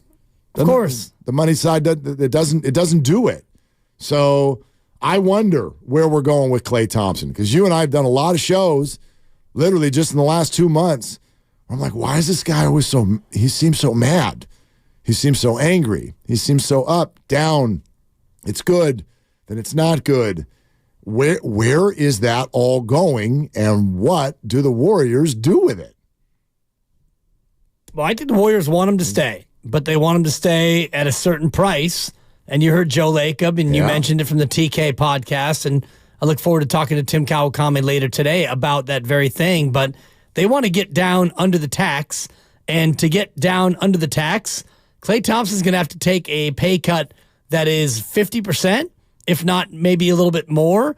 And the reports are that he got offered $2 and $48 earlier this year, and he turned it down. And that's a report. We don't know if it's fact, but if you take it as fact, and he turned down $24 million a year, well, I don't know if the team is going to be willing to offer him much more than that and still be able to stay under the tax. I don't see it. I have no idea what they're planning. I mean, that's one of the things we'll talk to Tim about here in less than a half hour, because he had Joe Lacob on the TK pod, and Joe said they've got their plan. Their plan 1 and 1A, and within the process of that answer, he said, we think we can keep everybody here. We can keep everybody here. And there's all kinds of questions to follow that up. Like, do you want to keep everyone here? 26 and 25. So is that the goal? To keep everybody here? Is the goal to get better? What kind of maneuverability in there? They also said they're going to get the tax number down. So the goal is also to spend less money. So you're 26 and 25. Right. You want to keep everybody, but spend less pay money. Less, yeah. All right. So save more money and win fewer games. Is that your motto? I don't think that the thought is to win fewer games. Well, I mean, how are you going to win more? Keep everyone and spend less money. That means Klay Thompson takes a massive pay cut is what that means. And Chris Paul's gone.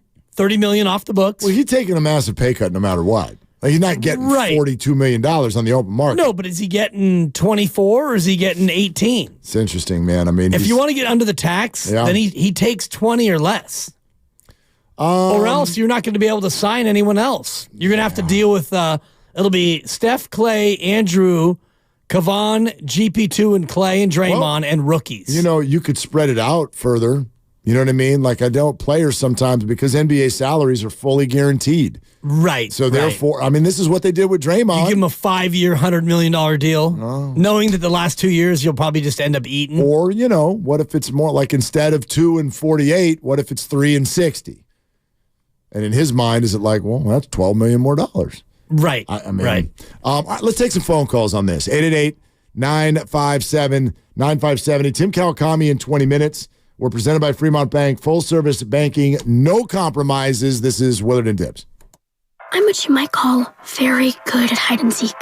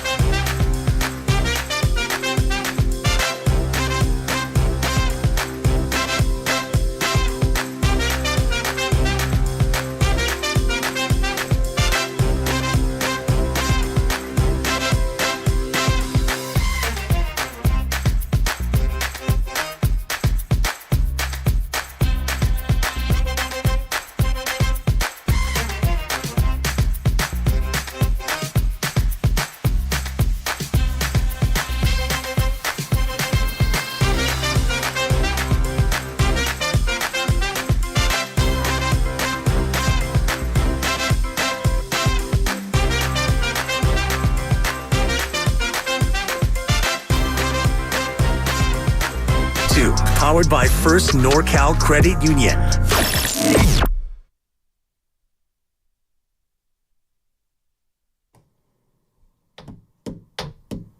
I am a control freak. Now, back to Willard and Dibs on 95.7 The Game. Which is why I'd like to run this game show. Oh, you got a game show? We got some calls. We'll go to you in just a sec. Stay right where you are, Ruben and Jonathan. I'm good at game shows. Are you? I've been on one. Let's find out. Wheel of Fortune. Are you smarter than a fifth grader? No, that one, they're out to clown you on that one. Of course they are. Yeah. Wheel of Fortune's just a good old-fashioned, honest game of chance. I think I asked you this before, but and this will date both of us, and that's fine. But when you went, was it still like that prize wheel that rolled around, and you had a certain room where you got to choose a bunch of prizes from? No, that's been gone for a long time. It's been gone for a long time. 15 years at least. Okay. Yeah. Oh, you went less than 15 years ago? Yeah, I went during my fired year. I got already? Is it 5 o'clock? It's 5 o'clock somewhere. Mm-hmm. I got fired in 2014. And so during that year, I was aggressive in finding things to do. And so I think I got on the show in 2015. We taped. Okay. Took the bronze. Yeah. $4,000. Well, not bad. Not bad. It's not $42,000 in a trip to St. Kitts. Yeah. That's Is that what the winner got? Yeah. The Husky lawyer from Oklahoma City. Damn. Cash me out one time. Dude, yeah. How much of the $4,000 actually shows up? Oh, you get the whole check. Oh, you don't take taxes out? No, you pay your own taxes at the end of the year. At the end of the year. So, which you lie about, and then... Whatever. Try and do me a favor and keep your mouth off of my 1040 EZ. You better be careful. I will say this, and just a quick 30-second story. We went down the night before the taping, because you got to get up super early, and I thought it would be wise to go in the bar and tie one on. And I'm in there, and I met this guy, and I was there with my sister, Hurricane Gale, and the ex-wife is like, you should probably think about going to bed. I'm not going to bed. Better brighten his head. Dude, brighten his head. Turns out the guy that I was drinking with is the husband of the woman who I was going up against. Let's go to Dibs, half in the bag. Dude, more like 3/4 in the bag. Wow. I woke up with a head to the ache. Oof. Yeah, it was a rough one. Cotton mouth. No wonder you only got $4,000. It had nothing to do with my acumen. It was the damn wheel. I was consonants, vowels. I was running material. It was the wheel. Dude, the wheel. 3 bankrupts. I need you to be accountable. I need you to show some accountability, Dibs. How dare you? I Spencer Burforded the wheel. How it wasn't dare the wheel's you get fault. on Wheel of Fortune and give it a name tag and then blame the wheel? Wasn't the wheel's fault. It was my inability to navigate the wheel. You know what that is. Navigation sensation, Mark. All right.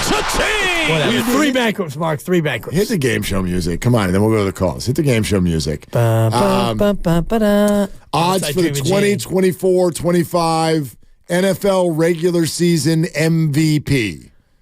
Whoa. Odds, yes. Top, 1, 2, 3, 4, 5, 6, 7, 8, 9, 10. Top 10 answers on the board.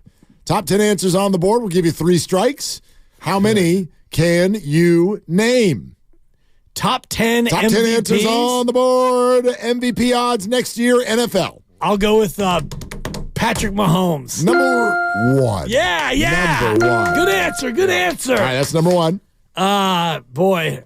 How about Josh Allen? Josh Allen, number 3. Number 3. Actually, Yeah. tied for second.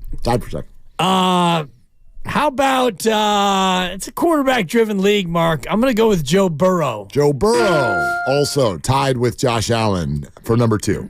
Oh, for number 2? Yeah, they're tied for second. So there's your top 3. You got your top 3 I got answers. 1, 2, and 2. There's no one else tied for second. Mahomes, Burrow, and Allen. No other ties. What about Jim Harbaugh's guy, Justin Herbert? Justin Herbert is a correct answer. He is 6. Number 6. Yeah. Jeez. How about Lamar Jackson, the defending MVP champ? Yeah, Grandy. Lamar Jackson I'm hot. is number 7. Number 7? Number 7, right behind Justin Herbert. Wow, okay. I mean, Brock Purdy's got to be on the list, right? Yeah.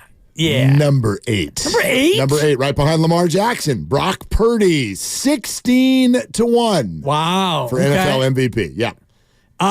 Christian McCaffrey, non-quarterback? Oh, God. Strike 1. Yeah. Strike 1. Grandy was all too He happy. was waiting. Man, he hit that fast. All right, that's strike 1. He's either chewing gum or he's chewing his teeth thing. I can't tell which one. It's an apple again. I was offered that apple an hour and a half ago. I passed. Much like the Niners passed on Mahomes. Uh-huh. You're Thanks welcome. for that. Thanks. Good Lord. How about Tyreek Hill? He's got to be in the top 10. Holy crap. Strike 2. How many more do I have? You have 1, 2, 3, 4 more. 4 more. 4 more and picks. 7 years Four ago. More picks. Yeah. 4 more picks. No, Jimmy Garoppolo got suspended. Go ahead. Did C.J. Stroud, is he on there? C.J. Stroud, God, I'm number desperate. 5. Number 5, C.J. Stroud. Yeah. All right, I'm 3 fighting more uphill answers right on the now. board, but you got no more wiggle room left. No more wiggle room. Man. Jalen Hurts? Jalen Hurts. You know what? Let's go ahead and give it to him. There is a tie for 10th place, so there's actually 11 possible answers. So there's a tie. Cockamamie bit is this? Tie for 10th place. So we will accept Jalen Hurts. Thank you. However, there are still 3 more acceptable answers because of that. Well, it's actually top 11 on the board, I guess. Let's go quarterbacks then, and let's just go with Dak Prescott. Dak Prescott, number 9. Good job, Dak Prescott. That is a correct answer. Man. 2 more. 2 more? No strikes, though. No strikes available. This bitch just keeps going. It really does. Well, you're taking a while. You're talking about Grandy's Invisalign. I mean, let's go. Whatever. Spit some answers it's out. An apple. Jordan Love? Jordan Love, number 4. That's the one you were waiting on. God. All right, down to the final answer. Can you get it, or will you strike out? Hang in there, big guy. There'll be brighter bits ahead. Jared Goff for the win. I'm so sorry. Okay, one buzz. No, that was Grandy. a very That was good 3 try, strikes. but 3 buzzers. you have lost. Shut up, Lucas. So take the L. Take the L. That's a loss, dog. Who did I miss? You probably wouldn't get it with 5 more guesses. Honestly. 5 more guesses. I don't think you could get this one. Garoppolo? It's not Jimmy Garoppolo. Aaron Rodgers? Oh, one more guess and you would get it. God. There it is. Aaron Rodgers. Good job. RELAX. Damn. Jared Goff is like relax. Way down the list. Matthew Stafford's in front of Goff. Yeah. Trevor Lawrence, Tua, Jeez. Deshaun Watson, Tua. Anthony Richardson. What? Yep, they're all ahead of Jared Goff. No love for JG? None. Brock Purdy is number 8 on your NFL MVP odds. Uh-huh. Celts Chronicle saying Darnold, Giants forever 5, Jamarcus Russell. This is why I don't use you, YouTube feed. Let's go to Ruben in Fremont, and we'll use him for the next few minutes of our show. Hi, Ruben. What are you doing? Hey, how's it going today? It's great, Ruben. Well, that's good. Hey, I've been thinking about this, and there's millions of 49er fans all over the world and, in the Bay Area that are frustrated with Kyle Shanahan, how he runs the offense when they get to the Super Bowl. And we don't score enough points, and we're always trailing, and it always comes down to a few plays of whether we get them or we fail. So this is my idea, and I hope I can get your opinion on this. Okay. The Niners should get in touch with Mike Holmgren. He used to be a coordinator with the Niners when they were winning all the Super Bowls. We know who he is, Ruben, yes. Yeah. So do you think he could assist Kyle Shanahan as a coordinator or technical coordinator for the offense? Yeah, I don't like Ruben. Yes, he could. I would say I don't obviously think that hard job is no. open. No, I don't want to in any way have this sound dismissive. But if anybody has any thoughts about any offensive coordinator or any play caller help or anything along those lines, the answer's no. It's going to be a no from Kyle Dog. Pretty much. That's it. Yeah. It's just, we could talk about what we think. It's kind of irrelevant. There's zero chance that it'll ever happen. But let me also ... Even if you want to go to fantasy world, Mike's super retired. Like Mike's not going to an NFL sideline and coming back and helping anybody out. There's nobody whose mind offensively is going to come perfectly blend in with Kyle Shanahan, except for people who are also already on the Mike Shanahan tree. And why would you need that? Why need someone to come in and be like, so I would like to call plays similar to the way you call plays? Well, Kyle's like, I got it. Mike Holmgren last coached in 2008, Mark. I mean, that is 16 years. That is way retired. He was a team president for the Browns up until 2012, but even that is 12 years ago. That is super retired. I mean, I know everyone's got ideas, and that's fine.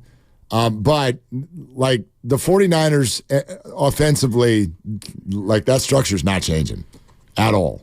And then the discussion always goes to whether or not that's actually needed. Do you actually buy this idea? Oh, every time the Niners are in a big game, it doesn't work. I don't buy that. Some do. Okay.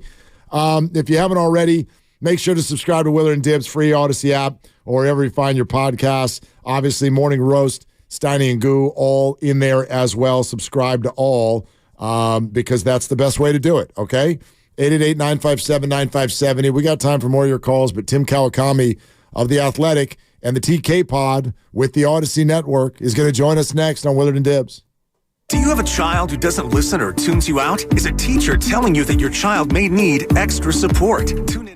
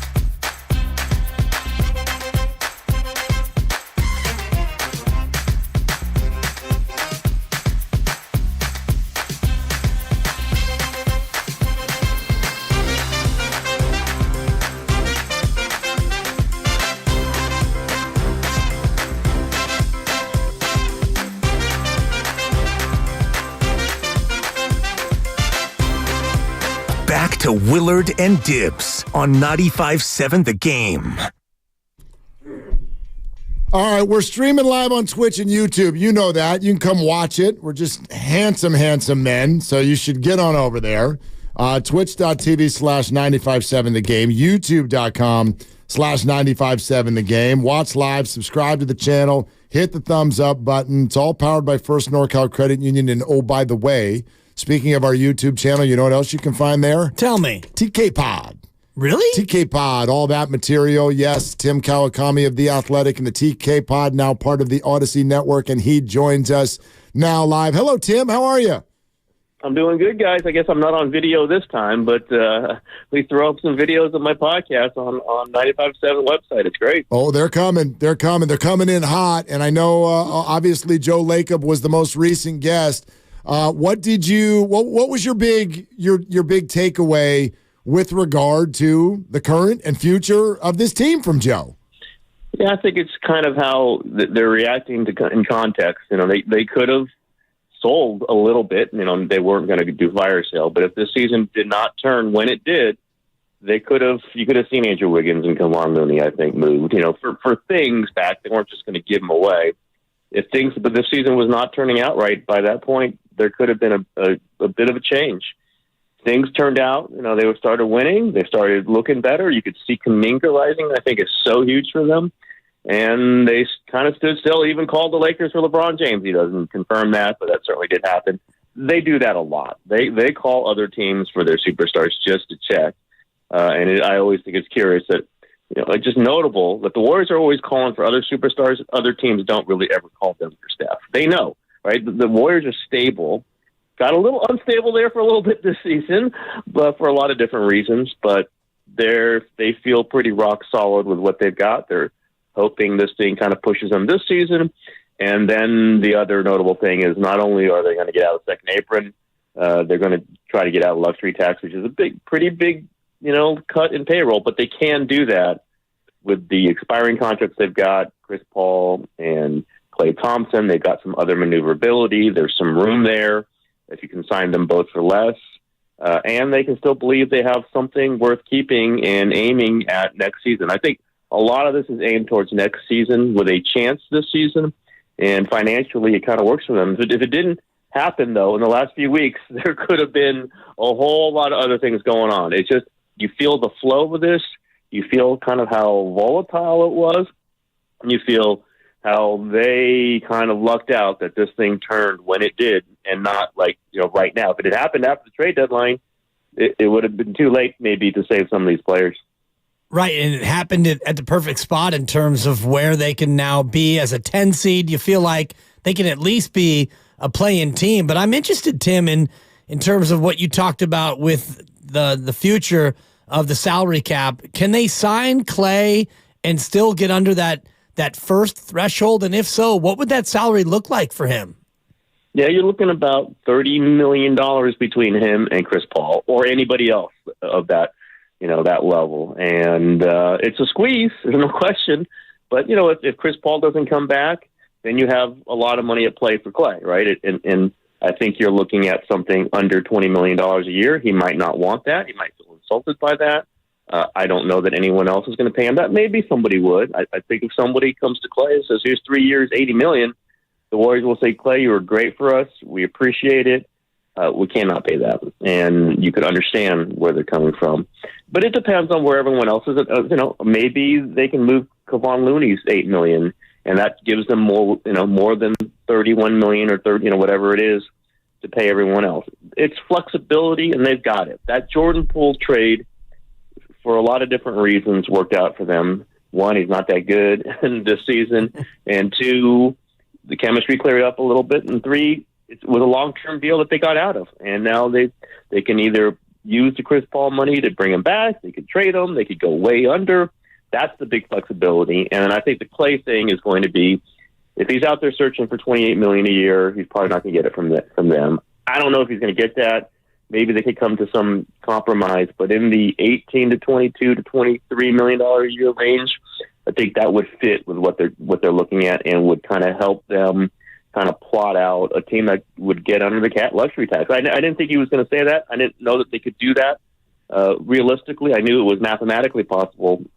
Now that he's saying it, we're going to have to look at the books and kind of look at them and trying to get under 171, which is a bit because they're at over 200 now. But I think that if you go Klay at a reasonable, whatever reasonable means, at a market value number, they can do this.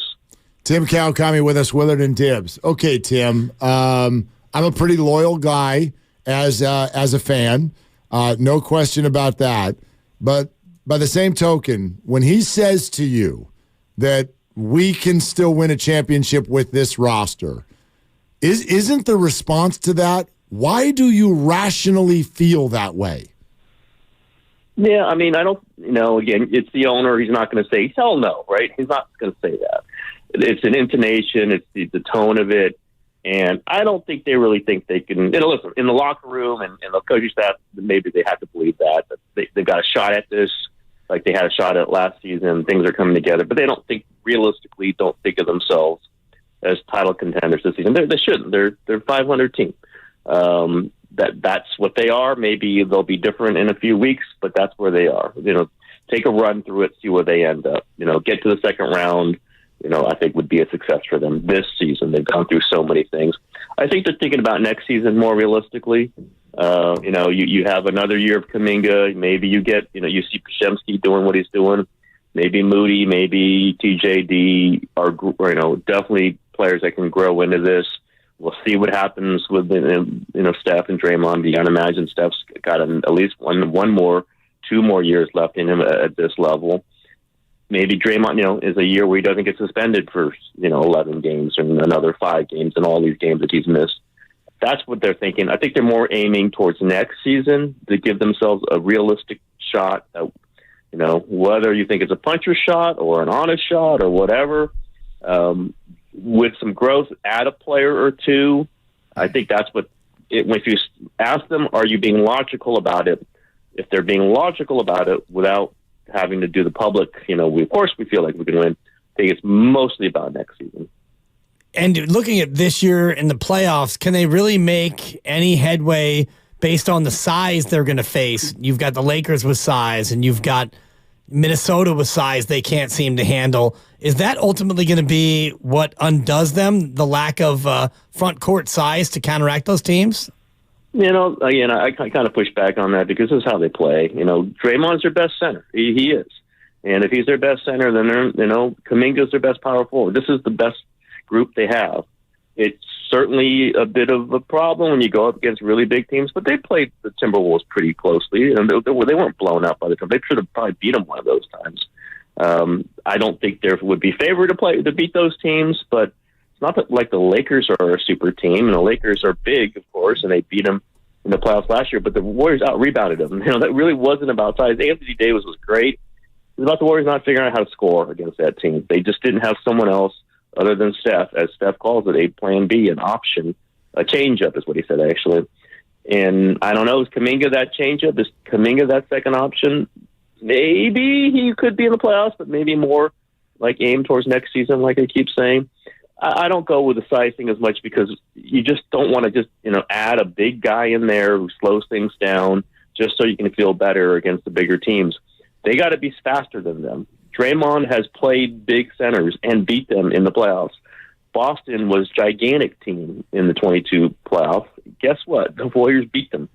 So you just have to be playing well. You need Kuminga to be playing well. You need Wiggins to be playing well. And that is a huge part of the season. He was terrible at the start of the season, a no-show, and now he's playing well. Those are big wings, and they can maneuver guys, and they can hit threes. And so I don't know if it's just size. It's efficiency. It's to be able to match up with them and hold your own. And when they've won in the past, they have not won with massive size, other than Durant at power forward, which certainly is a big guy, but not like a burly guy. They've won with Draymond at center. And I keep reminding Warriors fans who are demanding size. They just want DeMarcus Cousins or JaVale McGee. Those guys weren't the center when they win championships. The center was Draymond Green at the end of games. And he is absolutely their best center now. There's not a question about it. And I've had Warriors people tell me like he was their best center, one of the best centers in the league for the last 10 years. And no one understands that. He is their center. They have to make do around that. That's how they play. TK, what is the characteristic of this basketball team that always has them struggling in the fourth quarter? Well, they're turning the ball over like crazy. I think everybody's watching that team. They get really shaky with the ball. And, they've got some guys who don't like dribbling the ball in pressure situations, who make some bad passes. Steph can be, a little risky with the passes too. And it breaks them down offensively. It just does. Now, they weren't great defensively either in the last two games, certainly not against the Clippers. And they gave up a lot of easy shots last night in Utah. But I don't know if it's the defense per se all the time. It's the turnovers that lead to easy baskets. Every time they Kuminga makes that horrible turnover, with two Jazz players lying on the ground on the other side of the basket, throws it to the other team. What happens? It's the three on the other side. That's a killer. Open floor, live turnovers. They commit too many of them. This is why Kerr likes having Chris Paul out there. We'll see when he's back pretty soon. Again, Warriors fans are just united in hating Chris Paul right now, and I don't really get it. If you watched the way this team played, he was one of their best players in the beginning of the season. He is small, it's a tough defensive matchup. I get it, but do you want all these turnovers in the fourth quarter, or do you want somebody other than Steph, who the defense has to respect as a ball handler, is somebody who can get them out of trouble and reset them? This is why I think is the main thing that's caused them giving up these leads. It's the live ball turnovers and the 3-pointers on the other side in transition after the live ball turnovers. It just you just go through it. It happens. Like when they have a live ball turnover, in my head, I just say that's a 3 on the other side. And guess what? Like 70% of the time, it is a 3 on the other side. Yep. And those are killers. Those are just killers.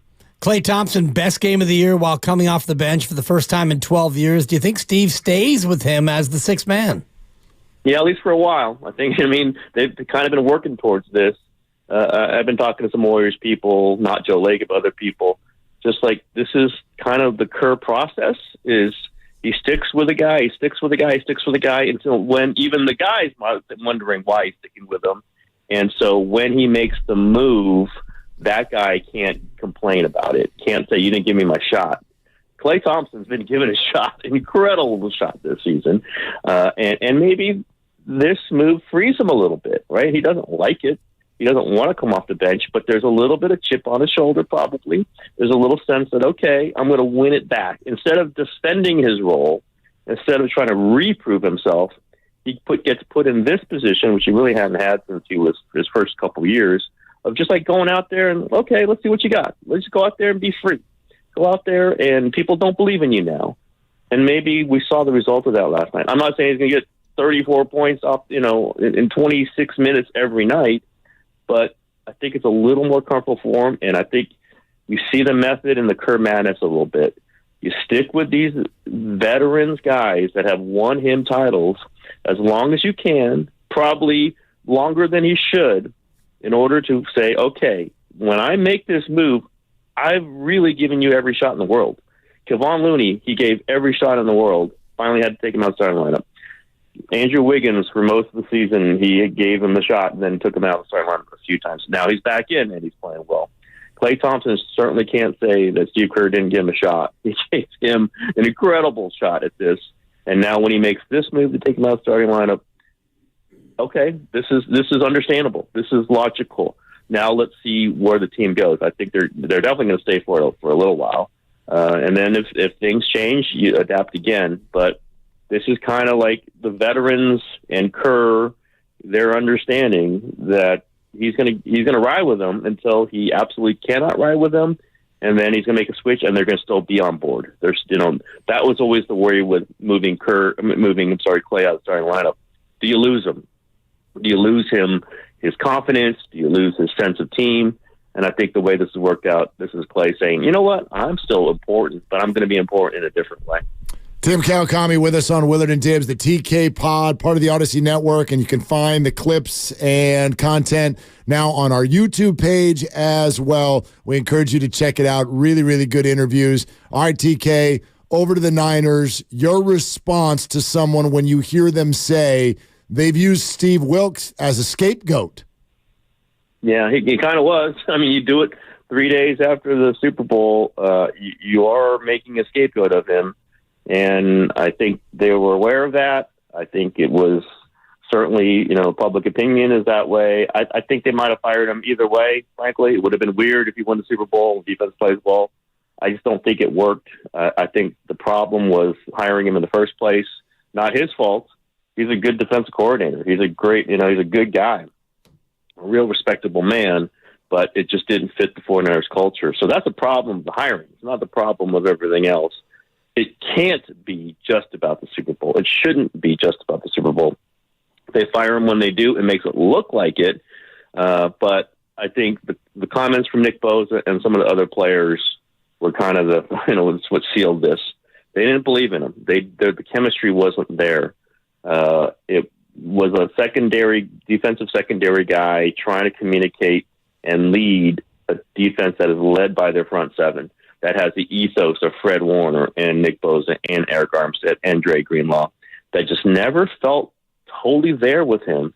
Him coming down from the booth to the field, when that's not what he wanted to do, was a huge sign. They played well after that, but he never felt like, with D'Amico, you just felt like every call he made was just intrinsic to who they were. Didn't always work, but it was who they were. Same thing for Robert Saleh. Just never felt that with Steve Wilks. I thought they might go one more year with it, but the one thing I'll talk about Shanahan is this doesn't look good, but better to do it once you've decided it and not delay it just to make everybody feel better about it, just to make the PR better. He decided he wasn't going to be the defensive coordinator anymore, so he took the heat. He's made the decision. We'll see who they hire. You don't want to get unstable here, where you're just going through DC. But we'll see what he comes up with. I just don't think the Wilks thing fit who they were, and they're going to have to take the heat for it, and they just have to hire a better defense coordinator. And nobody will be complaining if they're back to the number one defense again. They fell off of that perch this season. If they get somebody who can get them back to number one, who gels with Fred Warner and everyone else there, then you take this hit now to get that spot next November and December.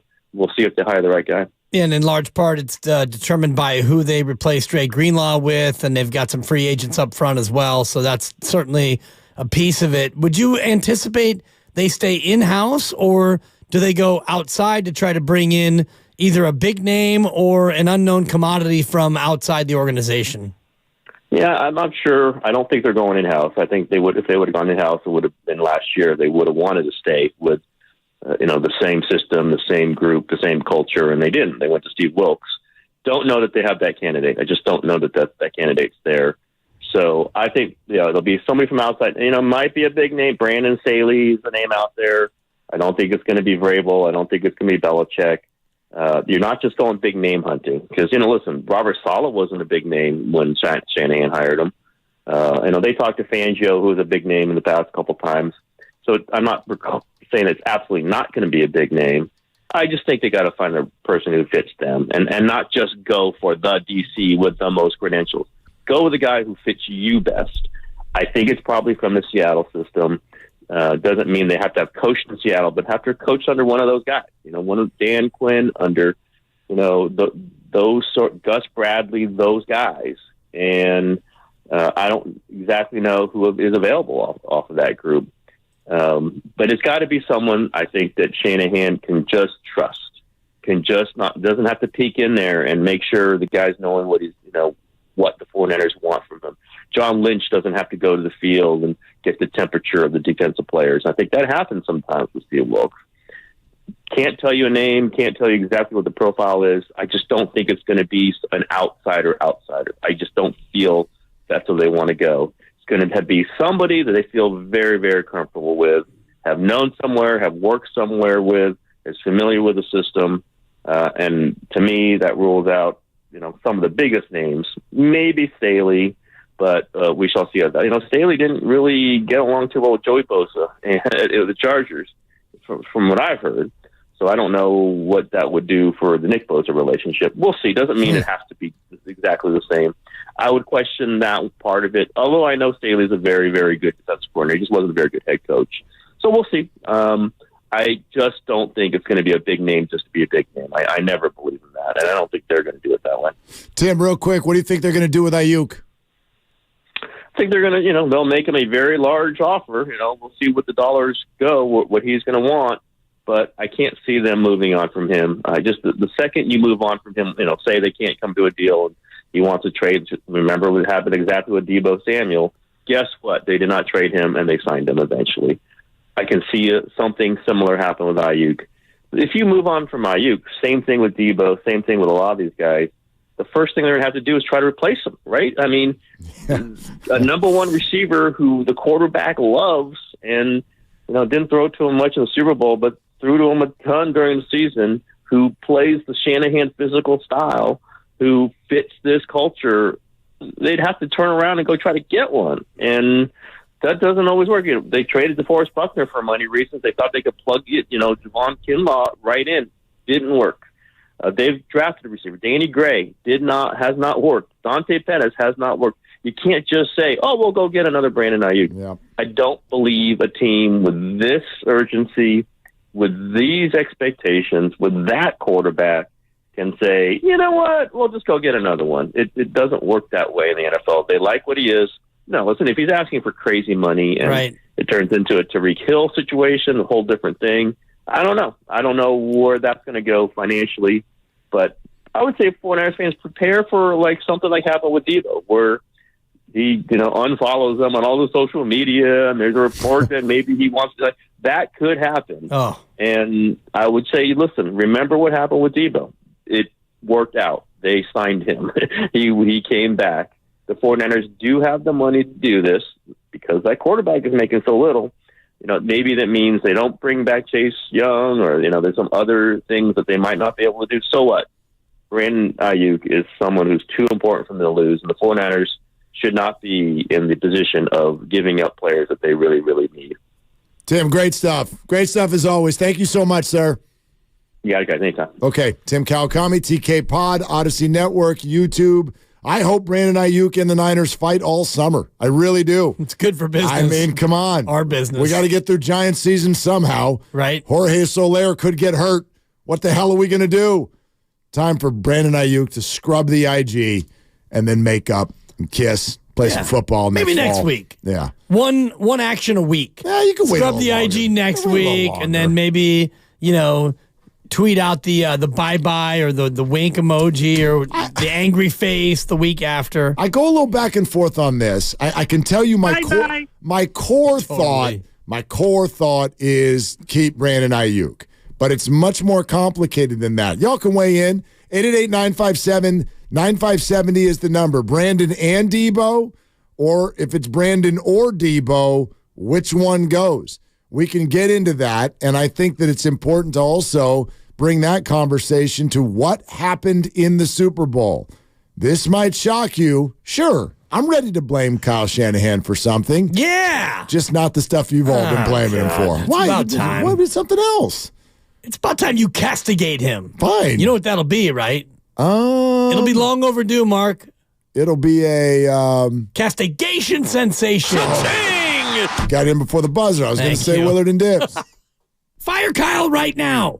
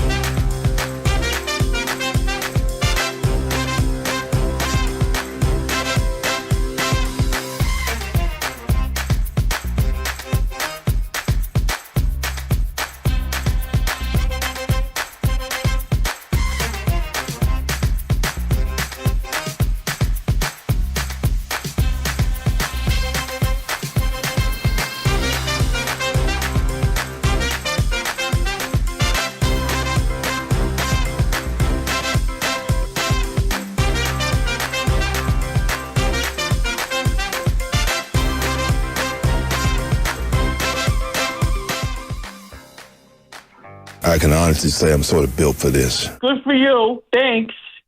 Now, back to Willard and Dibbs on 95.7 The Game. I find myself asking that question all the time when people are like, I'm built for this. I'm here for this. I don't want any more of this. What's this? What is this? Steve, I'm built for this. And I know what the context was at the time. What is this? Honestly, I'm built for this. Not this job. Got a good deep voice, though, on Steve Wilkes. I can honestly say I'm sort of built for this. Yeah, sure, you're right. Pipes. I do like that, yeah. You'll never find another DC like me. One who blitzes rarely and gives up yards on the ground. You'll never find someone that Shanahan disses in the postgame in Minnesota because of a zero blitz. Look it up. Buzz him. Lou Rawls. Just buzz him. Lou Rawls. You'll Buzz never him. find. I don't know what's going on. It's an R&B classic. Yeah, like, thank you, Drew Down. Grandy was just like, it doesn't matter if it's a classic. That was more, it's like It's Niners. a damn classic. It's a Niners. It was a great plan. It's the execution that we're talking about over here. I mean, for realio. No, Steve. I had more. No, thanks. So, yeah, maybe. God, I hate maybe Steve Wilkes could be hired by NFL Films, but not the 49ers. But tucked into all of this, sure. I could take a shot at Kyle. I could take 2 shots at Kyle. You won't. I have, but nobody hears it because it's not the criticism you want it to be. He can't call a play. His booty tightens up. It reeks of lemon, Mark. At the wrong time. Can I do you criticizing Kyle? A supposed genius who can't score more than 19 regular points in a Super. That's not it. I got 2. You want me to give you 2? If I can borrow from you, go ahead. Shoot your shot. It's all you got. I do all the time. Shoot it. Bury him. Shoot the glass. She's dem Finster. Totally. I don't know why that language stuck in my head. For those of you who don't know, that's a line from Die Hard. It's a Die Hard reference. Nakatomi Plaza, which shoot the glass. Yeah, she's dem Finster. Shoot the glass. That's so good. Rest in peace. Yeah, it did not end well for them in the movie or beyond. But anyway, Rickman. Great. Yeah. Alan Rickman. Alan, thank you. Great actor. Dennis Rickman, but that was Dennis Rickman. Dennis. The former Channel 2 anchor. They are who we thought they were. Anyway. No, here are the 2 criticisms I think are fair of Kyle Shanahan. And neither one of them are about game management. Both of them happened in the summer. You shouldn't have hired Steve Wilkes. Yes, it's not like Steve Wilkes is not on Steve Wilkes. It's on Kyle. It's on Kyle. It's on you as the boss and the hiring manager to find someone who's going to fit with you. And I still forever am scratching my head as to why you would go, quote, outside the family and hire someone who you had to sort of teach on the fly. I get a little bit about what the concept was, but it didn't work. And that's on you, Kyle. And here's the other one. I feel like there should be some of you out there peacocking, and you're not. Because I remember the phone calls. And you were right. And I remember our response at the time was not you're wrong. It was, well, we'll see. It was kind of a shrug the shoulders. I don't know. But you remember all the calls. You remember all the people in August who went, I don't know about this offensive line. Why are we just putting trust in McKivitz? Why are we just like going out there with this lack of depth? And I'm not here to say the offensive line was horrible. They weren't. And that was not like a thing all year. But the 49er passing game was not as effective as it could have been and should have been. And if you want to get the all-22 and really watch the tape, instead of going, well, George Kittle, 2 for 4 yards, and Brandon Ayuk only had 3 catches, and I thought you were number 1 options, and where are you now? George Kittle's too busy making friends and not falling on fumbles. He found another guy with the same name. That's crazy. It's amazing. Yeah. Like the Kawinky Dink is incredible. I could look up on the Social Security website and see how many people are named George born in that same year. Wow. More than you think. Well, and pretty popular name. But and play in the NFL, not a lot of Georges. Not a lot. More than you would think. Maybe. But anyway. Anyway. 2 catches for 4 yards. Bottom line for me is this. And this is one of the reasons I'm such a big fan of Brock Purdy. Brock was one of the top performing quarterbacks this year against the blitz, against pressure throughout the entire NFL. But why is he constantly up against the blitz and up against pressure?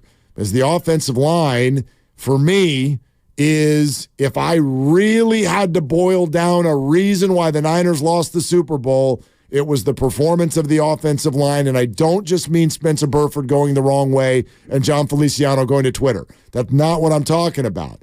Throughout the game, when Steve Spagnuolo switched, when he switched from a zone and got more aggressive and started blitzing a lot and left his corners on an island, if you actually watch the All-22, the idea that the KC DBs locked up Brandon and Debo, no, they didn't.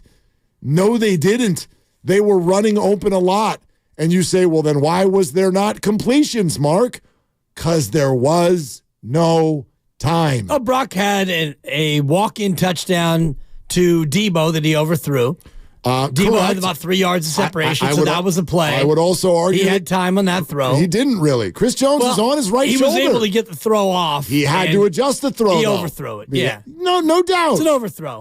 But also not unaffected. Not an unaffected throw. I do think that when you look at this, and I haven't looked at the All-22, I've been locked in with my daughter and the Subo, watching more halftime show than I have the All-22. Well, it was better than the real game. Spagnuolo he made the adjustment at halftime, and he had Kyle on his heels.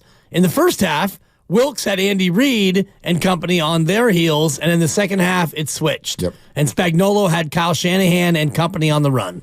Yeah, but for me, if you go back to August, there were plenty of you who went, offensive line doesn't feel deep enough, and it doesn't feel experienced enough. And in the end, I agree. And I thought it bit him. You had a massive mistake by a young offensive lineman in the biggest moment of the entire season. But beyond that, you had a group that performed very well for the run, and it did not perform at a high level in the passing game. So when you go, Brock Purdy, he got all this stuff around him, and he's a product of the system. The fact that guy finished 4th in the MVP and your pass blocking was middle of the road makes it even more impressive. He can handle it, but he's got to have, like all QBs do, an offensive line that is performing in the top 10. That's just my opinion. Yeah. And they weren't. Not for pass blocking, at least. Well, and in the regular season, you do benefit by some of the defenses against whom you play. And you play Arizona twice, not a good defense. Seattle twice, not a great defense anymore. The Rams defense has fallen off a little bit. So you get in the playoffs and you play against Kansas City, which had one of the best defenses in football, and you find yourself facing a little bit of a different task in terms of handling the blitz and handling coverages. This is not taking on the NFC West foes. That was a whole nother level that they had to face. and they succumbed. Yep. Let's get some of these calls. Jonathan in the city, first and foremost, been hanging out for a while. Hey, Jonathan, what's going on? I'm just fixing upholstery on our dining set. Wow. Ayuk, he's our only good to great route runner. So he's a must keep. He's a must sign. And before I go, I got a question for you guys. Now that $3 tougher than a $3 steak sharpens iron. Now, my question is, who do you think is going to win the Super Bowl first? Jim Harbaugh or Kyle Shanahan? It's a great question. This will shock you now. I'm gonna pick Kyle Shanahan. I feel so strongly about the internal issues with the Chargers. I know Jim Harbaugh. Now he can coach. He gonna fix it. And Justin Herbert can throw the ball. Yeah, but they're up against they got Mahomes in the division. Right. You've got a plucky Denver. You've got a motivated Raiders. And then Houston is better and getting better. Miami's still real. Well, yeah. Buffalo's got Allen. AFC's tough. It's your really tough. Your Mahomes point is a great one, though. Like, it's like just, dude, no matter what, like you're up against Mahomes. So the NFC is still fairly weak in terms of the top. By the comparison, top is strong, sure. And then you get through 4 through 7 in the NFC. If you want to give me Detroit and the Niners and Dallas as your top 3, even at that, right? Agree across the board, but let me make another point about the Chargers. Their ownership is so bad, and there are issues that actually creates. I know they're spending money now. They signed Herbert. They brought in Harbaugh. Okay, they're going to turn over control. It's bigger than that. I think of the Chargers are very much the football version of baseball's Colorado Rockies. I don't believe the Rockies will ever win a championship. And if you ask me why, I'd say this, because you have to be two completely different teams at home and on the road. What works at Coors Field doesn't really work in other stadiums. Why do you think the Giants own the living hell out of the Rockies when they come to Oracle Park? Because the style that works in a gargantuan airport of an outfield doesn't work when you go to a regular baseball stadium. So therefore, they're playing two totally different games 81 times, and it's a problem. The Chargers, it's a little different but similar. Like, they've got a home road problem. Here's the problem. They have no home. They are never rooted for in a football game, and it matters. That matters. Like, think about that in sports. If you just in the NFL especially. If you have no home, you have no support, people are rooting against you and making it hard to hear every single time.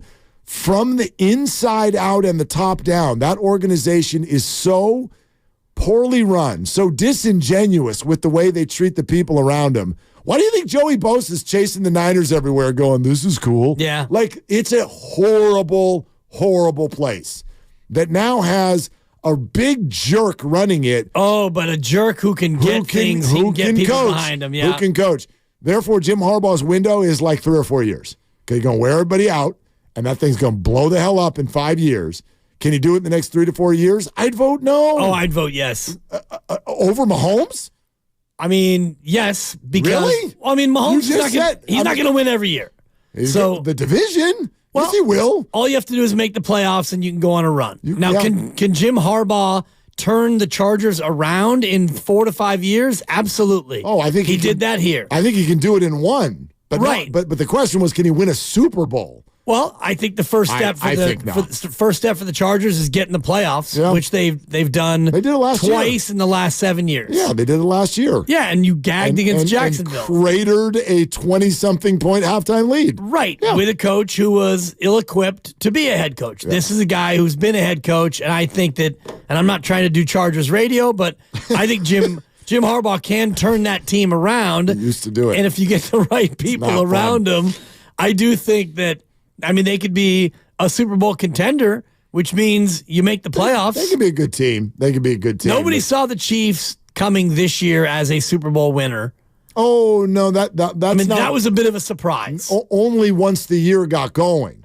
Certainly. Well, even when the playoffs started, it was, right. you'll win at home, but then you go to Buffalo. I thought they'd win that game. I thought they'd win both their road games. You but did, but they turned I was it in up. the minority. They turned it up. They did. But preseason, the Chiefs aren't a surprise at all. Right. They were surprised because they didn't look right once the season started. True.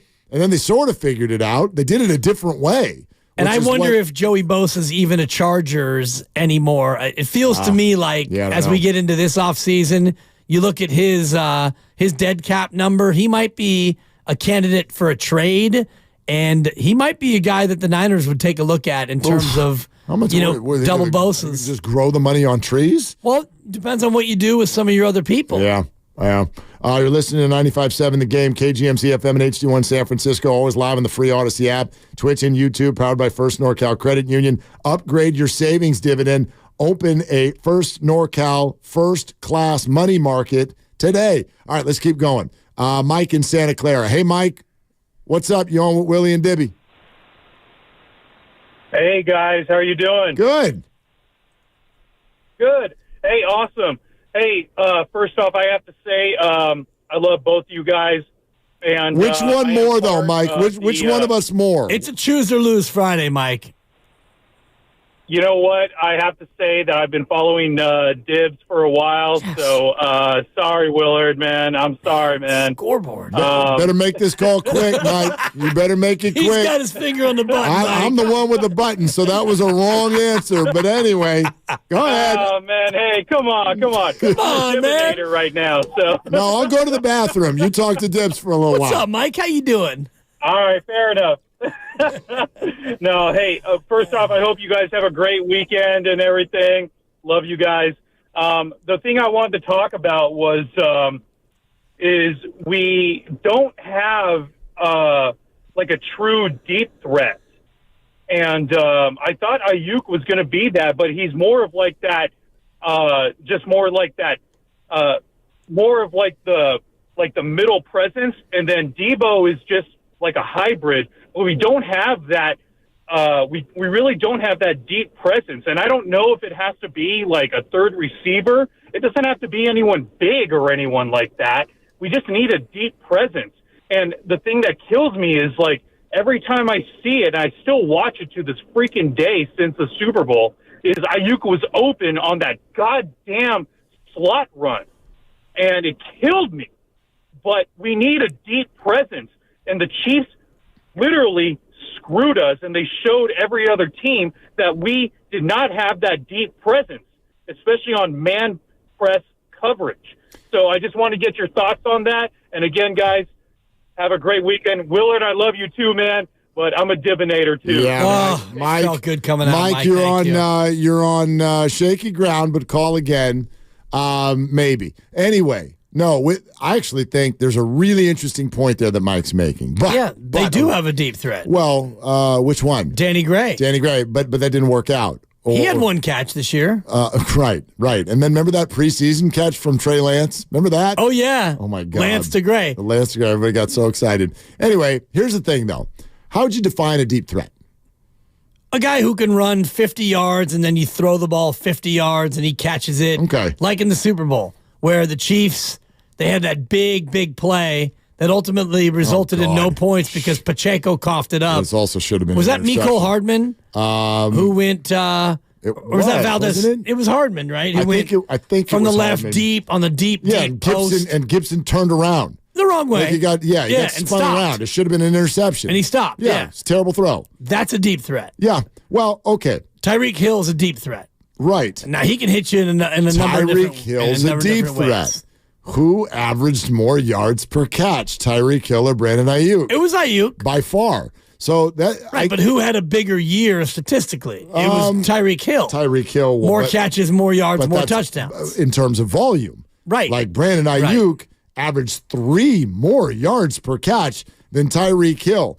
Brandon Ayuk had only, 400 or so fewer yards than Tyreek Hill, and did that with 75 catches versus 119. Yeah. So fantasy. I'm not disagreeing. I would love to see the Niners be a little bit more of an over-the-top squad, but I wonder what is the definition of a deep threat, because Brandon Ayuk absolutely can get down the field. How about the play against Tampa Bay? That was over the top. Touchdown left sideline, over the top. So I don't know if that's a stylistic, schematic thing. Forget the whole, Brock can't throw it. Yeah, he can. Yeah, he can. Absolutely. No, there isn't a Tyreek Hill. But I would argue this, and maybe you're going to go Mecole Hardman, but I don't think the Chiefs had a great downfield threat. In fact, they got rid of theirs, and they haven't lost a playoff game since. So, more than one way to eat a Reese's. I'm not going to disagree that they don't have a great one, and it'd be fun, but I'm not convinced that it's like absolutely necessary. You know what I mean? They're right. Whenever we look at it now and go, yeah, they got to do this and that and that, and that, like, they were right there. They had everything they needed. I think the conversation for me stems around Kyle Shanahan, and I don't think that he wants a deep threat. Maybe not. I don't think that he designs his offense to have a, quote, deep threat. He's much happier possessing it, moving it, and not turning the ball over. And yeah, Brandon Ayuk, even though he didn't get a lot of deep throws, he was number 2 in the league in yards per reception. To your point, though, about do you need one, Rashee Rice led Kansas City in yards per reception at 11.9. 11.9. 53rd in the league, Mark. Exactly. 53rd in the league, and that is your Super Bowl champion Kansas City Chiefs. Yeah, I guess I wonder what is even the definition of a quote-unquote deep threat. I know we talk about it as like that speedster over the top. Right. But if you look at the leaders in the league in terms of yards per catch, it's not a lot of like, big burners, right? Yeah, like speedster cheetah on the outside. George Pickens was number 1. He's huge. Yeah. Brandon Ayuk was 2. Amari Cooper was 3. He's huge. Noah Brown of the Texans fits the mold a little bit more of a Tyreek Hill speedster. Number 5, DK Metcalf. He's huge. Not people that you see necessarily running the go route all the time. And I don't even know if the go route exists in the way that it used to exist in the 70s. Probably not. not. And I think about the Raiders with Stabler and Cliff Branch, and, he'd go 7-step drop and just cock the arm back and let it fly and throw it 55, 60 yards in the air, and Cliff would run underneath it. Football's not played that way anymore. Lots of reaction and calls that we absolutely are going to get to. So Dollar Bill and Carrie and Doug, stay right there. We're coming to you. It's also time for the Captain Klay Report, ladies and gentlemen. It's brought to you by City Cruises, formerly Hornblower. Book your one-of-a-kind experience today. Last night in Utah, first game off the bench since his rookie year in March of 2012. Man. Klay scores 35, all in the first 3 quarters of the game, and helped the Warriors go into the break with a 3-point victory and a winning record. I'll just say this, like, who knows if it was anger that was driving him? I have no idea. Klay's mentals are a discussion topic all the time, but coming off the bench, which so many have said, well, Klay's never going to do that, including Klay himself has said, I'm coming off the bench. To react that way, I think says something good about a guy. Absolutely. Right? It's how you respond to adversity. And adversity was the night before when he went 1 for 9 and committed a completely senseless foul that didn't cost you the game, but it sure didn't help. So you get put on the bench for the first time in 12 years. And how do you respond? You respond with 7 threes. And I was worried because my take it to the bank prediction yesterday in our Warriors live show. You nailed it. I said over 3.5 threes, and then it comes out that he's coming off the bench. Right. I was like, oh boy, the dimmer curse again. But he hit 7 of them. I know. Right? He hit 7 of them. Yes, but going in, I was like, wait. I was listening on the way home. Is Klay even playing? End of the game comes Klay Thompson. I was like, oh boy, that prediction stinks. There's no penalty for a bad prediction, though. I know. Mine stunk, and nothing happened. Yeah, I didn't remember yours. Yeah, like no Odyssey personnel comes to the door and they're like, you can't do your show tomorrow or anything like that. I'm always worried about Nothing that. happens. Got my head on a swivel. Oh my God, it's a Dan day. Oh no! We are sponsored by In at the Tides. They're back. Legendary all-you-can-eat Dungeness crab feeds. Yeah. At Tides Wharf Restaurant, just $99 per person. February 2nd and 23rd, and March 8th and 15th. Make it a getaway and ask for the crab feed special room rate. Info at inatthetides.com. All right, back to your calls next. Willard and Dibs. In order for small businesses to thrive, they need to be.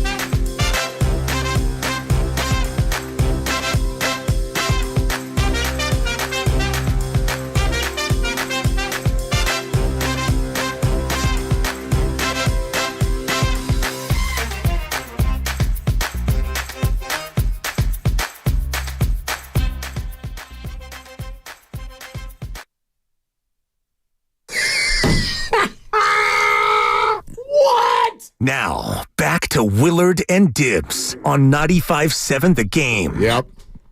That was a live listen to me when someone said, fire Kyle Shanahan.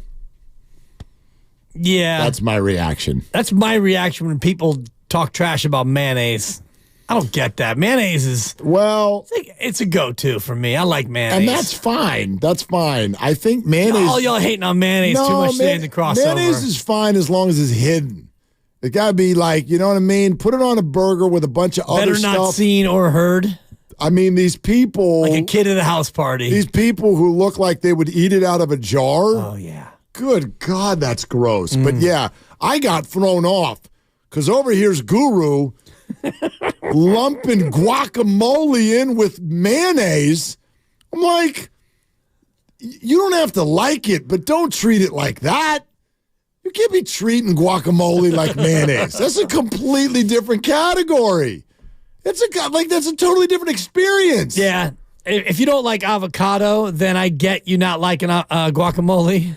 That's like, I mean, you might as well have been like, I don't like going to IKEA or Great America. What? These are two totally separate experiences. One's a condiment. One's a complimentary and one's like a piece. sauce. And one's a centerpiece. Put your guacamole in the center of the table. It's not a centerpiece, though. You need a vehicle, though, to eat the guacamole. Whoa. You could just, I mean, if you're going to spoon feed yourself guacamole. I'd rather do that than mayonnaise. That's your choice. Your prerogative. You'd rather spoon feed mayonnaise than guacamole? I mean, probably not, but I'm not against spoon feeding mayonnaise. Yeah. That's the only reason why you have an artichoke. Super gross. Super gross. But anyway. When you make a sandwich and there's a little mayo left on the butter knife. Oh, put it in the sink. Oh. Oh, God. Good Lord. Did I mention? No wonder you're so angry all the time. Whatever. I'm the happiest guy around here. I've turned over a whole new leaf. I showed you why. I'm angry, Jeff. That's awesome. Still even remember that call. That's awesome. I love it when people, and this is what I think people do to Kyle Shanahan. I love it when people just paint with a completely broad brush based on what they saw that person do today. Right. This is how my dad watched baseball for years. It's like you could watch, we're growing up, you watch Giants baseball, Will Clark, Kevin Mitchell, whatever, right? Giants are doing their thing. And Mitchell's out there in left field, winning the MVP and hitting 47 home runs. My dad would buy tickets to the game. If Mitchell doesn't homer that day, my dad will be like, yeah, I went to see him. He stinks. He struck out twice. Yeah, he's not very good. I'm like, so you watched 3 at-bats. He's got 47 home runs in left field, catching balls with his bare hand.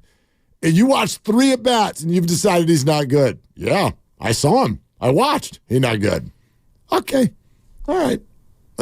Well, that's going to be the Jorge Soler experience because well, he strikes out now. Oh yeah, he will go 0 for 4 with 4 punchies, and he might not homer for 3 or 4 or 5 or 7 games, and pop. Yeah, strikeout rate was an overblown thing though on that signing. It's I mean strikeout rate it's kind of commensurate right now. It's not out of whack for like it's less than Aaron Judge's. His strikeout rate it's less than Aaron Judge's. He's 1 in every not quite 4 at bats. That's what all the power hitters are now. That's what all of them are. So let's hope he's a power hitter. He's had some quiet years. He's had some unhealthy years. He's had some monster years. Yeah, exactly. Last year being one of them. Carrie in Scottsdale. Hi, Carrie. What are you doing? Yeah. Hey, thanks for taking my call. Happy Friday to you guys. You as well. The biggest issue for the 49ers is the arrogance of Kyle Shanahan. And I totally agree with you, Willard. That arrogance perpetuates through the offensive line where they have not made the investment other than Trent Williams. And the O-line, if you were to compare the Niners championship teams with the current teams, what they had for their title winning championships, they had one of the best offensive lines in football. And now they don't. And they need to invest in that. And it's the arrogance of Shanahan who thinks he has a system that can overcome having a mediocre offensive line, so they invest in other areas. Until they get the O-line together, they're not winning a Super Bowl. I agree with your concept. I don't necessarily agree with the reasoning behind it. The arrogance. Yeah, Mark. Kerry, I get it. I don't think Kyle Shanahan doesn't think he needs a good offensive line. I think that Kyle Shanahan thought that he had an O-line that can do really well, like with Trent Williams as the anchor running the football. And they had Christian McCaffrey, and then they had a seventh-round rookie who performed really well, but then lost his arm. And again, they went out looking at Tom Brady in the offseason, and I firmly believe Kyle when he says this. I really do. I don't think they were looking at Tom Brady because they didn't believe in Brock. I think they were looking at Tom Brady because they weren't necessarily believing that Brock was going to be ready and healthy. So would you invest in, let's make a really good pass-blocking entity with a seventh-round rookie with no arm? I think that they thought they probably would be maybe even more based on the run this year than they were. But then Brock was back. He was healthy. He performed unbelievably, and this evolved throughout the year. But then they got caught with their pants down to a certain degree. Let's not forget they went all the way to the overtime of the Super Bowl. Right. But they got caught with their pants down a little bit when teams tried to make them throw. They couldn't do it as consistently as you'd like, and I'd argue the number one reason was not the receivers, not the quarterback, but the protection. I would say it's all, complimentary in that way, and you had Debo and Ayuk have trouble in many ways separating in the Super Bowl. They were open at times, and when they were open, the protection broke down, and the few times the protection was there, those guys weren't able to separate and get open against man coverage in the second half. And this whole notion of the offensive line, it's not so easy to rework an offensive line. Like what you're saying, well, they had a quarterback who was hurt, so yeah, you wanted to have an offensive line that could run the ball, and then your quarterback is back, so now you want an offensive line that's better at pass blocking. You can't just interchange parts that easily. You draft offensive linemen, you hope they're good, you hope that they can come through your system and start and play and be good. Then you go out and you get free agents, and you got Trent Williams, and he gets paid a lot of money, and he's a Hall of Famer, and so you have him. But you can't just go out and grab offensive linemen because the good ones have jobs, and the teams that have good ones don't want to let them go. So the O-line is a very difficult thing to patchwork and fix in real time. No doubt, yeah. I mean, listen, they didn't pay McGlinchey. Did that bite him? I don't know. McGlinchey wasn't perfect either. But I know everyone wants them to invest in the offensive line. Well, okay, then they're going to not invest somewhere else. So if there's big money on the O-line, who's the current 49er in a different position group that you'd like to get rid of? And they have invested in the offensive line. They drafted Jalen Moore, 5th round, 2021. Colton McKivitz, 5th round, 2020. They drafted Spencer Burford, 4th round, 2022. They drafted Aaron Banks, 2nd round, 2021. These are players that they drafted. So you can say... Those aren't early rounders, though, other than Banks. Right. And Banks has been good. Who did they have in an early round in those years? They had Trey Lance. So in 2022 and 2023, you didn't have early round picks. So you want them to get a highly drafted, highly talented offensive lineman, but you don't have the pick to do that. So they made these picks before thinking that these guys would be good.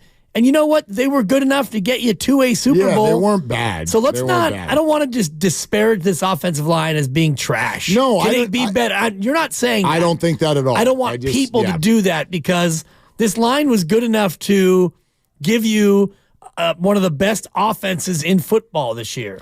I do think if the Niners had ended up, there are a number, and Sam Darnold's one of them, by the way. That's why you and I have disagreed all year long about that idea of, like, would there be a drop-off?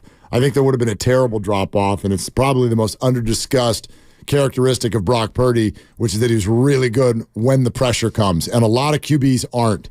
And so I don't think that that is interchangeable. I think that the 49ers survived that, actually, because Brock does so well in those situations. And but that's not what you're going for, though. That's not what you're going for. So, yeah, offensive line needs to perform at a higher level. I firmly believe offensive football is largely about the offensive line. There are tons of quarterbacks who can perform with a great offensive line and very few who can't if the O-line is bad. Like, that's your indicator to whether or not a football team is going to be good. When you get those outlier years, Case Keenum takes the Vikings to the playoffs, Nick Foles wins a Super Bowl. A lot of times I'm like, yeah, take a look at the offensive line. Amazing offensive line play. Those quarterbacks can sit back there and spin it, man. Even the backups, if you've got time. So that's what I'd love to see for Brock. I'd love to see him get a bunch of time. Brock was, the Niners with Brock were 16th in the league in regular season in pressure percentage, which is dead in the middle. There were 15 quarterbacks pressured more. There were 15 quarterbacks pressured less. Yeah. Then that includes all dropbacks. It was a 20.1% pressure percentage. So in just that one metric, Mark, the pass protection was just about middle of the road. Let's go to Doug in Berkeley. Hey, Doug. What's going on? You're on with Willie and Dibby. Hey, guys. Good afternoon. An earlier caller gave Div some love, but you deserve. I didn't think I would do this soon, but I got to give Mark some love today. Yeah. This conversation is right on. I've been saying all season, Purdy goes to his read so well. Give this kid just a little bit more time. He hangs in there. He takes hits. He is something special, and he's going to be something special. I think the offensive line would be the one place, and it is complicated as to how to do it, like you guys are talking about, but I think the offensive line is the one place that I would really, really focus on. Because if you give this kid a little bit more time, if Shanahan hadn't gotten outsmarted by Spagnuolo a couple times, and the kid had seen Brandon Ayuk out there, the whole game would have been different. He's a keeper. He's tough. Give him just a little bit more time, and we'll make it over the top. I totally agree with you about the emphasis on the offensive line. Thanks for taking the call. Yeah, Doug, thank you. Appreciate it. And I needed some love. So good thing Doug was right on time. It was good, Doug, but factually you're a little bit off the mark. Not in your love for Mark, but in terms of pocket time. Brock Purdy had the fourth most pocket time in the NFL. And that's the average time that you have between the snap and throwing the ball or not throwing it because the pressure breaks you down. But pocket time. But Mark. analytics get confusing because you just said he was pressured right at 15th 20%, or 16th in the league. Exactly. So what's the difference between pressure and pocket time? Well, pocket time is the average. So the pressure comes on 20% of your dropbacks, but the pocket time you have, maybe the pressure comes later because you hold the ball longer. So if you hold it for 4 seconds and then a guy gets to you, that still counts as a pressure, even though you had 4 seconds of pocket time. Are you feeling what I'm putting down? I understand it, but I kind of don't also. If I hold the ball in the pocket for 6 seconds, 7 seconds, 8, that's the part 9, that I get. I'll keep counting. That's the part you that I get. can't make me stop. But Brock's not a holder. No. Like that. But he will. Do you have that stat? Who holds the ball the longest in the NFL of the QBs? I can tell you as far as hits goes, and I don't need hits. I need holds. Hurries? You want hurries? I'm holding. I'm you not want hitting. Hits? Yeah, I got an 18, and the dealer's got a 7. I'm holding. Total pressures, he was 19th because he doesn't have that many dropbacks.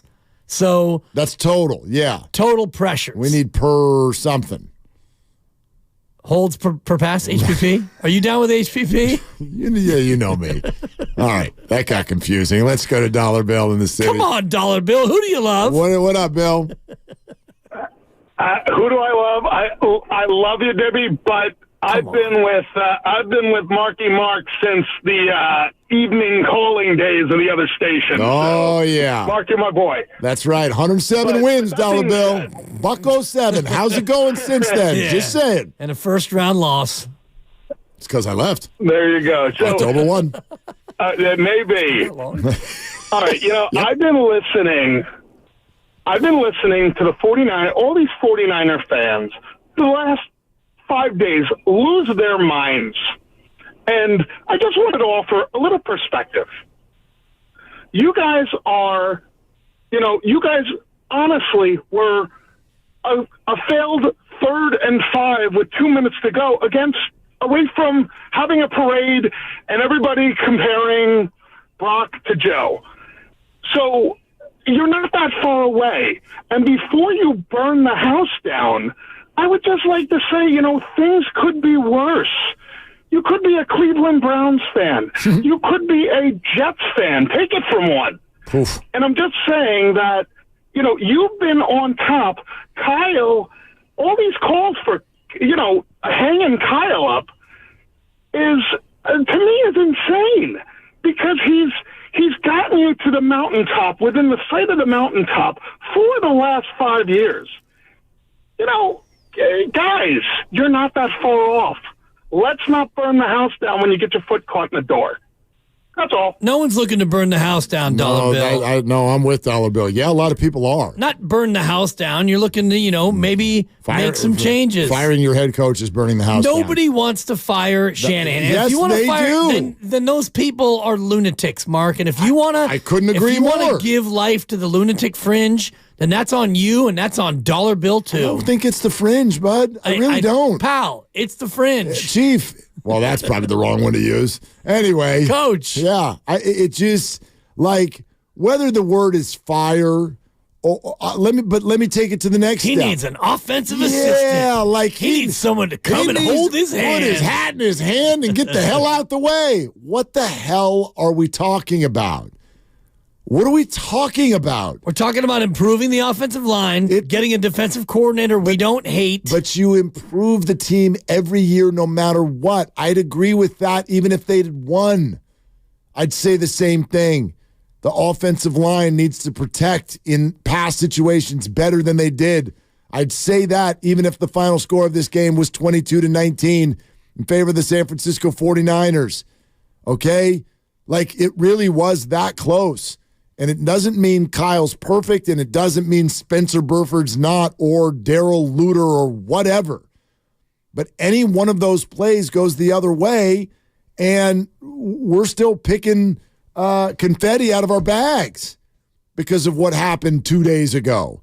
Okay? So, that's a very fair point that I don't think really has a rebuttal.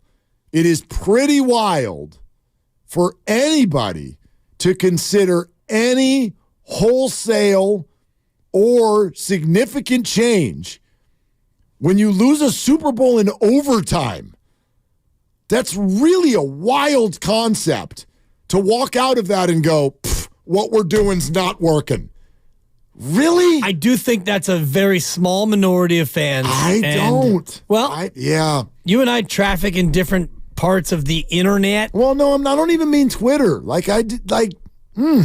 Everywhere. Right, and that's emotion. And here we are now 5 days removed. And when we get 10 days and 20 days and 50 days removed, we're all going to feel a little bit differently. And this is part of the Kubler-Ross 5 stages of grief model. There are people who are still in the anger portion. They're angry. And when you're angry, Mark, you want to blame, because you can't just be angry and say, you know what, I'm angry at Patrick Mahomes. Well, yeah, you're angry that he was so much better in overtime, but you got to be angry at your own team, and that's where a lot of fans still are. Sure. And when you're going to be angry at your own team, you can be angry at Spencer Burford or Darrell Luter Jr. or Jake Moody in a block PAT or George Kittle for not going on a fumble or Christian McCaffrey for fumbling. You can direct your anger wherever you want, but ultimately the best place to direct your anger is to the top. And that's why some people are still angry with Shanahan. That's fine. And I'm not even here suggesting that it was a perfect or imperfect game plan. I don't know. Maybe this is my parenting sort of muscle here, but plans, cool. What the hell's that got to do with how the day works out? Right. Your plans? Oh, Kyle's game plan, great. Game plan actually was fine. Came out slinging the ball all over the place. They were crushing the Chiefs. Okay, so game plan was fine. Then you got to adjust. People will take shots at the adjustment. I think there is some room there. There's some room there. Nobody is saying, and again, I'd say this win or lose. You get to an off season, you get to the end of any day in your life, you go to bed and you look at a few things and you be like, I'm going to try to not do that tomorrow.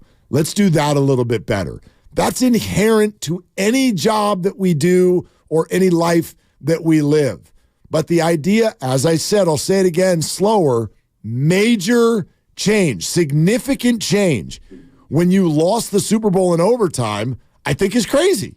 Of course, the base concept of what you're doing is run it back. Of course. You're right freaking there. But you can't just run it back because Adam Peters is gone and Anthony Lynn is gone and you've got 19 free agents and all the rest. Changes every year, sure. Changes all over the place. But so not now big ones. Well, it depends on how big you want to make those changes. And that's where I look at Brandon Ayuk. And if I'm in the front office, I take a hard look at where we are cap-wise, where we are scheme-wise, and what we can do to keep this thing moving forward. Do you want to pay 2 wide receivers upwards of $40 or $45 million a year for a team that runs the ball more than 50% of the time? That to me feels a bit like a waste of resources.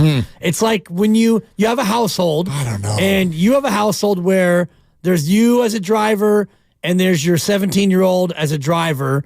Do you have 4 cars? It would feel foolish if you had 4 cars. Okay, now, but could you have 3 cars? Maybe you have an extra leisure car that you want to have for your leisurely weekends with the lovely Christy. Okay, but you're not going to have 4 cars, and you're not going to have a 12-passenger van for a household of 5. Kawakami's point to us earlier, however, is a good one and a fair one. And it's no different. Lean on Kawakami. No, Monty Poole said the same thing to us last year about Draymond Green when everybody wanted to trade him. What did he say? It was the very first thing you're going to do if you try to trade Draymond Green is what? Replace Draymond Green. If you trade Brandon Ayuk, what's the first thing you're trying to do? Maybe you have him already in-house. Who? Jawan Jennings. He is not Brandon Ayuk. He's not even built that way. He's not going to run probably routes like that. A good blocker. He could block like Brandon Ayuk. Yeah, they're both very good That's blockers. what you need, job number 1. I think Jawan is really good at exactly what he already does. Like, I do not. Jawan Jennings, to me, is not a WR1 or WR2. He's WR3. I would argue that it's easier to replace Brandon Ayuk than it is Draymond Green. And that's where I think the argument breaks down. I would agree with you. And not only for pedigree and resume, but just the type of player. Well, okay. I just like... You got wide receivers up the wazoo these days. Yeah. Literally from wazoo. But not good ones. Who's the best wide receiver from wazoo? Or in your wazoo? Or whatever. It was a reach. Yeah, I mean... Grady didn't even give me a 1. He gave me the head shake. He's like, come on. I hate a head shake. No wide receivers from wazoo. Oregon sweatshirt. Come on. Sure they have a wide receiver, but... ASU, that would be... Brandon Ayuk. I'm telling you, man, I get what you're saying. $50 million for 2 receivers sounds like a nut job behavior, but if for a team that loves to pound the rock. Did you learn any lesson from DeForest Buckner? Let's trade him. We'll just go get another one. How's that working out? You made it to the Super Bowl. And? Javon Kinlaw was a guy who played. What happened last year? He played actual football. Yeah, he played. I love that that's the best thing we can say about him. He had a uniform and everything. He got down in a 4-point stance and tackled people he got on his occasion. Butt thrown all over the field in Philadelphia last year. This year he was much better. He was. Don't make me call Larry Krueger. But he'll never get mistaken for DeForest Buckner. So when you let somebody go. They chose Eric Armstead instead of DeForest Buckner. That was their choice. Absolutely. When you let somebody go and you think you can just go replace him in the draft, you're usually wrong. I would argue that that's the truth in the NFL. Then just pay 2 receivers $50 million. Remember when they let Jimmy Garoppolo go and they're like, it's okay, we'll go get a quarterback in the draft. And they did. Eventually. By the way, wide receiver from Washington State, Niners legend River Craycraft. Thank you. Currently a Miami Dolphin. Currently a Dolphins. There's a bunch of former Niners out there doing big things. No, they're all Dolphins. Richie James, Super Bowl champ. 8 fumbles. We're presented by Fremont Bank. 1 ring. Full service banking. No compromises. 1 ring. We'll get some more of your calls coming up next. Here we go. Willard and Dibbs. Timing is everything. And now is the time to buy, California, during the year-end sell-a-thon at your...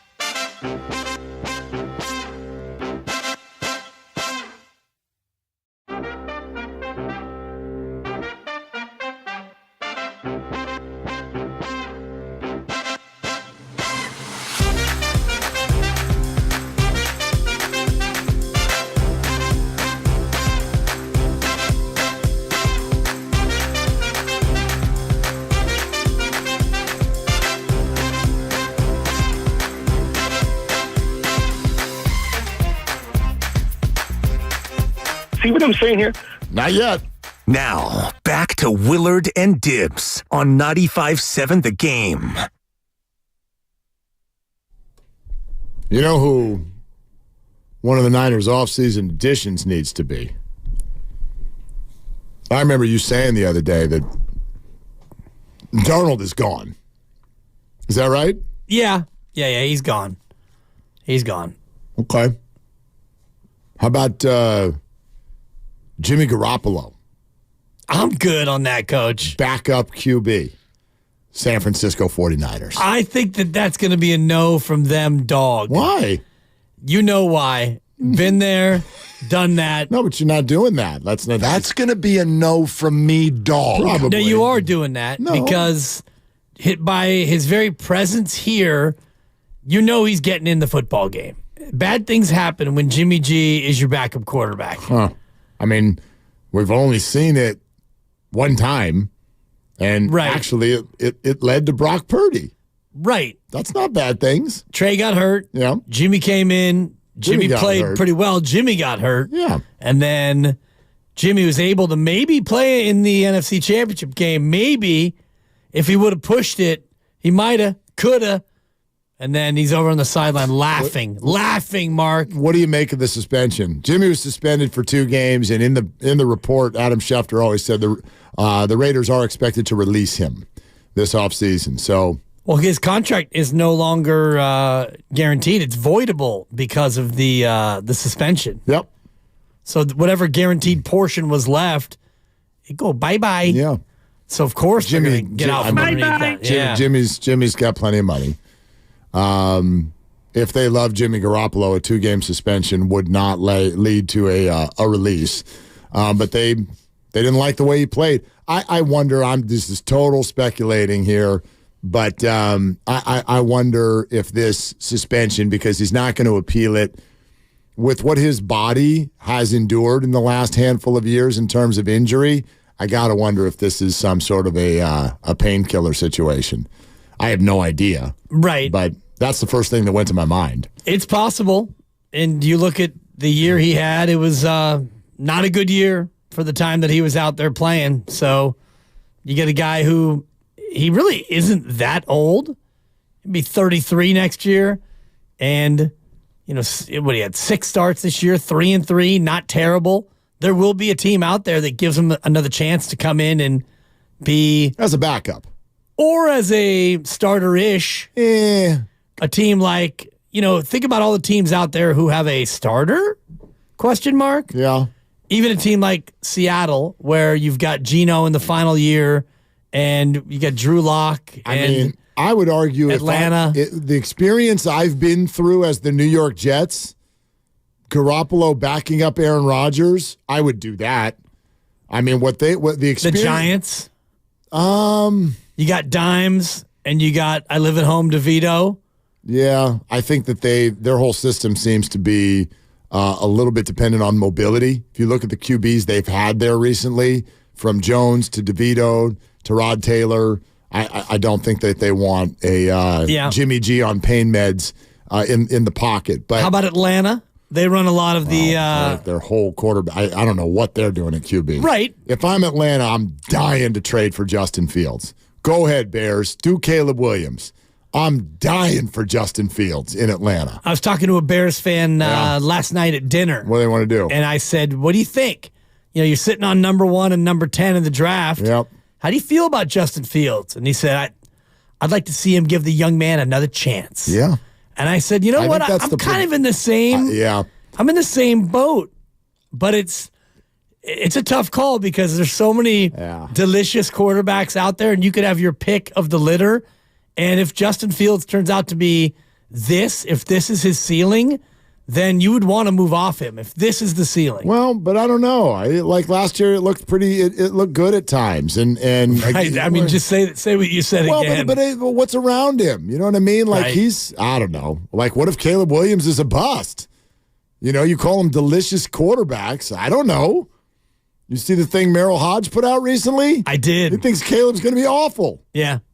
Which is wild. And I saw the other thing where Caleb wants a piece of whatever team drafts him. Which is why I wouldn't even touch the dude. Which, by the way, is illegal. You can't circumvent the cap by breaking the guy off a piece of your chives. I feel like that was more speculative than fact. There's no way in hell that guy and his agents were going to let something like that get out before the draft. He wants ownership of the team, having never taken an NFL snap. That's really bad PR. It's gutsy. Yeah, that's one word for it. All right, Burns in the city. Hey, Burns, what's going on?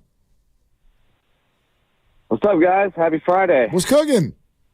Yeah, well, I'm delivering checks right now, bro. Nice.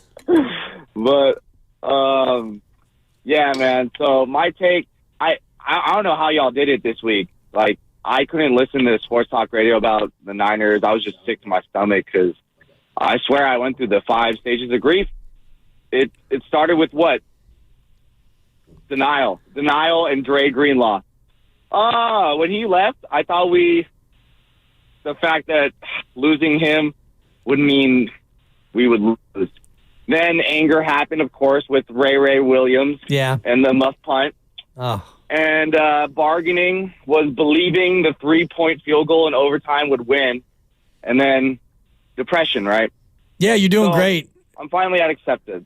Yeah. Thank you. Kubler-Ross. I wanted to call you both Bert and Ernie because you cheered me up listening to y'all today. I don't mean it offensively. I mean that like sincerely. Like y'all like give me some hope. And I think what I've learned, because Niners haven't won my lifetime. Is it? I am a Niner faithful, right?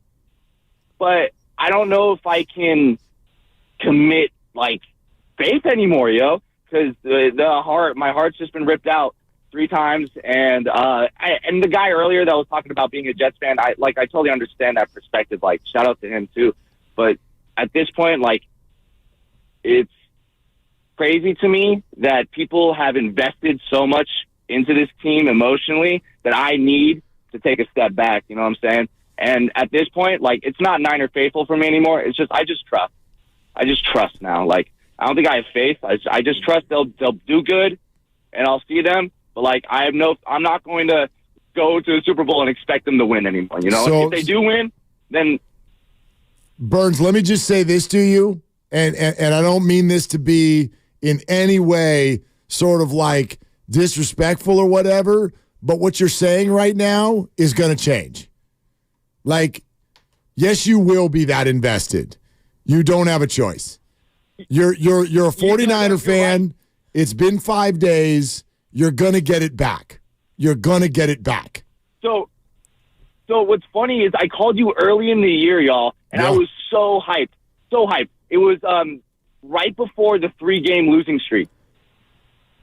And when that hit, I vowed to, like, not call you until the end of the year when we won it all. And here we are now. And here we are. Yeah. So I just wanted to appreciate y'all, share my experience, and thank you for the support. I'll see you all next year. Burns, thank you, Burns. Burns, how old are you?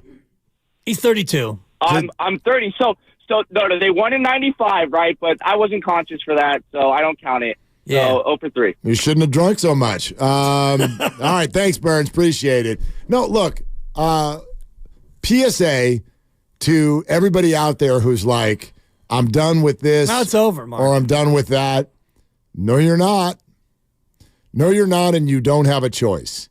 Think about it. Like, actually run the visual through your mind. I get it. I get the heartbreak.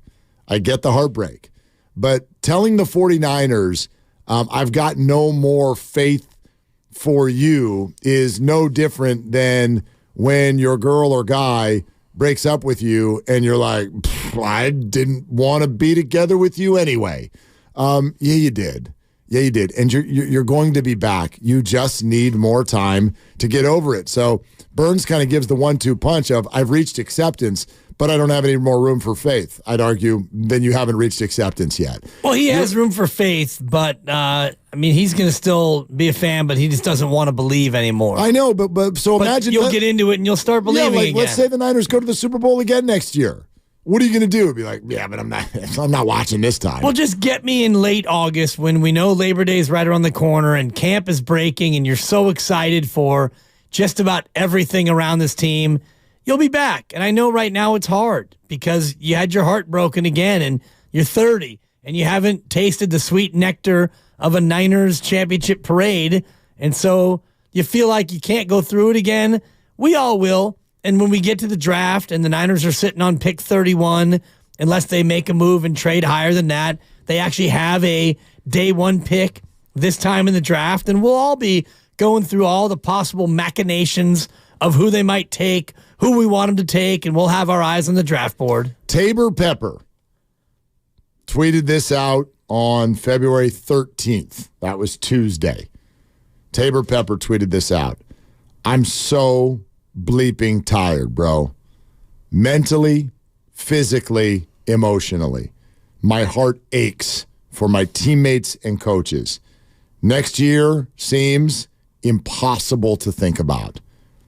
But that's how it felt at the end of 21 and 22. We're going to get some time off.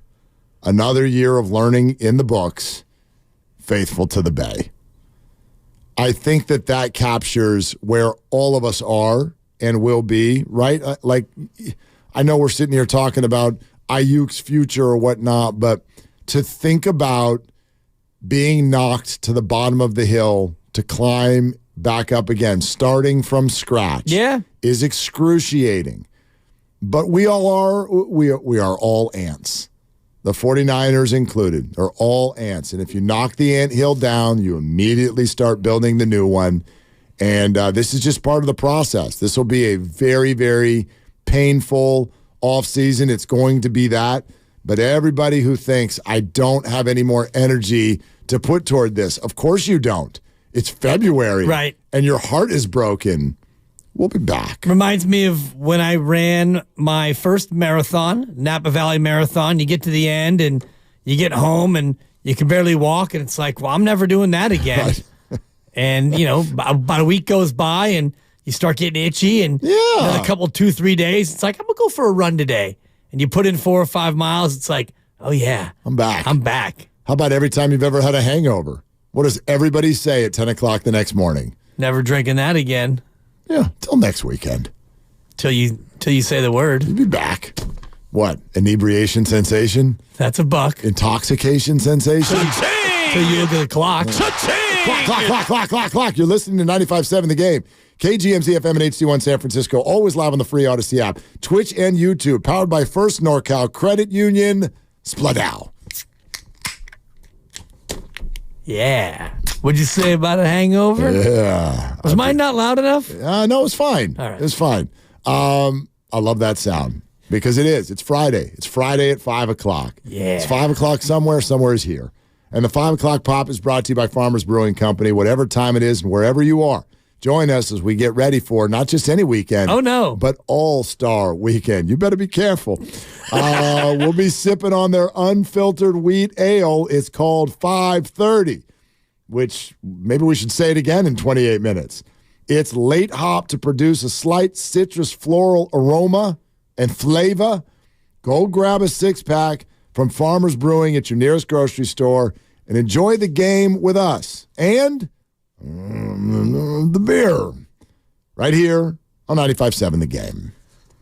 5:30, huh? All right. I'm getting close to that. I can do 5:30. Do 5:30. All-Star Weekend. Are you going to watch the game or is that? Probably not the game. Okay. I couldn't care less. I'm sorry. I'm just being real here. I'm going to watch the Steph thing for sure. That'll be fun. I'll watch some. I'll watch pieces around it. And I say that full well knowing that, background noise game, sure. Isn't it? What time is it on Sunday? Super question, because you're on the air, right, on Sunday? Right. So actually, I take that back. I probably will have it on without sound in the background coming up on Sunday. By the way, no more Kyle Rudolph. No more Kyle Rudolph on that show. Like he's still with us though. Yes, Kyle Rudolph didn't die. He did. Jeez, Mark, you can't do that. That's my bit. 5 o'clock, Mark. 5 o'clock. So that's exactly in a traditional West v East format. I love it. And these two teams, Mark, you can throw the records out. They don't like each other. No, Kerry Rhodes and I will be hanging out this particular weekend only. Okay. This is always that sort of like tweener time on Fox Sports Radio where they start figuring out, all right, now football season's over. Let's kind of reshuffle the decks a little bit. So we'll see what the permanent sort of 6-month permanent co-host will be coming up here soon. But yeah, Kerry Rhodes and I will hang out and we'll carry cast the NBA All-Star game. I like it. What do you think the over-under is, Mark, for that game? The over-under is probably, let's say, I'll give you plus or minus 4 points in either direction. Wow, generous. Well, it's a Friday. 352.5. The correct answer is 364. Okay. And a hook. Wasn't like an awful answer. I didn't say it was awful. Yeah. If I would have done that, I would have gotten 3 buzzers. Well, you deserved it. Yeah. You deserve that. 364. You've earned that. And a hook. Last year, the total, well, I guess the last time they did East versus West was 374. Oh, wow. Back in 2017. Good 192, 182. Somebody going to score a 200? nail biter. Yeah. Stupid. 200 might be on the board. Telling you guys right now, it's going to be on the hot seat. This is what people are going to be talking about on Monday. On the hot seat, normal hardwood courts for the NBA. The big story come Monday, just a little prediction from me, the first ever LED court. It already is making headlines here tonight for the celebrity game, and you're going to start to see it moving forward. You're going to see it tomorrow night. You're going to see it Sunday. I don't know if you guys have seen pictures or video of it. The court itself lights up. They do all sorts of cool designs on the court. Just look out. Don't tell us what we're going to be talking about on Monday, because either way, you'll be wrong. We're not going to be here. So you'll be talking about it on your group chats and your WhatsApps. Exactly. Grandy, right? Grandy, Monday, right? Yeah, with Kruger. Yeah. Gosh, that guy will take any gig. Let's go to Jason in Concord. Hello, Jason. No take on the LED court? Yeah, I got to see it.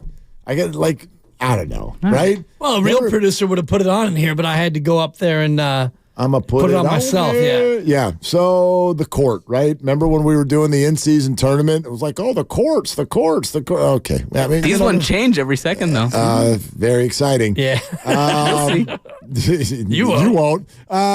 Jason, hello, Jason. What are you doing? Hey, not much. I'm just I'm sitting here laughing at all you 49er fans crying. I love it. Jason, who do you root for? I'm a Niner fan, but I'm not a little crybaby. Man, Jesus Christ. Who's crying? We made it all the way, huh? Who's crying? Everybody. Oh my God, are you being serious? Huh? No, I mean you got to define what you're saying. What's bugging you? I'm defining the people that are calling in. I can't. I don't know if I'm going to be able to make it. I don't know what's going on. I just love it. You got everybody. 49er fans are garbage.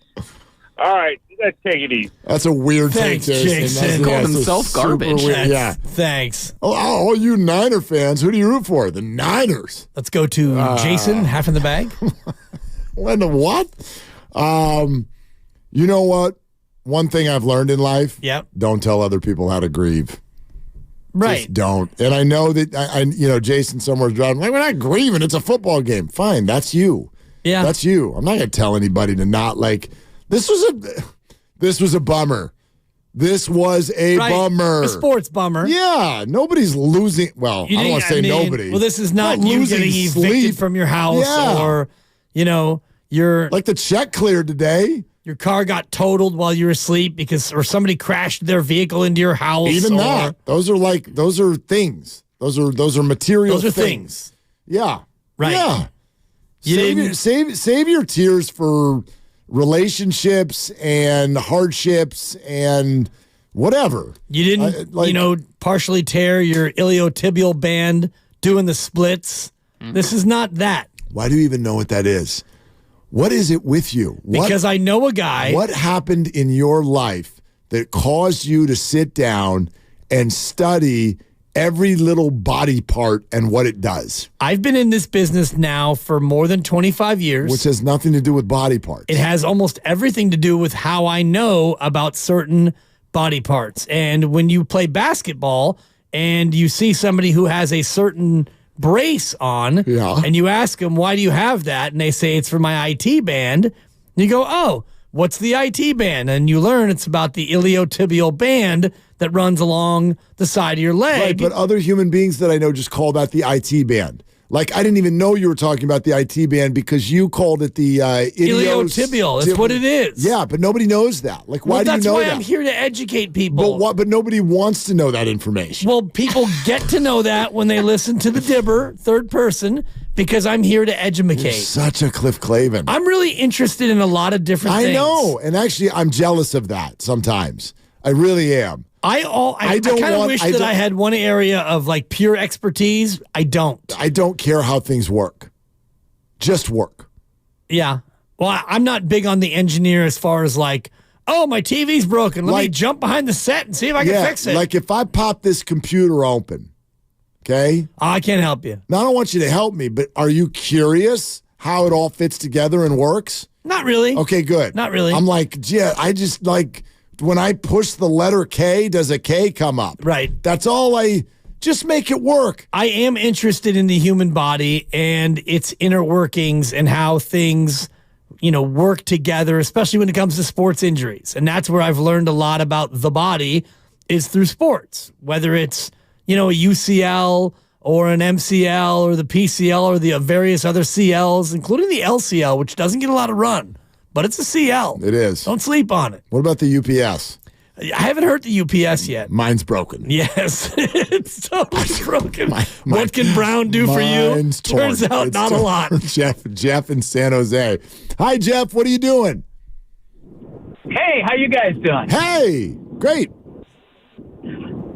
That's awesome. So, Shasky the other day was on the phone talking to a caller, and he was complaining about how Mahomes does such a good job of audibling at the line and changing protections, and that Purdy can't do that.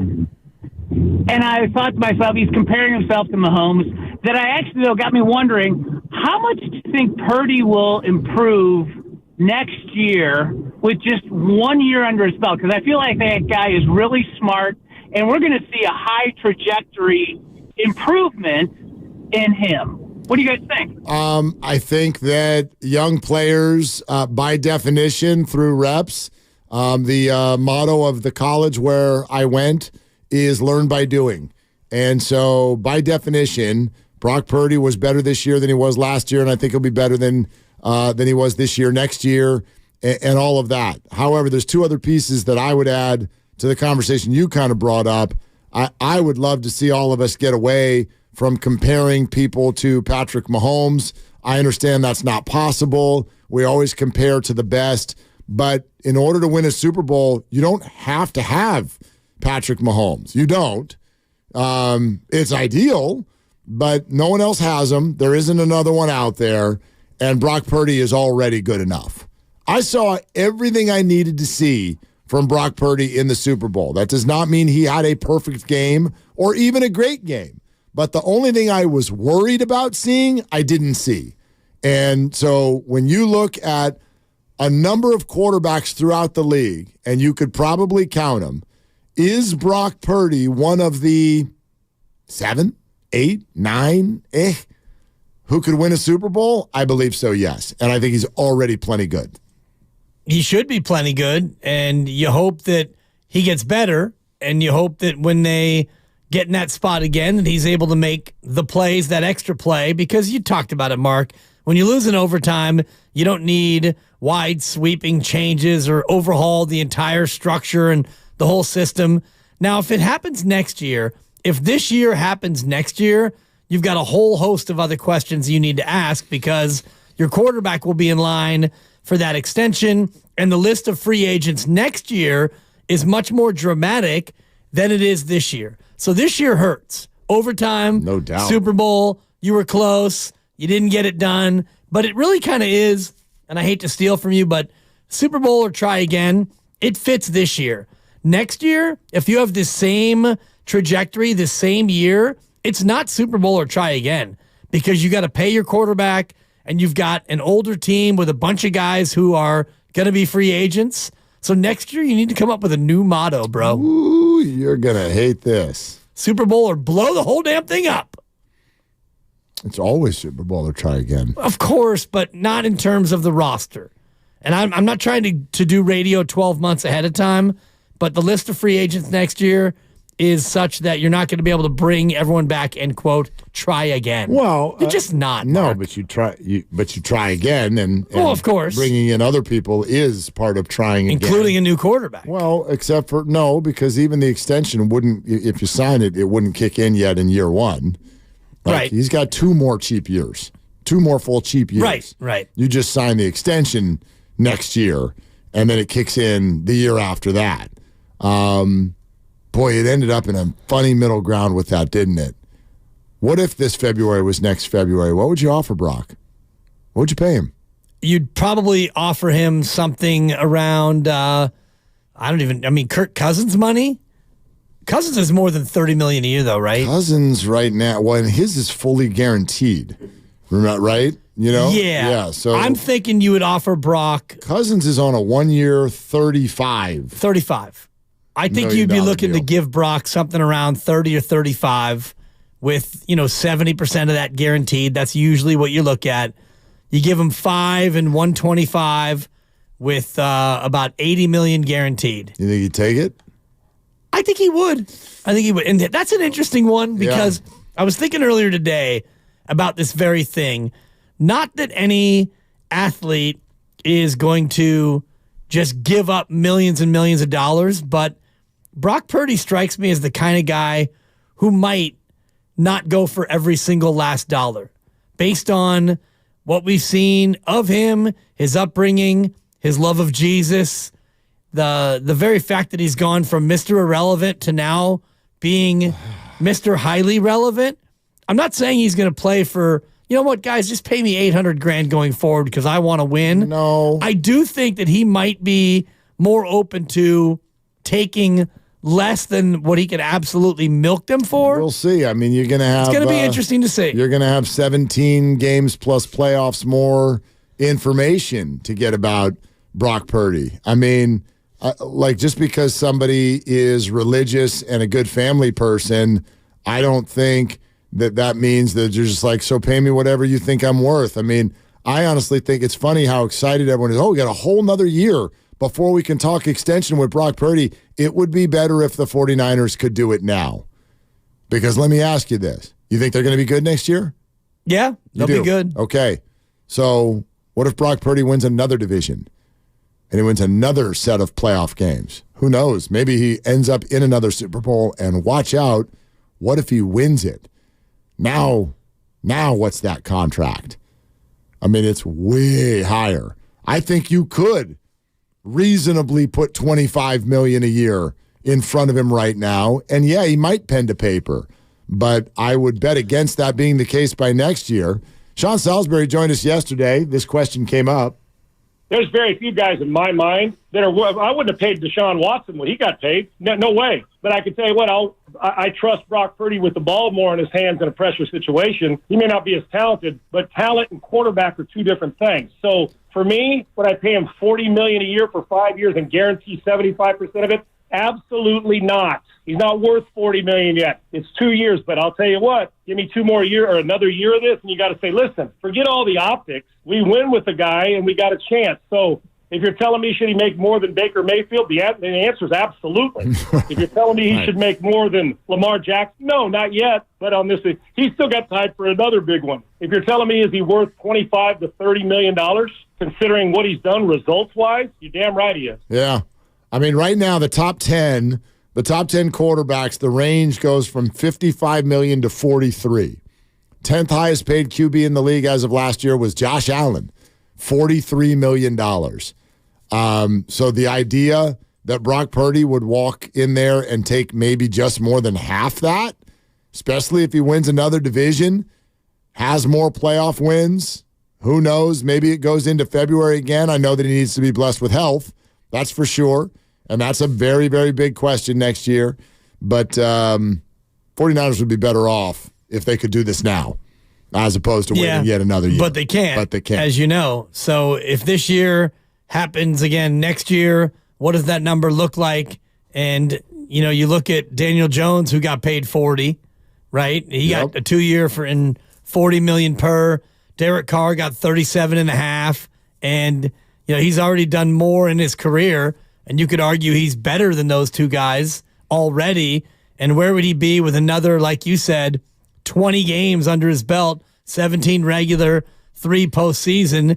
Even if he does next year what he did this year, which was not quite good enough to win the bowl, but now he's got 9 playoff games under his belt in just 3 years, and this team is still humming. And he finished 4th in the MVP race. And what if he finishes top 5 again? And leads the league in, yards per attempt and QB rating you're going to run out of ammo if you're the Niners.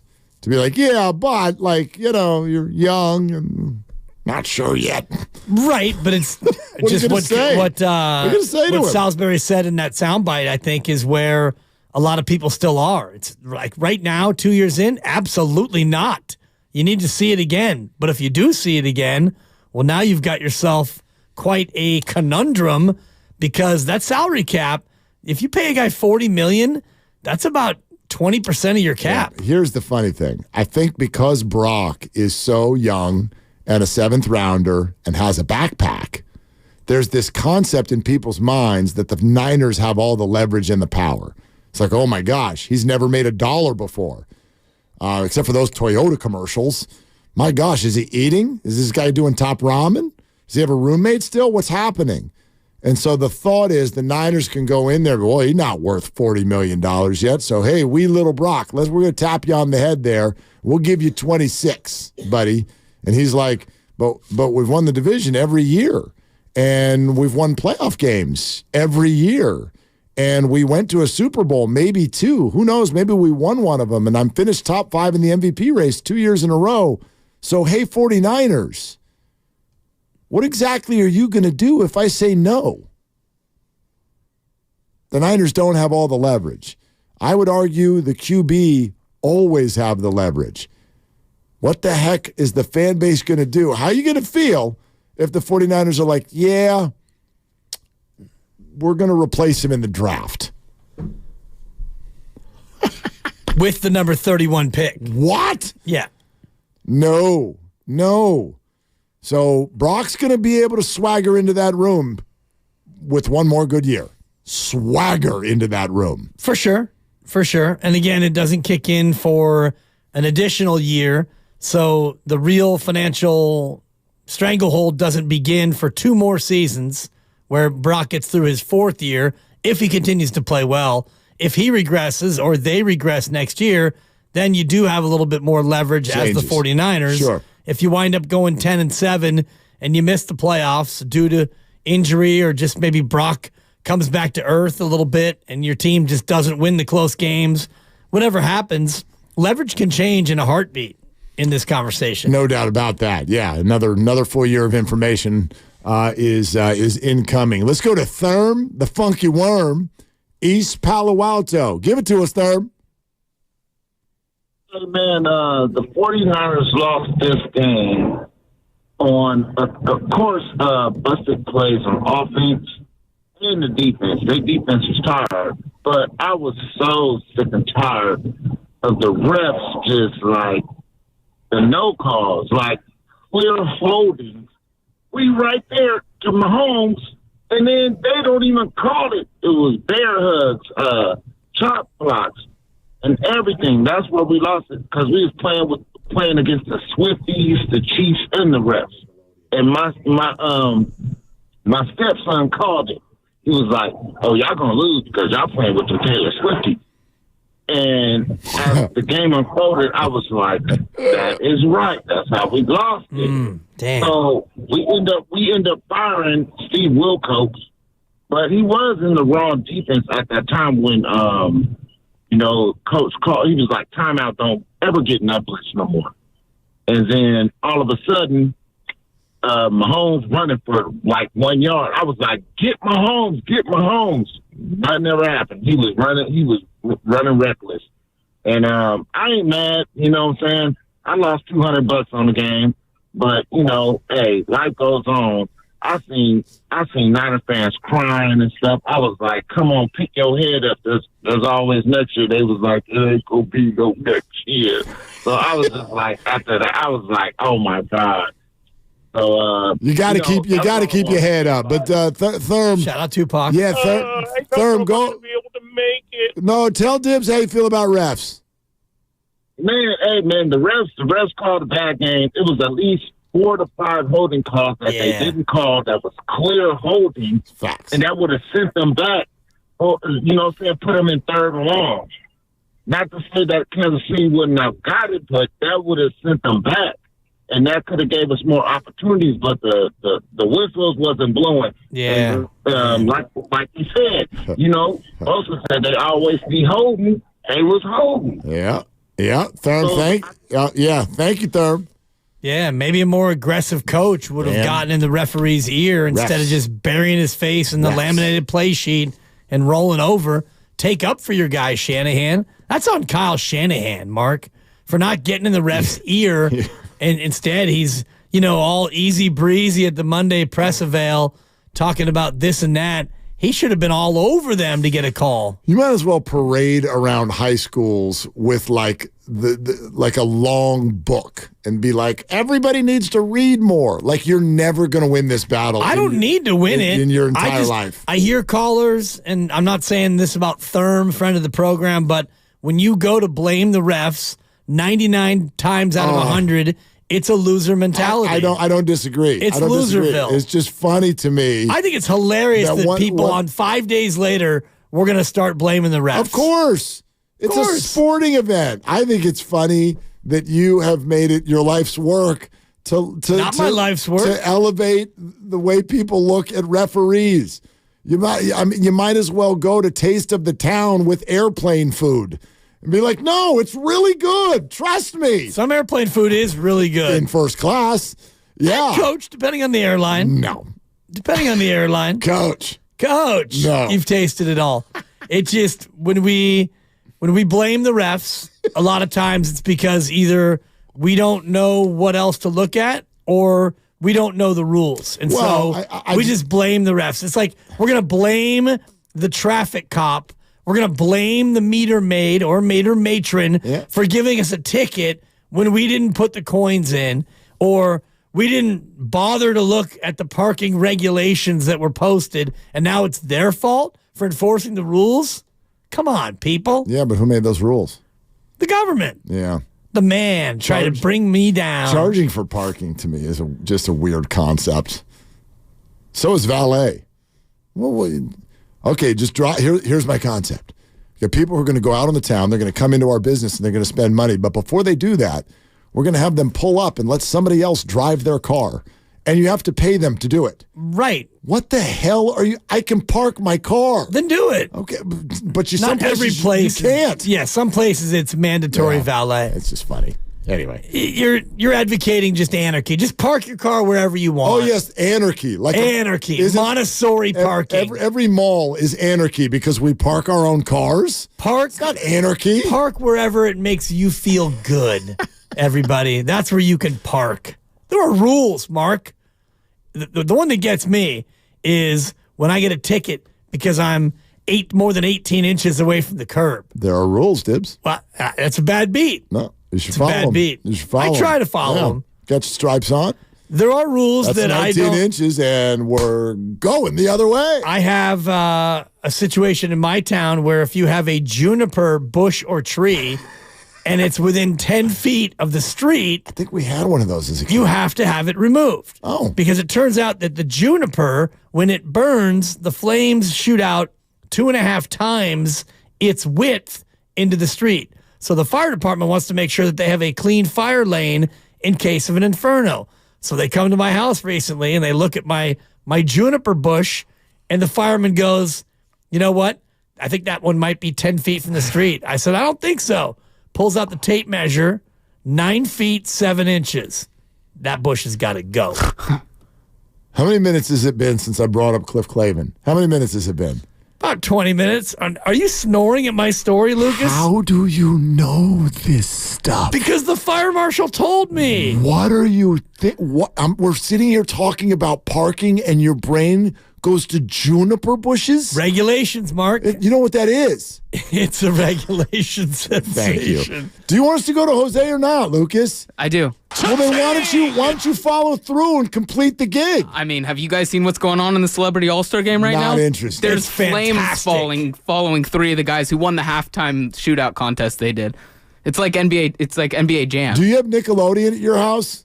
Because you are screaming right now like a guy who would love for slime to come out of the sky when someone scores a touchdown. Please. Also, this is like real basketball. It's happening. Not It's really. new. Yeah, Puka Nacua against C.J. Stroud. Micah Parsons got some game. He's on fire right now. Is Puka Nacua out there? Oh my God, he is big. And he had a big. Is that him? Is that him? Number 8? He's wearing a white headband. Bro, no, that's not him. He's in the white team. Oh, that is an Olympic high jumper. If somebody gets hurt in this game, dude, C.J. Stroud's out there. Micah Parsons, C.J. Stroud. Oh my God! Like 3 NFL players. Robert Edwards vibes all over. Dude, why would you do that? Because why would they do that? That was at least a football game. If I'm Houston Texans ownership, I'm like, you're not going out. Are you crazy? You're playing some cockamamie basketball game with flames on the court? Freaking McCole Hardman's out there too, by the way. I haven't seen him on the court yet. Chiefs don't matter. You know what he's wearing on the back of his uniform? What does it say? Mr. Walk-Off. Oh, God. He didn't even know. Public enemy number 1. He didn't even know he walked it off. Exactly. Good point. There goes Puka. He's a jet. No play-by-play, Grandy. Yeah, exactly. You're arrested. Let's go to Jose in Oakland. Hi, Jose. What are you doing? Commuting home. I changed jobs. It's a different commute now. Oh, is it been good or bad? It's actually better. Shorter commute, saving on gas, less time driving. Love it. Listen, quickly, okay, I'm going to get to my point regarding the new defensive coordinator, but quickly, you guys were talking about Brock Purdy, and what if next year he balls out and he wins another division or a Super Bowl? And it kind of made me laugh. I could just picture Brock high-stepping into that office like Dio Sanders style, one hand behind his head. Just knowing that he's going to get a ton of money, they need to do something before that happens, okay? They can't, Jose. The defensive coordinator. They can't. Yeah. Well, no. Like, and see if they can negotiate something. They're literally disallowed from discussing contractual issues with Brock Purdy until after next season. Jeez, so either way, they're going to be hot water either way. Either they're going to have to get a new quarterback if he doesn't work out, and if he works out, they're going to get fleeced. Now, with regards to the defensive coordinator, Belichick, I don't think that he would come over here because I think he's probably trying to take a break from coaching, and if he comes back, it would be as a head coach. Who is out there that plays the same defensive scheme as Steve Spagnuolo? I mean, that defense for the Chiefs, let's say things as they are. That defense reminded me of the defense of the Legion of Boom. They play pretty much the same style, and I think that we should try to imitate that same style and try to draft the players that would be adequate for that kind of style. I don't know, Jose. Like, they've got the players. You don't want to start reworking players. They've got, my gosh, right? Bosa and Armstead and Hargrave and Greenlaw and Warner and Mooney Ward and not like. You know what I mean? Like, I think that they love the system that they have for those players, and that's trying to adjust it this year is what made it a little bit more shaky.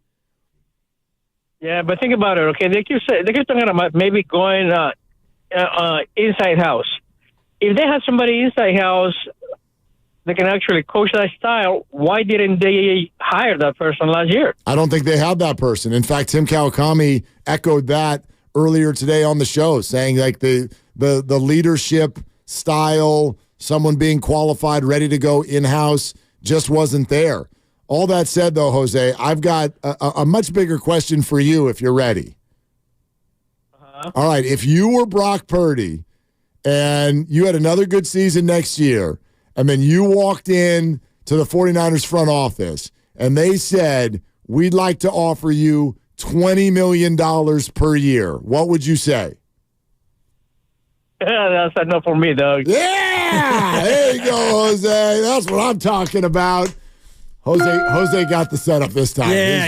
He's ready. locked in. Shorter commute. Preparation sensation. That's a buck. Yeah, you got to be prepared. You got to show up ready to play, and Jose did. He did. You can't expect a guy to be perfect, just like you don't expect Kyle Shanahan to be perfect. That's for sure. He was perfect. You give him a last pass. week. Yeah, he went the wrong way. He did. Yeah, this time he set him much up better. pretty well too. It's a good setup. Listen, I don't know if I agree with what he said though at the beginning. Do you see this eventually? I know Brock Purdy's had a great start to his career, but Jose says, look, you're going to almost have to pick your poison. You've either got to let him go and end up with a new quarterback, or you're going to get fleeced. In other words, the idea of giving Brock Purdy $40 million a year automatically means you're being fleeced. Is that how we feel about this? Do you feel that way? Depends on how he continues to evolve and develop. And you look at all the quarterbacks who make that kind of money, and the return on investment isn't always there. When you look at the list of guys who are making Usually $40 million or more, and that's where it becomes difficult, especially when you look at your free agents. You've got Mooney Ward will be a free agent at the end of next year, and Eric Armstead, Dre Greenlaw, and Brandon Ayuk, if you don't re-sign him. Obviously, I think that you will before that. You're going to be looking at a lot of tough decisions. If you give your quarterback $40 million, I know it doesn't kick in until the year after that, but you have to think long-term about who else you can pay if you give your quarterback that much. Top 10 paid quarterbacks in the game 2023. How many of them Oh, boy. have won a Super Bowl with the team that is currently paying them? Of the top 10 paid quarterbacks on the board. Well, how many of them have won a probably- Super Bowl with the team currently paying them? Probably, I would guess that would have to be 2. Be Mahomes and Stafford. Matthew Stafford is not one of the top He's 10 not. paid quarterbacks in the NFL. Well, then it would probably be 1. That is because correct. the only quarterbacks currently playing who have won a Super Bowl, I know Flacco, he's Well, not that's- yeah, being currently not- paid. not He's even not top started, 10. But quarterbacks who are still playing who have won Super Bowls, it's Stafford, it's Russell Wilson. And He is a top 10 paid but he quarterback. didn't win a Super Bowl with the Not team. with the Broncos. Right. And You it's know Mahomes. the other one. Yeah. You know the other one. You know the Flacco, other one. No, Stafford. keep going. Aaron Rodgers. There you go. Yeah. Aaron Rodgers. He's top 10. Absolutely. But He's he top didn't win 10. a Super Bowl with the Jets. Not with the team currently paying him. Patrick Mahomes is the answer, and that's the only one. So again, oh God, don't pay Brock Purdy. Well, And it's that's a tough bar because only 34 quarterbacks have ever won a Super Bowl. Oh, well, but we don't use that bar when we're talking about Brock Purdy or Kyle Shanahan. You must win last game or you loser. But Lamar Jackson's not a loser. He's the MVP 2 times. And Josh Allen's not a loser. And Joe Burrow's not a loser. These are amazing people who you Burrow's want in been your to a team. Super And Bowl. by the way, so's Brock Purdy. Right. I'm not arguing against these players. And I would take all of these players right now over Brock Purdy if you gave me an equal playing field. I would. But you're right. It's really hard to win. And that's not the only reason to pay a player. Like once a quarterback has shown you that they will produce at a high level, break him off. But can That's he how produce? you do it. Can he produce at a high level without that much talent around him? And that will be the biggest question going into next offseason. I think I think it is a mistake to think that just because Brock Purdy gets paid that now the 49ers don't get any other talent. It's Come not on. that you don't get any other talent. It means it's harder to keep all of that other talent that you have. Did Jimmy have a good roster around him? It was pretty good. Okay. It wasn't this He's roster. the top paid quarterback in the game when they paid him. And you had Debo on a rookie deal. You had Ayuk on a rookie deal. You always got to go draft. You got to do a good job. You had Bosa on a rookie deal. You got to go do a good job. Right, but these guys aren't going to be on rookie deals when Brock looks to get that Jimmy G paper. You got to go get some new rookies. And you got to nail some and of that them. means you're going to have to part ways with some of these veteran pieces. Some of this is going to take care of itself. Brock Purdy's going to get paid, and people are going to be like, but what about McCaffrey? His deal's up. What about Williams? Is he even playing? What about Kittle? Is he still top of the league? Like, we're talking about 2 full years from now when this money kicks in, and there are just a truckload of questions about the other players that we're all worried about losing. They may not even be relevant anymore. It's true. It's true, but that's all part of the calculus of where your team's going to be when you decide how much you want to pay your quarterback. Yeah, absolutely. I'm just telling you right now, like, let's start 12 months of prepping everybody. Yeah, the answer's yes. You pay him. You pay him and you feel good about it because that's what you do with your good quarterback. Even the ones who a lot of us make fun of for always falling short. Dak Prescott, Kirk Cousins. Exactly. Justin Herbert. Like, yes. See, I don't think it's that cut and dry. You pay those guys. You get to that spot at the end of next year, and maybe you look at a Kirk Cousins or a Dak Prescott type, a guy who you can pay the same amount of money for a shorter amount of time. But why would you want to do that? Because you're not fully sold on giving Brock Purdy 5 years and $85 million guaranteed. I mean, are we on the premise that the 49ers, again, blessed with key health, have at least another, forget Super Bowl, but good season? Yeah, good season. Okay. You're going to get rid of your 25-year-old consistently performing quarterback so you can go get a 37-year-old on a short deal? You've already thought about doing that with Tom Brady on multiple occasions. That was after a quarterback on a much shakier ground. And this particular time where they looked into it, they didn't even know if his arm was going to be attached to his body when they played again. Right. I like if Tom Brady were still 37 and available this offseason, what do you think the Niners are doing? This offseason now, they're kicking the tires. Absolutely. They're always going to kick the tires. I'm keeping my fourth in the MVP $900,000 QB. Yeah, you'll kick the tires, though. I'm gonna go bring him in to maybe give him a little spark and some competition. We're sitting here talking about too much financial, being too spread thin financially, and you're going to go rock $40 million for 1 year for Tom Brady? You're going to kick the tires always. You're always looking to get better at every position. 37-year-old Tom Brady's the GOAT. And when Aaron Rodgers is up next year with the Jets? For $50 million. We'll see. I would argue that $50 million of Aaron Rodgers versus $900,000 of Brock Purdy is not even close which one's the better deal and which one's the higher production per dollar. It's not even close. All right, we'll get some calls here next. Sponsored by Farmer's Dog. It's Willard and Dibbs. From better poops to more energy, when you switch your dog's food to the Farmer's Dog, the effects can feel magical. What sorcery is this? None at all. It's just real food.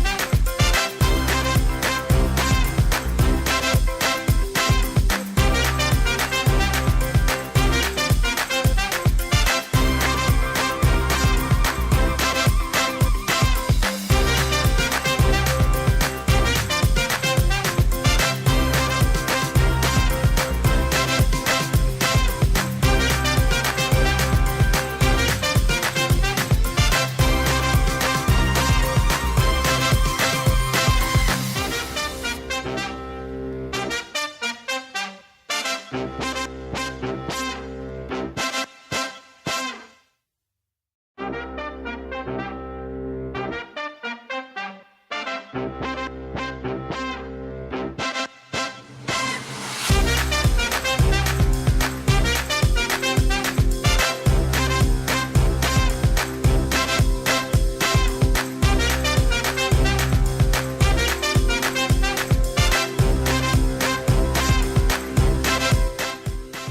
not a little crybaby. I don't know if I'm going to be able to make it. Now, back to Willard and Dibs on 95.7 The Game. Are you going to pull through over there? Who, me? You cry, baby. Probably not. I don't know, man. I don't know if I'm going to be able to make it. That's pretty funny. I think when people are talking about this stuff, they're at least partially tongue-in-cheek. Like, oh my gosh, I'm so depressed about the Niners. Right. It's like, I mean, not for real, right? Well, nobody called a therapist this week solely on account of Sunday, did you? Maybe. Really? I didn't see the video of any Niner fan punching the TV like we've seen. Cowboy I saw fan. one. No, I saw one. You saw one? Yeah, there was one. There was one TV go bye-bye. TV go bye-bye. TV go bye-bye. Yeah, Bye-bye. that's... I mean, honestly, and maybe it's because I now live with a 17-month-old, Yeah, but the game ended, and I was bummed, and, she runs over. Subo, up. That's when she wants to be picked up. She said down. She goes up. Yeah. So I go, okay, so now you want me to pick you up?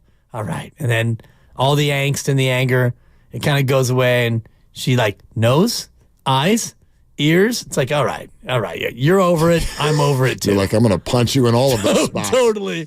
How about we start spankings? Okay, see here. Earlier today, you kind of tossed aside that it was the lunatic fringe. Yeah. That wants something done about Kyle Shanahan. All right, Quinn in the city. What do you think? Hey, Quinn, thanks for calling. Hey, thanks for taking my call. Yeah. I've watching the 49ers for years, and Kyle Shanahan, I think this is his last year. He doesn't learn, and when there was 3 minutes to go into the game, he's playing for the field goal, it looks like, and he's cracking under the pressure. His play calling was nothing like how it is during the regular season or during the playoffs. He's absolutely he just looks like he freezes under pressure, and he's playing for the field goal, acting like a minute 47 seconds isn't enough time for Mahomes. And then on the other side, if they hire Brandon Staley, a man who's given up 63 points to the Raiders, I don't know if they want to be worse next year or if they want to actually contend, but that would be the worst idea for a defensive coordinator I've ever heard in my life. Quinn, how do you think Brandon Staley got a head coaching job in the league? Probably from beating a couple of bad teams, but you give up 63 points. I mean, I don't really care how you got the job. I mean, you can't give up 63 points to Aiden O'Connell. You're pointing to one game, and you're pointing with a defense that's got a completely different roster and skill set than what the 49ers have. Quinn, I hear what you're saying, although I'd argue that, Kyle Shanahan, with under 2 minutes to go in the Super Bowl on third down, I mean, they drop back to throw the ball. I don't know. How is that playing for a field goal? The ball got knocked down. Brock probably could have seen Brandon Ayuk earlier. He didn't. He missed him. That's not playing for a field goal. But Dibs, I told you it wasn't lunatic fringe. I give you Quinn in the city. Okay. This is it. It's the last year for Kyle Shanahan, and he uttered a phrase I keep hearing. He never learns. No. He never learns. And I like the comment that Lucas put up for the call. Kyle's on thin ice. I don't know if you've ever been on thin ice, but it's a very unsettling feeling where any movement, that ice cracks, and now you're in ice water, and now you're going to freeze. You can have that opinion that he should be, but let me tell you where Kyle is. He's on the Rock of Gibraltar. I think that Quinn represents exactly what I'm talking about, and that is the lunatic fringe. And I'm not calling you a lunatic, Quinn, and I'm not saying that you're on the fringe, but I'm saying that call does not represent the majority of people. Maybe not the majority. I think it's a very small minority. Yeah. I've played this game. I've coached this game. Have you ever played defense in this game? The Defensive Play of the Week is brought to you by East Bay Law Practice. When you need the best defense, you need to call the Bay Area's top criminal defense attorney. That is none other than eastbaylawpractice.com today. Now, we know it is painful, but we're going back to the Super Bowl. Come on. The Niners lead 10-3 over the Kansas City Chiefs at halftime. But Patrick Mahomes, KC's got the ball out of the break because they won that stupid toss before the game. And as Mahomes dropped back, he throws, looking for Kelsey. Jair Brown's got something to say. 3rd and 12. Stepping up and lofts it. He is picked off. He overthrew a target. And Brown comes down with it. Jair Brown, the rookie from Penn State, with the interception. That, of course, is Jim Nantz. And the call on Jair Brown's interception, which led to the 49ers. 3 plays later. I love it. Punting. You lapsed into a little Kevin Harlan there, and it makes me smile. The Niners have got the football. They ran the ball. They passed the ball. It went nowhere. They're punting. And the Kansas City Chiefs will get it right back. So great. Absolutely nothing happened, and it is still 10-3. It's really, really good. And I wish that I didn't prompt you to do that as much as I do, but I'm kind of lightweight addicted to your Kevin Harlan. It feels like I've been punched right between the eyes. Totally. The Niners have taken control of the game. The Niners are punting. But not. The Defensive Play of the Week was brought to you by East Bay Law Practice. East Bay Law Practice knows how to go the distance for you by providing the defense you need to help reduce or eliminate your penalties. Visit eastbaylawpractice.com today. All right, Jay. He's taking a phone call. Let's go to the phones. Jay's in the backyard. Whose backyard, Jay? Are you committing a felony right now? I'm in Denise's backyard, boys. He's in the backyard. And I feel that Kyle shouldn't go anywhere because he's the best coach going for the Niners. However, with that said, I feel that the Niners, Kyle and Lynch, I know you're hearing me, you have to draft a quarterback in the last 2 picks every single year, and the rats on the field. It's really good. Wow, Jay even had a live studio audience next to him. Did you hear that? He got a little laughter from his wife or girlfriend or daughter, whoever's I'm committing a felony. I'm burgling the neighbor. I'm trying to do something different with my phone call than all the other calls. And I did. Very good. There it is.